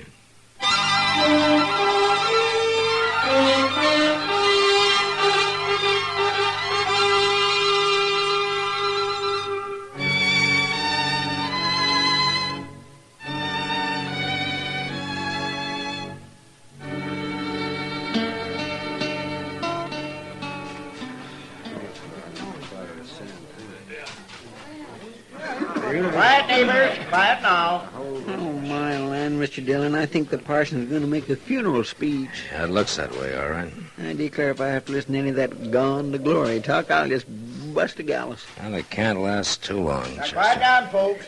We got to show the proper respect for this here chap that's deceased. Matt? Oh, Matt. What? Oh, Doc. This is the first time I've ever seen you at one of these Boot Hill parties. Well, I imagine you attend regular, though, don't you, Doc, since you've put so many of them here. No more than you have, Matt. No more than you have. Hey, you fellas down there in the hole. That's deep enough. We ain't going to plan him standing. All right, neighbors, huddle in close now. Let's give Packy the kind of send-off that's due and fitting to him. Oh, Reverend Blouse sure does love the sound of his own voice. He gets a $3 fee for this, Chester. Oh.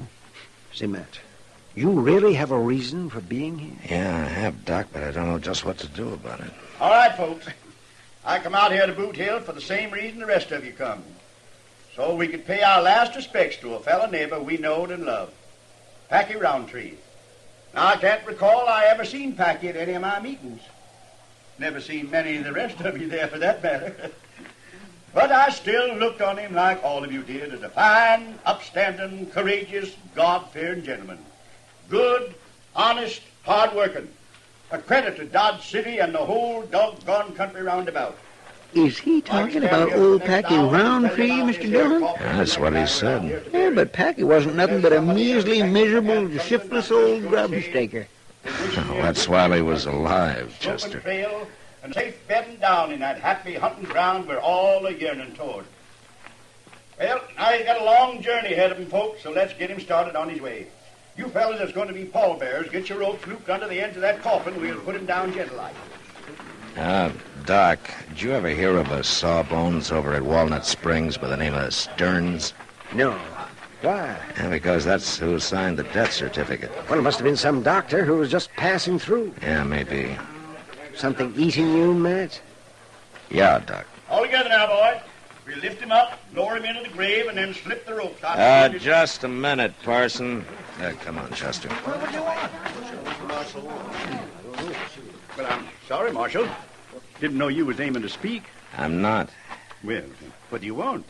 Reverend Blas, I'm going to have to take a look at the corpse. Oh, but Marshal, I told you that his horse rolled on him. Something terrible. He's broke up bad. Well, I've seen men broke up bad before.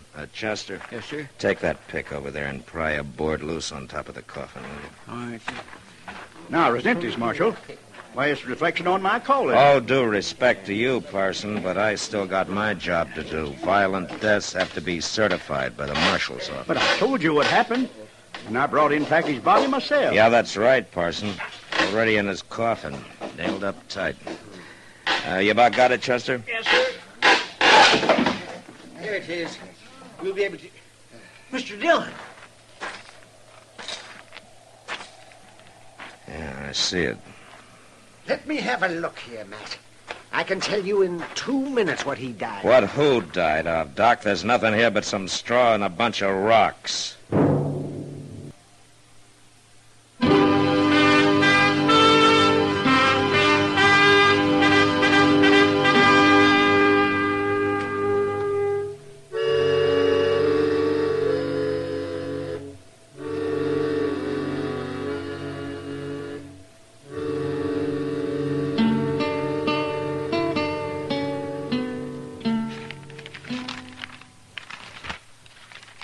Jackson, Prager, Raymond, Blake, Morales, Snyder, Creed, and... There's nobody named Hawkins in these bulletins, man. That's not here either, Doc, but I didn't figure it would be. You think maybe the Parsons lying? No, I figured it just wouldn't be as easy as finding the name in a stack of wanted bulletins, that's all. I can understand Packy Roundtree taking on a partner. Why, the old coot never had one before. Yeah, I know, Doc. But that's who the Reverend claims turned the coffin over to him out at Walnut Springs, a man named Preston Hawkins. He said he was Packy's partner, and he gave the Reverend a will to file, leaving everything Packy owned to him. It's the darndest thing I ever heard of. Yeah, that's that, all right. But the coffin was full of rocks, Matt. Packy may not even be dead. And so the will's worth nothing. No, but it might have been if that box had been buried according to plan. Sure. All I own, I leave to my partner, Preston Hawkins. But Packy never owned anything in his whole life, Matt. That's got me beat, Doc. If it was anybody but Reverend Blas who'd brought in that box, why... Mr. Dillon? Oh, what'd you find out at the assay office, Chester? Well, sir, Pete done everything but run these rocks through his furnace. What did he decide? He said they might have come from any one of a dozen different places. But they ain't float rock out of some river bottom. Oh, what do you mean? Well, Pete says they're fresh broke, like they've been mined. He says they're pretty good ore, lead and silver. Yeah. Maybe Packy did own something after all. And Pete said somebody else come in with a piece of this same kind of rock this afternoon, some stranger. What?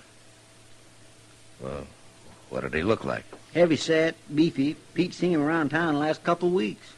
Wonder who it could be. I don't know, Doc. But that's something I'm going to find out.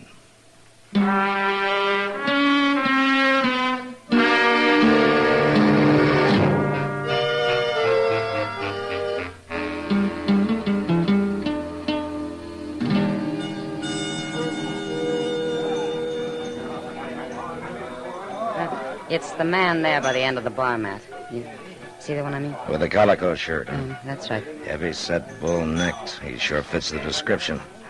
You know him, Kitty? No, and I don't want to. He's giving the girls here a lot of trouble, Matt. He's the kind who likes to knock people around, especially if they're smaller than he is. Well, that'd cover plenty of ground. There aren't many bigger. Well, he's the man you're looking for, Matt. I'm sure of it. He's been around Dodge about 3 weeks, and he's asked about Packy, too. Uh-huh. And he calls himself Jeb Kruder, huh? That's right. What's it all about, Matt? Maybe Kruder knows. I'll talk to you later, Kitty. You watch him now, Matt. He's mean.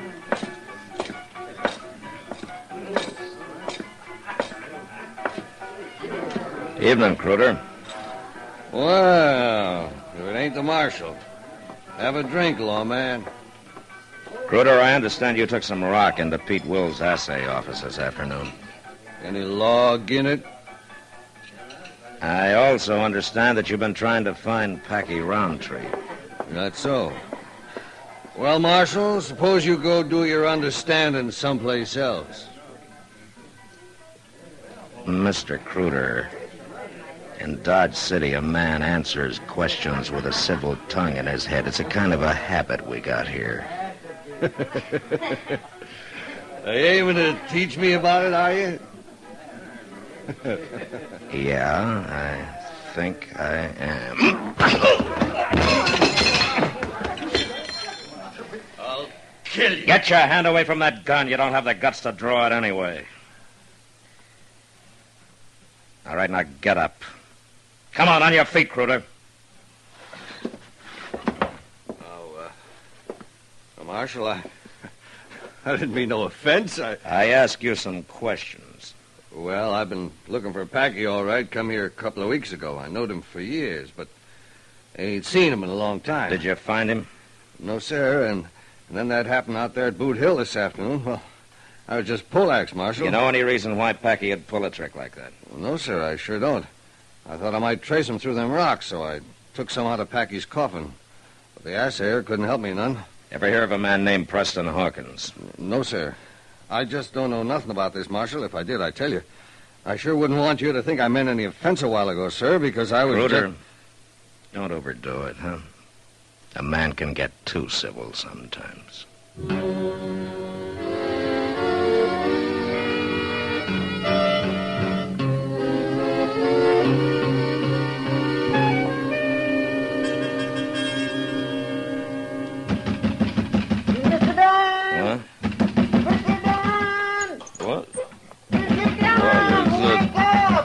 All right. Hold your horses. I gotta talk to you, Mr. Dillon. All right, just a second. Mr. Dillon! Mr. Dillon! What's the matter, Chester? I am right sorry to wake you up, but the parson's over at the office, and he says he's got to see you. Reverend Blouse? He sure picks a fine hour to come calling. Well, he ain't calling exactly. Truth is, he's awful upset, Mr. Dillon. No, what about? You won't never believe this, but the parson says he wants to confess.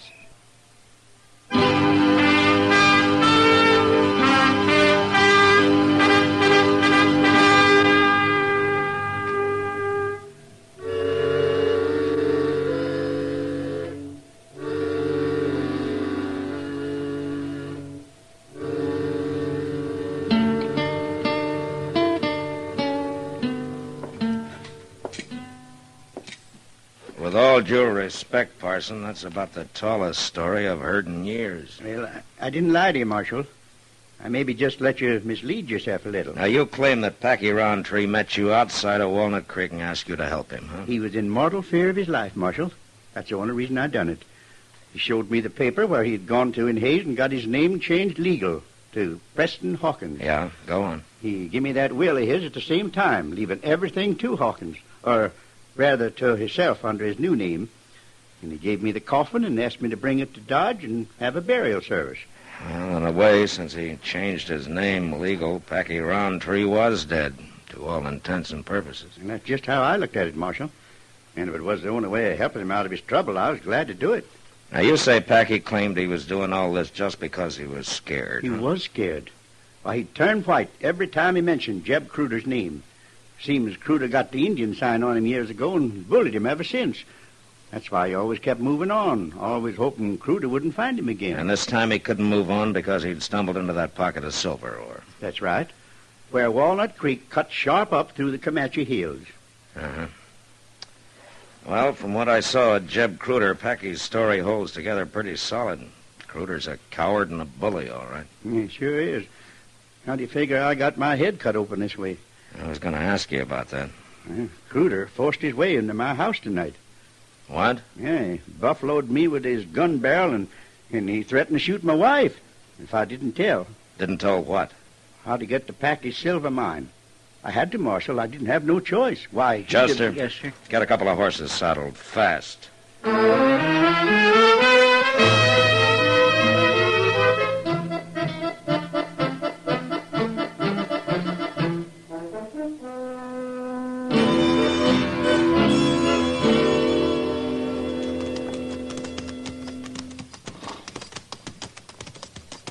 There's smoke coming up over yonder, Mr. Dillon. Yeah, he must have a cabin there in the brush.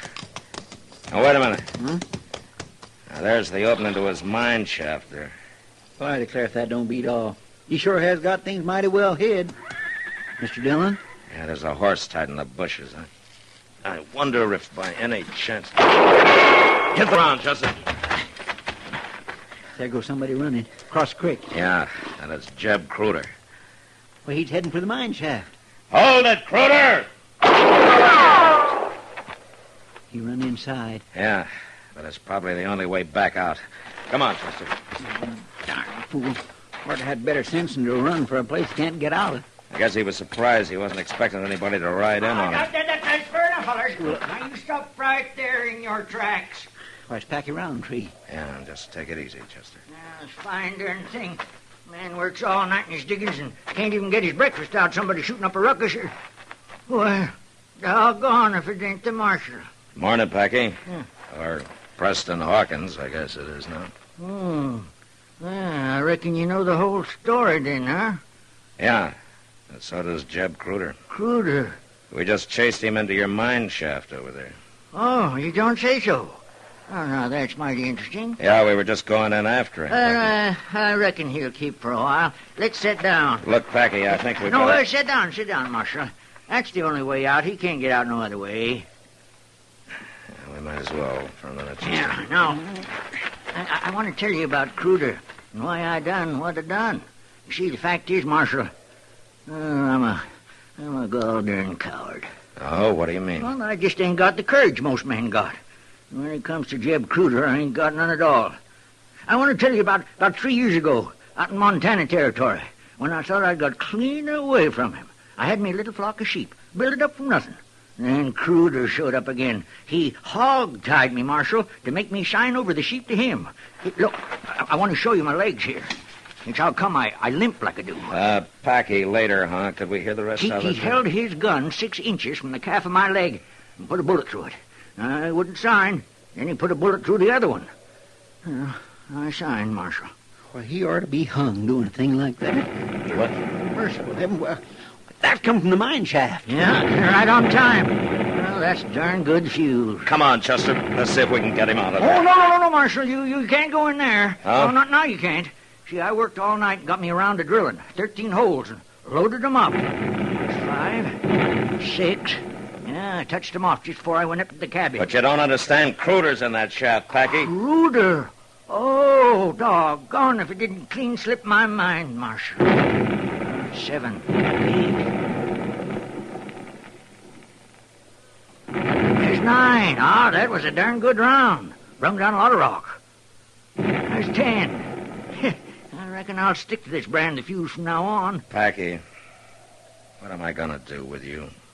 It ain't pleasant to be shot in the legs, Marshal. Yeah, that's 11. Sure hope the parson kept that coffin I built. Come in handy. If we can find anything to put in it besides just rock. That's 13. I guess that's the end of it, Marshal. Yeah, I guess it is, Packy.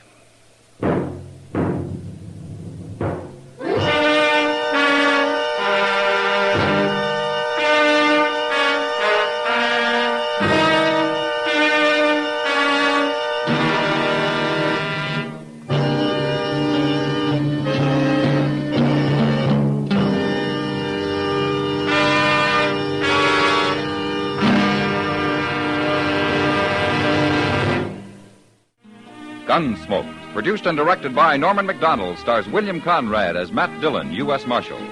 The script was specially written for Gunsmoke by Les Crutchfield, with editorial supervision by John Meston. The music was composed and conducted by Rex Corey. Sound patterns by Ray Kemper and Bill James. Featured in the cast were Ralph Moody, Paul Dubov, and Joseph Kearns.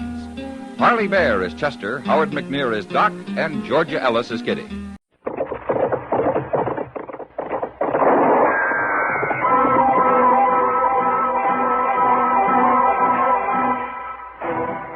Around Dodge City and in the territory on West, there's just one way to handle the killers and the spoilers, and that's with a U.S. Marshal and the smell of gun smoke.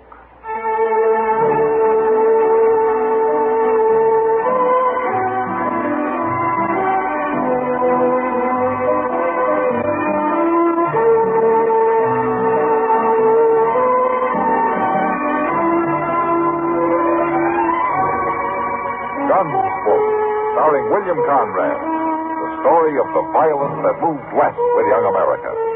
And the story of a man who moved with it. I'm that man. Matt Dillon, United States Marshal. The first man they look for and the last they want to meet.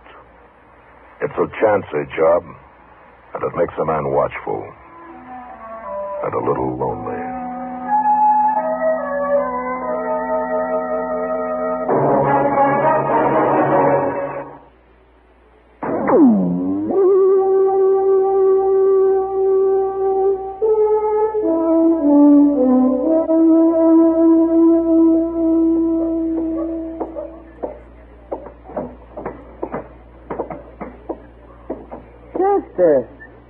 Well, good morning, Miss Kitty. What in the world are you doing in the long branch at this hour? Washing glasses. You're what? Well, the fact is, I'm kindly doing it for Sam. I can see that. Why? Well, see, last night Mr. Dillon was out of town, and you were so busy, and I needed a little dab of money to play faro with. So you borrowed it from Sam? Yes, ma'am. And you lost? Yes, ma'am. Now you're working off the debt. Well, I don't get paid till the end of the month. That coffee you got going here on the stove? It sure is. I set it to boil, and when I opened up this morning, you want some? Yeah, I'll have a cup if you haven't cooked us to death. There's some mugs under the bar there. I got it. You just sit there at the table. I'll bring it to you. Okay. You know, I've been thinking that working in a saloon might not be too bad a job at that. It's warm. There's always people around to swap lives with. Big old stove to set your feet on. Look out now, it's hot. Yeah, thanks, Chester. Oh, I guess it's not too bad here, Chester. But it gets to be the same old story. What do you mean? Well, I get awful tired of people, especially men. Seems like the world's made up of men. Well, now, Miss Kitty, You know what I mean, Chester. All those whooping, hollering cowboys. And every one of them that hits the saloon wants to dance after he's had a few drinks. Well, at least they ain't fighting. You ever dance with one of them? Well, no, ma'am.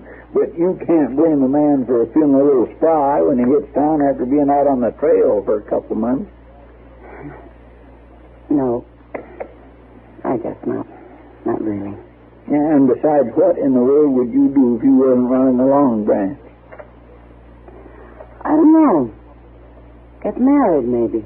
Well, you couldn't do that. Why not? Well, there ain't nobody been courting you. I mean, well...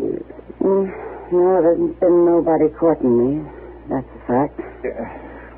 Miss Kitty... Would it be hard to leave here and settle down on a ranch or something? Well, there's good men in town. Like Matt, maybe? A woman would be a fool to fall in love with Matt Dillon. It'd be like trying to light a house with one candle. What do you mean? Could go out so easy, so fast. Well, there's some good men on ranches. Yeah, I've seen those country women who come into Dodge, ranch wives. They may have been pretty once before they started getting up before dawn every day and cooking and milking and feeding the animals and walking around in the dirt. Most of them you can't tell if they're wearing gloves or not. I know. What are you doing, Chester? Trying to get rid of me? Get me married off? My gracious, no, Miss Kitty. Well, I got things to do. And you better get back to finishing up those glasses. It's Saturday, you know, and that seems a big night. I'll be done in a few minutes. Sam's down having his breakfast, and I promised I'd have the place all readied up by the time he got back. Yeah, well, thanks for the coffee, Chester. You're welcome. I'll see you later. All right, Miss Kitty.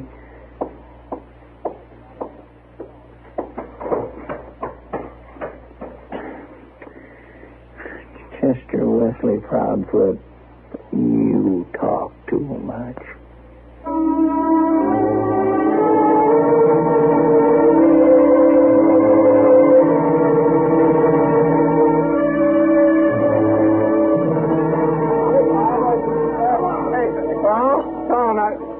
Tell how you whomped that box fight up in San Francisco.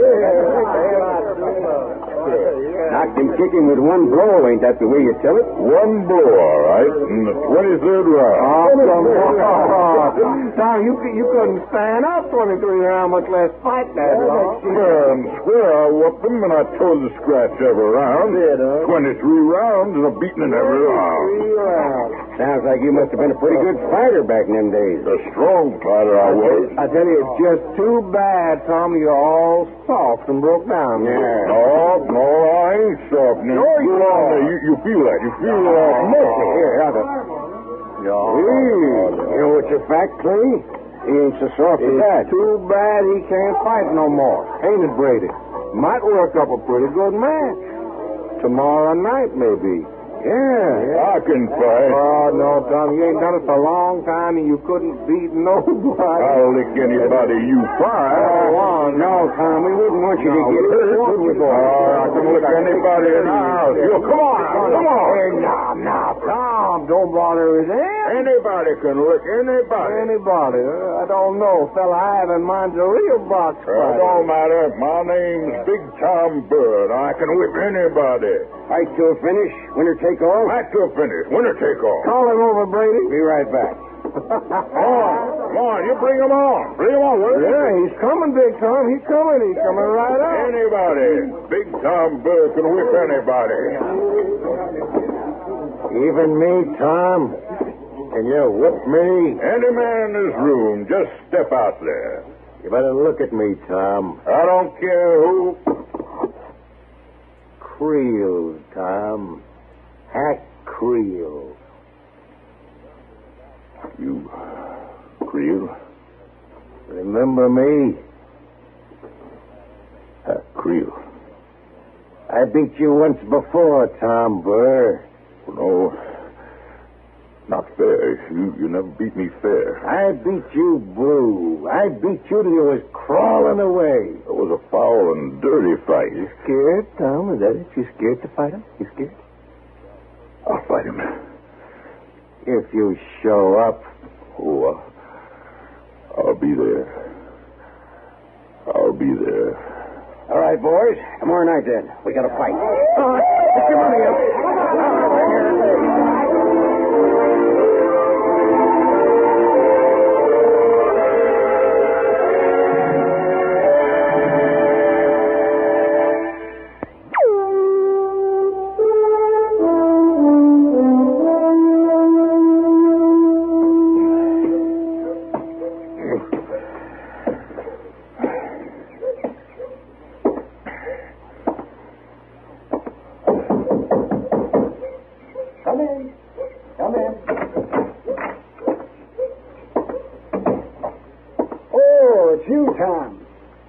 You're in town pretty early this morning, aren't you? Oh, I need some doctoring. You? You got a pill you can give me, Doc? Well, now, Tom, I have to know what's the matter with you first. Well, really ain't anything serious, Doc, only I got to be in good shape by tonight. Well, suppose you tell me what's the matter. Oh, it happens all the time, Doc, and it always goes away all right, but I figure you can give me a pill. Sit down, Tom. Well, I wasn't aiming to visit, Doc. I said sit down. All right.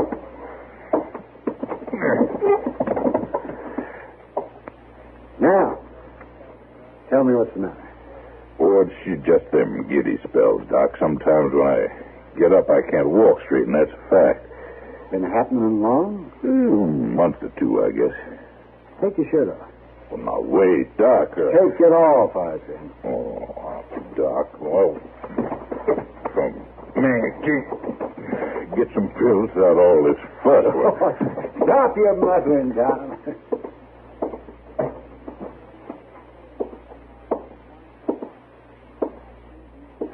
Now then, breathe in. Out. In. That's fine. Yeah. Yeah. Well, all right, you can put your shirt back. Yeah. Well, do I get the pill now? Yes, I'll give you some medicine, but I want you to do just what I say. Sure, Doc. Just so you fix me up for tonight. I want you to rest for a few days. Take it easy. Why, Doc, would it be all right if I started to do that tomorrow? What's the matter with right now? I can't rightly be quiet tonight, Doc. I got to fight a man. Fight a man? You mean with your fist? Yeah. Why, that would be the worst thing you could possibly do. No, Doc. The worst thing would be if I didn't show up. I mean it, Tom. It could kill you. Why, it's just a brawl. It isn't that important. Call it off, Tom. I got to show up, Doc. I got to fight this man. I tell you, it might mean your life. Aren't you afraid? I was afraid of him once, Doc. Call him afraid. It's stuck in my craw ever since. But I ain't going to be afraid again. No matter what it costs.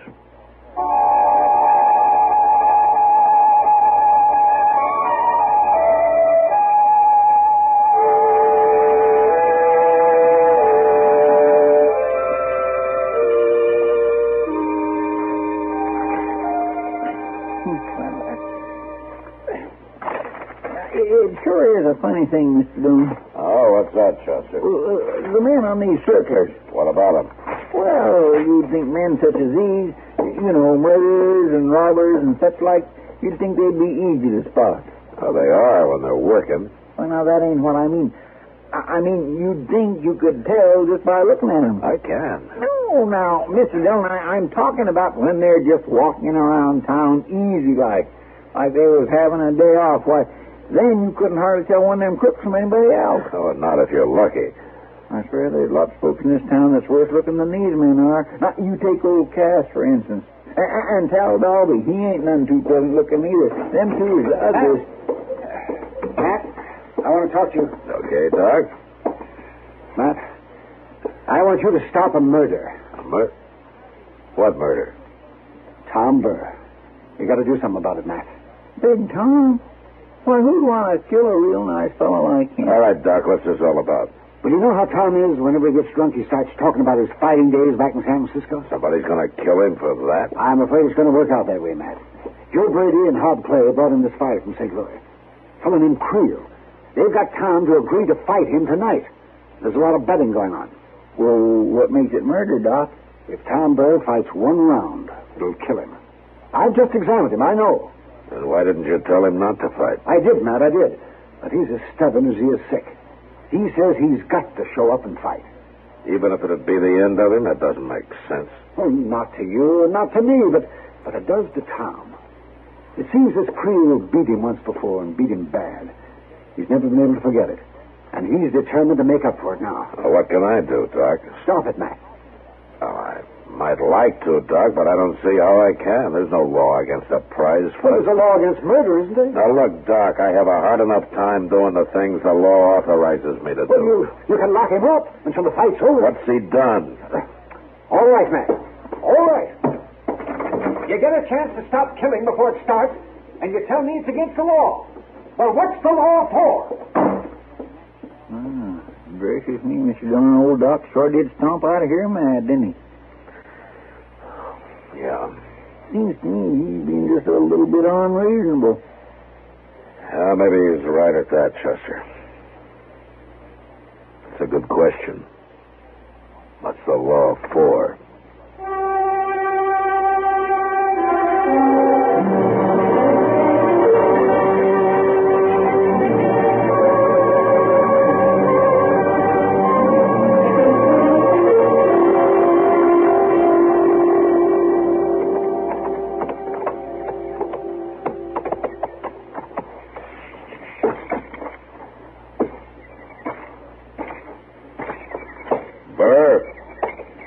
Tom Burr.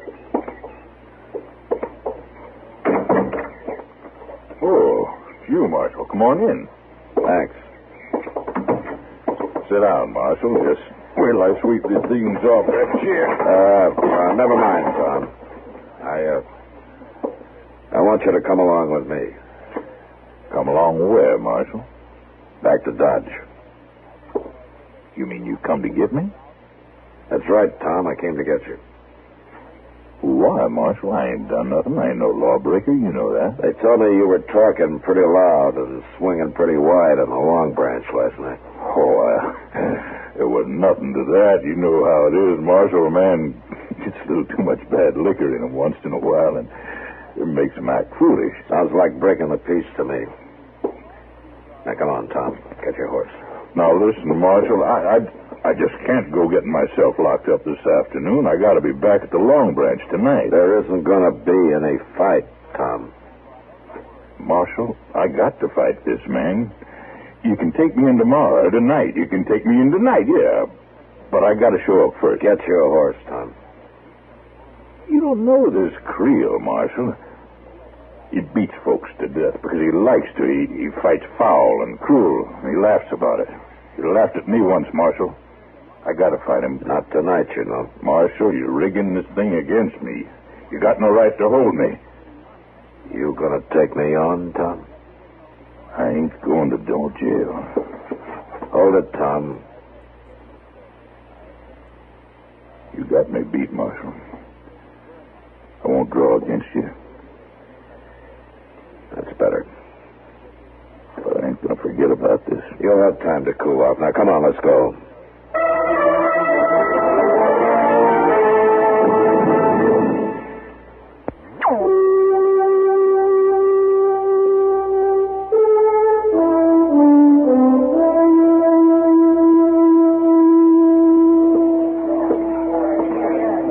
Hello, Matt. Hello, Kitty. Sit down. Thanks. I'm glad you're here. No? Trouble? Oh, there will be in a few minutes. They got a fight scheduled out back. There isn't going to be any fight, Kitty. Well, how are you going to stop it? There's a lot of money changing hands, Matt. Tom Burr won't be showing up.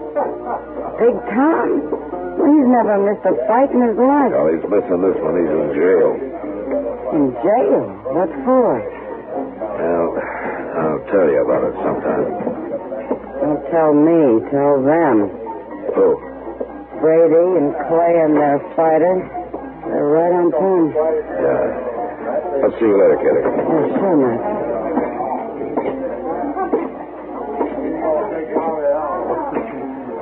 Your name Creel? That's right, Marshal. Hack Creel.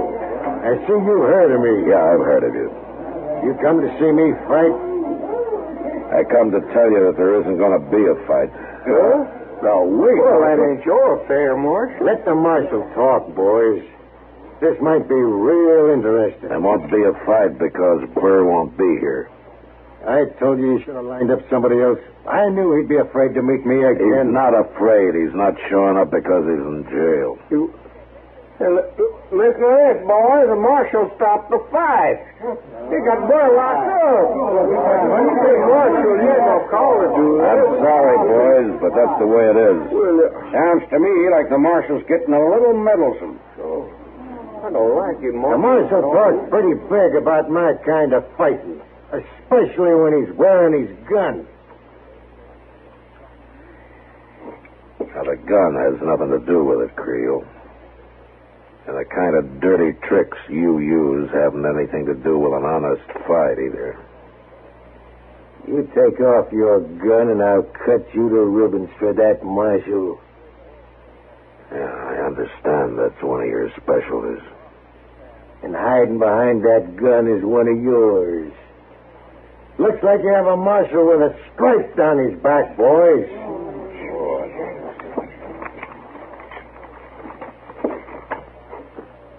The gun's off, Creel. Sam?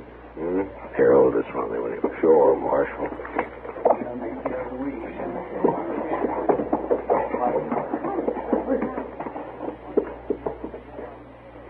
All right. Any time, Creel. I'll show you gunfighters.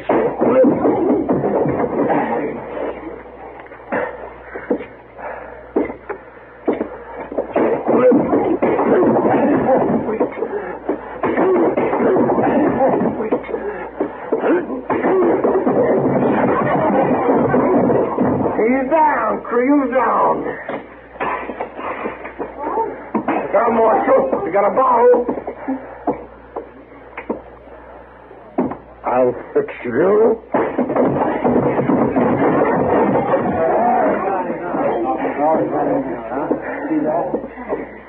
All right, Creel. Come on, get up. He won't be getting up for a while, Marshal. All right, give me my gun, Sam. Yes, sir. No, you're all right. Yeah, Kitty, I'm all right. Well, can't say as much for my place here. What a mess. Sorry, Kitty. I guess I just got mad. Yeah, I guess you did.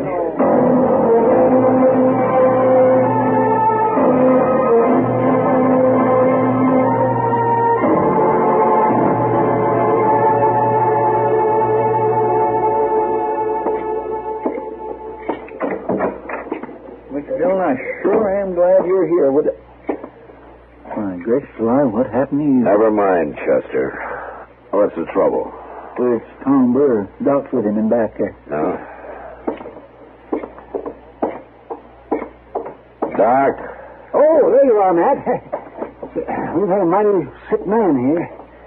He tried to pry the bars apart to get out, and the effort nearly killed him. Oh, is he all right now? He'll be all right, if he's careful. Marshal, Yeah. What, Tom? I guess you knew what you were about locking me up. I guess I wouldn't have done no good in a fight at that. Don't you worry about it, Tom. Creel won't be back here. You fought him, Marshal? Yeah. You whipped him? Till he wouldn't get up. Oh, that's good, Marshal. That's good. Doc? What, Chester? You finished at Tom now? Yes, I guess so. He'll be all right if he rests. Well, then you best start doctoring someone, Mr. Dillon. Mr. Dillon? What did you say? Oh, see, that's... Oh, man. Oh, that closed eye is a beaut. It doesn't matter, Doc. There's not much around here I want to look at anyway. Come on, I'll buy us all some supper.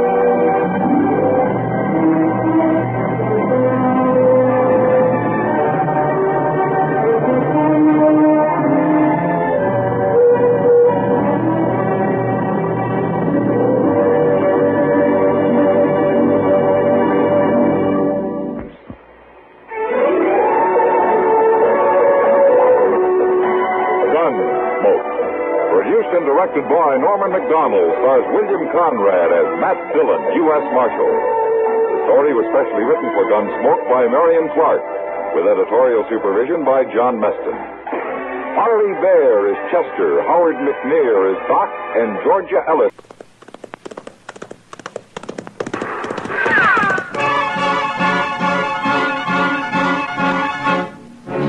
Around Dodge City and in the territory out west, there's just one way to handle the killers and the spoilers, and that's with a U.S. Marshal and the smell of Gunsmoke.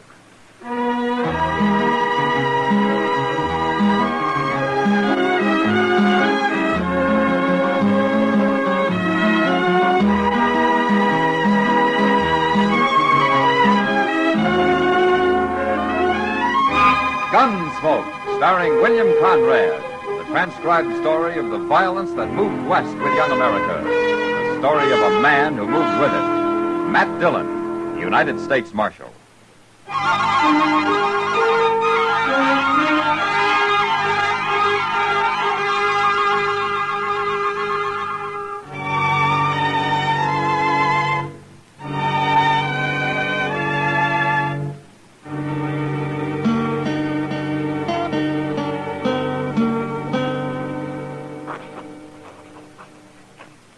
And as the peace officer of... My gracious, Mr. Dillon, there's old Lank Dean. I haven't seen him in town for over a year. you. Got his wife with him, too. And the wagon's filled with kids? Well, how'd you know Lank had brung the kids along? Well, he always does. Oh. But, John... Hey, look, there's the Pilcher boys. Pardon. And way down there is Emma Gold. Ain't Is seen her in town for a spell, either. not in the area. Respectfully, Matt Dillon, U.S. Marshal. That does it. Chester, Yes, sir? will you shut the door? You're letting in all the flies in Kansas. But, Mr. Dillon, I can't... Shut the door, Chester. You can go out or stay in, but shut the door. Yes, sir. No, Mr. Dillon, this town's just busting with people. All here for the races tomorrow, I guess. Yeah. You going out to the flats tomorrow? I don't know, Chester. You don't sound like you hanker after going too much. Well, I don't. I wish Colonel Benson's officers would forget about horse racing. Well, I guess they figure their Army Greys are about the best horses in the country. Well, everybody knows the cavalry has good horses. They don't have to prove it every 4 or 5 months. Well, Mr. Dillon, I just plain don't understand. Ain't nobody likes a horse race better than you. I know, Chester. I like 'em fine, but that's not... Marshal Dillon? Yeah, that's right. Lieutenant Flagg, sir, Fort Dodge. Oh, sit down, Lieutenant. Colonel Benson's compliments, sir. And he requests your presence at the fort tomorrow. For the races. That's right, sir. The colonel feels that a peace officer out there would be, well, a steadying influence. I see. And, I take it you don't. No, Marshal, I don't. We can police our own activities. I see. After all, we're certainly competent to handle a bunch of sodbusters. Well, the last time there were races out at the fort, 3 men were shot. Is that how you would handle things, Lieutenant? I wasn't stationed at Fort Dodge then, Marshal. But I know this. If people around here want to bet their stock against Army mouths, they shouldn't complain if they lose. Mm-hmm. How long have you been out here, Lieutenant? I was stationed in Virginia until 2 months ago. I thought so. What do you mean? Look, Lieutenant, out here, when men have something to complain about, they sometimes do it with a 6-gun. They don't all have the respect for the Army that you have. They would if I had the say of it. Well, maybe, but you don't. It's like with the Indians. A lot of the junior officers feel as I do. We'd go after them, force them into the open. And bring on another Indian war? And we'd beat them. But it would cost more than you'd believe, Lieutenant. Not if the 3 I saw leaving Dodge a while back were any example. An old man on a shaggy gray pony and 2 young boys. That was a Kiowa, Lieutenant. He's a chief, and those 2 braves are his sons. His name's Howling Dog. You seem to know a good deal about Indians, Marshal.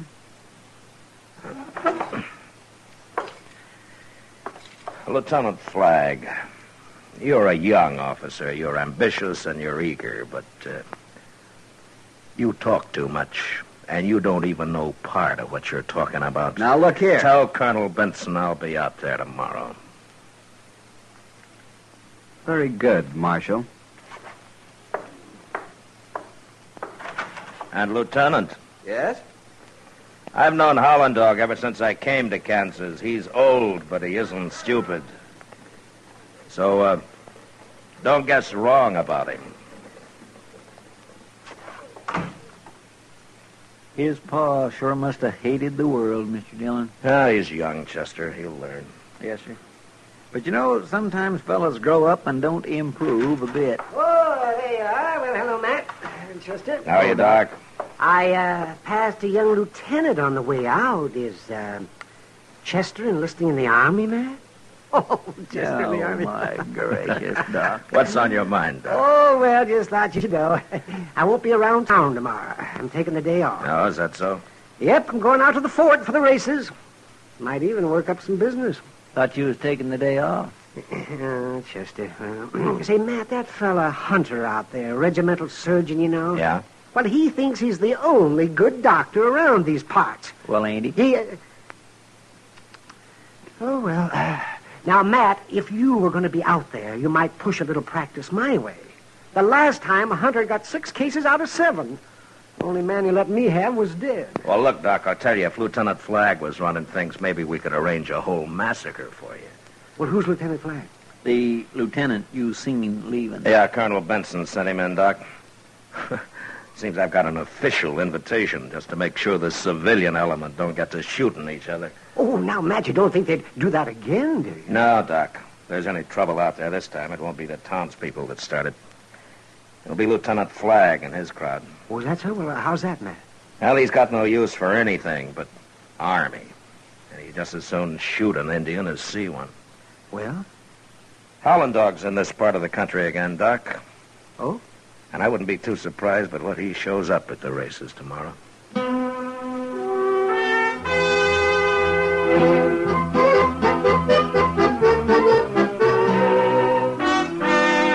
You'd think this was the first horse race ever run, Matt. Yeah. Seems like the betting's running high. Just talking to the Pilcher boys.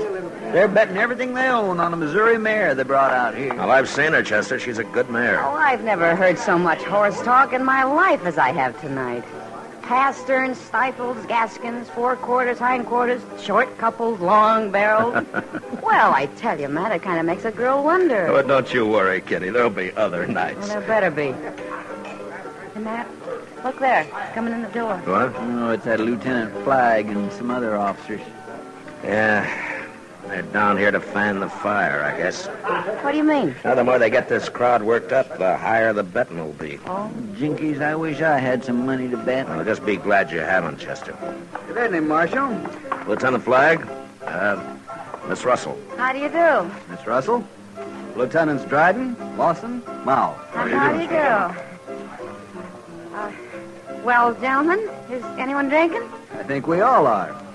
Bartender, set out some glasses. You'll join us, won't you, Miss Russell? Oh, why, thank you, Lieutenant. You too, Marshal? Well, I think I'll just walk down to the other end of the bar, Mr. Dillon. It's crowded here. Hey, you fellers from Fort Dodge, ain't you? That's right.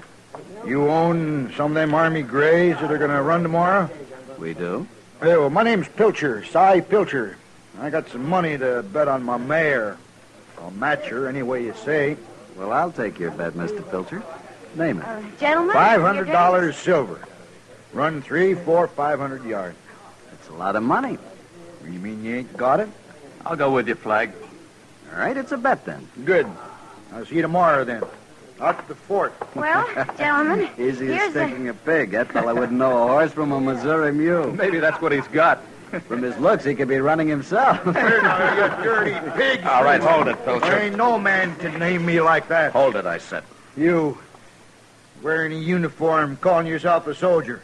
I was fighting outside of Atlanta while you were still nursing. Listen, you... All right. Now, that's enough. Now, Pilcher, you get down to the other end of the bar. As for you, gentlemen, you better start back for the fort. Now, look, Marshal, we don't have to Move. All of you. Come on, Flagg. Let's go.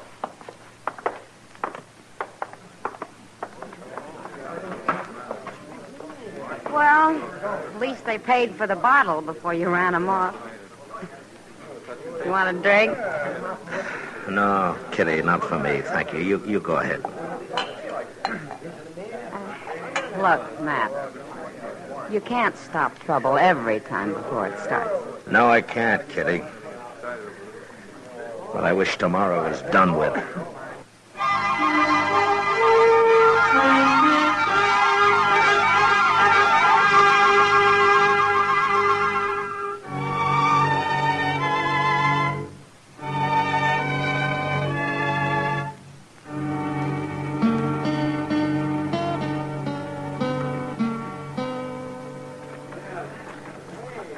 Well, afternoon's most gone, Mr. Dillon. There hasn't been any trouble yet. The whiskey isn't gone, though, and there's still a race to come. Flag's been holding it off. Yes, sir. Well, at least here on the finish line, we can see which way the money's going. Matt! Oh, Matt. Oh, hello, Doc. Well, we haven't seen you all afternoon, Doctor. Where you been? Oh, well, just playing pinochle with some of the boys. Things have been dull, but they won't be in a minute. No, why? Flag and Pilcher are down there at the start now. You see them? The big race is due any minute. Yeah. Chester. Yes, sir? You keep your eyes open. And as soon as they cross the finish line, you get to Pilcher, and I'll pick up Flag. All right, sir. Yeah, let's see. Any minute now. Any minute they'll be... Here they come! Come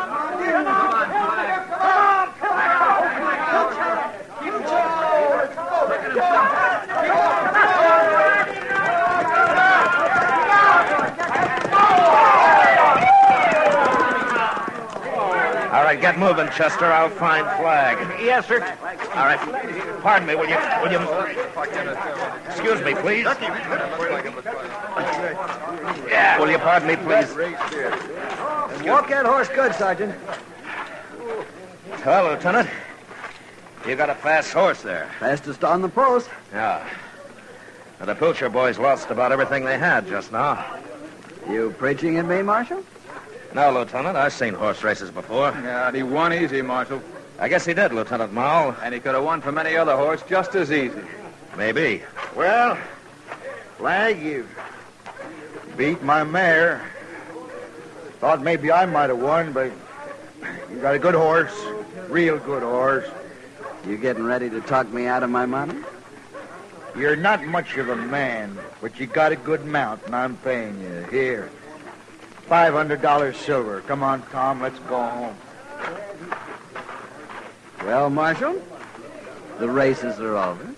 The Army won and no trouble. You sorry? I got no complaints, Lieutenant Flag. Looks like the Colonel was worried about nothing. Thinking there might be some hotheads out here.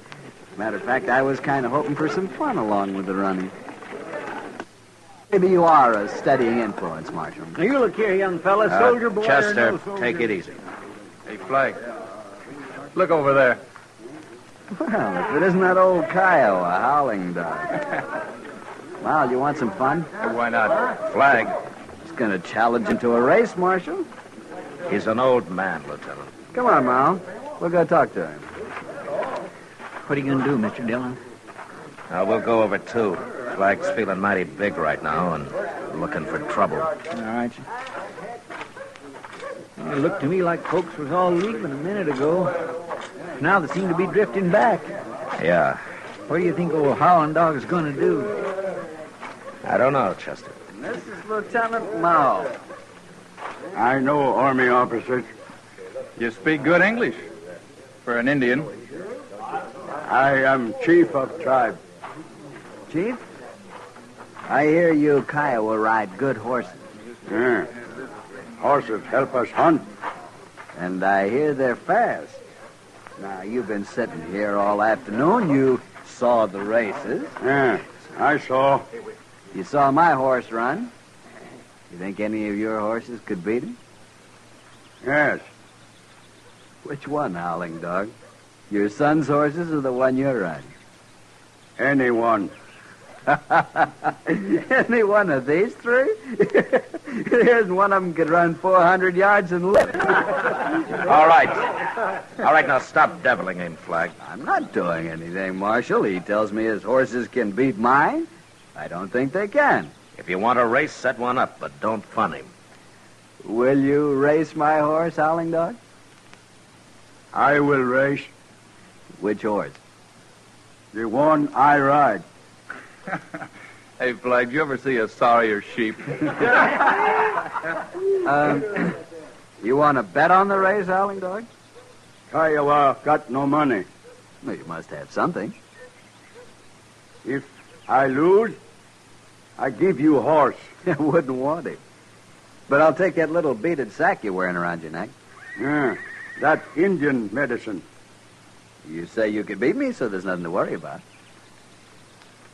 If I lose, I give Army man medicine sack. Good. Well, I'll get Sergeant Crockett to bring my horse over here, will you? I'll be right back. Now, Howling Dog, what distance do we race? You say. All right. We'll race from here down to that wagon with the broken wheel and back again. That's about 500 yards. Marshal, you can mark the start and finish. All right. Now, Howland Dog, do you understand? From here to the wagon and then back again. The first man to pass me coming back wins. Yeah. Here you are, Flag. Had a chance to blow. Good shape. Good. Lieutenant Mao, would you step over here a minute? I'd like to talk to you. Sure, Marshal. You ready, Chief? I am ready. You can ride dressed like that? Yes. Okay, Marshal. Fine with me. Hey, Flag. That Indian gonna ride in his blanket? He can ride in a tent for all I care. Army man. Yes? What you give me when I win? When you... What do you want? Money? No. What then? Uniform. Yeah. You mean what I'm wearing? Yes. Well... Why not, Flag? What difference does it make? He won't win anyway. All right. It's a bet, Chief. Just a minute, Lieutenant. What is it, Pilcher? My horse couldn't do it. Maybe the Chief's can. I ain't got any money left, but I'll bet my saddles and wagon and 4 mules against 500. It's a bet. All right. Chester. Yes, sir? You hold the money, huh? Yes, sir. And I might just take about $5 on the Indian, too, Lieutenant. It's a bet. Anybody else? I've done all right today. I'll take 100. Well, you're a fool, but now that's a bet. As soon as I'm mounted, I'll be ready, Marshal. All right. You ready, Howland Dog? Ready. All right, now to that wagon and back across this line, then. You there, would you ride down and clear those people out of the way, please? All right, move up on the line. Now I'll fire one shot. All right, steady now.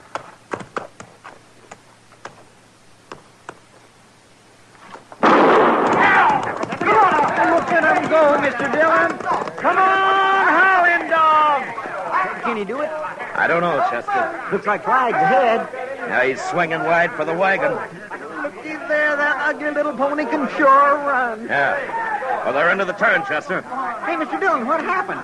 Well, look, Howland Dog dropped his blanket. Well, he's naked as a jaybird. Come on, you Indian, ride! Come on, Howling Dog, come on! He's doing it, Chester! He's doing it! He's doing it!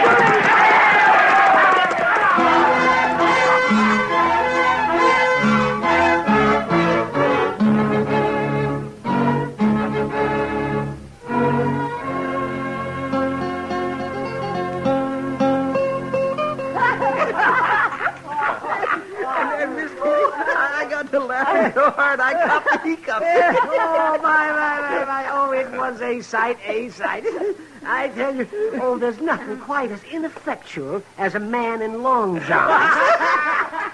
You know, I imagine Lieutenant Flagg will have some explaining to do when Colonel Benson sees him. I wish I'd been there. Oh, my, no place for a lady, Kitty. You know, Howland Dog just sat there while Flagg cursed and begged, but then when the lieutenant paid off, he just turned and rode away. With most of the lieutenant's uniform draped around his shoulders. You know, Mr. Dillon, he sure seemed pretty calm about it all. Well, he was sure enough of his horse, Chester.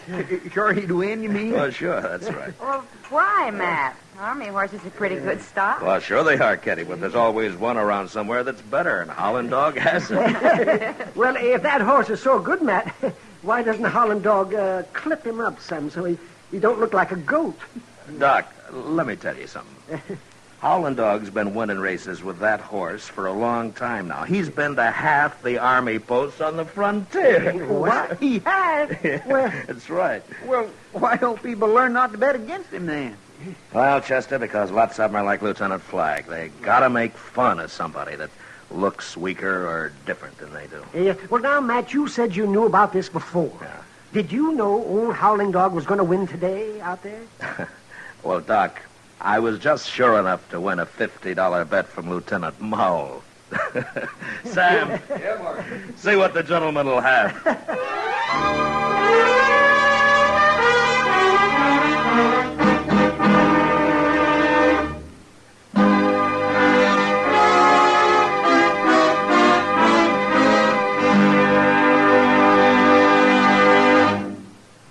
Gunsmoke, transcribed under the direction of Norman Macdonald, stars William Conrad as Matt Dillon, U.S. Marshal.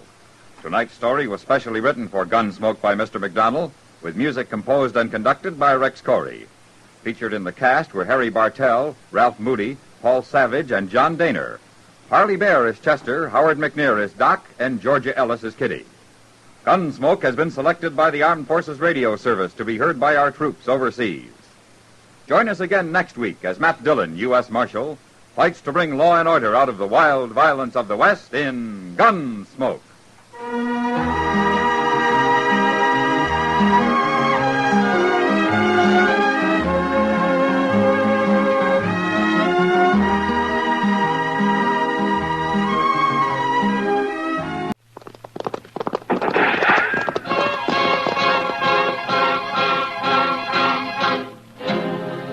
Around Dodge City and in the territory on West, there's just one way to handle the killers and the spoilers, and that's with a U.S. Marshal and the smell of gun smoke.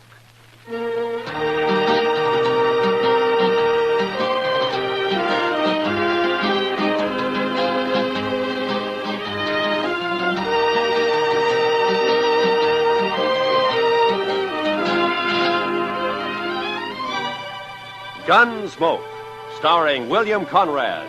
The story of the violence that moved west with young America. The story of a man who moved with it. Matt Dillon, United States Marshal.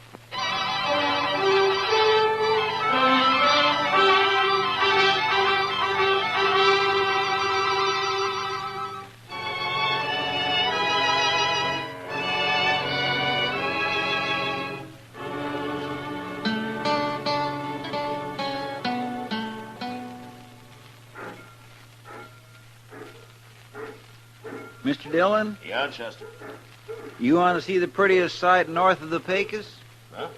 Sight? Come over here to the window and look what's a-coming down the street. And if it's anything besides trouble, it'll surprise me. She must have come in on the Santa Fe from the east. Wow. Say, I think she's coming here. Yeah, it looks that way. My, I should have shaved this morning. Or even yesterday morning. Now, what could a lady like that be doing in Dodge City?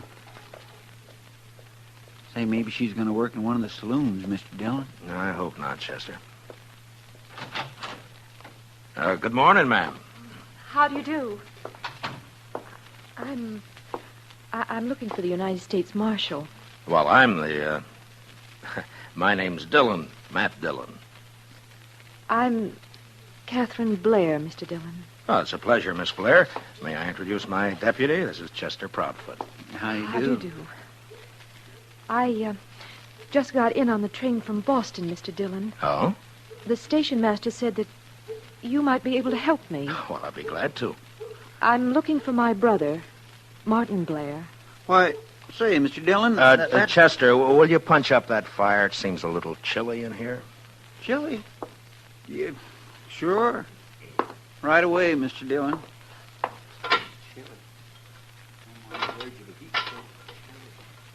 Do you happen to know my brother, Mr. Dillon? Yes. Yes, I know him. Oh, good.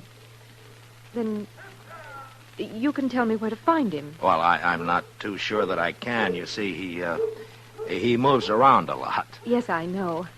He left home and came out west 2 years ago, and every time he's written us, it's been from a different address. He's always been that way. Restless, I guess you might call it. Yes, I guess you might. Mother's always thinking he might get into trouble out here by himself. But I tell her not to worry. He's young yet. He'll grow out of it. I see. Meanwhile, though, you'll need someplace to stay, I imagine. Well, yes, I suppose there's a hotel. I think the Widow Markham may have an extra room. You'd be better off there than at a hotel.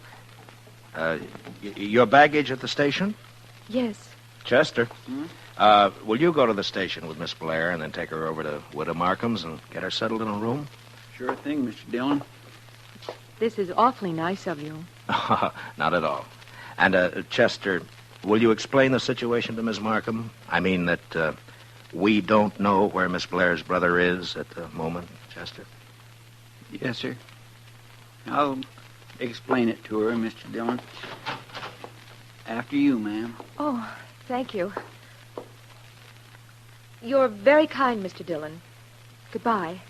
Goodbye.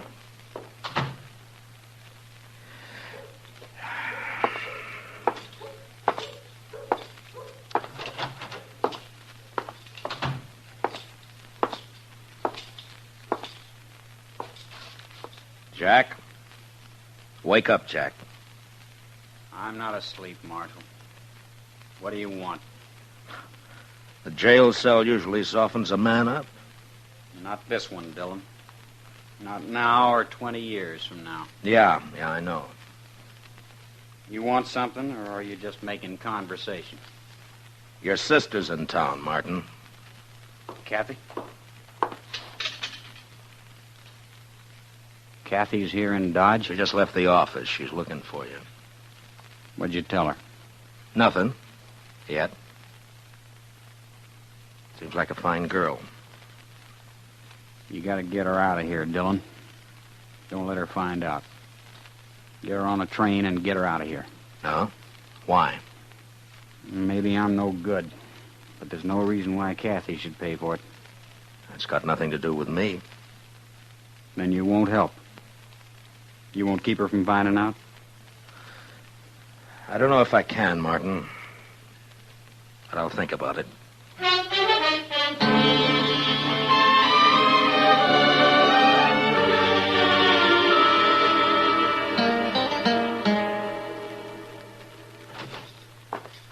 Oh.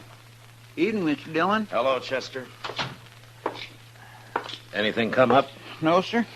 It's been the quietest night in weeks. Yeah, no trail herds in town. I guess that's the reason. Miss Blair's all right, I suppose? Yeah, she's all right, Chester. Have you told her about her brother, Mr. Dillon?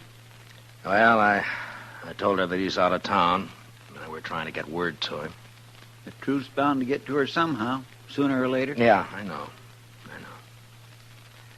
Only reason it hasn't already is because everybody in town knows him as Boston Jack. Yes, but his real name will come out at the trial next week, though. Well, I've been trying to get her to leave before then, go back home, but she won't leave until she sees him. It's sure going to go hard with her when she finds out her brother's guilty of cattle rustling. And murder, and horse stealing. And this time we got a witness. Yes, sir. I don't rightly see how you can keep her from finding out, Mr. Dillon.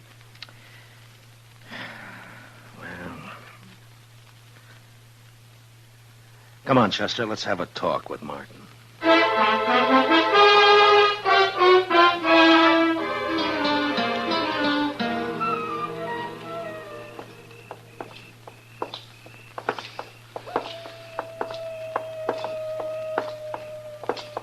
Nice night, Mr. Dillon. Yeah, it's fine.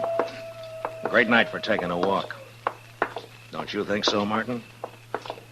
Anything's better than rotting in that cell. Well, where did you expect to end up? All you got is old man Hawk's word against mine. He's lying. The jury will believe him.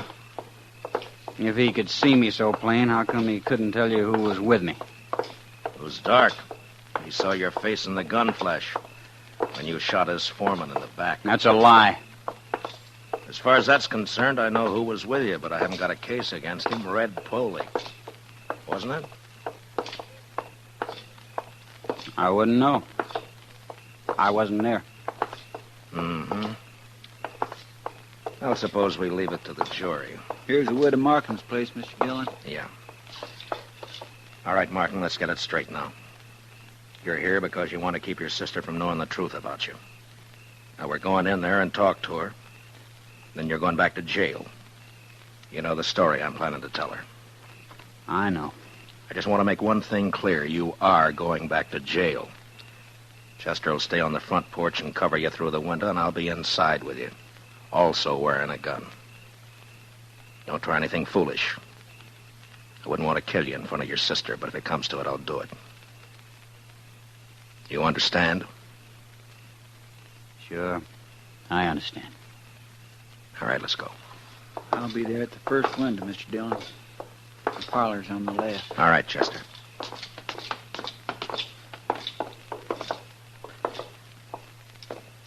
Heads up, Chester. Yes, sir.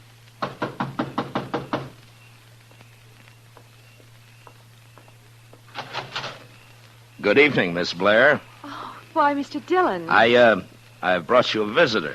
A visit... Martin. Hi, Kathy. Oh, Martin. Oh, Martin. Here now. Take it easy. Oh, it's been so long. Oh, Martin, why didn't you write? Well, you know how it is, sis. Say, maybe we could all go inside, huh? Oh, of course. Come on in. Come in. Oh, I couldn't imagine who was knocking. Mrs. Markham has gone to bed and... Oh, here. Sit down, both of you. Thank you, Miss Blair. Oh, Mr. Dillon. Where on earth did you find him? Well, I guess I better confess to you, Miss Blair. I knew all along where he was. What? The only trouble was I just couldn't produce him. Oh, I'm afraid I don't understand you. Well, you see, Martin's been doing some work for me. Sort of secret work, you might say. We're trying to dig up evidence on a gang of cattle rustlers around. Oh, just wait till Mother hears about that. Oh, and she was so worried about you. Yeah. It's quite a job. It's pretty hard for your brother to get away from the gang without stirring up suspicion. In fact, he's only got about an hour this evening. Oh? But you will manage more time in the next day or so. I'm afraid not, sis. I may not be able to get away again for a month. A month? In fact, I've been thinking it over, and I think the best thing you can do is to take a train back home right away. But I just got here, Martin. It's no place for you, Kathy. He's right, Miss Blair. Dodge City's no town for a girl alone. But I came all this way to see Martin. It's like I told you, though, sis. It may be a month before I can manage to get away again. Tell you what. After this job's finished, maybe I can get back east for a week or so. Oh, Martin, if you only could. We'd all be so happy. Well, I can't guarantee it, but I'll sure try. I'll admit I'm a little nervous here. Why, the very first thing Mrs. Markham showed me was a revolver she keeps hanging out there in the hall.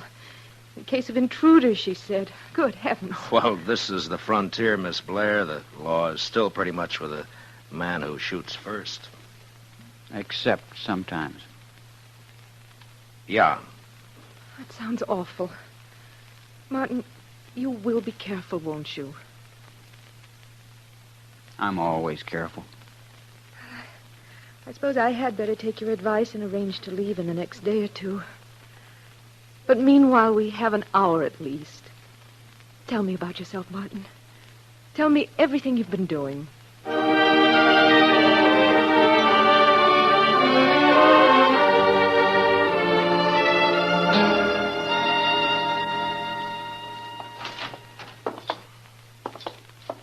Say, it's cold in here, Mr. Dillon. Yeah, you better get a fire started, Chester. I'll take Martin back and lock him up. I could use a little heat back in that cell. You got plenty of blankets. Well, come on, let's go. Now, you walk ahead of me. Dillon, suppose the jury brings in a conviction. What's the sentence going to be? That's not up to me. I'm just asking for information. It means hanging, right? Probably. All right, stand right there while I open the cell.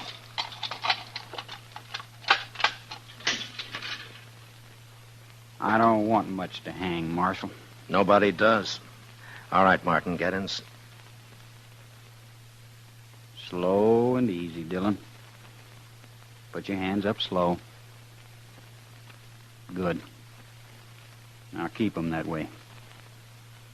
Where'd you get the gun? In the hall at Mrs. Markham's. I slipped it under my coat when I was kissing Kathy goodbye. I'll take your gun now, Dillon. Thanks. Feels good to be holding a pair of guns again. You won't be holding them long. Maybe. One thing, though. If you take me again, you'll have to take me dead. Any way you want it. In the cell, Dillon. Come on, move.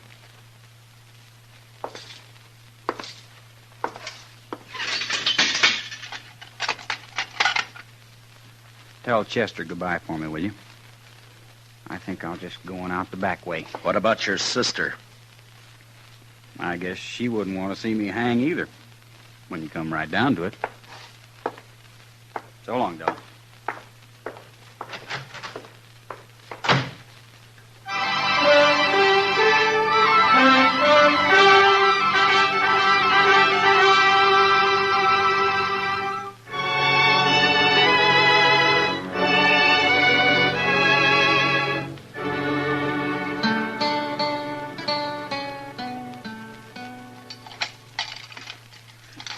Doggone it, Mr. Dillon. I know one of these keys is supposed to fit. Chester, all I've got to say is that it better fit. Yes, sir. Well, that's not it.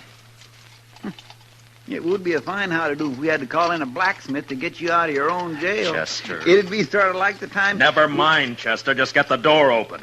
Yes, sir. Oh, I know how you feel, all right, Mr. Well, I declare. There you are, Mr. Dillon. Come on. I'll get the other gun out of the office safe. Fine thanks you get for trying to help people. A man gets careless and then he winds up in a jam like this. Hey, let's see now. Right, 27. Left, 69. Right. It's sure going to be hard to explain why you took Martin out of jail, Mr. Dillon. Yeah, I know. If he gets clean away, we're going to look pretty foolish. He's not going to get away, Chester. Yes, sir. 10 to 1, Martin will try to team up with his sidekick Polly before he heads out of town. Let's try the saloons first and see if we can pick up his trail. Yes, Mr. Dillon. Martin said we'd never bring him in alive, so don't take any chances.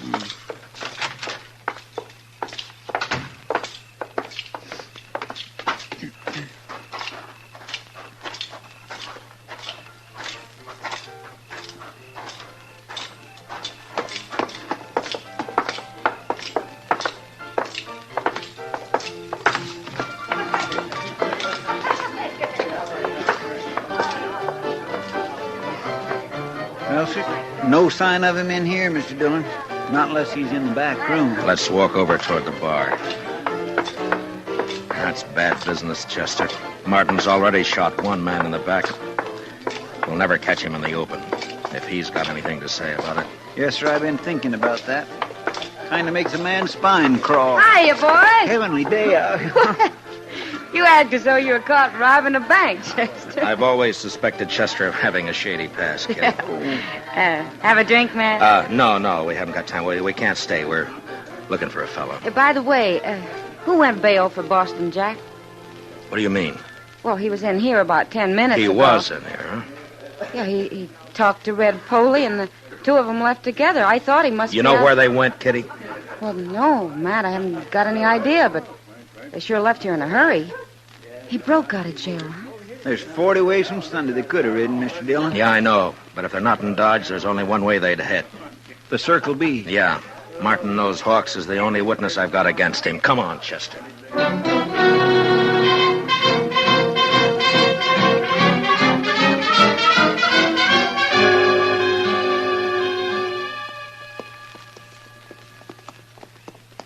Ranch looks quiet. Yeah. Well, we've been making time. Maybe we outrode them. If they're even headed this way. Well, they better be. Hold it. Who's there? Somebody standing there at the side of the house. Yeah, I see. It's the marshal, Matt Dillon. Is that you, Ezra? That's right. Come on up, Matt.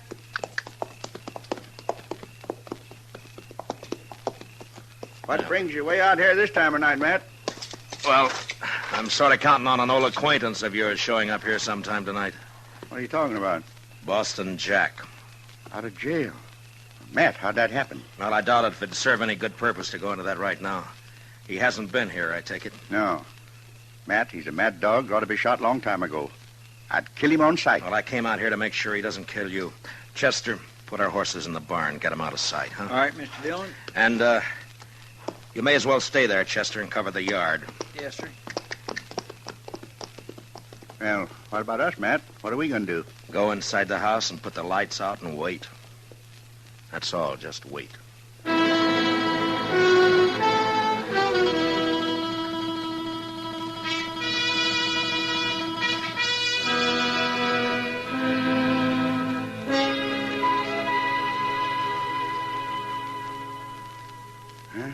It's been 30 minutes, Matt. I think you're on a cold trail. And I hope not.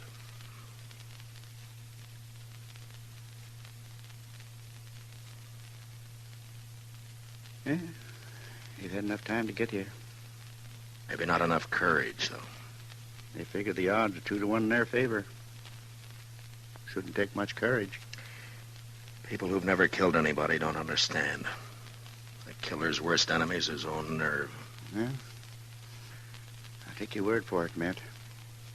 I guess you've sat and waited like this plenty of times. Yeah, too many. Does it ever bother you, Matt? Do you ever get to wondering if... Wait a minute.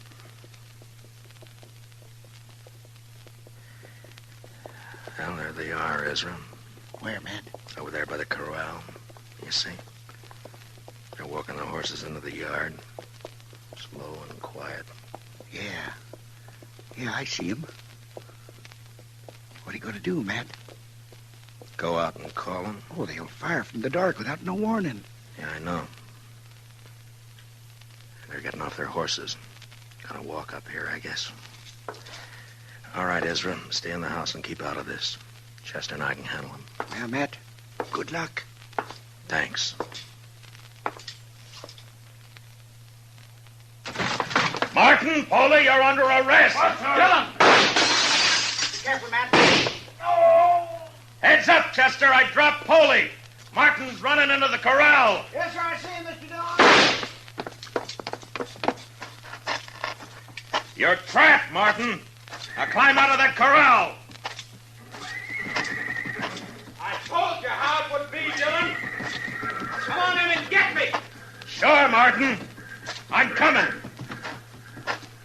Mr. Dillon, he's fired the hayrick. We ought to... Look, he's trying to ride the horse out.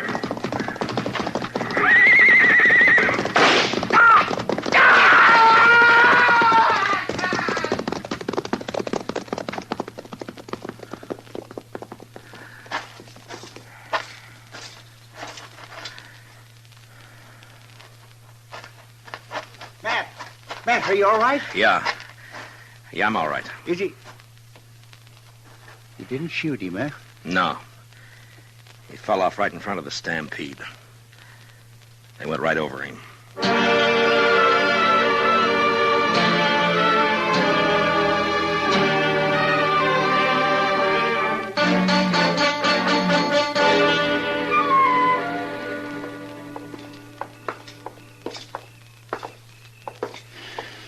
Well, here we are, Mr. Dillon. Yeah. Wait here for me, Chester.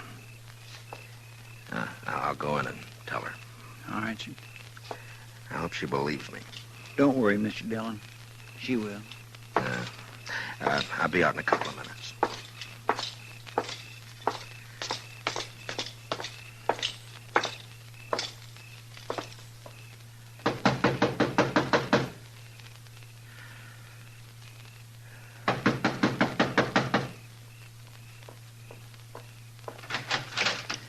Evening, Miss Blair. Why, Mr. Dillon, this is a surprise. Do you mind if I step in? Of course I don't mind. Thank you. A friend of Martin's is welcome any... Mr. Dillon, is something wrong? I'm afraid so, Miss Blair. I've got bad news for you. It's Martin. Something's happened to Martin. Yes, ma'am. He's hurt. It's worse than hurt, ma'am. No. Oh, no. Martin was killed in a fight. Martin dead. If it's any consolation, Miss Blair, he died hard with all the odds against him. Martin never asked for favor. He fought a good fight. That's something to remember. Martin has always been fine and clean. He was just restless. People didn't understand. No, I suppose they didn't, Miss Blair. But he died on his feet, fighting. I guess that's the way Martin wanted it. Yes, I think so, ma'am. I suppose Miss Markham's here. I wouldn't want to leave you alone. Yes, she's here. I'll be all right, Mr. Dillon. Well, I'll come by and see you in the morning. If there's anything at all I can do... You've been very kind, Mr. Dillon. I'm grateful to you. I'm sorry about this, Miss Blair. Marshal, I'll be leaving tomorrow. Yes. Goodbye. Goodbye, Miss Blair.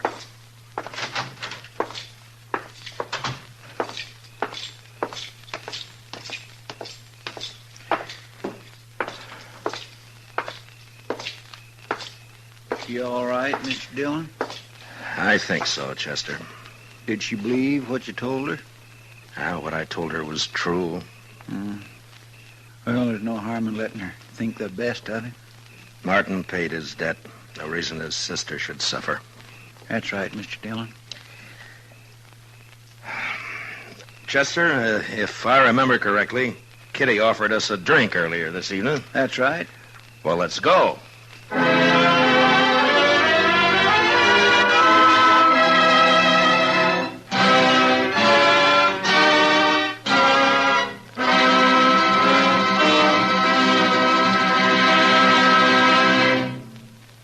Gunsmoke, under the direction of Norman MacDonald, stars William Conrad as Matt Dillon, U.S. Marshal.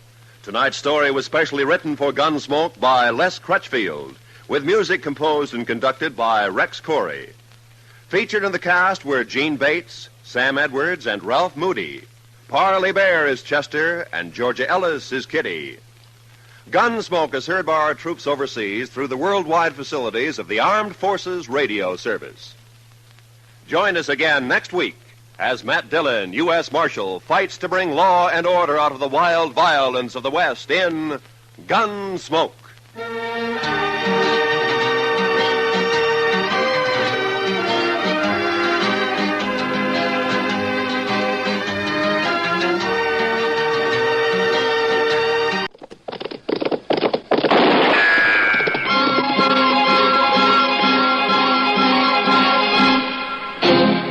Around Dodge City and in the territory on West, there's just one way to handle the killers and the spoilers, and that's with a U.S. Marshal and the smell of gun smoke.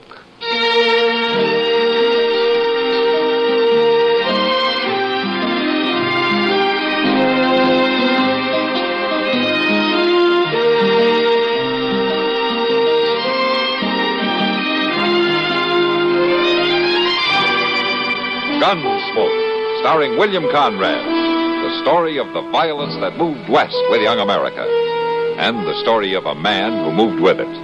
I'm that man, Matt Dillon, United States Marshal. The first man they look for and the last they want to meet. It's a chancy job, and it makes a man watchful and a little lonely.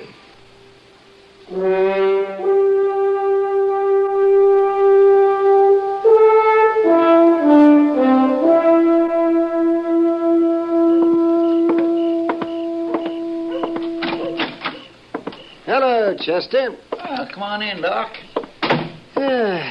Where's Matt? He ain't here. Huh? He's not? Where have you two been the last couple of days? I haven't seen either one of you. Well, I just got back from Hayes City. Mr. Dillon sent me over there to fetch some government papers. And you know what, Doc? I took the Santa Fe both ways. You did? Well, that beats riding a horse, huh? Where's Matt, you say? He left a note here, but he didn't say exactly where he's at. You mean he's out of town? That's what the note says. Seems somebody told him where he could find Jack Brand. Jack Brand? That's right. Mr. Dillon says Brand's got 3 of his gang with him. You mean Matt's gone out there alone after 4 men? Well, now, if I knew where he was, I'd go help him, Doc. I know, but there's nothing you can do about it, Chester. Worries me, though. Doggone if it don't. Chester! Oh. Chester! Well, there's Mr. Dillon, Doc. Where is he? Well, there he is. Sitting on that wagon. Who's that with him? Oh, some fella give him a ride, I guess. Hello, Mr. Dillon. Hello, Chester. Doc. Matt? You lose your horse? No, I left him out at Barr's ranch and borrowed this wagon. One of his riders will bring him in tomorrow. Who's this with you? You've seen his picture, Chester. What? Where's Jack Brand? Let's get on, Brand. You first. Sure. How come you to let him drive the wagon, Mr. Dillon? To keep his hands full, Chester. Here, take my shotgun. Lock him up. Yes, sir. Where's the others? I thought he had 3 men with him. Well, go on, tell him, Marshal. Tell him where they are. They're in the wagon under that canvas. Oh. Are they all dead, Matt? All 3 of them? Yeah, they're all dead, Doc. Bloodiest marshal I ever seen. That's just a wagon load of meat. That's enough, to him. Brand. It ain't hardly enough. I never seen such a killing. What happened, Mr. Dillon? They put up a fight, and I had to take them. So. That's all. Your lawman here hid himself in the grass and just waited for us to come out of that cabin. And then he yelled. So naturally, we headed for cover. Who wouldn't? And he just laid there and he cut loose of that shotgun.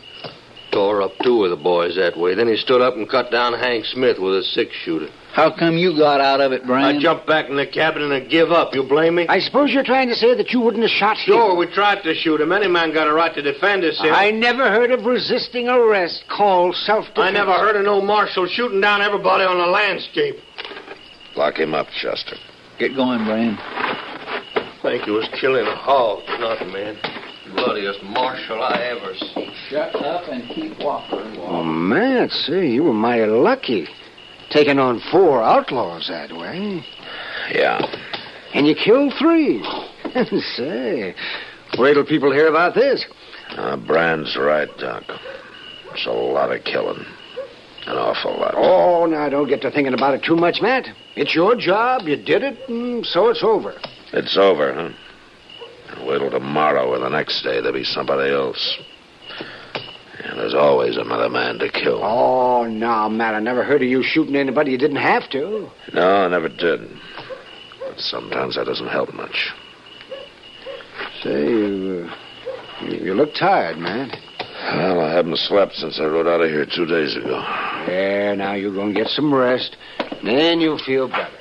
Yeah, sure, Doc. Brand snug in jail, Mr. Dillon. He don't like it much, but I told him not to try kicking his way out, that I'd be sleeping in the office. We'll both be sleeping in the office, Chester. I'm too tired to walk to my room. Oh, take care of this wagon and what's in it, will you? Yes, sir.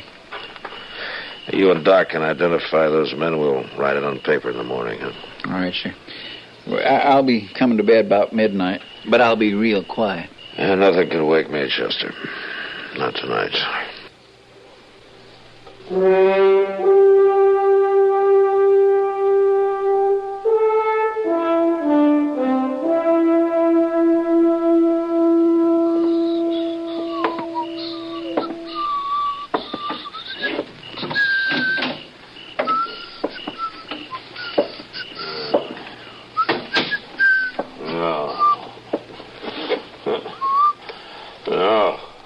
No, don't go for your gun. Don't go for my what? No, don't do it, I tell you. Leave the gun alone. Leave it. Dylan. Leave it. Don't make me kill you. Don't make me kill another man. Mr. Dillon, wake up. No. I'm spilling up blood. I don't want to kill you. Mr. Dillon, wake up. No, it's me, Mr. Dillon. It's Chester. There ain't nobody here. You was asleep. You been dreaming. Oh, yeah. Here, let me light the lamp. No, don't do that, Chester. It's all right. My gracious, I come in and heard you talking, and I thought sure somebody was here. The moonlight ain't so bright, and I couldn't see good at first. Yeah, sure. I had to yell at you a couple times before you woke up. You was dreaming you was in a fight, I guess. Yeah. Yeah, that's what I was dreaming. Nightmares like that, they're just terrible, ain't they? What time is it? Well, it's a little past midnight. Is Jack Brand awake? No, he'd be bellering if he was. Oh, but Mr. Dillon, now that you're awake, there's something I ought to tell you. Oh, what? Well, me and Doc was having a drink over at the Long Branch, and a fella come in there and started talking real loud, you know. Talking about what? Well, sir, mostly about how he's a friend of Jack Brand's, and he heard about how you caught him and all. What's his name, Chester? Stanger. Joe Stanger. Oh, yeah, I know him. Do you think he will cause trouble? Yeah, probably. And I'm not going to worry about him tonight. No, sir. That's what me and Doc figured. He won't try nothing tonight. All the same, keep your gun handy, Chester. Now, let's try to get some sleep, huh?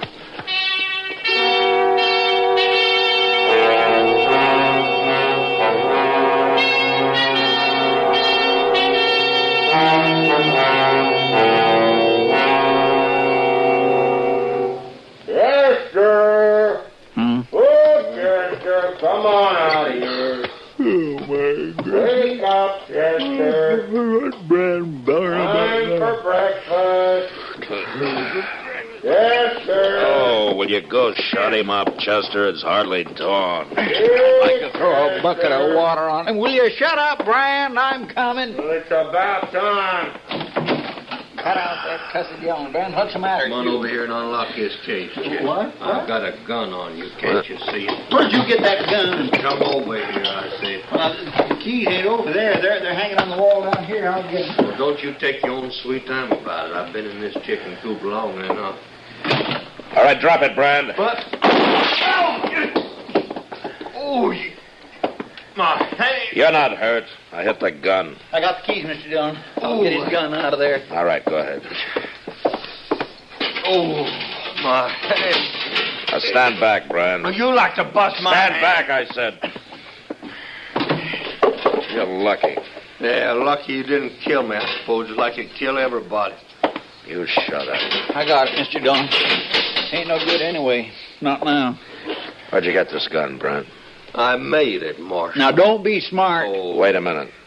Joe Stanger brought it to you. He tossed it to you right through those bars on the wall. I didn't even know Stanger was in town. Didn't you?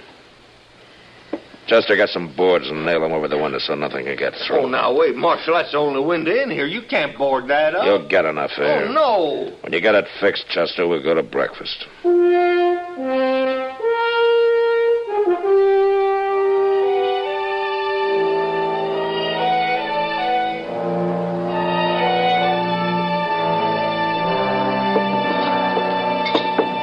I declare, it's been some time since I've been out on the plaza this early in the morning, Mr. Dillon. Weren't you up gambling all night last Saturday, Chester? Oh, well, that's different. Things don't look the same when you've had a good night's sleep.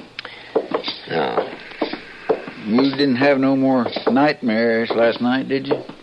No, I didn't sleep very well.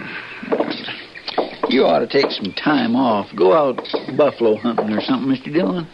Maybe I ought to take a lot of time off. Now, wait a minute. What? There's Joe Stanger coming there. Yeah, say by golly, it is. What's he doing up so early?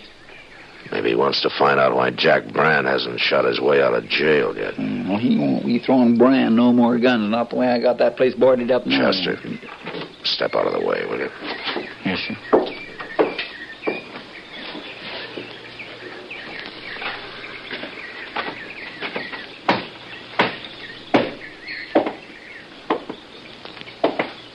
Good morning, Marshal. You're up kind of early, aren't you, Stanger? Train leaves for Abilene in about an hour. Oh, you going to Abilene? I'll be back next week. Jack Brand will still be in jail. Yeah, I heard you caught him. He's a good friend of yours, isn't he? Sure. But I ain't part of his gang. I never was. Yeah, I know. Of course, there ain't much gang left now. No. You're a pretty rough man, Marshal. Well, that's what I have to be. Don't it ever bother you, killing people the way you do? Look, Stanger, I shot a gun out of Jack Brand's hand this morning. You come by the office later and I'll give it back to you, huh? Now, what would I want of a smashed-up six-shooter? It's yours, isn't it? Where in mine? I ought to throw you in jail, too. I wouldn't go to jail, Marshal. Not without a fight, I wouldn't. I ain't afraid of you. You want to try it? Go ahead. Go on. Go ahead. Draw. No, but... What's the matter, Marshal?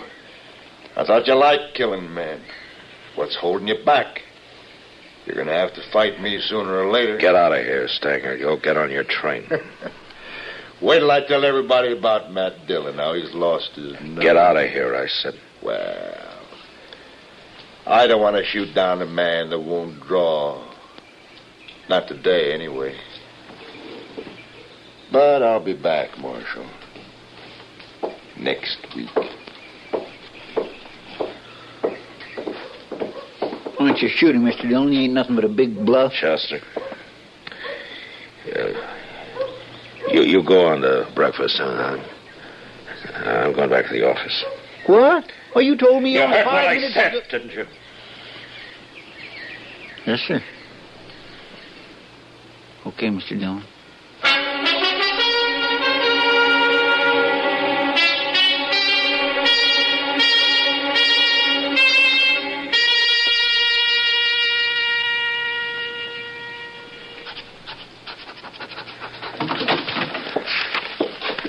I brought you a little can full of coffee, Mr. Dillon. Oh, thanks, Chester. I'll put it right here. What you doing, writing a letter? That's a telegram. Here, take this down to the depot, will you? Sure. I want it to go out right away. U.S. War Department?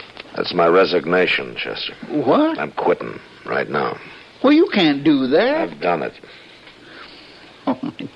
I don't believe it. You're funning me. A man can quit a job, Chester. I've quit jobs before. Well, I know, but this is different. No, what's different about it? The government doesn't own me. Mr. Dillon. Yeah, what? You ain't doing this because of what Joe Stanger said. What, that I lost my nerve? No, he's wrong about that. And he's wrong about my liking to kill men, too. Well, you never killed nobody unless you had to. Now I don't have to. I'm through, Chester. I killed my last man. Well, I just don't know what to... Let me tell you something, Chester. I've hated this job since the day I took it. I never did have a taste for killing, and now they can find somebody who has, and he'll make a better marshal than I ever was. That ain't true. Now go send a telegram. I'm going to be over at Delmonico's having breakfast. And with a good appetite for a change.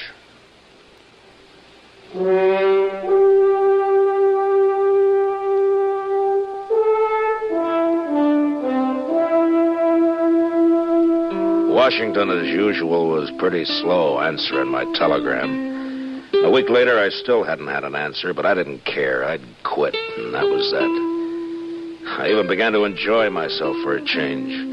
Like the day I finally took Kitty fishing. Matt! Hey, Matt, look. I got another one. Throw him back, Kitty. We got more than we can carry now. Oh, I will not throw him back. Here. Come on over here in the shade. You've done enough fishing. Okay. Oh, look at him, Matt. Isn't he a beauty? Yeah, he is. He's bigger than any I caught. Why don't you throw him in the sack and then sit down here? Say, you're right. I didn't know we caught that many. Yeah. Maybe we'll have a fish fry tonight, huh? Well, we can feed half a Dodge with all those. No, I doubt that. Did you ever see Chester go through a mess of fish? Well, last time he starved himself a couple of days in advance. Maybe we can kind of sneak up on him tonight. No. He knows we're out here. Maybe you ought to go into the business, Matt. Oh, what business? Fishing. You could do it for a living. I'm going to have to find something to do for a living, I guess. You know something, Matt? No, what? I think this is the first time I've ever seen you that you weren't wearing a gun. Yeah, I guess it is. I'm enjoying that, too. Oh, Matt, look, What? there's somebody coming on horseback. What? Yeah, it's Chester. Oh, yeah. Looks like he's in a hurry, too. Maybe he couldn't wait for that fish fry. Mr. Dillon? Oh, hello, Miss Kitty. Oh, Chester? Mr. Dillon, Joe Stanger's in town. Oh? Well, that doesn't matter to me, Chester. But you don't understand. Don't understand what? What I come to tell you. Stanger's at the Long Branch, and a while ago he had words with one of the girls there, and she slapped him, and he pulled out his gun, and he killed her. He what? Who was the girl, Chester? Kate Hawkins. Oh, no. That's who it was, Miss Kitty. Then the bartender tried to stop him, and Stanger shot him, too, and I hear he's going to die. I grabbed the horse off the hitch rail and come right out to tell you got to stop him, Mr. Dillon. Look, Chester, I'm not the marshal here anymore. I quit, remember? You mean you're going to let Joe Stanger walk around Dodge and shoot everybody that gets in his way, including women? I'm through killing. I told you that. Well, who's going to stop you then? You're the only man around here that'll go up against him, and you know it. That may be true, but I'm still not going to do it. Wait, Mr. Dillon, wait a minute. I've been thinking a lot about all this lately, and there's something you've been overlooking. Oh? Men like Stanger and Brand, they got to be stopped. I'd do it if I could, but I can't. I just ain't good enough. Most men ain't. But you are. It's kind of too bad for you that you are. That's the way it is, Mr. Dillon, and there's nothing you can do about it, not now. It's too late.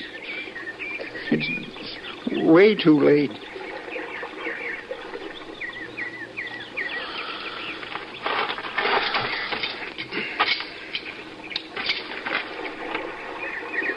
Give me your gun, Chester. Yes, sir. You want the holster? No, I'll carry it in my belt.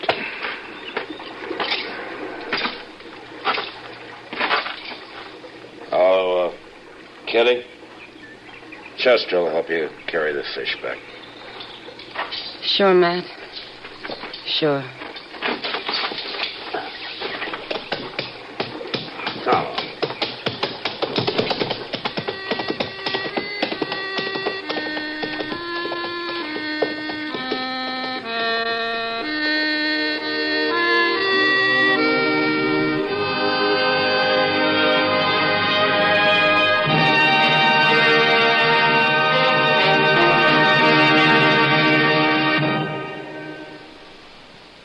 Gunsmoke. Produced and directed by Norman Macdonald, stars William Conrad as Matt Dillon, U.S. Marshal. The story was specially written for Gunsmoke by John Meston. Featured in the cast were John Daner and Lawrence Dobkin. Parley Bear is Chester, Howard McNear is Doc, and Georgia Ellis.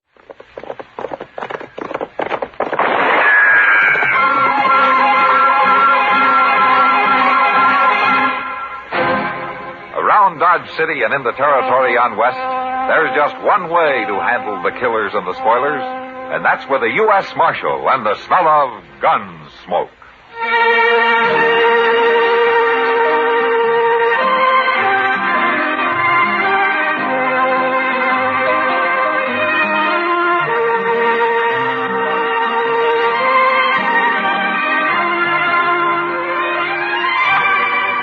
Gunsmoke, starring William Conrad, the story of the violence that moved west with young America, and the story of a man who moved with it.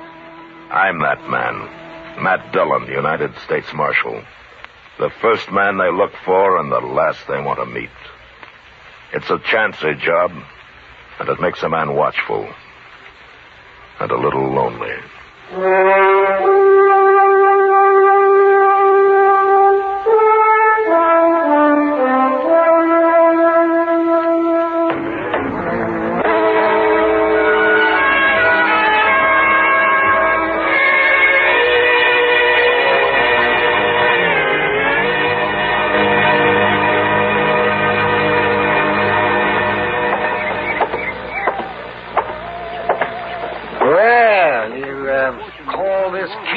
Around the sun like a farmer on Sunday.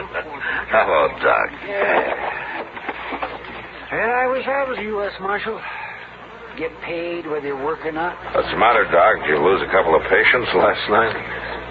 Matt, I'm thinking of moving to San Francisco. Huh? What for? You got a monopoly here in Dodge. San Francisco's full of doctors. Yeah, and probably all rich, too. No, I'm serious, man. Yeah, forget it, Doc. You're some 20 years too late for the gold rush. And anyway, we need you here. Dodge can find another doctor. I'm tired of working day and night and getting paid with promises. Hey, you need some money? I'll call a town meeting and shake it out of these people, Doc. But if you try to go to San Francisco, so help me, I'll throw you in jail and you'll practice from there. Good.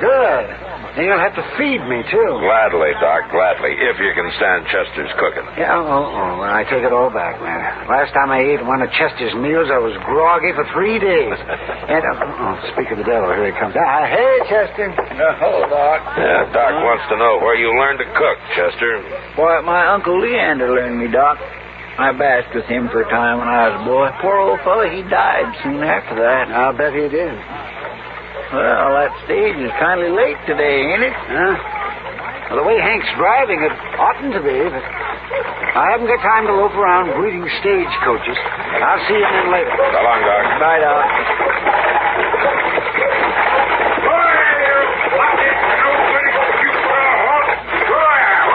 Oh, Hank's all turned up, ain't he? Yeah.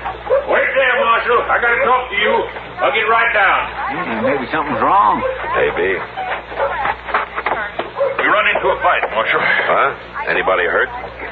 Killed a man I had riding shotgun. He fell off, and I had to leave him there. I'll send somebody out for him. Where'd it happen? Right where the trail crosses the south fork of the Pawnee. There were 3 of them bandits, Marshal, but by heaven we put slugs into 2 of them. You mean you killed 2 of them? Oh, no, they rode off, but I could see 2 of them was all hunkered up over their saddles like they was hurting pretty bad. Recognize any of them? I'd hate to be wrong and get a man into trouble, Marshal, but, well, I'd swear one of them was that young Howard Brandt. What? You know, the fellow that moved out here with his wife a while back. Yeah, I met him.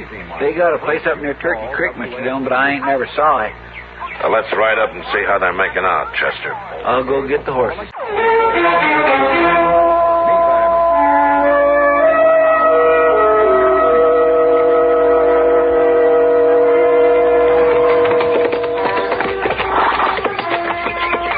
I met Howard Brandt when he first come out here, Mr. Dillon. He sure didn't seem like no bandit to me.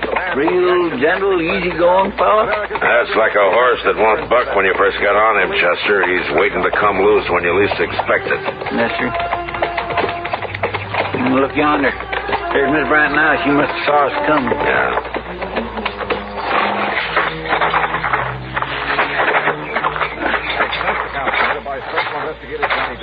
Hello, Marshal. Miss Brandt? You remember Chester here? Forgot his name. I'm Chester Proudfoot, man. Howard at home, Miss Brandt? Anything you want, I can help you, Marshal. Well, I'd like to talk to Howard himself. He ain't here. Oh, you mind if we wait for him? I'm real busy, Marshal. Can't you come back later sometime? Well, it's kind of important, ma'am. We'll just wait here on the porch. We won't bother you any. No use, Marshal. Hyde won't be back till tomorrow. Chester. Look there on the steps. Well, that's blood. Miss Brandt. That's chicken blood. I just killed one. I'm sorry, Miss Brandt, but I'm going to have to talk to Howard. Is he hurt bad? He's dying, Marshal. Leave him alone. I got to find out who was with him. He won't tell you. And anyway, he's out of his head and not making sense. You want to show me where he is? No, Marshal. Leave him die in peace. He ain't got long. You kill him asking him questions. I don't figure he'll live through the night as it is.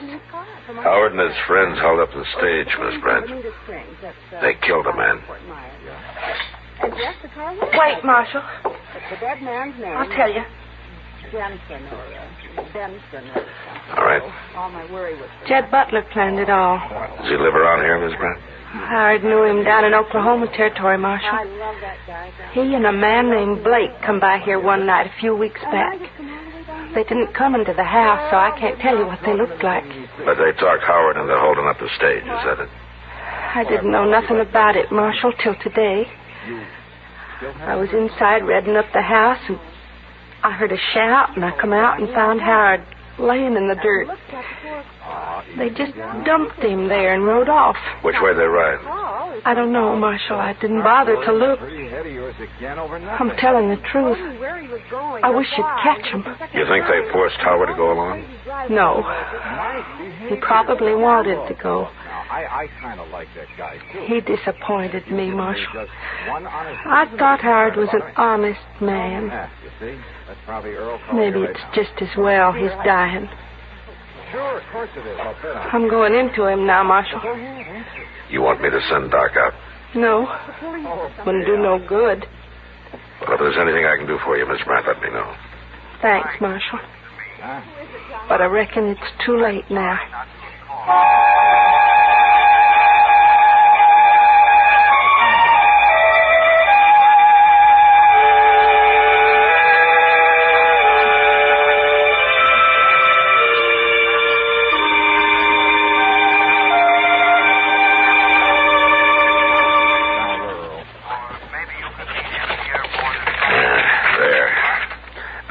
Chester, take this down to Mr. Hightower and have him print up some wanted notices from it, will you? Yes, sir. I guess that's about all I can do about Jed Butler and his friend right now. Oh, somebody will spot him and come tell you sooner or later. And I hope so. It's already been 2 days. Matt? Oh, hello, Chester. Oh, Holmes, Kitty. What's the trouble, Kitty? Oh, I just went up to Doc's office, Matt. He isn't there. Should he be? Was he expecting you? He wasn't there this morning, either. When did you see him last night? I come to think of it, not since the day of the stage holdup. Why? Well, I was with him that night. He came into the Long Branch real late. We were sitting there talking, and some kid brought him a message. He didn't say who it was from, but Doc left, and as far as I can find out, nobody's seen him since. My God, Miss Dillon, she's right. I ain't saw Doc either. That was 2 days ago. Well, you know, sometimes Doc's out on a call longer than that. You're trying to fool yourself. Yeah, I guess I am. I heard about 2 of those bandits being shot. Well, it sure couldn't have been Miss Brandt who come for Doc. No. You mean one of those men was Howard Brandt? They left him at his house, Kitty. I didn't see him, but I believe Miss Brandt. He probably died that night. I feel sorrier for her than him. Yeah, I guess I do too, Kitty. But what about Doc, Matt? What are you going to do? Kitty, if I knew where those men are, I'd have gone after them before now. They're holding him, Matt. They might even kill him. Look, Kitty, I can't go out and ride around on the prairie hoping to bump into him somehow. No, I guess it's better if you stay here. Somebody might see him or something and come tell you. Yeah, I hope so. If anything happens to Doc, I'll go after those men myself, Matt. Well, maybe they'll just turn him loose when he's through doctoring the man. I wish I could believe that. But that's only the beginning of a winter. Yeah, Kitty.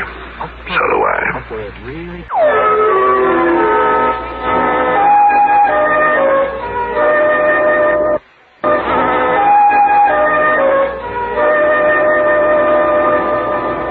We waited the rest of that day and through the night, but nothing happened. The next morning, however, I was walking down to the office when I saw Miss Brandt drive by in a wagon. I waved, but she went on past me without a sign. And as she did, I noticed a figure lying in the back of the wagon, wrapped in a blanket. As I watched her drive down the street and on out of town, I realized that she must be headed for Boot Hill. I got Chester, and we followed her out to the burying ground. She'd stopped and was taking the shovel out of the wagon when we walked up to her. I don't need no help, Marshal. Ground's hard, Miss Brandt. We'll dig a hole for you. Leave me be. He's my man, and I'll bury him myself. Right where he deserves. Among the rest of these murderers and outlaws. What are you looking at, Marshal? Your face. What happened to you? Shows, does it? Jed Butler did that, Marshal. He come by yesterday, knocked me around some. He did? What for? Where is he? I was going to come tell you once I got Howard buried. But tell me now, he's got Doc with him. At least I think he has. Doc was there, all tied up, sitting on a horse. He didn't say nothing. Butler said he'd shoot him if he did. Why'd he beat you? What'd he want? He wanted to know if you'd been around and if we'd told you anything. Howard was still alive, Marshal. I don't know how he lived so long. But he died after Butler got to shaking him and slapping him. What did you tell him? Nothing. That's why he beat me. Miss Brad, do you have any idea where his hideout could be? I was in the house crying. I didn't see him go. You couldn't track him anyway, Marshal. There's too many horses running around loose out there.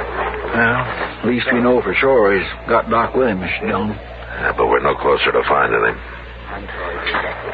You sure you won't let us help bury your husband, ma'am? Yeah, I kind of wish you would now, Marshal. I'm just about worn out. How are you, Doc?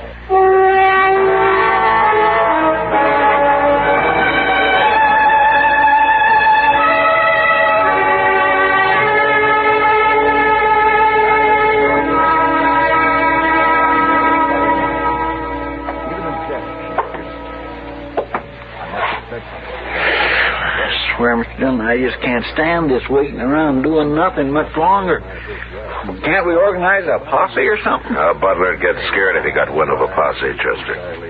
You mean he'd shoot Doc and try to get away? He might. It's a safer bet just to wait it out. Tobile. Well, come on in. How are you, Tobile? Tobile always good, Chester. Where have you been the last month, anyway? Out scalping the white men? Tobile no scalp white man long time. Maybe too long. For a tame Indian, you sure got a wild look in your eye. What are you doing here? Tobile hunt antelope on prairie. Way off, see two white men. One ride, very funny. Tobile go very close. They no see, but Tobile see. Well, what did you see, Tobile? White medicine man. Doc? Good man. Take bullet out of Tobile long time ago. No like him all tied up in rope. Come quick, tell Marshal. Do you know where they are, Tobile? Can you track them? White man easy to track. Like buffalo herd, always big pool. When was this? Yesterday. Long ride from here. Chester, go get our horses and find a fresh one for Tobile. Maybe we won't be too late.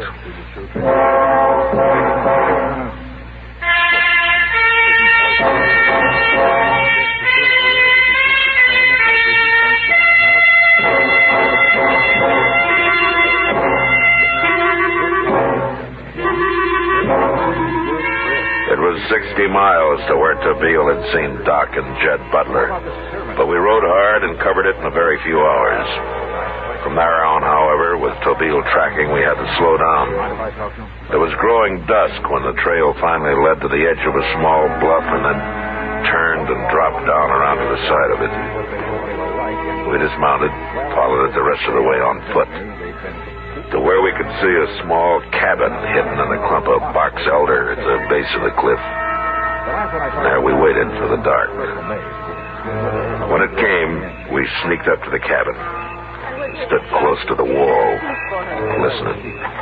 How is he now, Doc? I've told you before, Butler, the man's dying. And there isn't a thing I can do to stop it. I don't believe you, Doc. I think maybe you're not doing anything on purpose. I'm a doctor, Butler. I do anything in my power to save a life, even that of a murderer. You go on talking like that, I'll blow you open with his shotgun, Doc. Shotgun? Why don't you carry a pistol like ordinary men? I never use nothing but this. And I ain't no ordinary man anyway. Now, I'll say that for you. And no decent ordinary man would be seen in your company. Doc, you're either a fool or you're plumb crazy. Why? Because I'm not afraid to die? Well, you're gonna die. Potassium thirst stuff in the Just as soon as he does.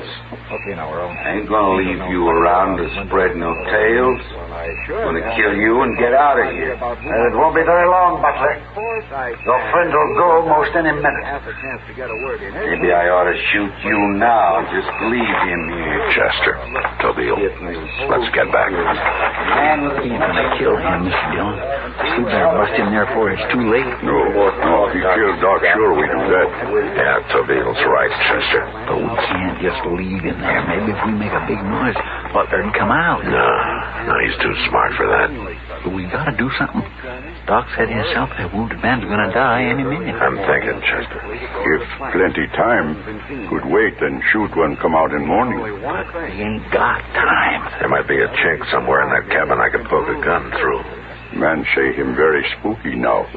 One little noise, shoot Doc fast. Yeah, I know. I wouldn't dare take the chance. It's terrible being this close and not able to do a blame thing. Yeah. Tobiel know many trick, all kind. But here, nothing. Because if Butler used a pistol, Doc might have a bare chance. But with that shotgun... Wait a minute. Wait a minute. What? Shotgun. Yours truly, Johnny Dollar. Yeah, it's not a six-shooter. But it's not a repeating rifle. What do you mean? I mean, he can shoot it once, and then he has to reload. Once is all it takes. Yeah, to kill one man it is, Chester. What are you doing, Mr. Dillon? Here, take my gun belt. Here, take it. Well, what for? I'm going in there, Chester. Unarmed. What? When I get inside, you and Tobiel sneak up close and be ready to come through that door when you hear his shotgun go off. Mr. Dillon, you can't do that. Yes, I can. He'll kill you, sure. Maybe. But if you two don't get in there fast, if he does shoot, you'll club Doc to death. All right, quiet. Yes, it was the body of Frank Hanson found in the car off the scene of the crash. Driving along on his way to the plant, a cigarette, when his heart suddenly... Who's that? You get over by the door, Doc. I told him to run a test on the other cigarettes they found. Don't you open it yet? About an hour later, the Doc Adams is standing by that door, and I got a shotgun aimed at his back. Now, who is it? I'm unarmed. Open the door. Matt? I'll come in with my hands in front of me. Matt, don't do it. Any tricks, and I'll shoot Doc. Go ahead, Doc. Open. Hello, Doc. He's unarmed, Butler. And get in here and close that door. Who are you? Matt Dillon. Bill? Marshal? That's right. You got some men outside, huh? Well, it won't do no good, Marshal. I'll shoot you before they can get anywhere near me. I've got 2 men out there, Butler. The second they hear a shot, they'll be in here. It'll be too late, won't it, Marshal? Well, that depends on how you look at it, Butler. Won't be too late to take you. That shotgun only shoots once. Take me? Well, you'll be dead. Yeah. Matt, you shouldn't have done this. Why not, Doc? It was bad enough me getting killed. He can only kill one of us, Doc. If he shoots me, Tobiel and Chester will get him. If he shoots you, I'll kill him with my bare hands. You think you got it all figured, don't you, Marshal? Just about. Well, now, you know I'd rather kill a U.S. Marshal than a doctor. You know that. Matt, he's right. You should have stayed outside. And stand there waiting for him to shoot you, Doc? No, I wouldn't like that very much. Maybe he'll shoot me anyway. Maybe, but at least there's some kind of a chance now. Now, shut up a minute. I don't quite figure this. No? No.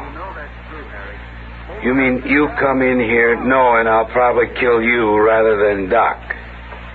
That right? Yes, Butler, that's right.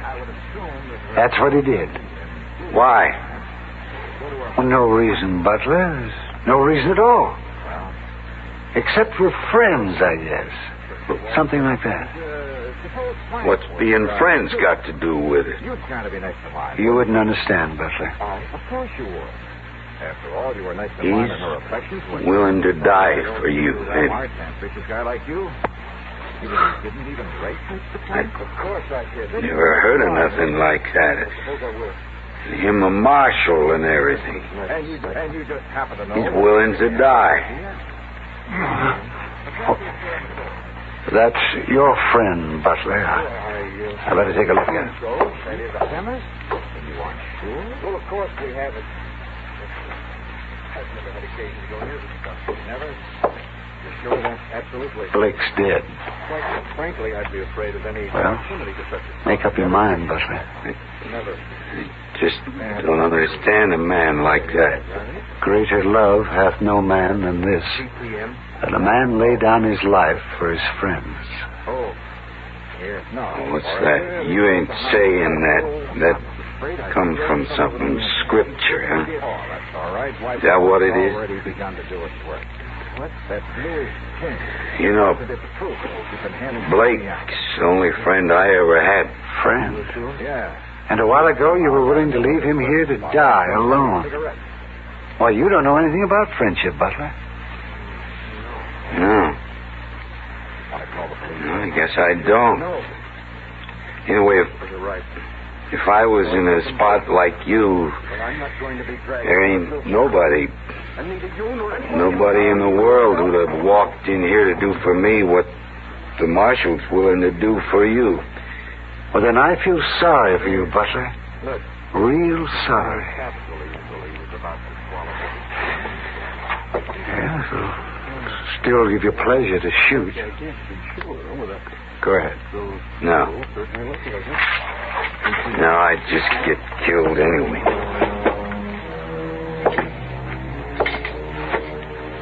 All right, give me your gun, Butler. Sure.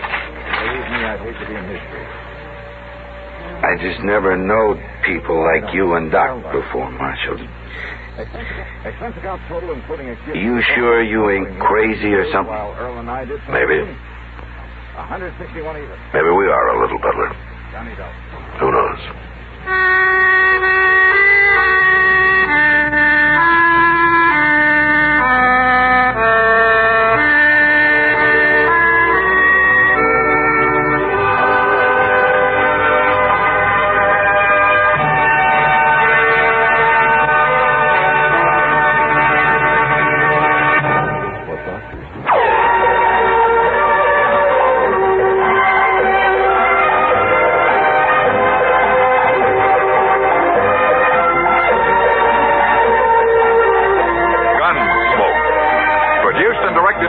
By Norman Macdonald, stars William Conrad as Matt Dillon, U.S. Marshal. The story was specially written for Gunsmoke by John Meston. Featured in the cast were Vic Perrin, Virginia Gregg, Ralph Moody, and Barney Phillips. Harley Bear is Chester, Howard McNear is Doc, and Georgia Ellis is Kitty.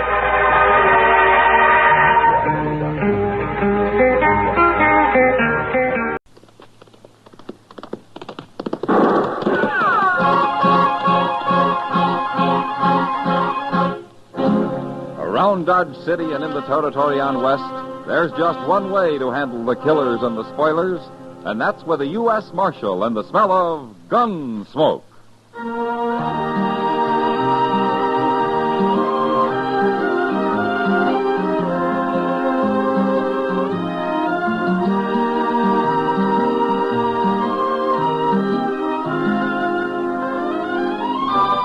Gunsmoke, starring William Conrad. The story of the violence that moved west with young America. The story of a man who moved with it. Matt Dillon, United States Marshal.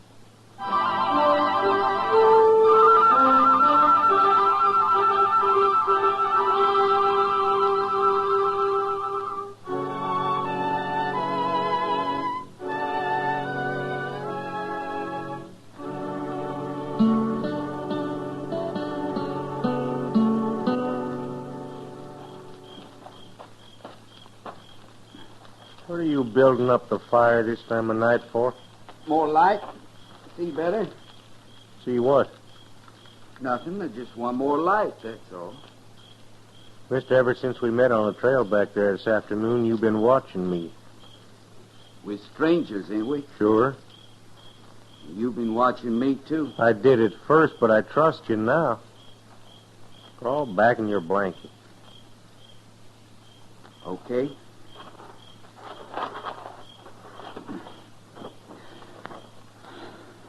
Well, that's better. Now go to sleep, will you? You going to sleep? I'd like to watch the stars a little while first. Ain't no stars by me. I can see 'em over your shoulder there. Laying on my back gives me the ache. Gives me the ache, too. We got a lot in common, mister. Yeah? You never told me what name you go by. You never told me neither. Doggone if you ain't the most suspicious man I ever run into. I'm still alive.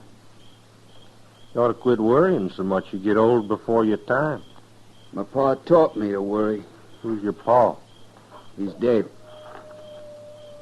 Died worrying, probably. No, he died of the milk sickness. He was a good man, though. Ain't any good man. He was. Why? What he believed in. What did he believe in?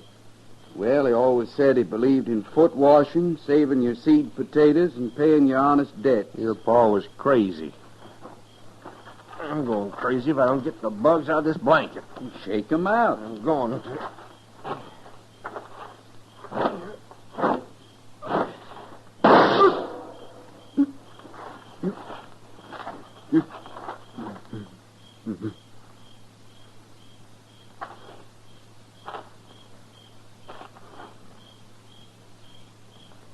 Killed him first shot. Well, now I can get me some sleep.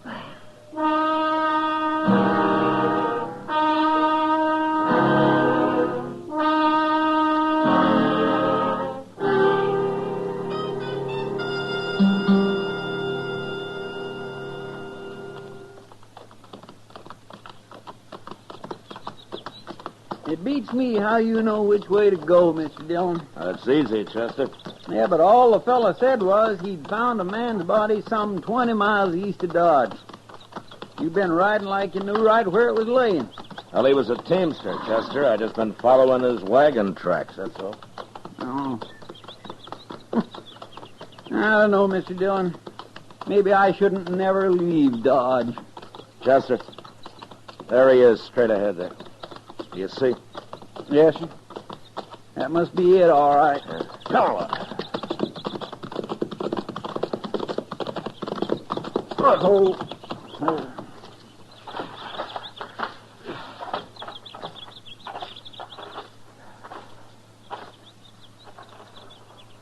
Well, look at there. He's still in his blanket. Yeah.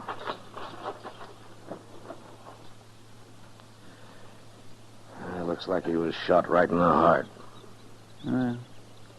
At least the poor fella died in his sleep. Well, he must have come half awake. His hand's on his gun. He never got it out, though. Somebody sure jumped him fast. Say, maybe it was Indians. No. No, his hair's still on.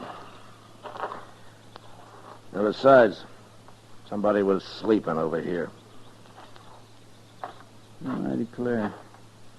Who do you suppose it was? I don't know, Chester.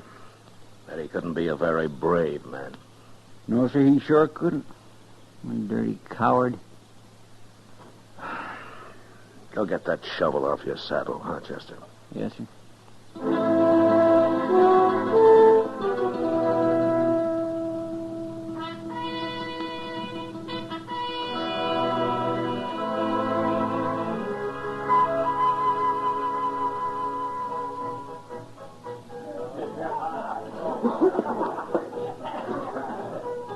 Well, Mr. Dillon, it's worth a long ride like that, if only to work up a good thirst.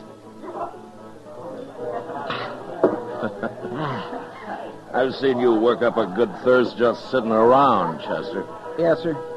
I'm just lucky, I guess. Well, I never heard it called that before.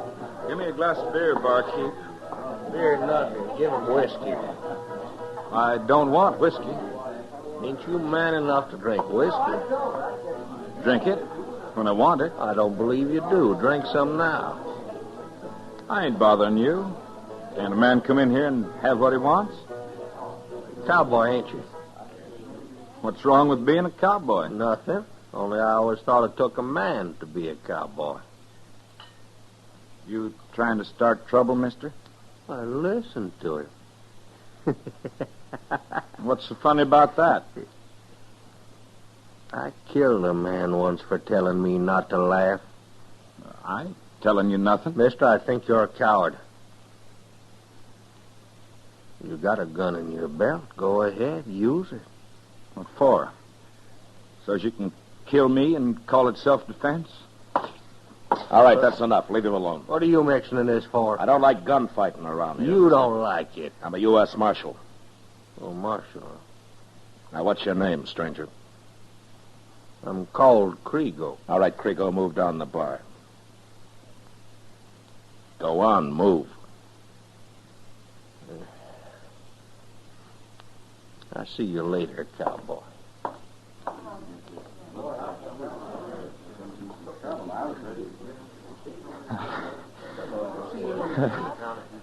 I wouldn't have dared draw on him, Marshal. I ain't no gunman. He'd have killed me, sure. Yeah, he probably would have. My name's Jesse Hill, Marshal. I'm proud to know you. Well, Jesse, you keep that gun in your belt, huh? And stay away from Krigo? I ain't no troublemaker. Yeah, I know. But sometimes a man can't avoid it. Not around somebody like him. Well, I think I'll do my drinking across the street. See you later, Jesse. Yeah, so long. That Krigo's an awful mean man, Mr. Dillon. Yeah, he's mean, all right. Especially when he's sure the other man hasn't got a chance. Wonder where he came from. I never saw him around here before. Now, he's new in Dodge, Chester. Let me tell you something. It had to be that kind of a man who killed that cowboy we buried today. Well, you think it was him? Well, he could have done it. He's enough of a coward. But if he did, no one could ever prove it. No, sir, I guess not. But he'll make a mistake yet, Chester. His kind always do.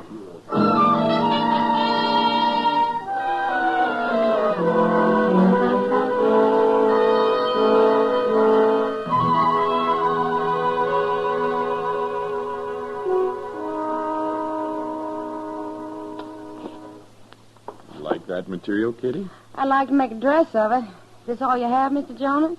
I'm afraid so. But I'll order more if you want it. How long will it take? A few weeks is all. Okay. I'll need about 7 yards. You'll have it, Kitty. And say, look here. These new parasols. Ah. They just come on the Santa Fe today. From St. Louis. Hello, Matt. Hello, Kitty. Mr. Jonas. Your coat's out back, Marshal. Oh? You can go try it on if you want. Oh, new coat, huh? I'd like to see it, Matt. Well, you wait here, Kitty, and I'll just go put it on. Sure hope it fits. I had a parcel of trouble talking him into ordering that coat. Well, he's needed it ever since I've known him. Men just don't like new things, Kitty. Yeah.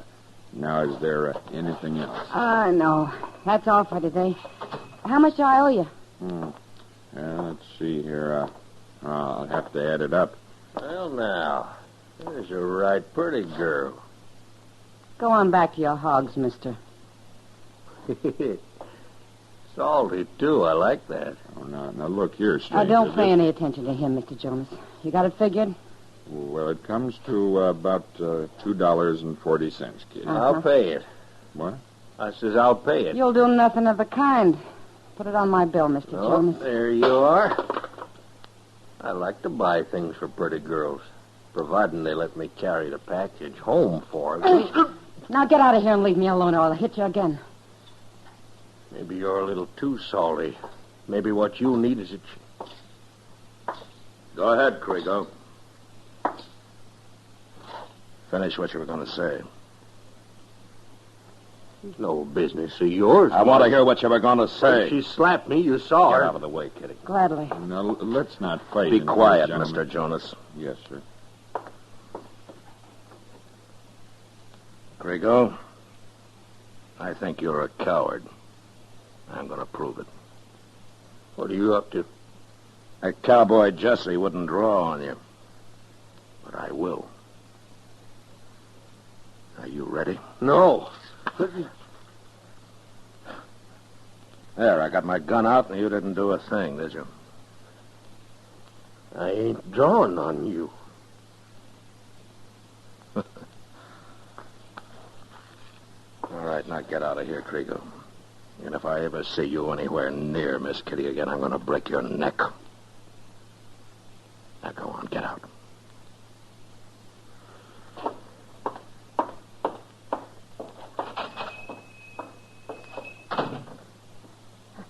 He sure showed his colors, Matt. Yeah. You know, I think that's the first time I ever saw you draw first on a man. Well, I figured he wouldn't draw, Kitty. How'd you know? Kriego doesn't take any chances. But right now, I'm wondering how many more men he's going to kill before he's through.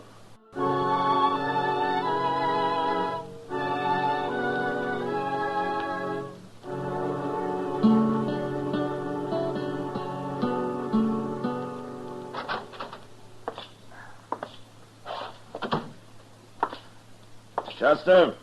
I'm back here, Mr. Dillon. Well, come out front, huh? Yes, sir. You picked a mighty poor time to ride out to Fort Dodge, if you don't mind me saying so. Tell me what happened, Chester. I hear that you witnessed it. Yes, sir, I was right there, Mr. Dillon. Kriego agged him into drawing first. Yeah. Self-defense again, is that it? Yes, sir. The poor fellow was awful slow. And you know what Kriego did? What? Well, he shot him in the gun arm first, then through both knees. And finally, he shot him in the belly and killed him. There was nothing I could do once they'd started. Yeah. Who was he, Chester? A fellow named Lidacker that told me. Some stranger. Huh? Why don't you run Kriego out of town? Running him out of Dodge would just mean he'd go murder somebody someplace else, Chester. Well, at least he wouldn't be doing it here. Yeah, I know. But somehow I'd feel responsible for letting him get away. Varmints like that oughtn't be allowed to live. Well, he wouldn't be alive if he wasn't so careful about picking the man he shoots. No, sir. Oh, say, Doc was down a little while ago. Huh? He's through with autopsy and wants to know who's going to bury that fellow. Yeah.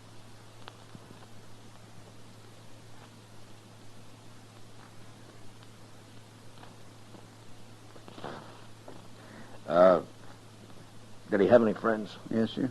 That cowboy Kriego tried to fight Jesse Hill. Oh. I think he was a friend of his. He helped carry him up to Doc's anyway, and he seemed real mad about it all. Quiet, you know, but mad. That could lead to trouble. How do you mean? Well, Jesse backed off from Kriego once, but he might go looking for him now. I don't think he'd have a chance. And we'd sure better find him, Mr. Dillon. Yeah, Chester, we better. Come on.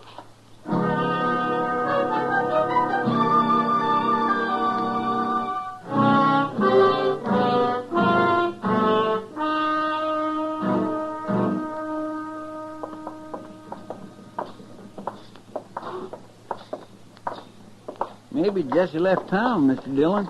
Well, I hope so. Though we haven't looked every place yet. Somebody said he had a room at the Dodge house. Oh? That seems to be pretty fancy for a line rider, doesn't it? He probably spent 6 months' pay in the last few days. They always do. Well, they can't spend it out on the prairie, Chester. I guess it doesn't mean much to them. Yeah, I know, but you'd think they'd save a little money, a few dollars at least. Oh? Tell me something, Chester. When were you at the bank last? Well, I keep my money in my sock, Mr. Dillon. It's safer. Oh, maybe, yeah. Isn't that kind of tough on the merchants when you go to spend it, though? Well, nobody ain't turned it down yet. Money's money. Wait a minute. There's Jesse across the plaza there. Yeah, and that's Kriego he's talking to. Come on. Hey, it looks like they're having an argument, Mr. Dillon. Yeah. You gonna stop it? Well, if I can. Kriego! Jesse! They're about to fight, Mr. Dillon. Murdered him, Kriego. Go on, draw. Hold it, Jesse! All right, Kriego. Put your gun away. Sure. He tried to shoot me, Marshal. You saw him. He's dead, Mr. Dillon. Well, that was pretty easy for you. Wasn't it, Kriego? He shouldn't have tried it, Marshal. I told him not to. You're lying. I heard what you told him. Well, what difference does it make?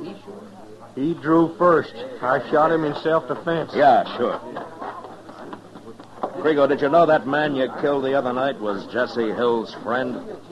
Jesse was telling me that just now. Well, I got an idea you talked him into drawing just to work Jesse up to a fight. They was both a couple of bums, Marshal. How about that man on the prairie? Was he a bum? What man? The one that was lying wrapped in his blanket. I don't know what you're talking about, Marshal. Kriego, how long you been killing people? Marshal, I killed my first man when I was 18. Fella tried to knife me, so I shot him. I'll tell you something else. I ain't wanted by the law nowheres. Nowheres at all. Did you ever fight a man who could handle a gun? What do you mean? You will someday, Kriego. You'll make a mistake and pick on the wrong man. Will I, Marshal? Oh, I'm going to go and get me a drink. Ain't there nothing you can do about him, Mr. Dillon? Now, there's one thing I can do, Chester. At first, we'll get Jesse and his friend buried.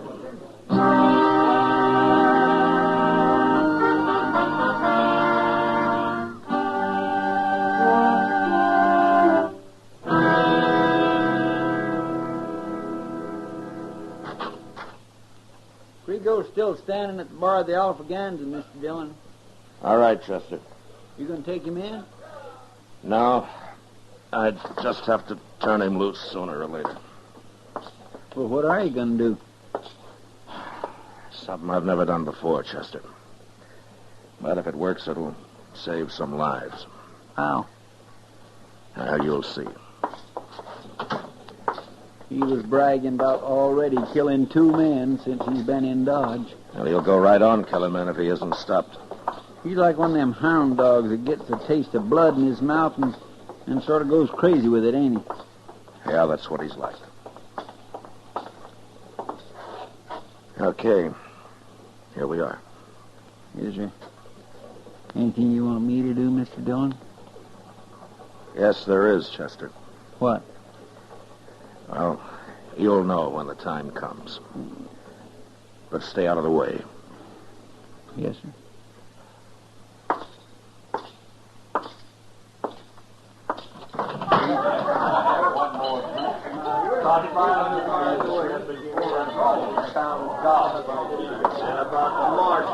Kriego. What do you want now, Marshal? I've been thinking about you, Kriego. And I've decided that you're not fit to live. You got no call, Marshal. I killed them men in self-defense. Sure. Ain't no court in the world that'd convict me. I'm plumb innocent. I'm not talking about hanging you. What are you talking about? Kriego, I'm going to walk out of here and wait for you in the street. And I'm going to wait 1 minute. And if you're not there in 1 minute, I'm coming back. What for? I'm going to kill you. No. No, I ain't going to fight you. Yes, you are. 1 minute, Kriego.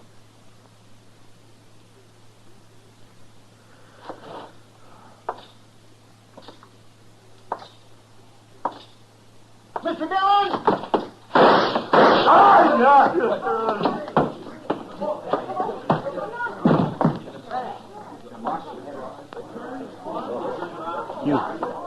You killed him.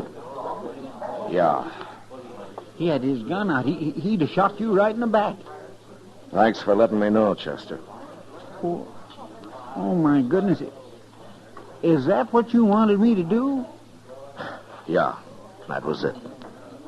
Well, suppose I hadn't saw him. Well, then Kriego would have killed another man. I feel kind of sick. You did fine, Chester. Now remember, Chester, it was more than one life you just saved.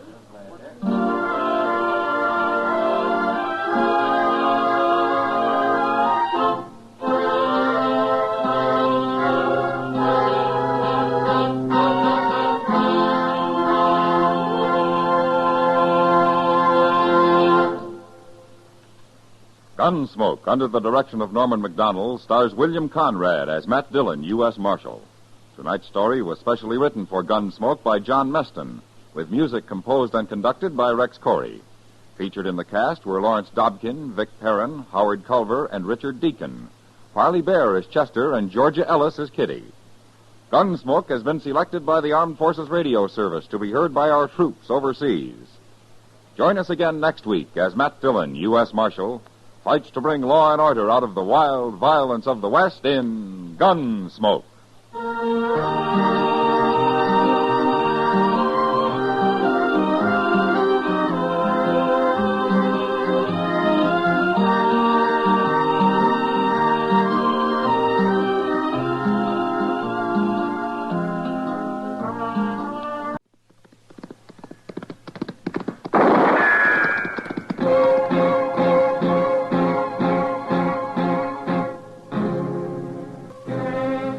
Around Dodge City and in the territory on West, there's just one way to handle the killers and the spoilers, and that's with a U.S. Marshal and the smell of gun smoke.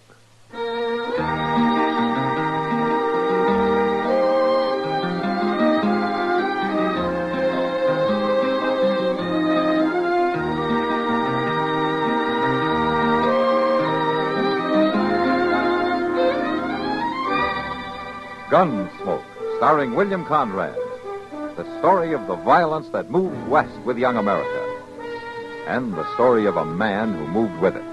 I'm that man, Matt Dillon, United States Marshal. The first man they look for and the last they want to meet. It's a chancy job, and it makes a man watchful and a little lonely.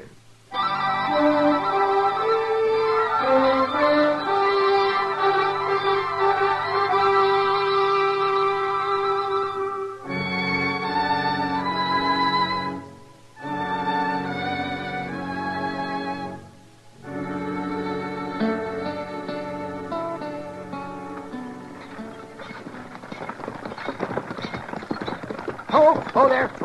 Matt, wait a second. Oh, now, you blasted team. I want to talk to you, Matt, if I ever get this confounded team to stop. Whoa! You driving that buggy, Doc, or you're just being took? Oh, this blasted team. They got mouths of solid iron. They're probably trying to run away from that squeaky wheel. You don't grease that thing, you're going to twist off a spindle one of these days. It'll last as long as I will. Oh, say, Matt, I just drove in from Meadow Flats. Oh? Well, every man to his own pleasure. It wasn't pleasure, confound it.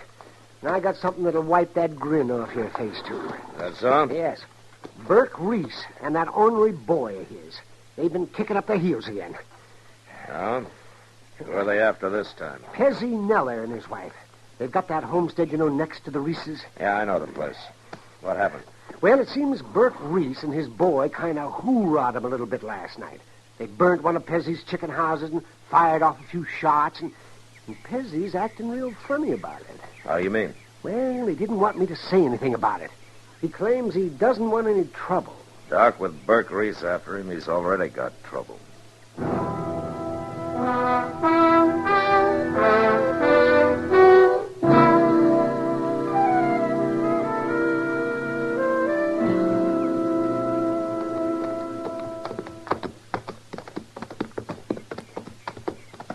There's old Pezzy, Mr. Dillon, scratching around the ashes there. Uh-huh. Well, Marshal, Chester, this is a mighty pleasant surprise. Morning, Pezzy. All right, Mr. Neller. Get down and set a spell. Oh, thank you.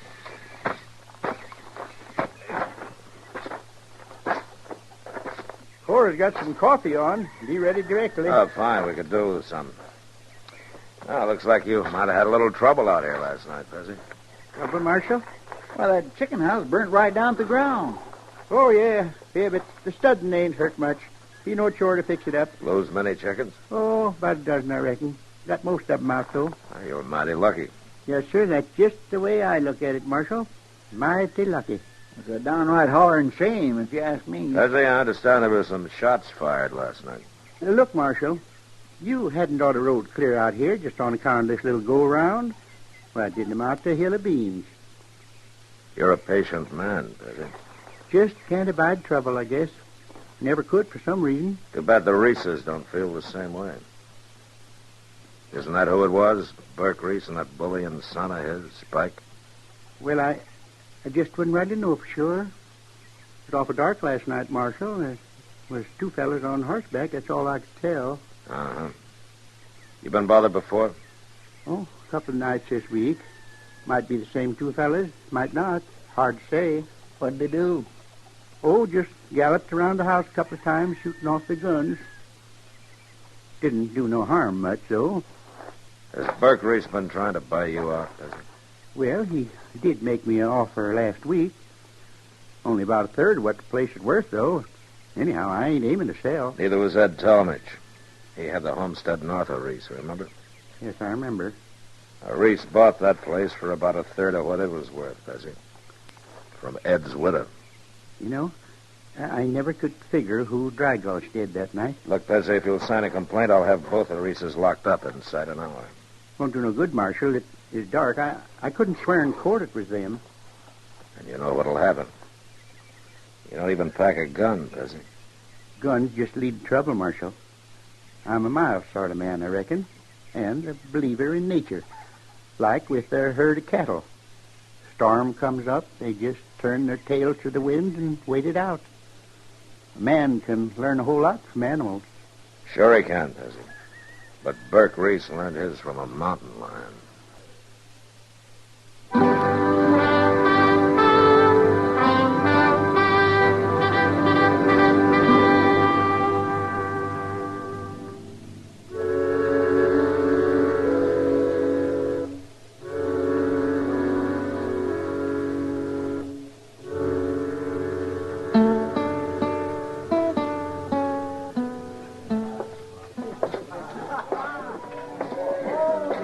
I declare, Mr. Dillon, the Long Branch ain't never had this big a Saturday afternoon before. Quite a crowd in town, all right.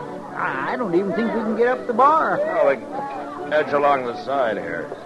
Well, maybe I can do it empty, but it's sure going to be a tight squeeze, ooching out full of beer.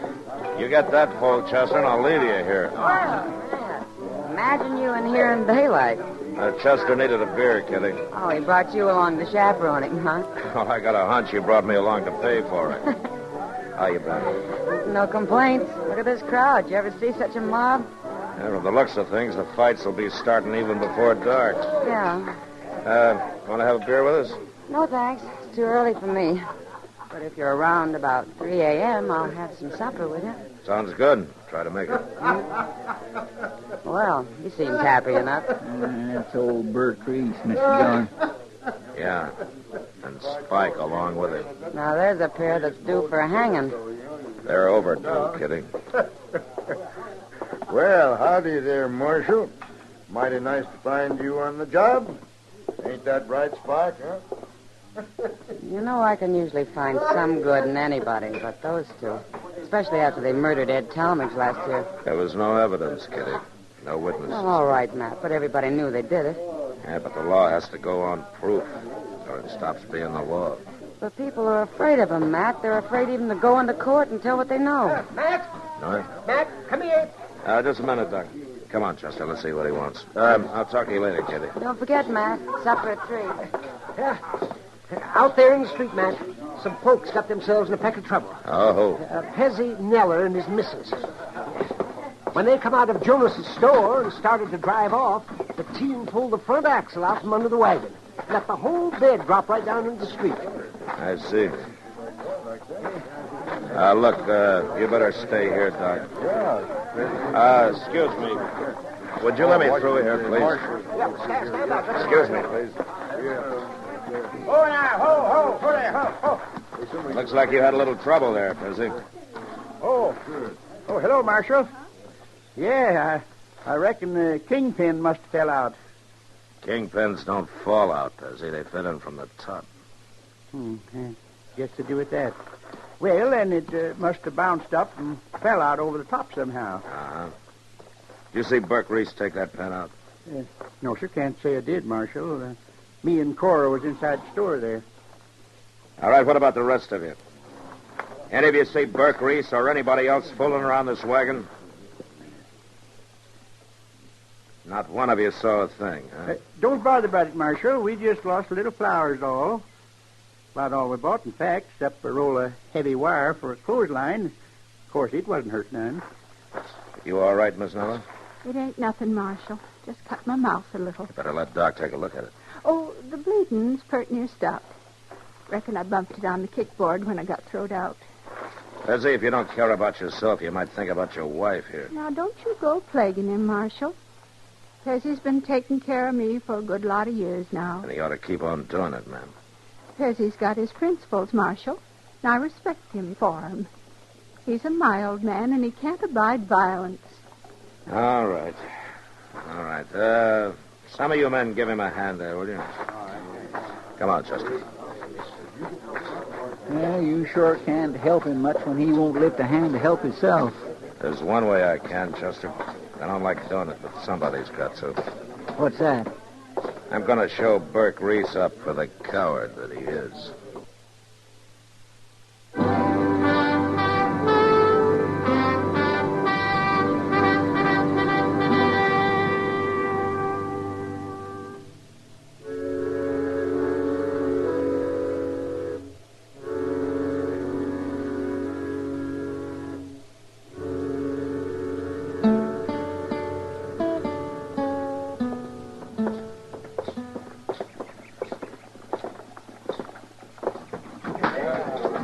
There they are, Mr. Dillon, sitting over there at the poker table. All right, Chester, you move on down there by the end of the bar. Just keep them off my back, that's all. All right, sir. But you watch him, Mr. Dillon, and make him be awful mean. What was the trouble out there, Matt? I didn't hear any shooting. Later, Kitty. Right now, you better stay clear. Matt, where are you going?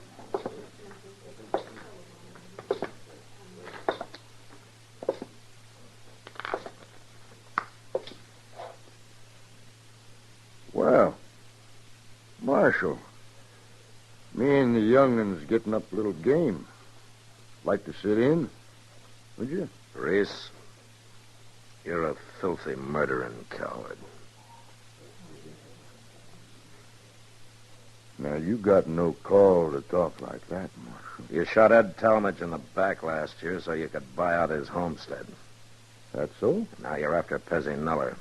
You shot up his place a couple of times and burnt one of his buildings. Pezzy say all that, did he? Pezzy's not one to stick up for his rights, so somebody's got to do it for him. Reese, I just called you a rotten coward. Hold it, Spike. That's just what he's trying to get us to do. It won't work, Marshal. I ain't gonna draw on you. Of course not. You're too yellow, both of you. Except with a man like Pezzy Nuller, who doesn't wear a gun. I ain't drawing, Marshal. Didn't you hear me, Burke? I called you a lying coward. I'm sitting right here. No, you're not. Now get up on your feet. Get up. I know you, Marshal. You'd never shoot a man down cold. I wouldn't do. Spike, reach over slow. Unbuckle my gun. You touch that belt, Spike, and I'll blast you out of your chair. All right. Leave it, Spike. But I still ain't making no move. No?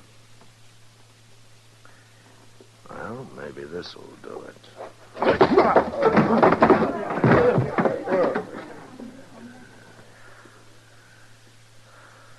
All right, what about it, Reese? I'm staying right here on the floor, Marshal. You sit tight, Spike. I told you, Marshal, no matter what you do, I ain't gonna draw against you. You're a smart one, Reese. You're smart just like a rattlesnake. Now you get up and get out of here. Get out, both of you, before I kick you to death.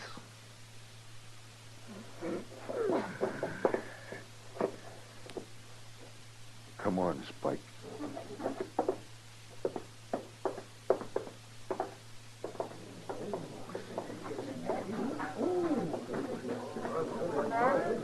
Well, I've never seen you act like that before. Yeah, I know, Kitty. Not that I blame you. I know they wouldn't draw either one of them. I just wanted to show them up for the cowards they are. Well, now I'm afraid there's only one more thing I can do for Pezzy Nuller. What's that, Matt? Attend his funeral.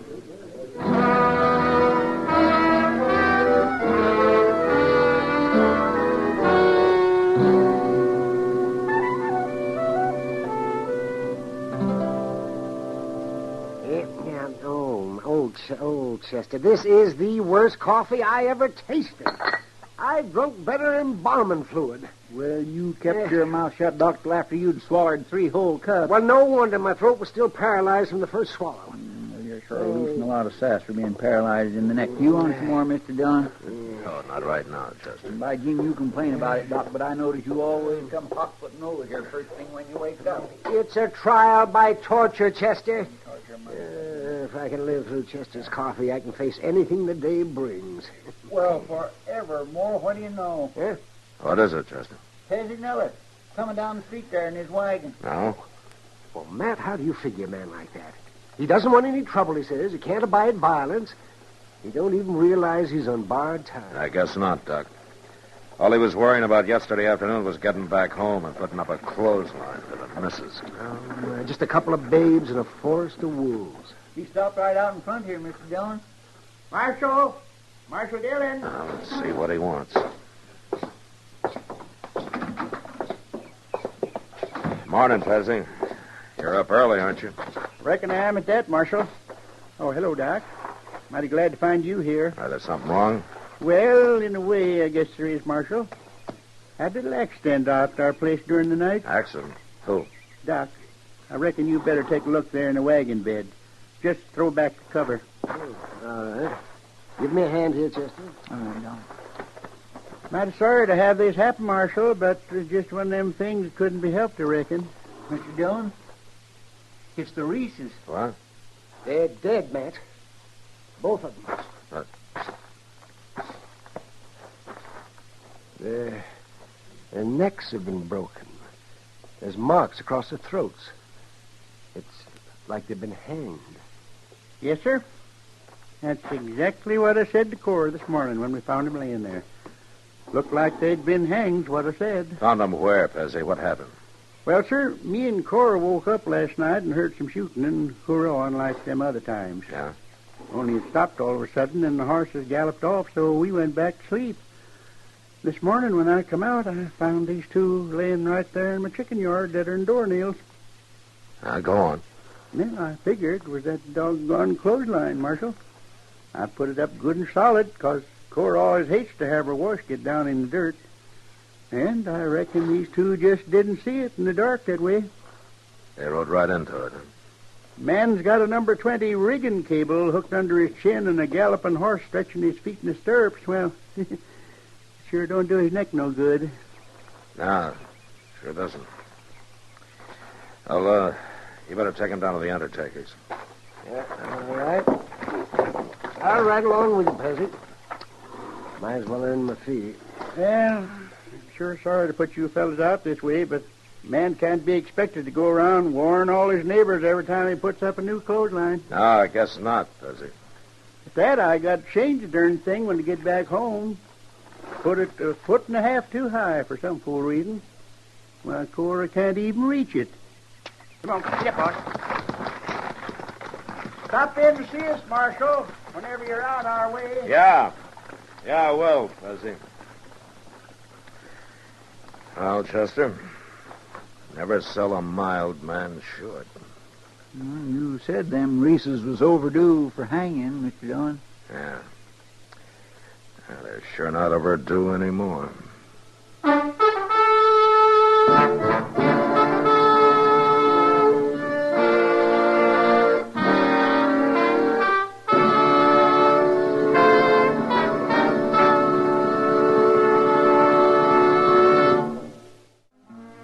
Gunsmoke, Produced and directed by Norman McDonald, stars William Conrad as Matt Dillon, U.S. Marshal. The story was specially written for Gunsmoke by Les Crutchfield, with editorial supervision by John Meston. The music was composed and conducted by Rex Corey. Sound patterns by Ray Kemper and Tom Hanley. Featured in the cast were Ralph Moody, John Daner, and Helen Cleve. Parley Bear is Chester, Howard McNear is Doc, and Georgia Ellis is Kitty.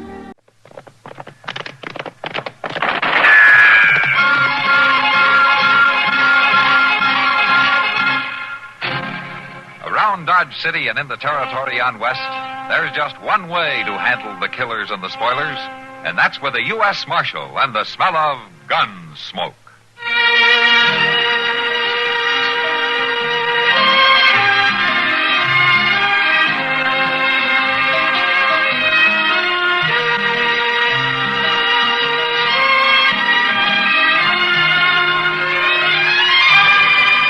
Gunsmoke, starring William Conrad, the story of the violence that moved west with young America, and the story of a man who moved with it. I'm that man, Matt Dillon, United States Marshal. The first man they look for and the last they want to meet. It's a chancy job, and it makes a man watchful and a little lonely.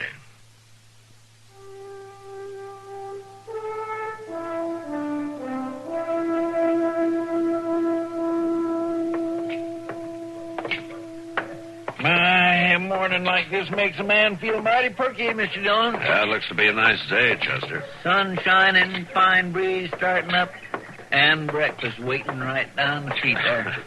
I wondered how long it'd be before you'd get around to mentioning food. Oh, I like to eat. I know, Chester, I know. Give you a knife and a fork and you turn into a tiger. Oh, no, it ain't that bad. Wait a minute, Chester. Well, been a long time, Matthew. Yeah, a long time, Carl. Just rode into town 5 minutes ago, and the first man I run into is you. Well, I'm the first one a lot of them run into. This is Chester Proudfoot, Carl Killian. Chester? I'm Killian. That a badge you're wearing, Matthew? Uh-huh. I'm a U.S. Marshal here in Dodge. Lawman. Well, who'd ever have thought it? Yeah. Well, it seems we both sold our guns in different ways. I wouldn't know about that. I'm still a drifter, Matthew, same as always. So I've heard. Yeah, just a saddle bum, here today, gone tomorrow. But it's what happens between today and tomorrow, isn't it, Carl? Well, nobody ever knows ahead of time. Well, they pretty well do when you hit town, the way I've been hearing it. You know how easy stories get started. Gun for hire, $1,000 a job, results guaranteed. That's how the stories go, Carl. When a fella ain't got a regular job, folks make up things about him. You're a hired killer, Carl, and we both know it. Ain't you kind of a hired killer yourself, Matthew? Who are you here for, Carl? Who you figuring to kill? Well, now, if I was the kind of man them stories say, you don't think I'd answer that, do you? You're here for a killing. Nothing else would bring you to Dodge. You a lawman for real, Matthew, or just bronco in this town for your own benefit? I'm a lawman. Funny. Years back when we used to cut brush for strays down on the Pecos, we'd lay there at night in our bedrolls, look at the stars and talk. But we never figured it'd turn out like this someday. Carl, why don't you get out of town while you still can? No, I figured to look around a few days, see what kind of place you got here. I'll see you, Matthew. Nice to meet you, Chester. So long. Well, them is the coldest pair of eyes I ever seen in a man's head, Mr. Dillon.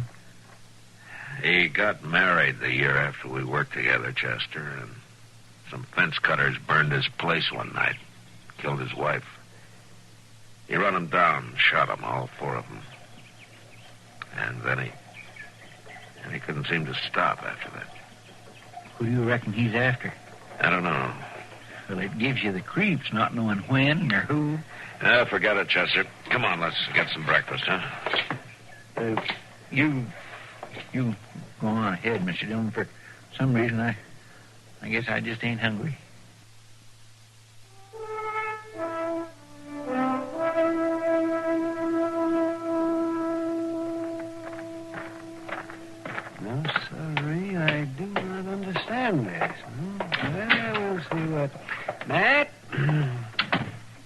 What's this friend of yours up to, anyhow? Huh? Which friend, Doc? Carl Killian, that's who. He's not a friend. Been a long time since he was. Why? What's he been doing? That's just it, nothing. He's not been doing one blessed thing. Well, then. Not everybody in town knows who he is and what he's here for. But they don't know who the mark's on. Well, it's got them so spooked they're ready to jump out of their skins whenever a door closes. Well, I can't do much about it, Doc, until he tips his hand some way. He hasn't committed any crime in Dodge, and he's not wanted anywhere else. And why isn't he wanted? And he always managed to goad his victims into making the first move, so it's self-defense. Yeah. You got any idea who he's after? No. Well, there's 24 or more men around town who think they're the one. One of them may be right, Doc. Killian stopped in front of Wilbur Jonas's store window this morning, stood looking in there for a while. As soon as he left, Wilbur locked up and went home. And he's been sitting home there in this parlor ever since, with a shotgun across his knees. I doubt he's after Wilbur. But you don't know.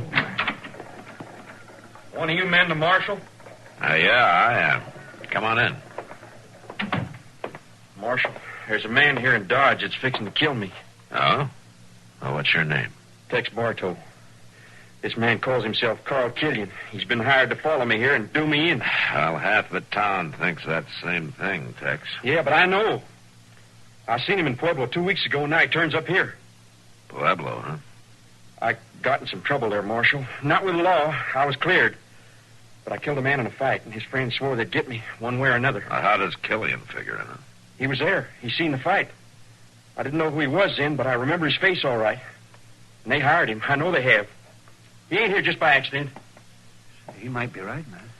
If Killian was in Pueblo just before he came here, that must be where he was hired. Yeah, maybe. You gotta lock him up, Marshal. I can't do that, Tex. I got no charge. But if you'd only kill me, running away wouldn't even help. He'd just follow me. Well, keep clear of him, Tex. And don't let him push you into drawing against him. Where you staying? Dodge House. All right, then go on over there and stay there. And keep off the street, huh? All right. In the meantime, I'll try to figure something out. Okay, Marshal. So long. If he's not the one, Matt, there's another possibility you maybe haven't even thought of. Me, you mean? Yeah, I thought of it, Doc. Would he take a job like that? With you being friends once? You think he'd really do that? Yeah, he'd do it.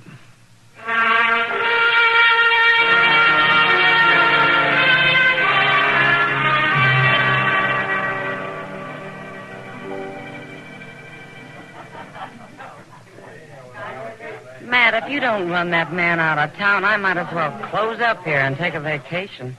He's practically living here at the Long Branch. Oh, why not? You serve the best beer in town, Kitty. He's about the only one to serve it to. The minute he comes in, the rest of the boys start edging toward the door. Well, you can't blame him. It's pretty hard to relax with the executioner standing at your elbow. You'd never know. Looking at him or talking Evening, to Miss Kitty. Matthew. Hello, Carl. Well, how's the law business coming along, Matthew? The town's been pretty quiet the last few days. I noticed that. Don't seem to be hardly any people around at all. Well, at least not close to where you are. Folks hadn't ought to feel that way. I don't mean no harm to them. Were you in Pueblo just before you came here, Carl? I might have been. Why? Well, is that where you took on the job? I reckon you believe all them stories, all right. Just like everybody else. Miss Kitty. Yeah, Rusty? Oh, good evening, Marshal. Mr. Killian. Hello, Rusty. Evening, Miss Fennel. Excuse me for butting in, Miss Kitty, but Melba and Becky wondered if they could have the rest of the night off, seeing there's not much business anyhow. Sure. Tell me, go ahead. You see, Mr. Killian, you're ruining my business. I'll try to make up for it some right now if Miss Fennel will do me the honor of having a drink with me. Why, sure, I'd love to. Good. See you later, Matthew. Miss Kitty. I'll give him credit on one thing, Matt. The girls all like him. They think he's fine. Well, he was fine once. It makes you jumpy, though.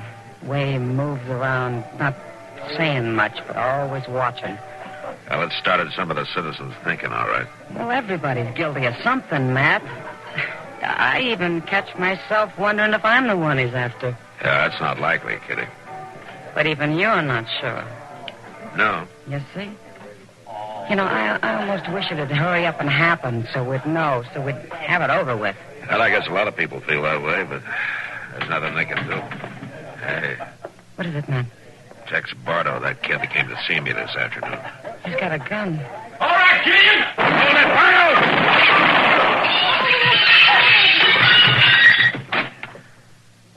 He tried to shoot Killian in the back. Yeah, tried is right.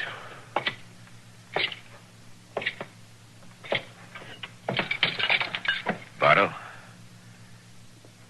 Bardo. You know, I think that boy was aiming to do me some harm, Matthew.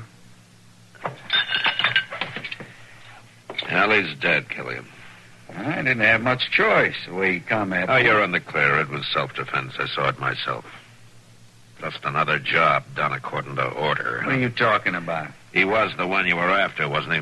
I never saw that boy before in my life. Never heard of him. Don't even know his name. No, Matthew, if I really was after anybody, I still am.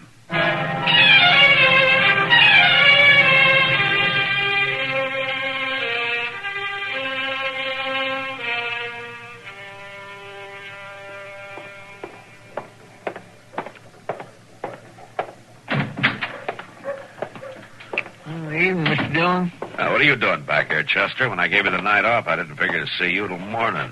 I'm giving up. Going to bed. Can't have no fun at all in this town as long as that doggone old Killian's around. He has kind of slowed down the nightlife, hasn't he? They just ain't nobody out no place, hardly. And them that is so busy looking over their shoulder and jumping sideways that a man can't get to feeling easy no matter how hard he puts his mind to it. Yeah, it just seems a shame to waste all that hair grease and that boiled shirt, though, Chester. I figured you'd end up as the king of the Long Branch. Yeah, now, that's another thing. You know that little old girl over at the Long Branch I've been kindly sweet-talking lately? Oh, Rusty Fennel? Yeah, well, now she can't see me for dust. She just keeps hanging around him all the time. That's not smart to get serious over a dance hall girl anyway, Chester. Well, now, Rusty ain't just a common dance hall girl, Mr. Gunn. She comes from a real good family. Oh, is that so? Well, yes, sir. Her papa and mama's dead, but she's got a rich uncle that's a very important man, and his health ain't too good neither the last couple of years. So that's why you're so interested in her. I thought it was true love, Chester. Yeah, well, now, Mr. Dillon, I ain't one to always be thinking about money, but it sure don't hurt none to know that the only heirs is just her and her cousin in Pueblo. Pueblo? That's where her uncle and her cousin live. Why, what's the matter, Mr. Dillon? Chester, I think I'll drop over to the Long Branch and have a talk with Rusty. Well, she ain't there now. She left with that doggone Killian.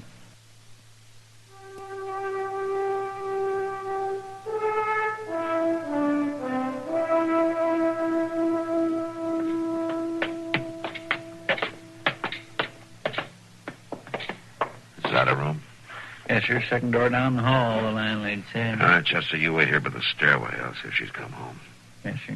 It'd be better if I talked to her alone. All right, Mr. Dillon.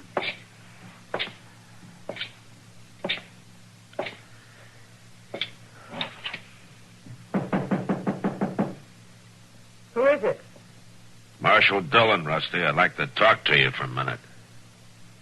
Well, it's awful late, Marshal. Well, it won't take long. Pretty important. All right. Just a second.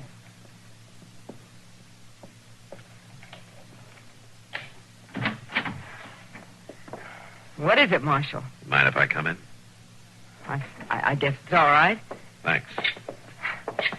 Please, don't mind the room. When a girl lives alone, she gets careless about throwing things around. That looks fine to me. What is it, Marshal? Is anything wrong? No, not exactly, or at least not yet. Rusty, I hear that you've been seeing quite a bit of Carl Killian the last couple of days. Yes, I guess maybe I have. I see. Well, I think he's nice. I think people are wrong about him. Rusty, how did you happen to meet him? Did he make a point of trying to get acquainted with you? Well, he came into the Long Branch a few times, and he talked to all the girls, but he seemed to like me the best. But... can't we talk about something else, Marshal? Killian's the reason I came here, Rusty. Well, then, come on over by the window. It's so hot in here. Oh? All right, sure. Here, let me open it for you. Thanks.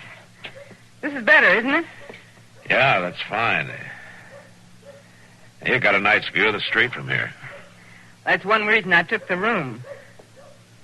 He's behind that screen in the corner. That's quite a street. Always something going on down there, any hour of the day or night. Yeah, I guess that's right. He didn't want to see you. There's the night stage pulling in from Walnut Creek, Pueblo, and Denver. Rusty, your life's not worth 10 cents. Mine either. What? I say, it looks like they're carrying a short load tonight. If I know him, he's got a gun on us right now. You're the one he's here to kill. I don't believe you. And just take it easy. I'm going to jump his move. It's the only thing I can do, and I just stand still.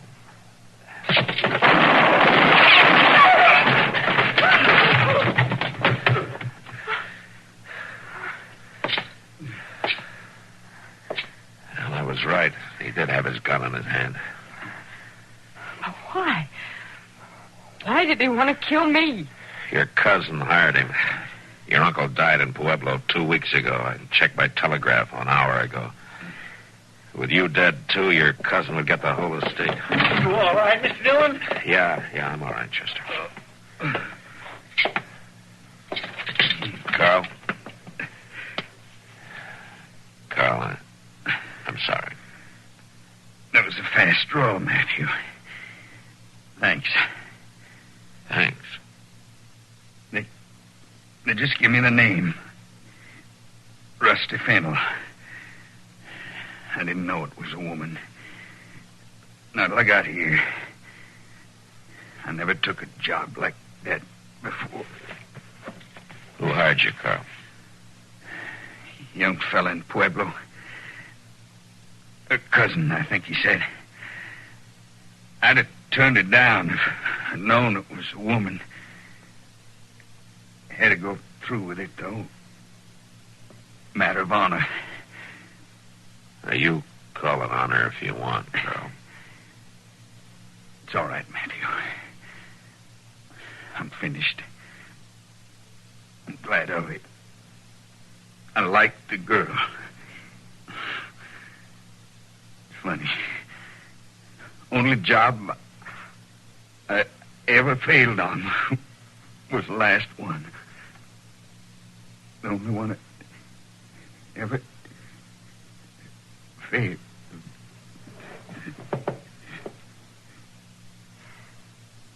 I thought he was so nice.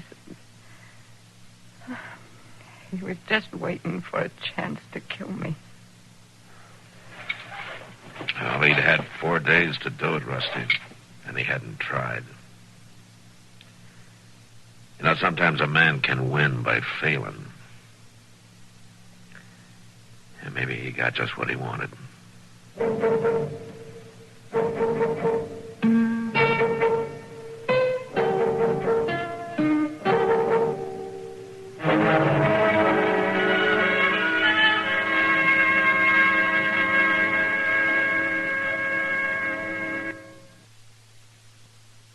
Gunsmoke.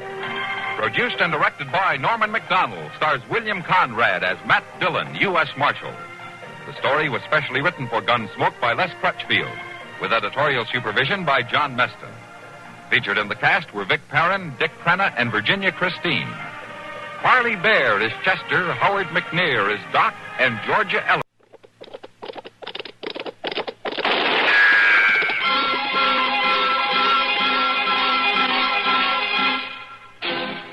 Around Dodge City and in the territory on West, there's just one way to handle the killers and the spoilers, and that's with a U.S. Marshal and the smell of gun smoke.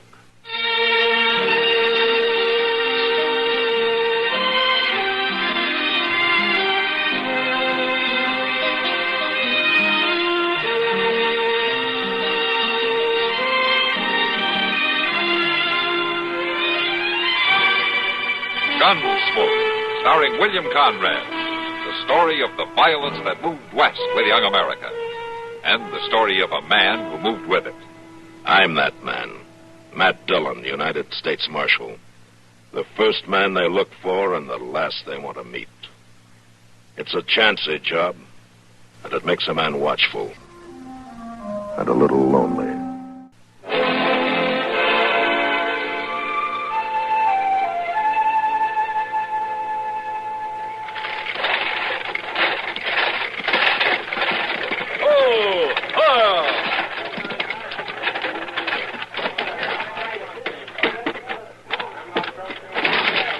This is it, folks. Dodge City. Where's the best hotel, driver? The Dodge House right down the street. You and the missus will be real comfortable there. Thanks. They'll have your bags down in a few minutes. Give me your hand, Tilda. Doesn't seem like we could be here already. I thought it would take longer. Oh, that's because you're so excited. Come on, let's wait over here, huh? Well, what do you think of Dodge? I'll let you know after we get something to eat. I'm famished, Tom. So am I. Well, where'd that driver get to? Oh, you must be inside. Well, he'll know a good place to eat. You find him, Tom. I'll wait here. Don't you run away now. You never have to worry about that. I'll be back in a minute.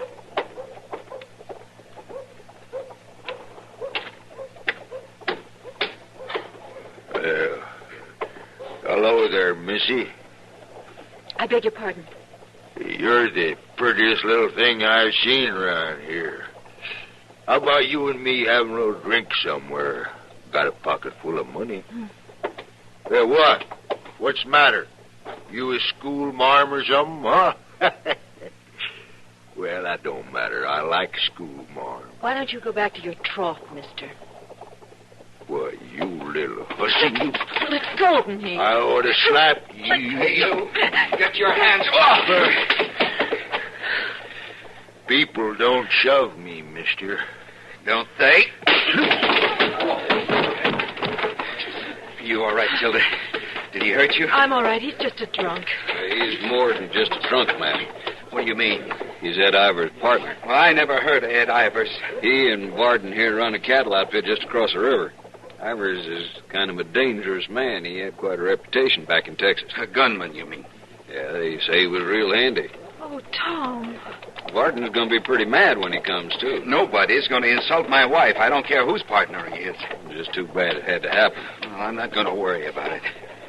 Where'd you say that eating place was? Delmonico's right down there. Thanks. Let's go, Tilda.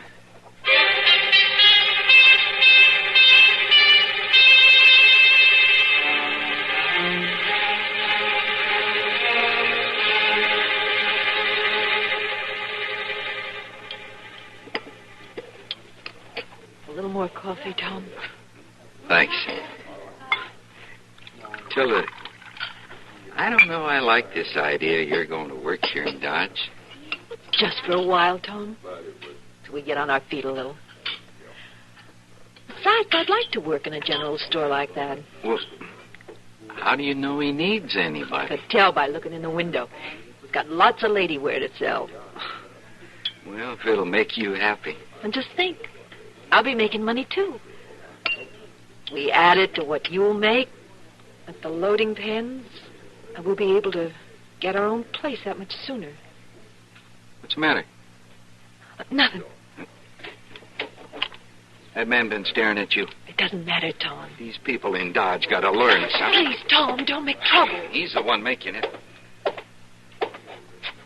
Hey, you. Me? You're the one staring at the lady, ain't you?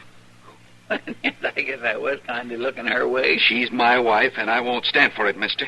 Well, see, I thought she was somebody I know down in Texas. Margie May Grilk, as a matter of fact. Now, look, you know, mister. I ain't seen Margie May Grilk in 10 years.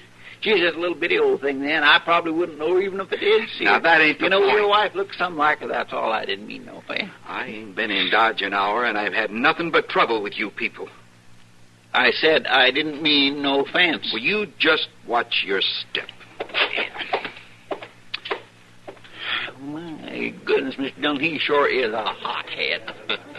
Well, the way you were staring at her, I can't say I blame him, Chester. Oh, well, doggone it, I did think she might maybe be Margie May Grill. So you were mistaken.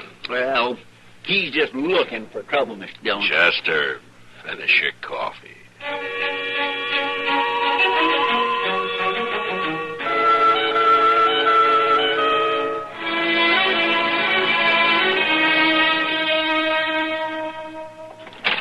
Thank you. And here's your change. Would there be anything else? Oh, not today, but I'll be back next week, dearie. You're welcome any time, madam. Bye. Oh, excuse me, boy. Hello, may I... You. Hello, Missy. What are you doing here? This that girl I told you about, Ivers. Oh, the one at the stage depot? Yeah. If there's something you want, I'll get Mr. Jonas. He's right out back. No, wait. My name is Ed Ivers. I've seen you before somewhere. That isn't likely. This is my second day in Dodge. No, I don't mean Dodge. Where you from, anyway? It's none of your business where I'm from. Now, if you want something... Wait a minute. I remember. A riverboat. The Memphis Queen. What? Well, that's it, ain't it? It's about 2 years back. Oh, I did a lot of gambling on that river, but don't you remember me? Ed Ivers? I don't know what you're talking about. You mean it, Ivers? You knowed her on the Mississippi? Well, I'm sure of it now. And you was just as pretty then, too. That's a lie. I won't stand for this. Now get out, both of you. Hey, that young fellow that hit Varden here. Was that your husband? Get out of here, I said. You ever get tired of him, just let me know. Come on, Varden. Hey, what a cheat. Oh, no.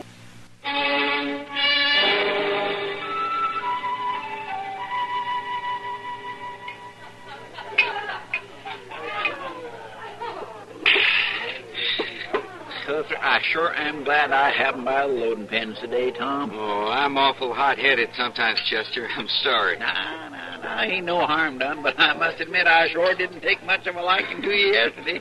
And here today I am buying you a drink of liquor. And what's worse, I'm drinking it. I don't know what got into me yesterday, Tom. Thinking on it, your wife, Tilda, don't look none at all like that Margie May Grill down in Texas. You know, I thought you made that all up. Oh, my land, no, now that's the truth. Except Margie May Grill wasn't nowhere near as pretty as your Tilda.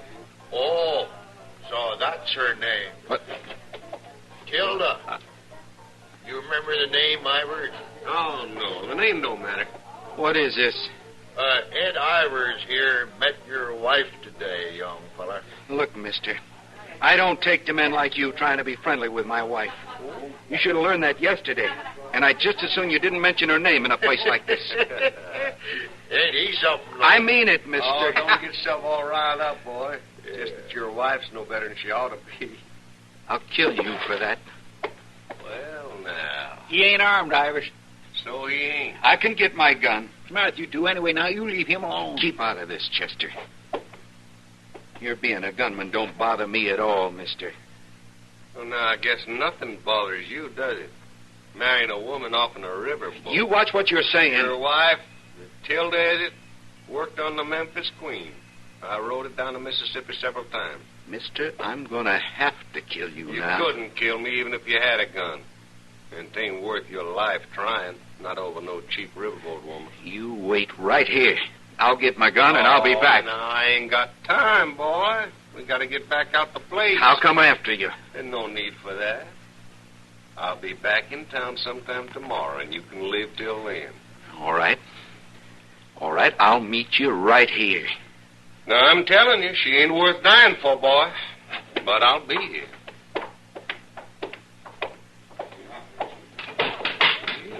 Oh, now, Tom, you just don't never mind what he says. I'll kill him. I'll kill both of them.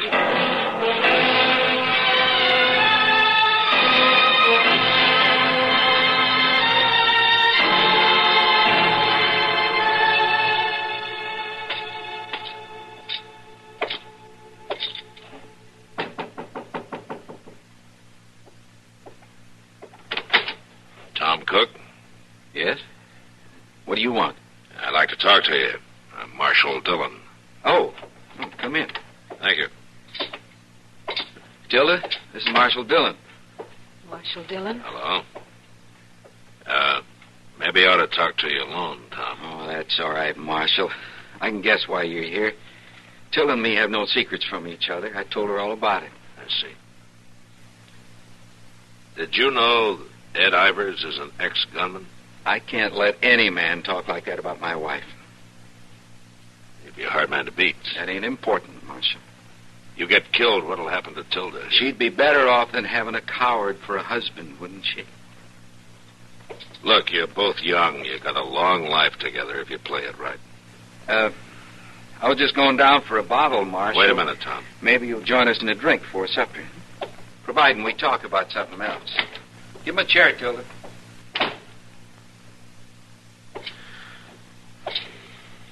You know any way I can talk him out of getting himself killed? If I did, I'd have done it myself, Marshal. Please sit down. No, thank you. Of course, I can't blame Tom. Ed Ivers said some pretty rough things. You believe it? I didn't say that. Well, it's true. I did work on the Memphis Queen. A whole year. I don't remember Ed Ivers, but it doesn't matter. I know what you're thinking. I'm a liar and a cheat. I'm no good. You're thinking what any man would think, including Tom. You need help, Tilda. How can anybody help me now? I think I know somebody who can. What? After supper, you tell Tom to go have a drink, and then you come over to my office. Huh? All right, Marshal.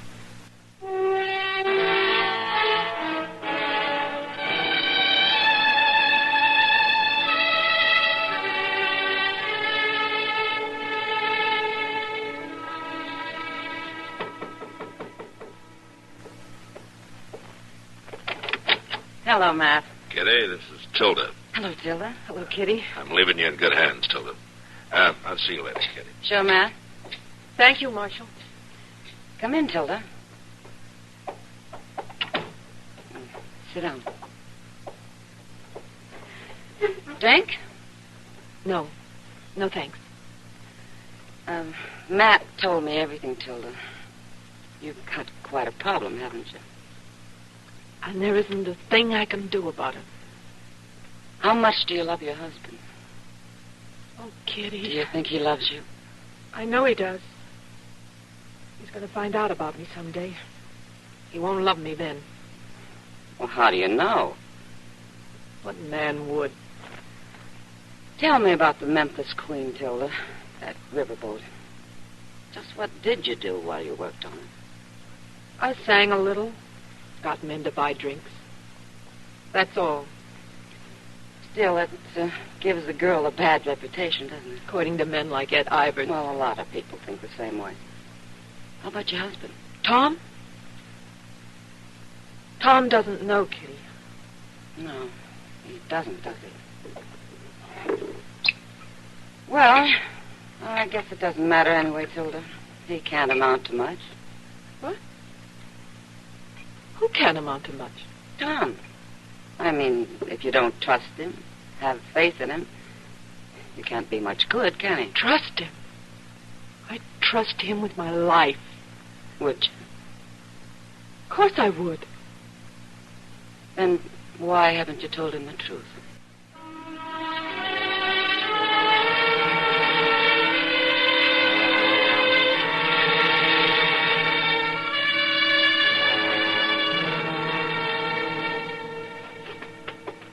You're better off staying here in the hotel, Tilda. While you go to the Long Branch and wait for Ed Ivers to come to town. Now, don't worry. There's never been a gunman yet who ain't been beat sooner or later. Tom, can't we just go away right now, somewhere? You know we can't.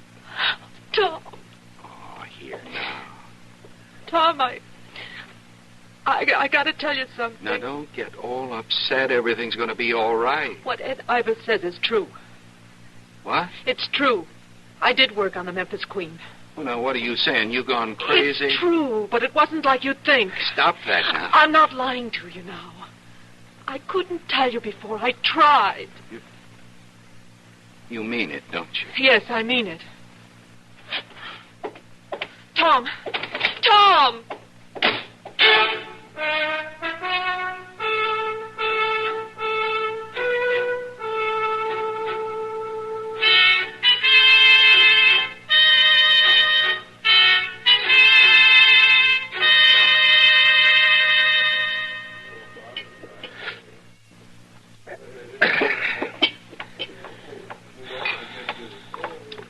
Hello. You're Tom Cook, aren't you? How'd you know? I guessed. Who are you, anyway? Kitty Russell. I own this place. Oh. Oh, look, Miss Kitty, I can't talk to you now. You must be awful good with a gun to face Ivers. I'm waiting for him. You've got a nice wife, Tom. You've got it mixed up. I don't have a wife. Oh? Well, you better brace yourself. Ivers and his partner just came in. Now, just get out of my way. Yeah, good luck. Get over to the bar, Barton. Yeah.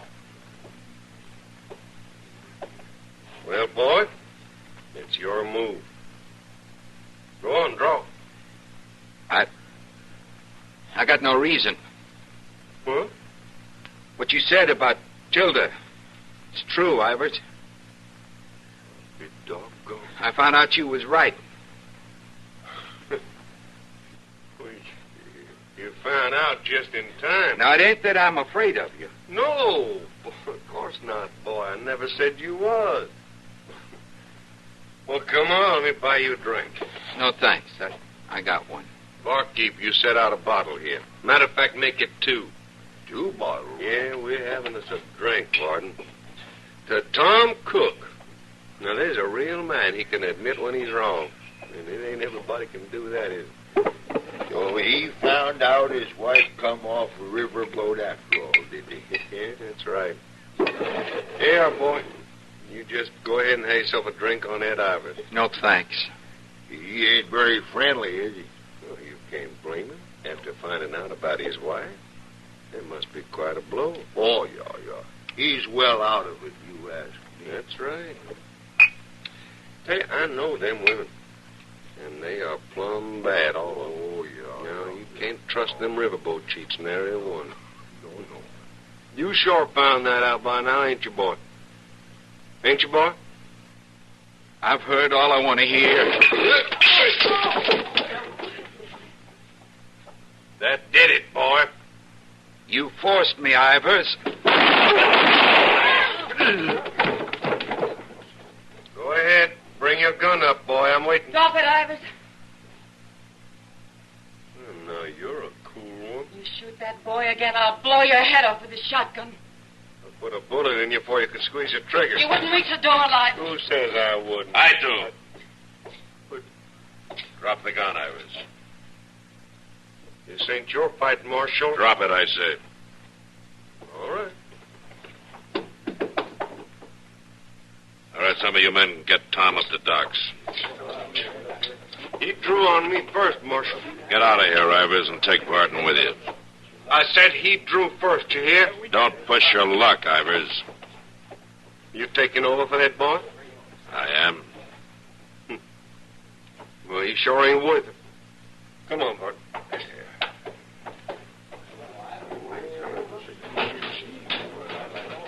You all right, Kitty? Yeah, I'm okay. Oh, man, I was so scared. Kitty, you did fine. Hey, Sam, I think Miss Russell could use a drink.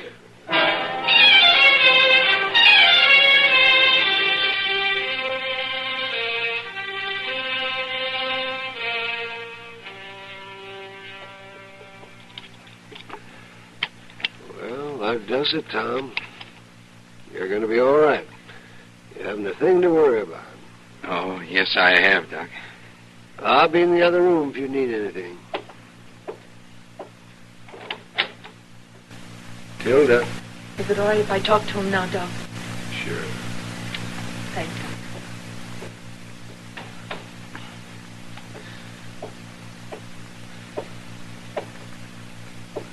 Tom.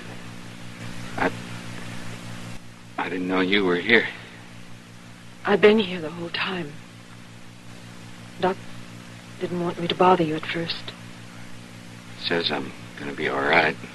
Yes, I'm thankful for that. Tom, I'm sorry. Why didn't you tell me right from the beginning? I was afraid you wouldn't understand. I was afraid I might lose you. I love you so much, Tom. I didn't want anything to happen. It wouldn't have made any difference if I'd only known from the start. But I wasn't sure. I should have had enough faith to tell you. I don't guess I gave you much of a chance, Tilda. I guess maybe we was both wrong. Tom.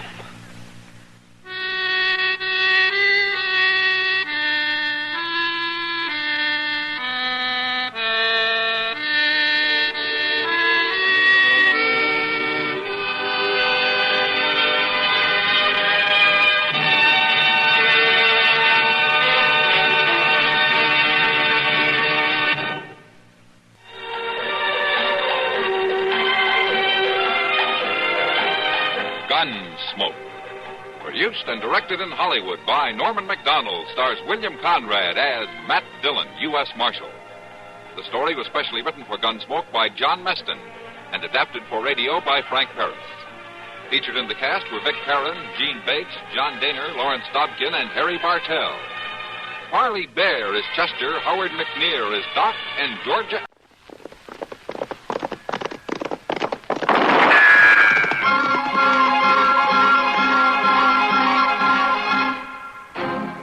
Around Dodge City and in the territory on West, there's just one way to handle the killers and the spoilers, and that's with a U.S. Marshal and the smell of gun smoke.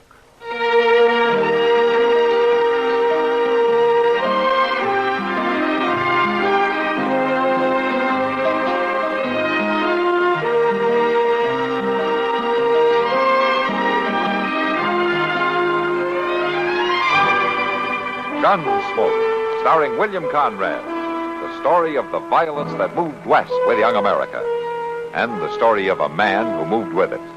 I'm that man, Matt Dillon, United States Marshal. The first man they look for and the last they want to meet. It's a chancy job, and it makes a man watchful and a little lonely.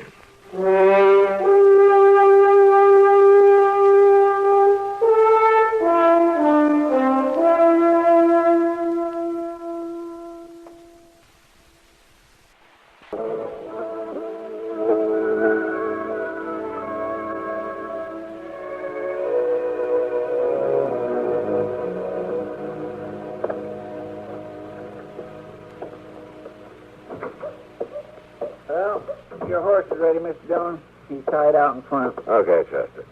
And the papers for Jake Worth? Uh-huh. I still don't see why you got to ride clean out there just for him to sign them. Can't he do it next time he comes to town? Now, these are land rights papers, Chester. Government stuff. Jake's not doing me any favor by signing them. Well, when will I expect you back, Mr. Dillon? Tomorrow evening, probably, unless Jake isn't at home when I get there. It might take longer, I don't know. I see. By the way, there's something you can do while I'm gone, if you will. Yes, sir. What's that? That door out back, been off the hinges 2 winters now. Oh, Sure be awful nice to have it fixed, wouldn't it? well, it's awful hot for that kind of work. Yeah, Mr. too Dillon. hot in the summer, too cold in the winter, huh? I'll fix it, Mr. Dillon. Good, Chester. And you might clean up out back a little, too. Those cells look like we've been boarding cattle out there, not men. Yes, sir. Well, I'll see you in a couple of days. Goodbye, Mr. Dillon. Have a nice trip. Sometime I think I might maybe just go to San Francisco and get me a job being a rich millionaire gold digger. Live at a nice big hotel. Not never wash up nothing, never. Never do nothing at all except drive around in a fancy rig and have people say, "Good morning, Mr. Proudfoot." Oh, hello, Doc. Yeah, I saw Matt riding out a minute ago. Yeah, he's went. Where's he headed for? He's went out into the country. Won't be back for a day or so. We left you here alone, huh? Well, now, it kindly looks that way, don't it? Must be an important mission. Well, he probably wants to travel alone. fast and light. That ain't it at all. He would have took me, but he wants me to stay here and kind of keep an eye on things. Oh, you mean he wants to know how many killings took place? And how many times the bank was held up, huh? Things like that? Doc, I ain't quite as useless as you seem to think. I know. I got more to do than ride around all over the country in an old buggy handing out sugar pills to defenseless old ladies or just walking up and down the plaza looking for somebody to gossip with. I don't need some old sawbones to tell me what good I am or not. The cook at Delmonico's told me they've got antelope stew today. I don't care what the... Antelope stew? I was kind of looking for someone to eat with. Antelope stew? Are you hungry by any chance? Come on, Doc. If we don't hurry, it'll be all gone.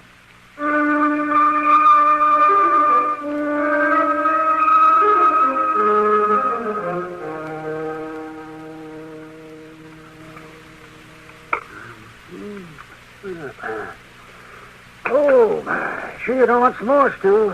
Well, then, no, thank you, Doc. I just couldn't. Can't fly on one wing, you know. Well, maybe you're right.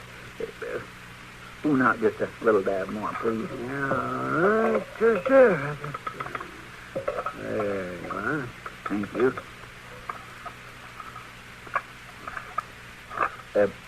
Doc, you know that fellow just come in?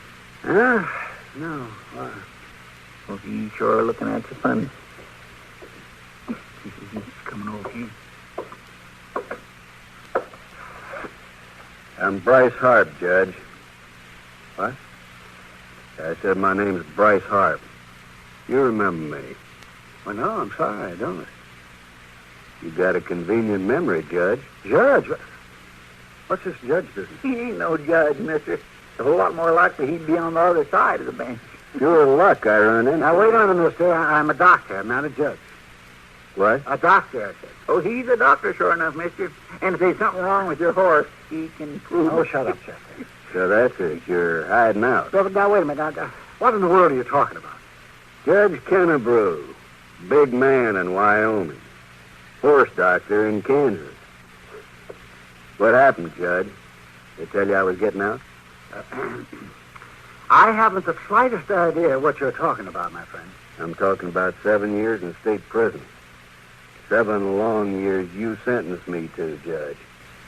7 years to think about what I'd do when I got out. I tell you, I'm not a judge, you fool. You ask anyone, they'll tell you. I'm Doc Adams. Judge, I don't care what you call yourself or what you claim to be. I've been waiting 7 years to meet up with you again. And it ain't likely you nor anybody else can talk me out of killing you. Killing? That's all I've been waiting for, Judge. And I don't much care how I catch you either. Now, look here, you can't go around threatening people like that. Don't tell me what I can do. I've had 7 years of people telling me what I can do. Oh, you're crazy. You're drunk. Well, I'll see you later, Judge.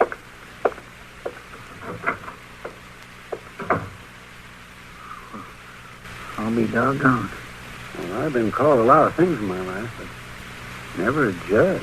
He said he was going to kill you, Doc. Oh, they mistook me for someone else. Judge, someone or other. You'll find out the truth soon enough.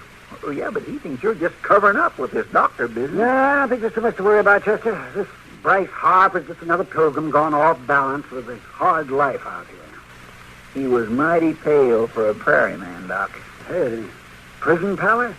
Oh, no, Doc, no, I don't think you should ought to take this so light. Maybe seriouser than you think. Nah, Chester, I know a thing or two about people. Harp's just a little off balance. They probably won't remember a thing about this by nightfall. Yeah. Maybe, but I ain't so sure. Oh, now, look. He wasn't wearing a gun, was he? Well, no. Come to think of it, he wasn't. Well, there you are, you see. The man comes busting in here saying he's going to kill me. He's making threats, and he isn't even armed. Now, just stop threatening. Eat your stew there. Go ahead.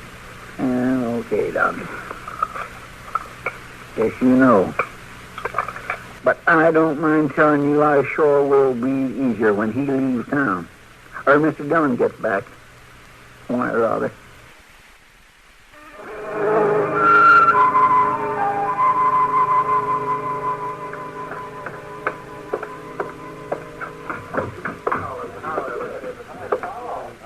Well, good evening, Chester. Oh, Miss Kitty? Are you drinking tonight? Oh, might as well, Jeff. Ain't got nothing much else to do. guess I'll have beer, Sam. Yeah, sure, coming right up, Chester. I hear Matt rode out to Jake Wood's place. Doc's been here, huh? Yeah, he stopped in on his way home. And here you are, Chester.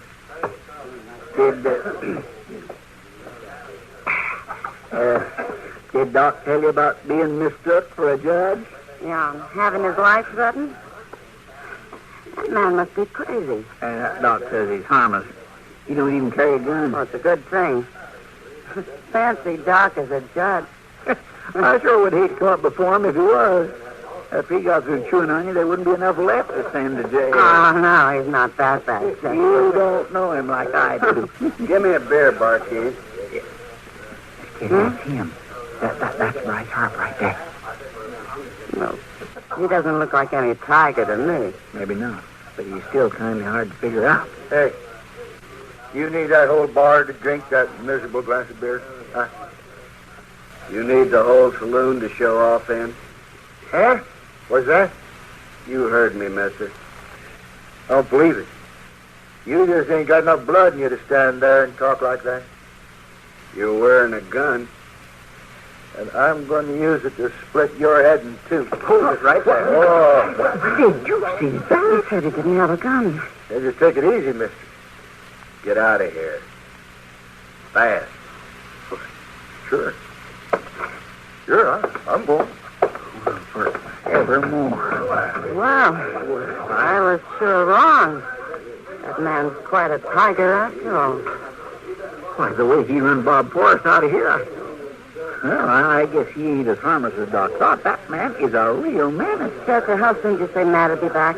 Tomorrow night, he said. And from the looks of things, that may be too late. It sure might. Miss Kitty, you said Doc was on his way home when he come by? Why? What are you going to do? Well, I better find him and tell him about all this. Maybe you better do more than that. Like what? Well, I don't know, but if he's really after Doc, it's no joke. Yeah, I know. Miss Kitty, do you suppose you could keep Hart here for a while? Just keep an eye on him like... Well, I could give him a drink or two in the house. Yeah, you do that. And I'll see you later. I'm going to order Doc's. You got a plan? Well, not yet, but I'll think of something.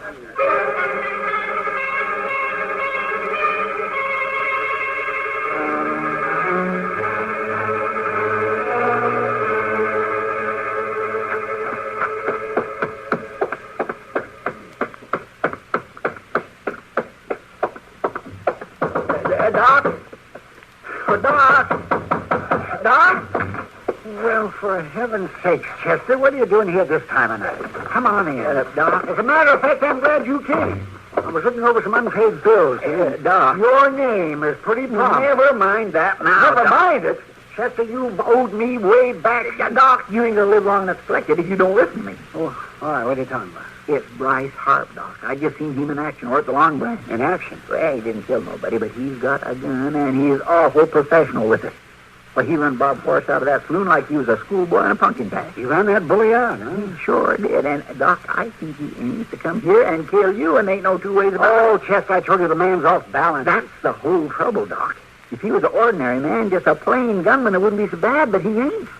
And right or wrong, he's got a grudge against you, and, well, doggone it, I can't just sit by and let him come murder you. Well, now, wait just a minute. Now, you really think he means business? No, I know he does, Doc. I know it sure as I'm breathing. Well, all right, yes. I'll start carrying a gun. Doc, how long since you fired that old wreck of a gun? Well, I'm not too sure I ever fired it. Then you'd just be plain foolish to start toting it now. It'll probably blow up anyway. Well, for heaven's sakes, what do you want me to do? Look, Doc, was you going out any horse tonight? Well, I don't generally stay cooped up in here for very long. Will you stay in tonight? Don't you budge out of here. Now, I got the idea, Doc, and it might maybe just work. I'll be back in a little bit. In the meantime, you keep that door locked tight, and don't you open it to nobody at all. You hear? Hey, you mind what I say now? No, you lock this door, Doc. I'll be back after a bit. Oh, Chester. Whatever it is, he has in mind.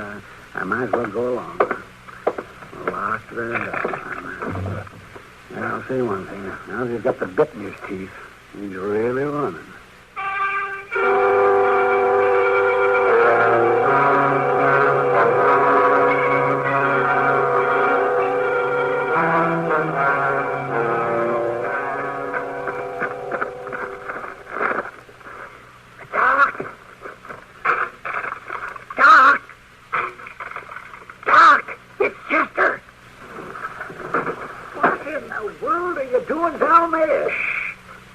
down your fire rope. Hurry. Oh, wait a minute. All right, I get it. Good. All right. Well, now what? I'm coming up. You break your pole neck. Shh, don't worry. Here it comes. Keep coming. You'll make it. Just easy. Don't just kind of watch it. Watch it. Ah, there. Oh, well, now I know why the next day. Now, will you please tell me what you're climbing in my back window for in the middle of the night? I had to come the back way, Doc. Bryce Harp's down the street out in front. I was on the way here and I seen him. That's why I come in the back way so he wouldn't see me. What's Harp doing down the street? Waiting for his chance to kill you. Hey, you know, I've been thinking if he was really out to kill me, he would have tried before now. Yeah, but he didn't know you was leaving town till just 2 minutes ago. Leaving town? Who? It's got to be now or never, the way he sees it. Well, what are you talking about? Look, when I left here, I went back over at the Long Branch, and I kindly spread the word around that you was taking the early stage to St. Louis. St. Louis? What Harp thinks you're up here packing, right? Oh, well, fine. Yeah, that's just fine. If Harp really is serious about killing me, you've set me up like a bird in a turkey shoot. Yeah, I guess I have it that. What would you want to tell him a fool thing like that for? Because I figure if he's going to try to kill you, it's better to know when and where he's going to try it. It's a lot better than just sitting around waiting for him to shoot you in the back. What are you fiddling with those curtains for? So he'll know for sure you're up here and moving around. You're just trying to make sure that I get my head blown off, aren't you? Doc, he can try to shoot you from down there in the street. It'd be too easy to miss. Oh, that's a fine theory. Is your front door still locked? Yeah, yes, it is. And give me the key. What? Give me the key. Oh, here, miss. Here. Why did you unlock it? How in the world is Harp going to get in here if the door's locked? If he comes in that door, we're just as good as dead. We're right in the line of fire. Of course we are, Doc, but so is he. You better get yourself a comfortable seat. We may have us a long way. Now, wait, what are you doing? Why did you blow off that lamp? So with the lamp out, you may think you've went to bed. Then we may not have such a long wait. I hope you know what you're doing, Chester. So do I, Doc. So do I. Well, I go... I guess all we can do now is just wait. Yeah.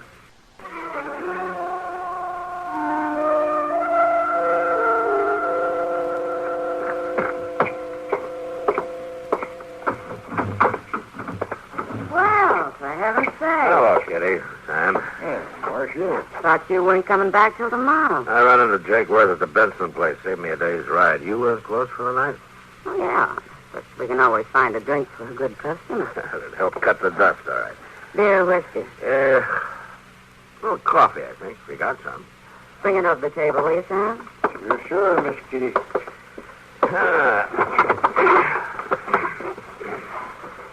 You look tired. Bad day? As usual. Think about how rich you're getting. No, sir. There you are, Marshal. Yeah, thanks, Sam. It's hot. Nat, did you stop by the office? No, I just rode in. Why? And you didn't see Chester? No. Why, is something wrong? Well, Chester's got in his mind that some fella's going to try to kill Doc. Kill Doc? Yeah. Well, what fella? I don't know him. He just rode into town. Have you seen him? Yeah, he was in here earlier this evening before we closed up. I'll say one thing. He's handy with a gun. Well, so are half the cowboys in Dodge. Well, yeah. You know Chester, Kitty. He gets the feeling his responsibility if I'm away. He sees something suspicious in every shadow. Well, that may be, but as I get the story, this man thinks Doc is some judge up in Wyoming who put him in prison, and he's going to kill him. Well, where's Chester now? I haven't seen him in a couple of hours. Kitty, this man that's after Doc, do you know his name? Harp, Chester said it was. Bryce Harp. Bryce Harp. Kitty, I'll see you later.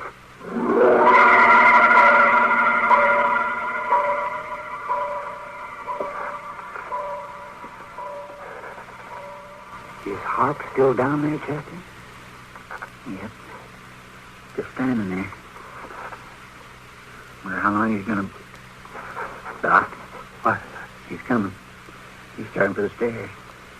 Just sit tight now and don't make a sound. Now, Chester, are you sure? He'll be there in a minute.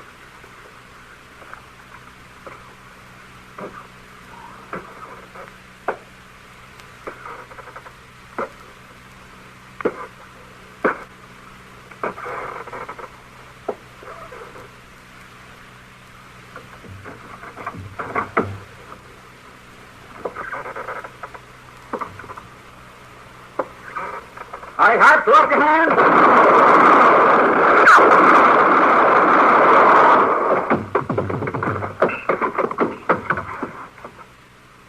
Chester, you all right? Yeah, I think so. Get that lamp lit.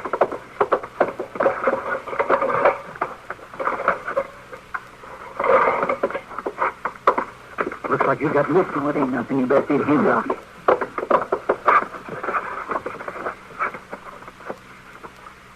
Well, he's still alive, but just barely. Help me get him up there on the table, will you?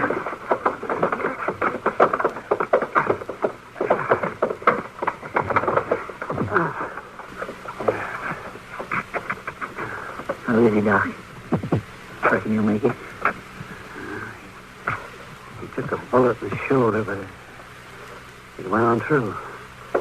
Just a matter of cleaning the wound.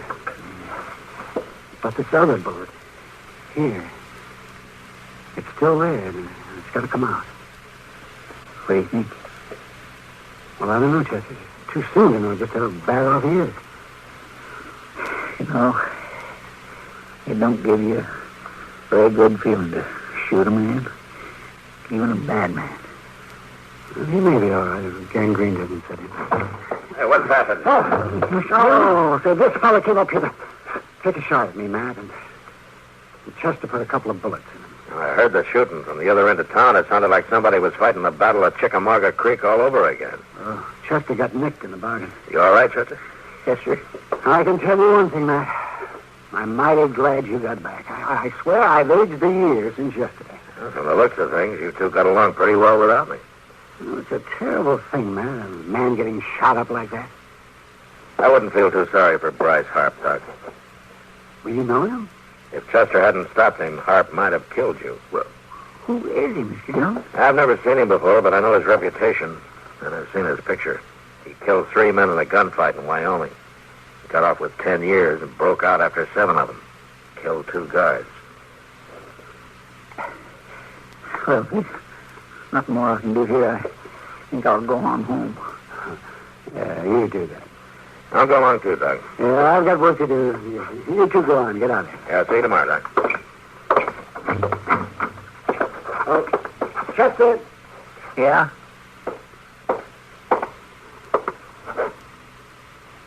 Yeah, Doc? I just want to... Well, thanks. Sure. All right, Doc.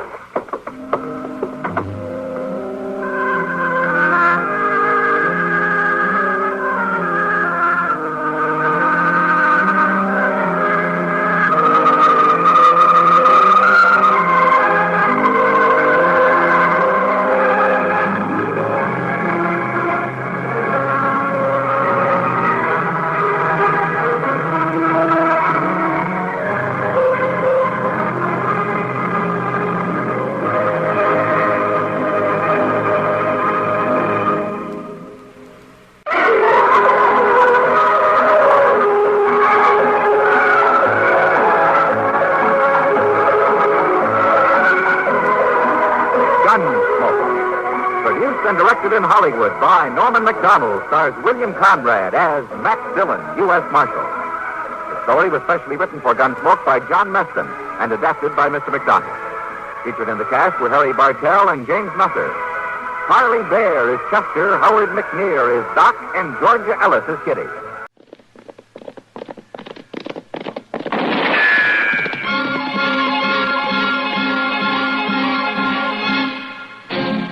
Around Dodge City and in the territory on West, there's just one way to handle the killers and the spoilers, and that's with a U.S. Marshal and the smell of Gunsmoke.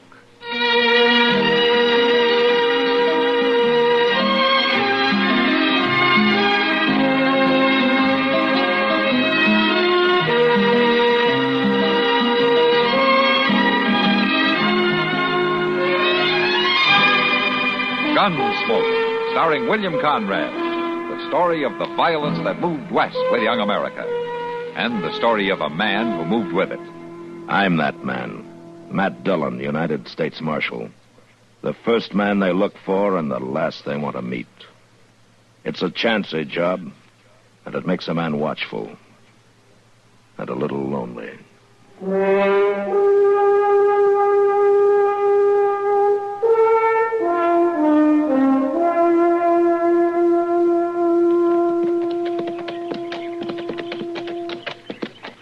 I sure would like to turn off here and go down to that stream and catch me a mess of fish, Mr. Dillon. Even the fish have enough sense to lie low under a noon sun like this, Chester. And I'd just soon be lying low with 'em along the bank there under a tree. Yeah, sure. There you'd be, stretched out under a tree. Yeah. And then the ants would come, and the chiggers, and maybe a rattlesnake or two. Oh, now, just a minute here. Just as soon as you got rid of them, they'd probably blow up a storm. Well, now... I think you're better off riding right back into town with me. Well, maybe you're right at that. I don't guess I really feel like eating fish today anyway. Say, look yonder there. Ain't that somebody walking up ahead of us? Yeah, it looks like it. Well, why on earth would a body be walking on a day like this? He probably has no choice. Well, everybody around here rides a horse, Mr. Jones. Looks like he has been riding one. How's that? Well, he's carrying a saddle, Chester. Well, my land, I can see that, but what do you suppose he's told Well, us? we'll be up with him in a minute. Why don't you ask him? Oh, well, I wouldn't want to come right out and ask him. Greetings, gentlemen. Yeah, hello. Hello? Carstairs. Sedgley Carstairs. Matt Dillon. This Chester Proudfoot. Pleased to meet you. Is that a star you're wearing? Yeah, U.S. Marshal out of Dodge City. Well, Marshal, I feel a bit awkward without my horse. Rather warm for walking. Yeah, we were just wondering about that. Lost him, you know. Lost him? In this open country? Chester, let the man talk. Well, yes, sir, but... Yeah, I lost him in a card game. Poker. Oh. Not very good at poker. You bet your horse? All I had at the moment. Temporarily embarrassed, you might say. Mr. Young, what's he talking about? He means he's out of money. I'm afraid that's correct. But you didn't lose your saddle, huh? Oh, I didn't wager my saddle, sir, no. That's the only one I've found to give me any comfort in your American style of riding. I feel I must keep it. That's a good idea in case you got another horse. Oh, I mean to win him back. That's one reason I'm heading for Dodge City. Who'd you lose your horse to? A chap named Pete Knudsen. We came up together driving cattle from Texas, but he gradually won everything I had, and last night he won my horse. So, now I'm afoot. Pete Knudsen's a mean man in a poker game. He's a mean man out of one, too. If he weren't so mean, I might not be so determined to win back my horse, Marshal. I see. Well, at least we can give you a lift into town. You climb up behind me. You take his saddle, Chester. Yes, Mr. Dillon. There you go. That's very sporting of you. Perhaps I can repay you sometime. Just don't try too hard to repay Pete Knudsen. It's somewhat an affair of honor, you know. You'd be better off just to think of it as a poker game and leave honor out of it.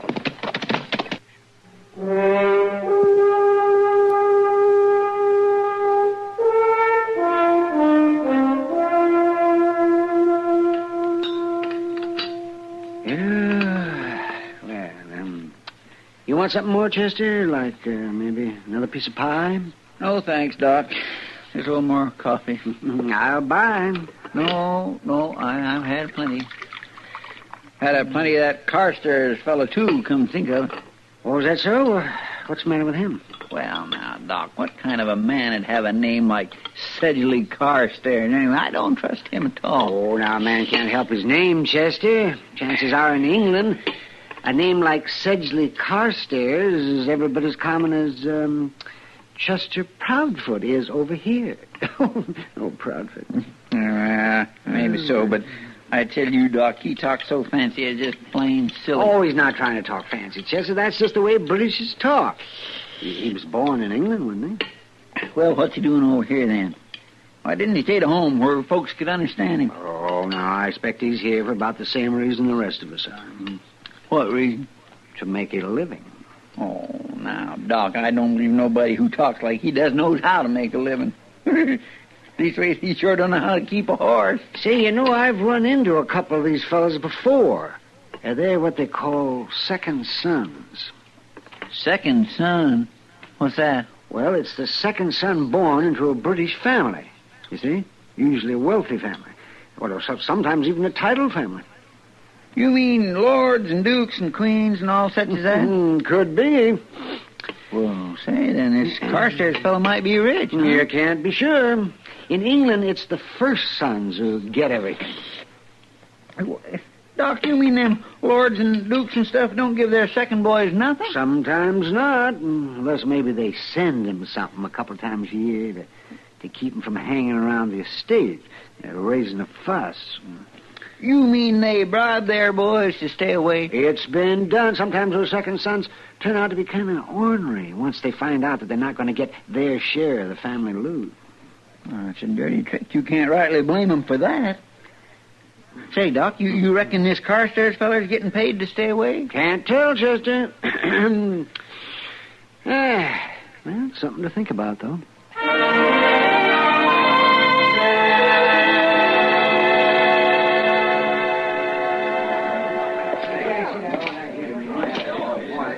Give me a beer, will you, Sam? I'll take it over to the table. Sure, Marshal. Here you go. No, thanks, Sam.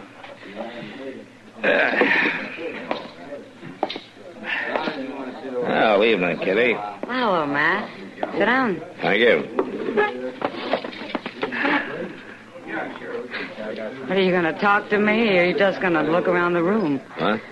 Oh, I'm sorry, Kitty. I was just looking for somebody.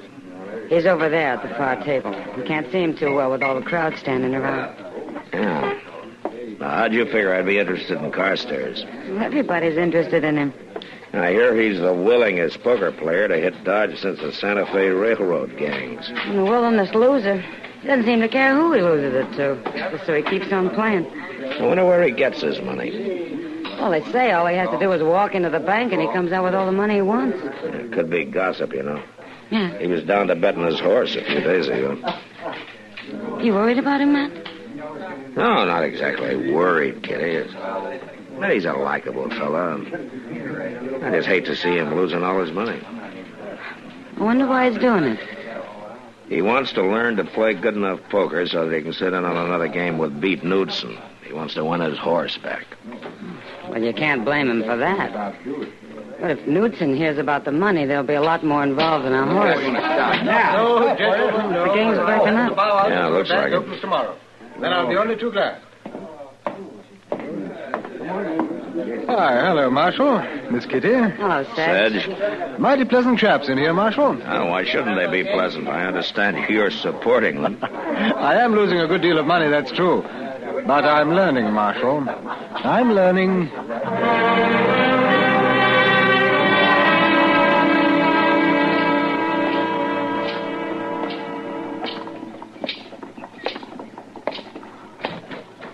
Well, good day, Marshal.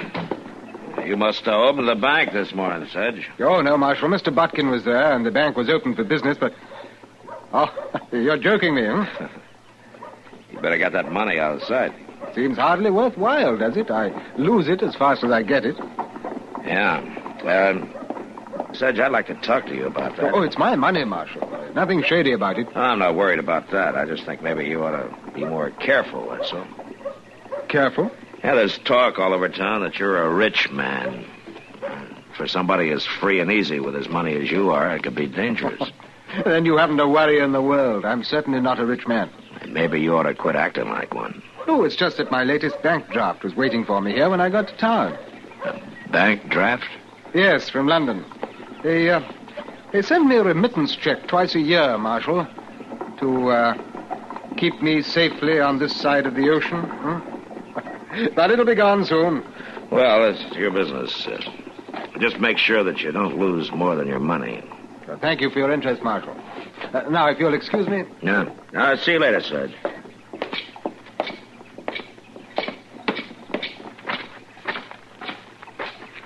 Mr. John? Huh? Yeah, what is it, Chester? Mr. John, Pete Newton and his crowd just got in from Abilene. They went right into Dodge House. How many of them? Well, there's 4 of them altogether. It's a funny thing, though. Oh, what's that? They tied up 5 horses. One without a saddle, eh? Yes, sir, that's the way it was. Pete's really rubbing it in, isn't he? Oh, well, shucks, Mr. Dillon. If Sedge didn't have no better sense than to lose his horse in the first place... I just hope he wins it back, Chester. For his sake. And I also hope he rides it right out of town.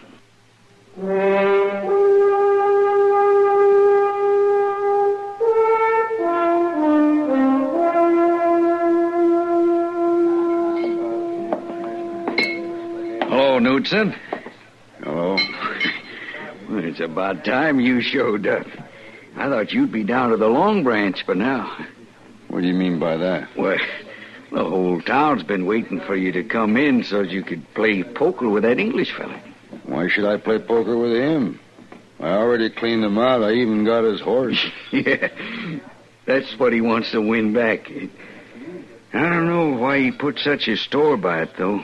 Why, he could buy a string of horses if he wanted to. He been winning? Sedge? Win money? Why, not hardly, but that don't matter. What? Well, he's rich. He is? I mean, you didn't know that? Well, he didn't have no money on the way up from Texas. Well, it just come. It come from London, England, to the bank. Well, he goes and gets some every day. I hear tell he got another big wad this morning. You know what you're talking about. Well, anybody will tell you. Well, maybe I will just mosey down there and play a little poker after all. Got to give the man a chance to win back his horse. Sure.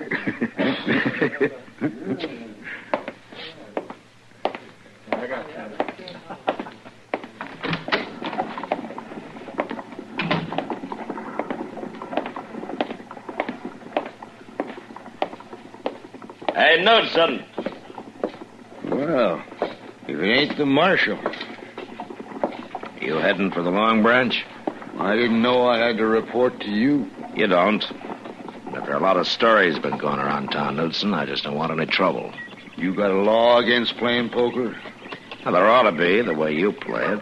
Well, Marshal, I just want to give the man a chance to win his horse back, that's all. Now, listen, Knudsen, I've told Sedge that if he's smart, he'll just try to win that horse and then quit. I'm telling the same thing to you. Well, thank you, Marshal, but I just figure I'll have to take my chances without any help from you. Just don't start anything, Knudsen. No. Of course not, Marshal.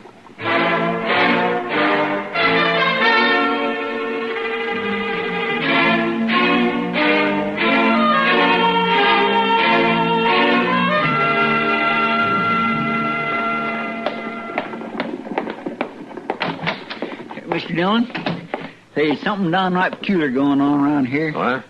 Well, that English fella, he won back his horse from Pete Knudsen. He did? Mm-hmm. Well, it looks like Carstairs' luck has finally changed, doesn't it? No. Old Beat stood pat on a pair of sixes. Now, you know he never done a thing like that before in his life. Oh. And he let Carstairs win. Yeah, but that's not all. They all went off to the liver stable, Knudsen and his crowd, to get the horse. Friendly as you please. Knudsen had a jug, and they was getting old Sedge all liquored up. Well, it don't make sense, but... Are they still there? That's what I was getting at. They rode off out of town. Oh, come on, Chester. I think maybe we better follow him.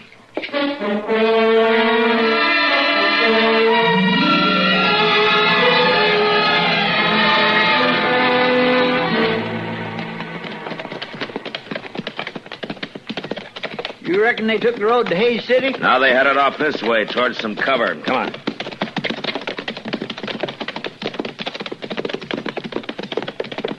I'm gonna play a hunch, Chester. Isn't there a deserted shack just over the rise? Yes, sir, there is. I figure they'd stop the first place they come to. Do you think they're gonna gamble him for the rest of his money? They won't bother to gamble, Chester. Yeah, we'll leave the horses here.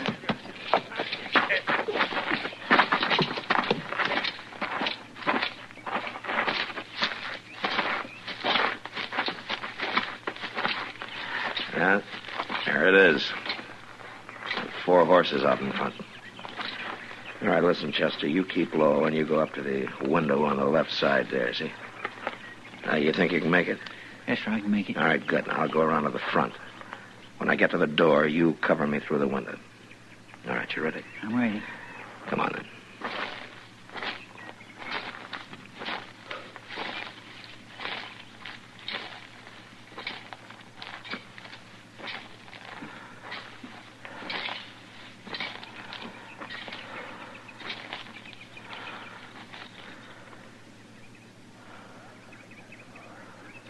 All right, Chester.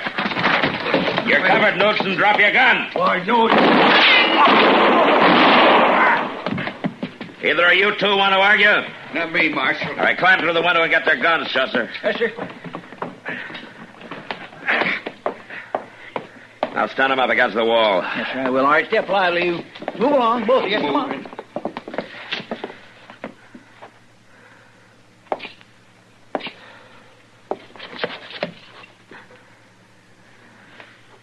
You may have got me, Marshal. But you're too late for that fancy talker. Where is he, Knudsen? Where's Carstairs? He's in the gully, up back. Dead? Dead as I'm going to be. You're a fool, Knudsen. All you had to do was keep on playing poker with him. He'd have lost everything he had. You didn't need to kill him to get it. Marshal, you want to laugh? Something funny, Knudsen? All that money they talked about, it was all spent. He just had $3 on him. $3.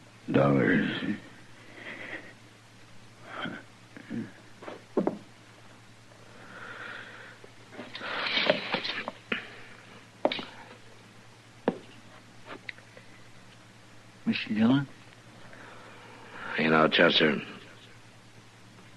a man's life should be worth more than $3. A lot more.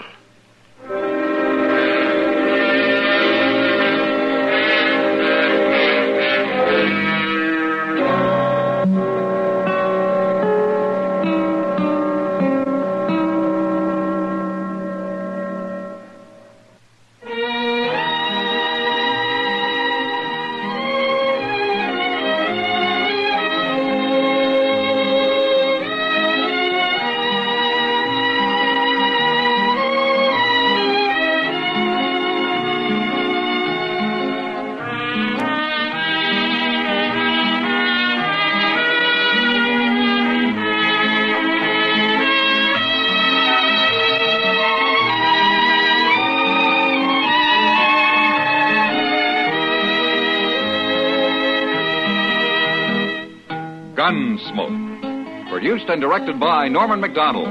Stars William Conrad as Matt Dillon, U.S. Marshal. Featured in the cast were Parley Bear as Chester, Howard McNear as Doc, and Georgia Ellis as Kitty.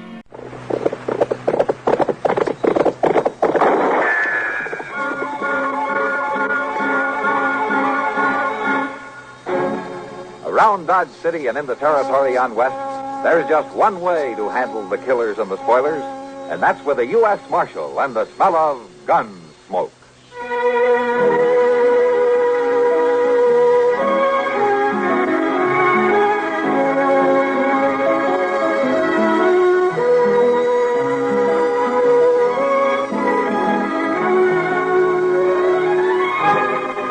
Gunsmoke, starring William Conrad. The story of the violence that moved west with young America. And the story of a man who moved with it. I'm that man. Matt Dillon, United States Marshal. The first man they look for and the last they want to meet. It's a chancy job, and it makes a man watchful. And a little lonely.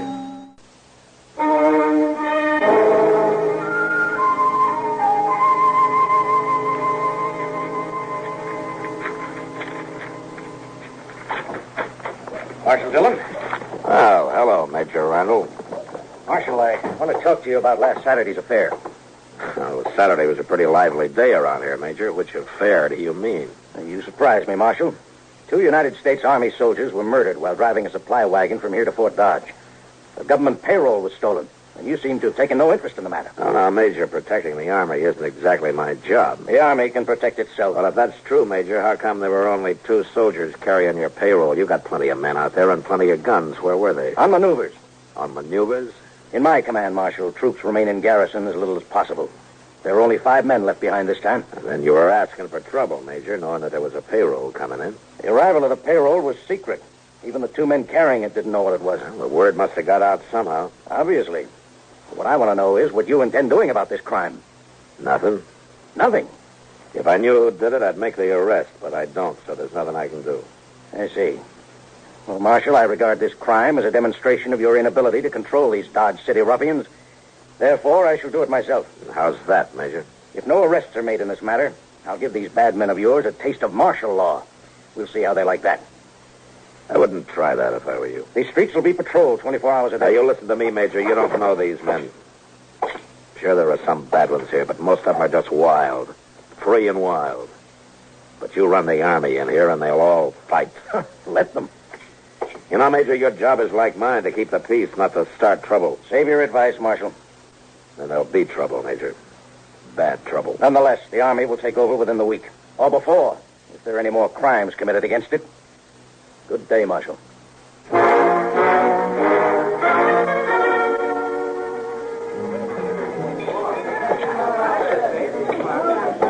Marshal.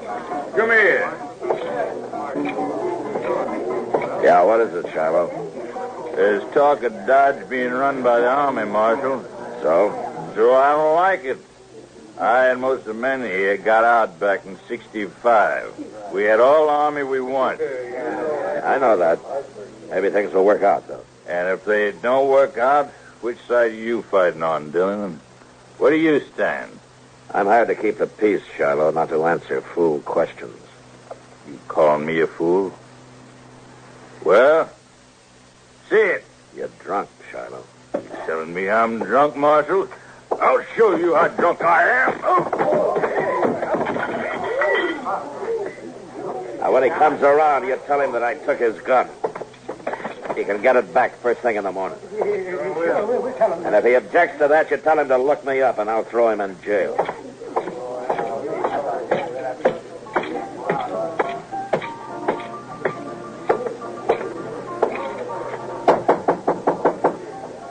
Who is it? Matt, Kate. Well, come in. Kitty must be out of town. As a matter of fact, she is. Went back to St. Louis for the week. So why? The only time you come to visit me. Sit down, man. I'll fix you a toddy. Oh, thanks. You thank me best by buying a drink at the bar downstairs once in a while instead of spending all your time at the Long Branch.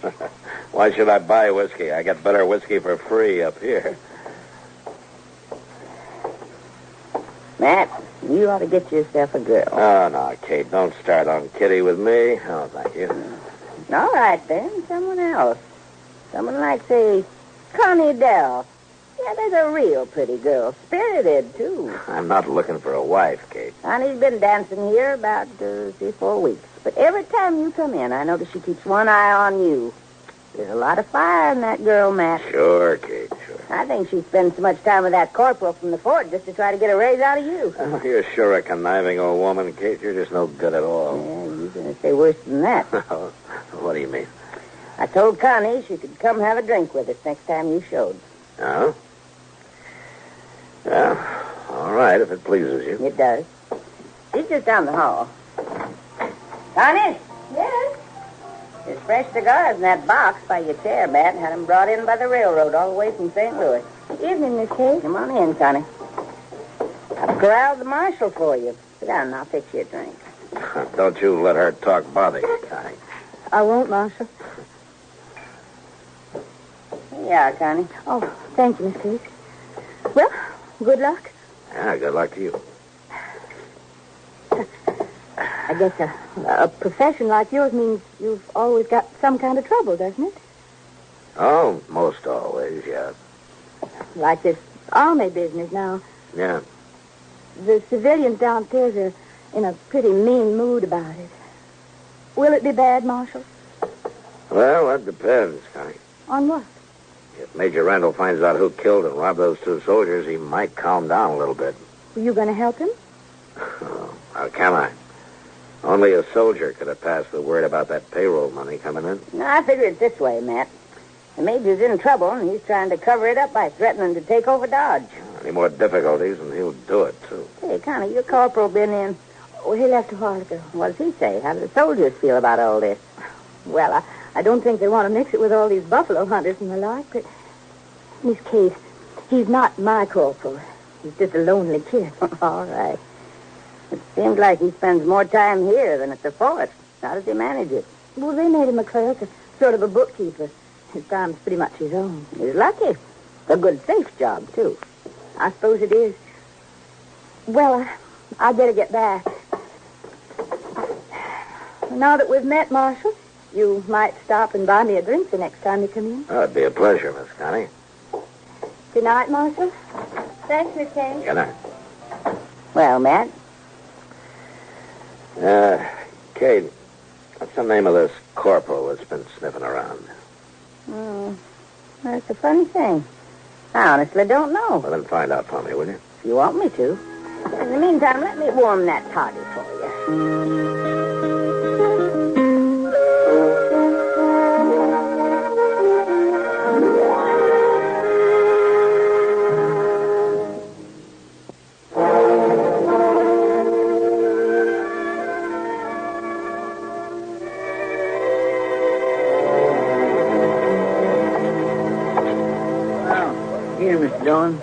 Everything quiet, Chester? Yes, sir. But it's just like everybody's holding his juice for the Army if it comes quiet and mean, Mr. Dillon. That's what it is, quiet and mean. Yeah. All right, Chester, you go on to bed. I'll stay around for a while longer. All right, sir. First thing in the morning, I want you to go to the telegraph office and send a message to the sheriff up in Hayes City for me, though. Yes, sir, that'd be Mr. Hickok, wouldn't it? Yeah, you ask Bill to send me all the information he can about a dance hall girl called Connie Dell. She left there about a month ago. Connie Dell. Yes, sir, I'll do it, Mr. Dillon. You bring me the answer as soon as it comes, huh? We ought to have it by tomorrow evening. And I hope so. Good night, Chester. Good night, Mr. Dillon.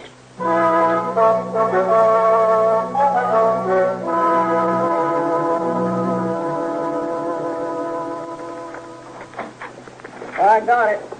Come in at 7 o'clock. Here you are. Oh, thanks, Chester.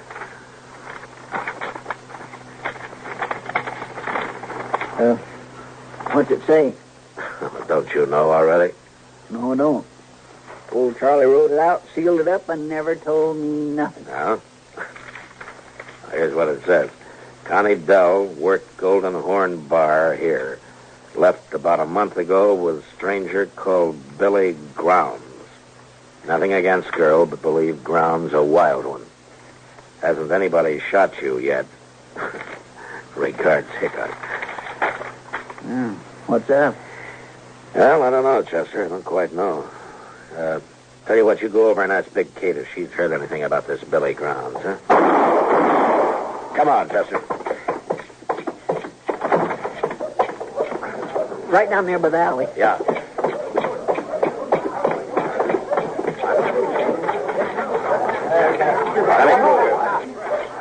Will you stand back, please? Let me through here, will you? Are there any witnesses to this? I'll let anybody see it? I want to know who killed this man. Maybe nobody did see it, Marshal. Yeah, and maybe nobody cares much about it anyway. Just a soldier.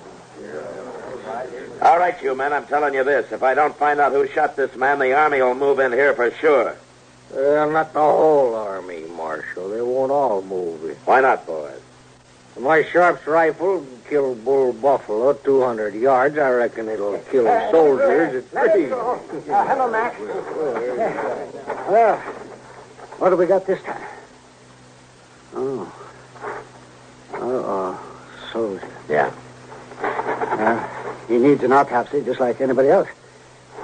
Where's the man that shot him? He hurt, maybe? Take a look, Doc. He isn't even armed. This isn't a shooting. This is a murder. Yeah, you're right. Oh, well, I'll get him up to my office. Here, will you give me a hand, somebody? Chester? Yes, sir. I'm riding out to Fort Dodge right now.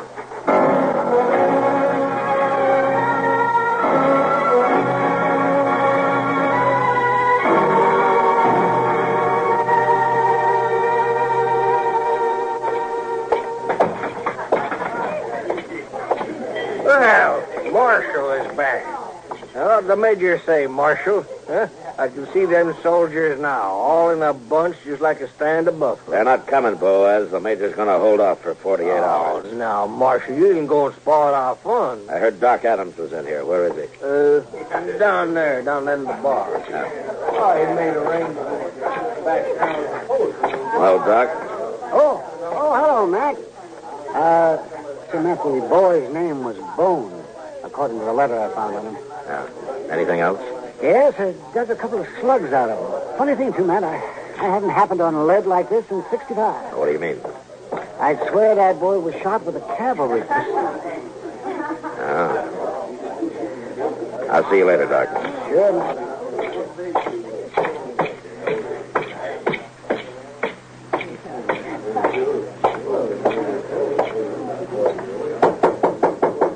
Come in.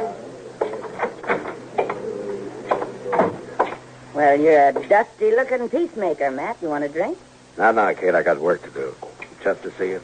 He did. Well? Matt, I get my information through the girls, and they get it from the men that grow careless and loose-tongued on whiskey. And some of it's true, and some is bound to be just talk. I'll weed it out. Connie's been seen riding out at night toward the Arkansas, down by Brandy Bend. Oh, what for? I don't know. Could be this feller, Billy Grounds. Yeah. His name's never been mentioned around here. My guess is he's never been in town. Anything else? One thing. Corporal Bowers and Connie went for a ride one night. When? Night before that payroll was robbed. Yeah, that figures. Where's Connie now? With Delmonico's eating a steak. It's kind of late for dinner, isn't it? He works late. Matt. Yeah. Next girl I steer you into, I'll pull her fangs first. No, Kate. I like it better this way.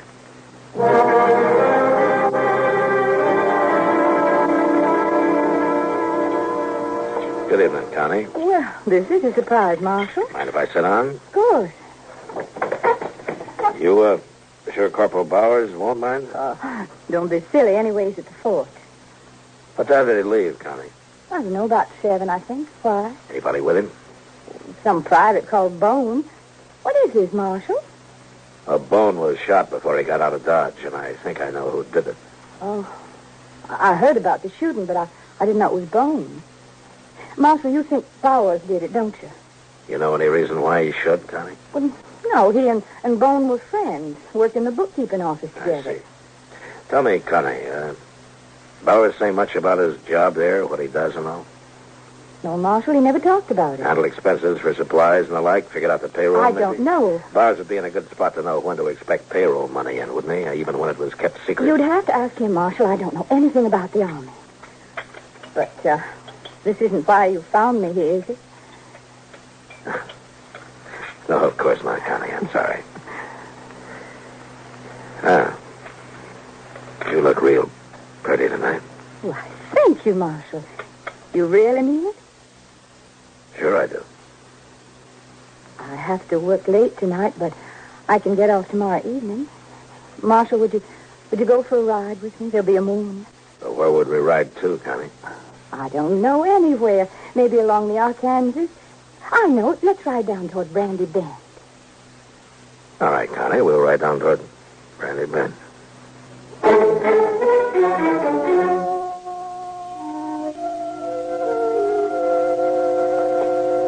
I was just thinking, Mr. Dillon, you want me to follow you tonight? Thanks, Chester, but it wouldn't help. I'm riding into an ambush. It'll be over fast. Real fast.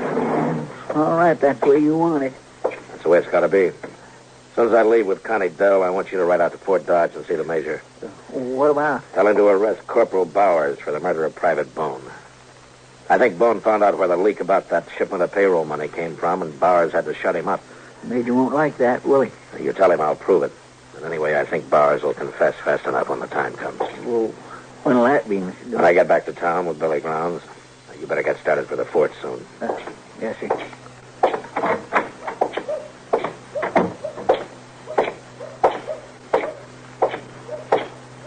Evening, Marshal. Hello, Shiloh. I feel another drunk coming on, Marshal. And then check your guns back there with Chester.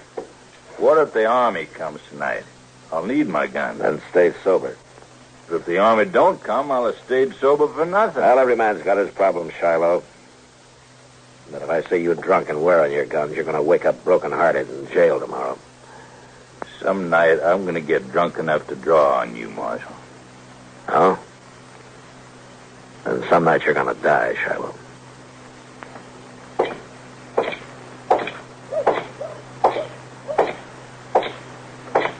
Marshal, Ah, hello, Connie. I got off a little early.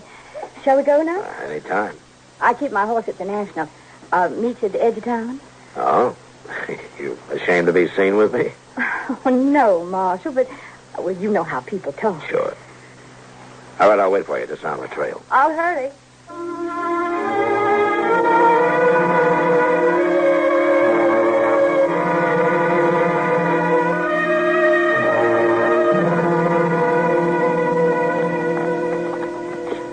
We've come pretty fast, Connie. You want to get on for a minute? All right. We'll let the horses blow a little, and then we'll move on. There we go. You nervous, Connie? Well, no, why? Is there something on your mind? No, of course not. Why should there be? Well, I don't know. You tell me. It's nothing, Marshal, really. Let me ask you something, Connie. Did you ever see a man killed? What? Why'd you say that? Well, did you? Yes, once in the saloon. Tell me, did he have a fair chance? Well, yes, he even drew first. Now, then you never saw a man shot in the back or ambushed. What do you mean, Marshal? Well, I just think it kind of goes against your grain, Connie, the idea of a man being killed without a fair chance. Marshal... Down by the river, near Brandy Bend, Billy Grounds is waiting to shoot me in the back. Then why did you come, Marshal? And that's my job. I don't know how, but I suppose you know about everything. I think so. What are you going to do? Connie, unless I made a bad mistake about you, I think you're going to let me have a fair chance at him somehow. Why should I? What does it mean to me? I don't know, Connie. But you think about it. You think about it all the way to Brandy Bend. Now, come on, let's ride.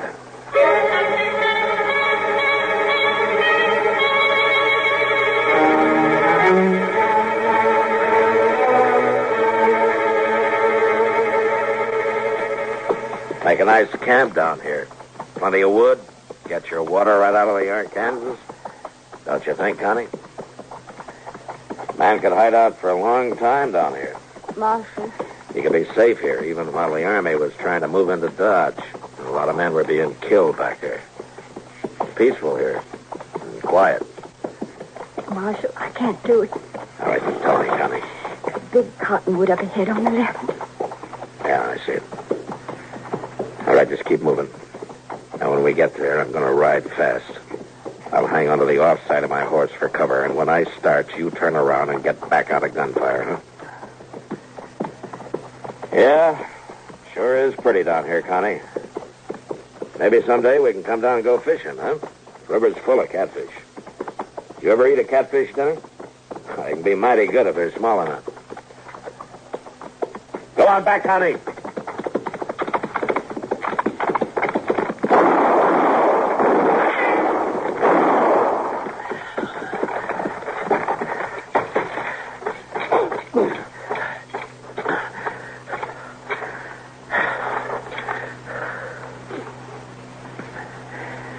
Connie! Connie!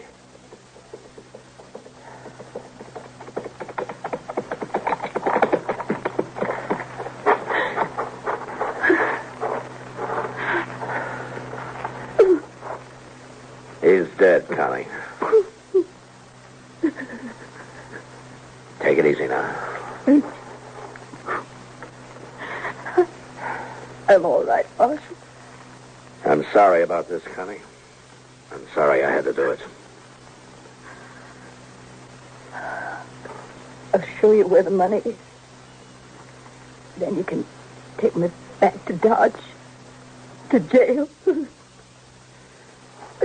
All right, Connie. But you won't be in jail for long. You have my word for that. Not for long. Let's go, Marshal.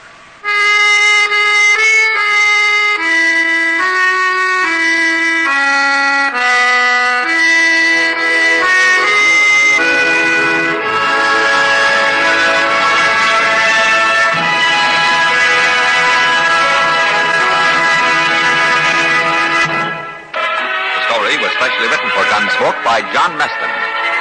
Featured in the cast were Lynn Allen, Virginia Gregg, Jack Moyles, Barney Phillips, and Lawrence Dodd.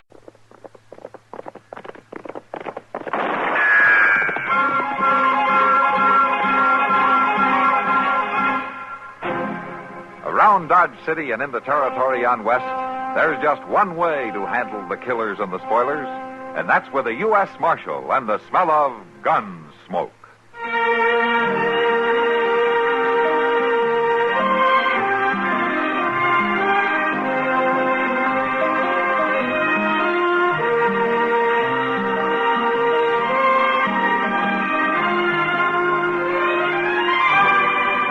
Gunsmoke, starring William Conrad, the story of the violence that moved west with young America, and the story of a man who moved with it. I'm that man, Matt Dillon, United States Marshal. The first man they look for and the last they want to meet. It's a chancy job, and it makes a man watchful and a little lonely.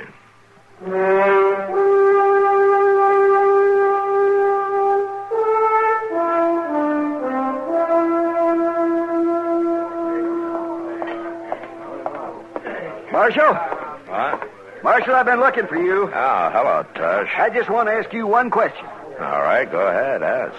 Are you not sworn as a matter of bounden duty to uphold law and order in Dodge City? Well, I guess you could put it that way.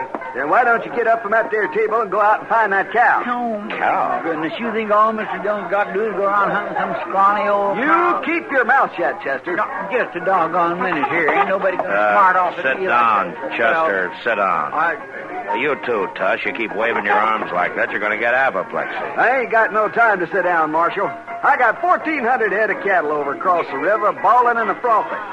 I got buyers up at the Dodge House willing to pay pretty near anything I ask because I'm bringing in the first trail herd of the season, providing I can. Marshal, you've got to find out what happened to Oney Hager and that gall-dying cow of his. Well, how do you know anything has happened to him? They ain't at that shack of his, neither one of them. If he was just going visiting, he wouldn't take the cow, would he? He might. Oney Hager's pretty crazy about that cow. You shut up, Chester. I didn't ask you. I didn't ask if you asked. I was just saying Moon says all right, Chester. Look, Tush, why don't you just sit down and have a beer, huh? Oney will be back in his own good time. Well, his good time ain't mine. Bert Collins is bringing a herd up for the Circle C. He ain't more than 2 days behind me. And if he gets his cattle across that river and into them shipping pens first, he'll get the big price and not me. Well, I'll check around town in the morning to see if anybody knows where Oney went. Or to ask his neighbors, they ain't seen him for 4 or 5 days, or the cow either. And, Marshal, I'm reminding you of your sworn duty. My sworn duty doesn't include going out and scouring the countryside for a missing cow, Tush. Not even if there's been foul play done? What are you talking about? That shack of his has tore up something awful, like there was a big fighting ruckus in it. Is that the only reason you think something's happened to Oney, the way the place looks? Marshal, Bert Collins wouldn't stop at nothing to get that herd of his in ahead of me. He's just low down mean enough. Well, it's too late to start tonight, but I'll see what I can find out first thing in the morning. All I'm asking, Marshal, for you to enforce the law and protect the innocent and bring a guilty to justice. Yeah, I'll try to do all of that, Tush, the first thing in the morning, huh? Now, why don't you check in at the Dodge House and try to get some sleep? I doubt I'll close my eyes. All them cattle on the far side of the river, all that money on this side, I won't sleep a wink, Marshal, but I hope you pass a pleasant night. Thanks, Tush.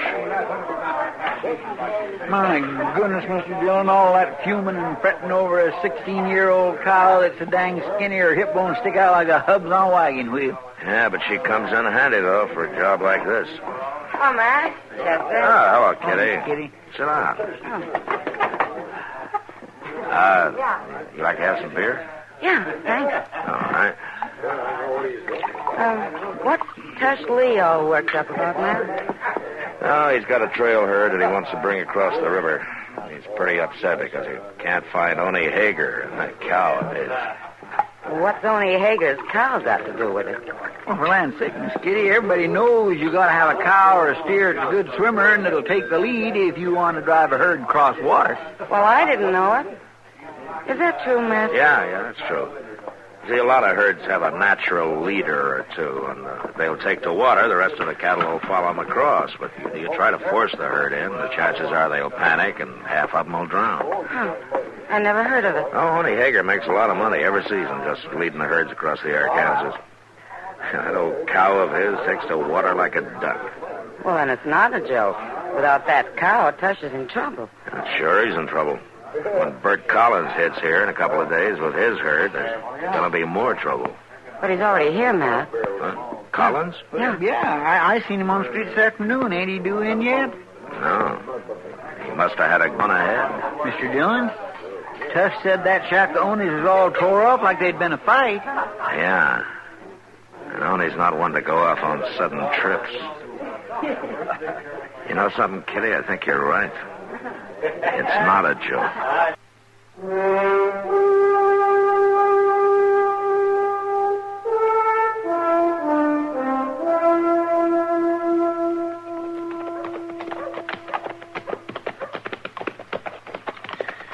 It sure is good to get back, Mr. Dillon. I'm terrible hungry. Matt! Oh, Matt! Huh? Wait a minute. Oh, hello, Doc. Oh, Doc. Want to talk to you. All right.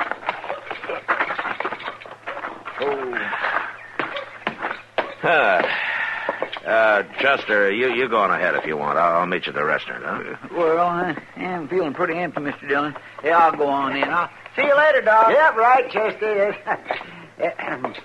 What's on your mind, Doc? Well, Matt, what are you planning to do today? Work, same as the other 6 days every week. Work? Oh, work. You mean sitting down there in that jail office with your feet on the desk? No, not today, Doc. I gotta track down a cow. A cow? A cow, that. See, Matt, you come along with me. Oh, where? But I gotta look in on a couple of patients out toward Kiowa Meadows. Now, it won't take long, and we'll have the rest of the day to shoot us some prairie hens. Prairie hens? This time of year? Doc, the only prairie hen around here right now are holed up in the plum thickets so deep that a weasel couldn't even get to. Now that's just where you're wrong. You know how Kiowa Meadows is protected by that bend in the river? Those high bluffs on the north side there? Oh, yeah. And these last few weeks, it's been mighty warm for this time of year. Yeah. Well, it's made a kind of a false spring out there in the meadow. Now, the way I hear it, it's just as green as May. With a stand of young clover coming up there, and wild timothy and buffalo grass, and the prairie hens are just swarming. You know something? That's possible, Doc. I remember something like that happening a few years back. Well, come on, then. Let's get out there and get at it. Well, Doc, I already told you. I gotta find a cow. What? Are you serious? Yes. I thought that was a joke. I wish it was. Say, you haven't seen anything of Oni Hager, have you? You mean Oni's cow? Uh-huh. Oh, my. That old bag of bones. Well, if that old bag of bones doesn't turn up pretty quick, it's going to cause the worst fight that this town's ever seen. Oh, fight. Now, who'd have bothered to fight over that scrawny old walking carcass, huh? Except Oni, of course. No, not Oni. A couple of pretty tough boys named Bert Collins and Tush Lee. See, Oni's disappeared, and that's the trouble. Tush thinks that Collins has had something to do with it. I'm not too sure, but what he may be right. Well, what do you mean? Well, Chester and I just got back from a look at Oni's shack this morning. There's been a fight in it, all right. The cook stove's knocked over. Table's smashed. No sign of Oni or the cow anywhere. Oh, well, gee, Matt, maybe he went on a trip. He took his cow along? Oh, well, no. See, Matt, if anyone done something to poor old Oni, they ought to be hung. Well, I feel the same way, Doc. He's got his faults, but he's a harmless old coot, and he never did any hurt to anybody in his whole life. Yeah. It kind of looks like somebody did some hurt to him, though.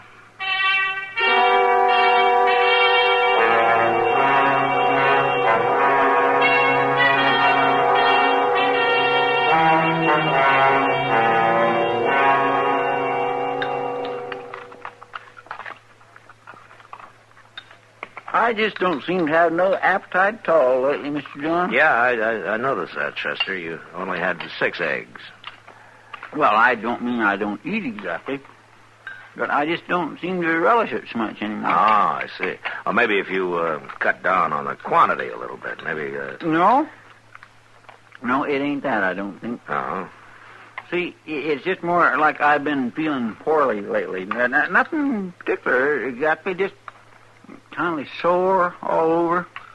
Tell me something, Chester. You didn't start getting these feelings just a few minutes ago, did you, when I told you about Doc going hunting today? Oh, my goodness, no, Mr. John. I've been having these pains for a long time. Oh, I see. Of course, now that you mention it, I declare I bet it sure wouldn't do me no harm to... Get out in the open for a while, huh? Oh. Like around Kiowa, for instance, huh? Prairie hen makes mighty good eating. I heard you say that yourself many a time. Doc's already promised us something, Chester. Oh, Doc's already... Look, seeing is believing. Doc can't hit the side of a barn with both hands and a board in the middle. You know that. Matt. Hello, Kitty. Matt, you better get over the Long Branch right away. Oh, why? What's wrong? Well, Tush and Bert Collins over there, sidling around each other like a pair of tomcats. It's going to bust loose any minute, Matt. Come on, Chester. I got some flapjacks here on the... Well, bring them with you.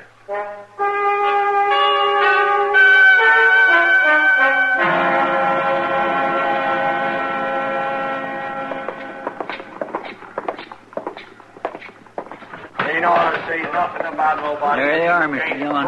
Everybody knows what kind of people some people are, and with them kind, proving ain't needed. Well, now, man had never had no friend his whole born days. Shouldn't ought to expect nobody here to agree with him. Matt, if we get another mirror broke this month, we might as well close up. We'll see what we can do, Kitty. You stay here, Chester. Yes, sir. I'm saying you made off with Orna Hager and that cow of his, and more than likely you done him in. Now, that's a lie.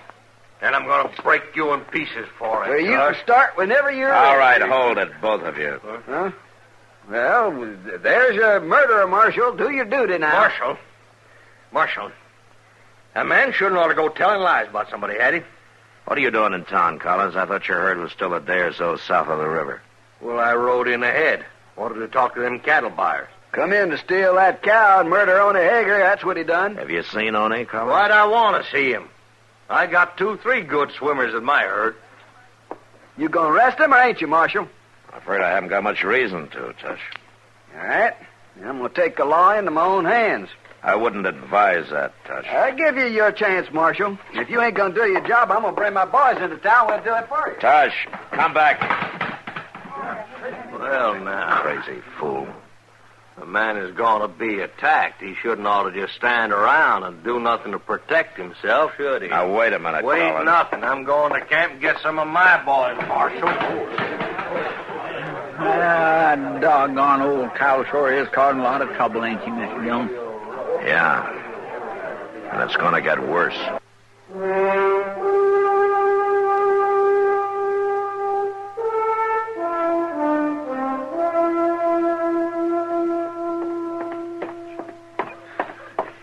Something like this just keeps my nerves tore to pieces.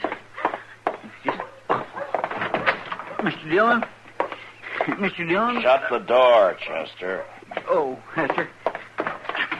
Mr. Dillon, what are you aiming to do?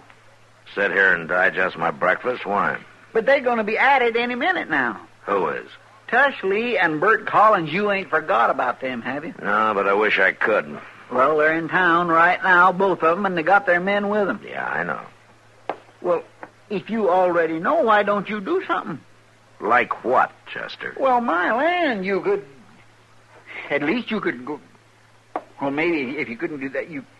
Well, you can't just sit here and let them kill each other. Oh, but I can sit here until I'm sure that that's what they're going to do. Yeah, but they are. That's what I'm telling you. Tush is up there at the Long Branch saying how he's going to hang Bert, and Bert's down at the other end of the street making his brag about how he's going to shoot Tush so full of holes the birds can fly through. Chester, if all the killing that's talked about in Dodge City was actually done, Boot Hill would be 10 miles wide and 20 miles long. But these two are really going to. Then I'll deal with it when it starts. And that'll be any minute now. Everybody else in town thinks so, too. Take a look out this window. There ain't a soul in the street except for some crazy fool leading a... Mr. Dillon? Yeah, what's the matter? Tony Hager. What? Oh, he's got his cow. He ain't dead at all. Come on.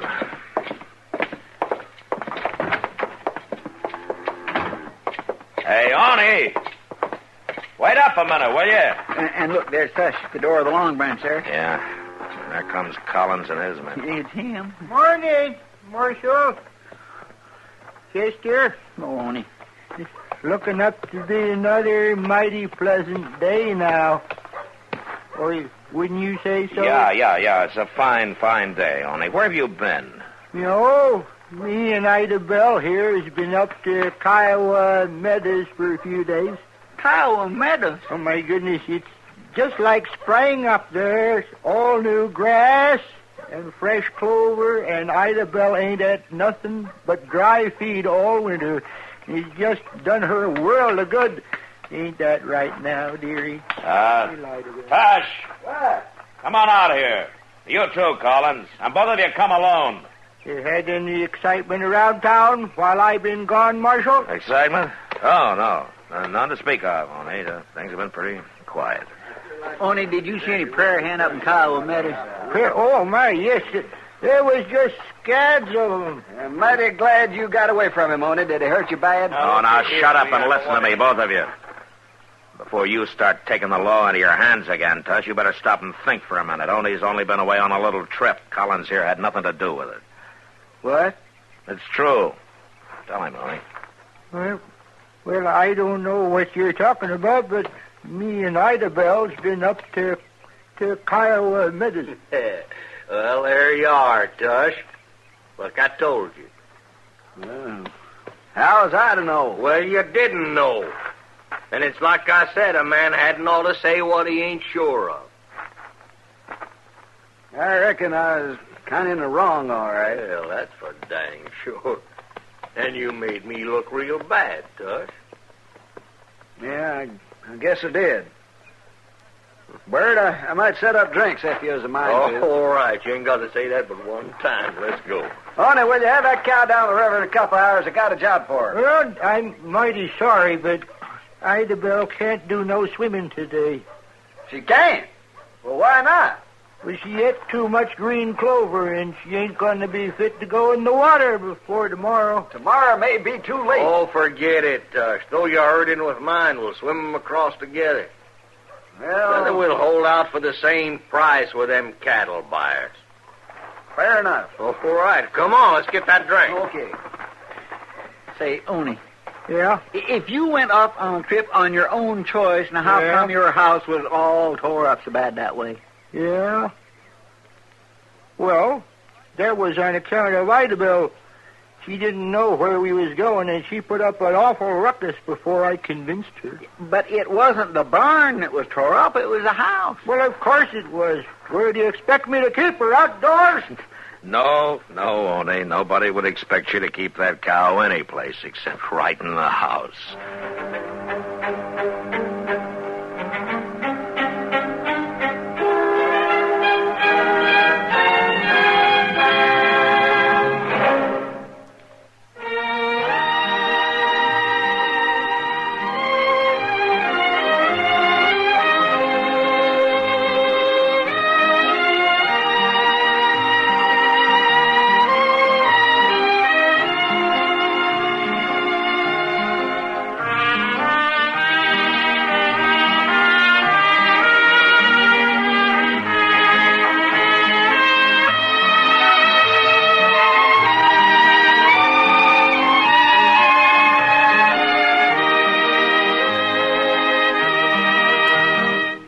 Gunsmoke. Produced and directed by Norman McDonald.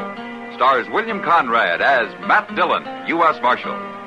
Featured in the cast were Parley Bear as Chester, Howard McNear as Doc, and Georgia Ellis as Kitty.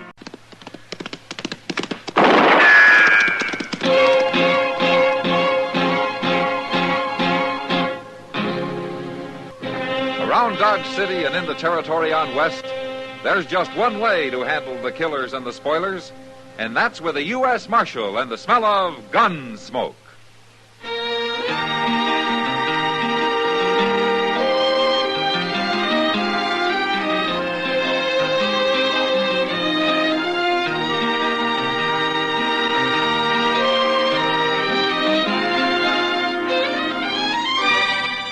Gunsmoke, starring William Conrad.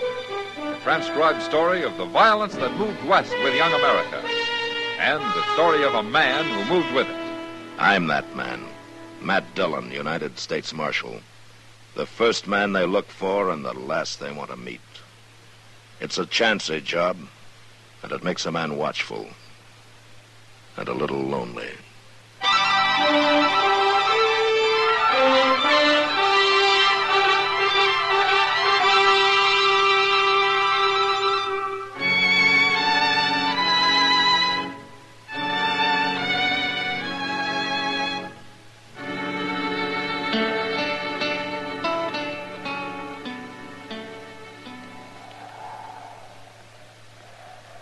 Bring him over here, Glick. They're ready for you, Digger. Start walking. I'd be lucky to find you so near this cottonwood grove. Know what we'd have done otherwise. Oh, you'd have thought of something, Glick. Like what? Well, you ain't above shooting a man in the back, are you? You can make me mad talking like that, Digger. That worries me a lot. You shut up. Oh, hurry.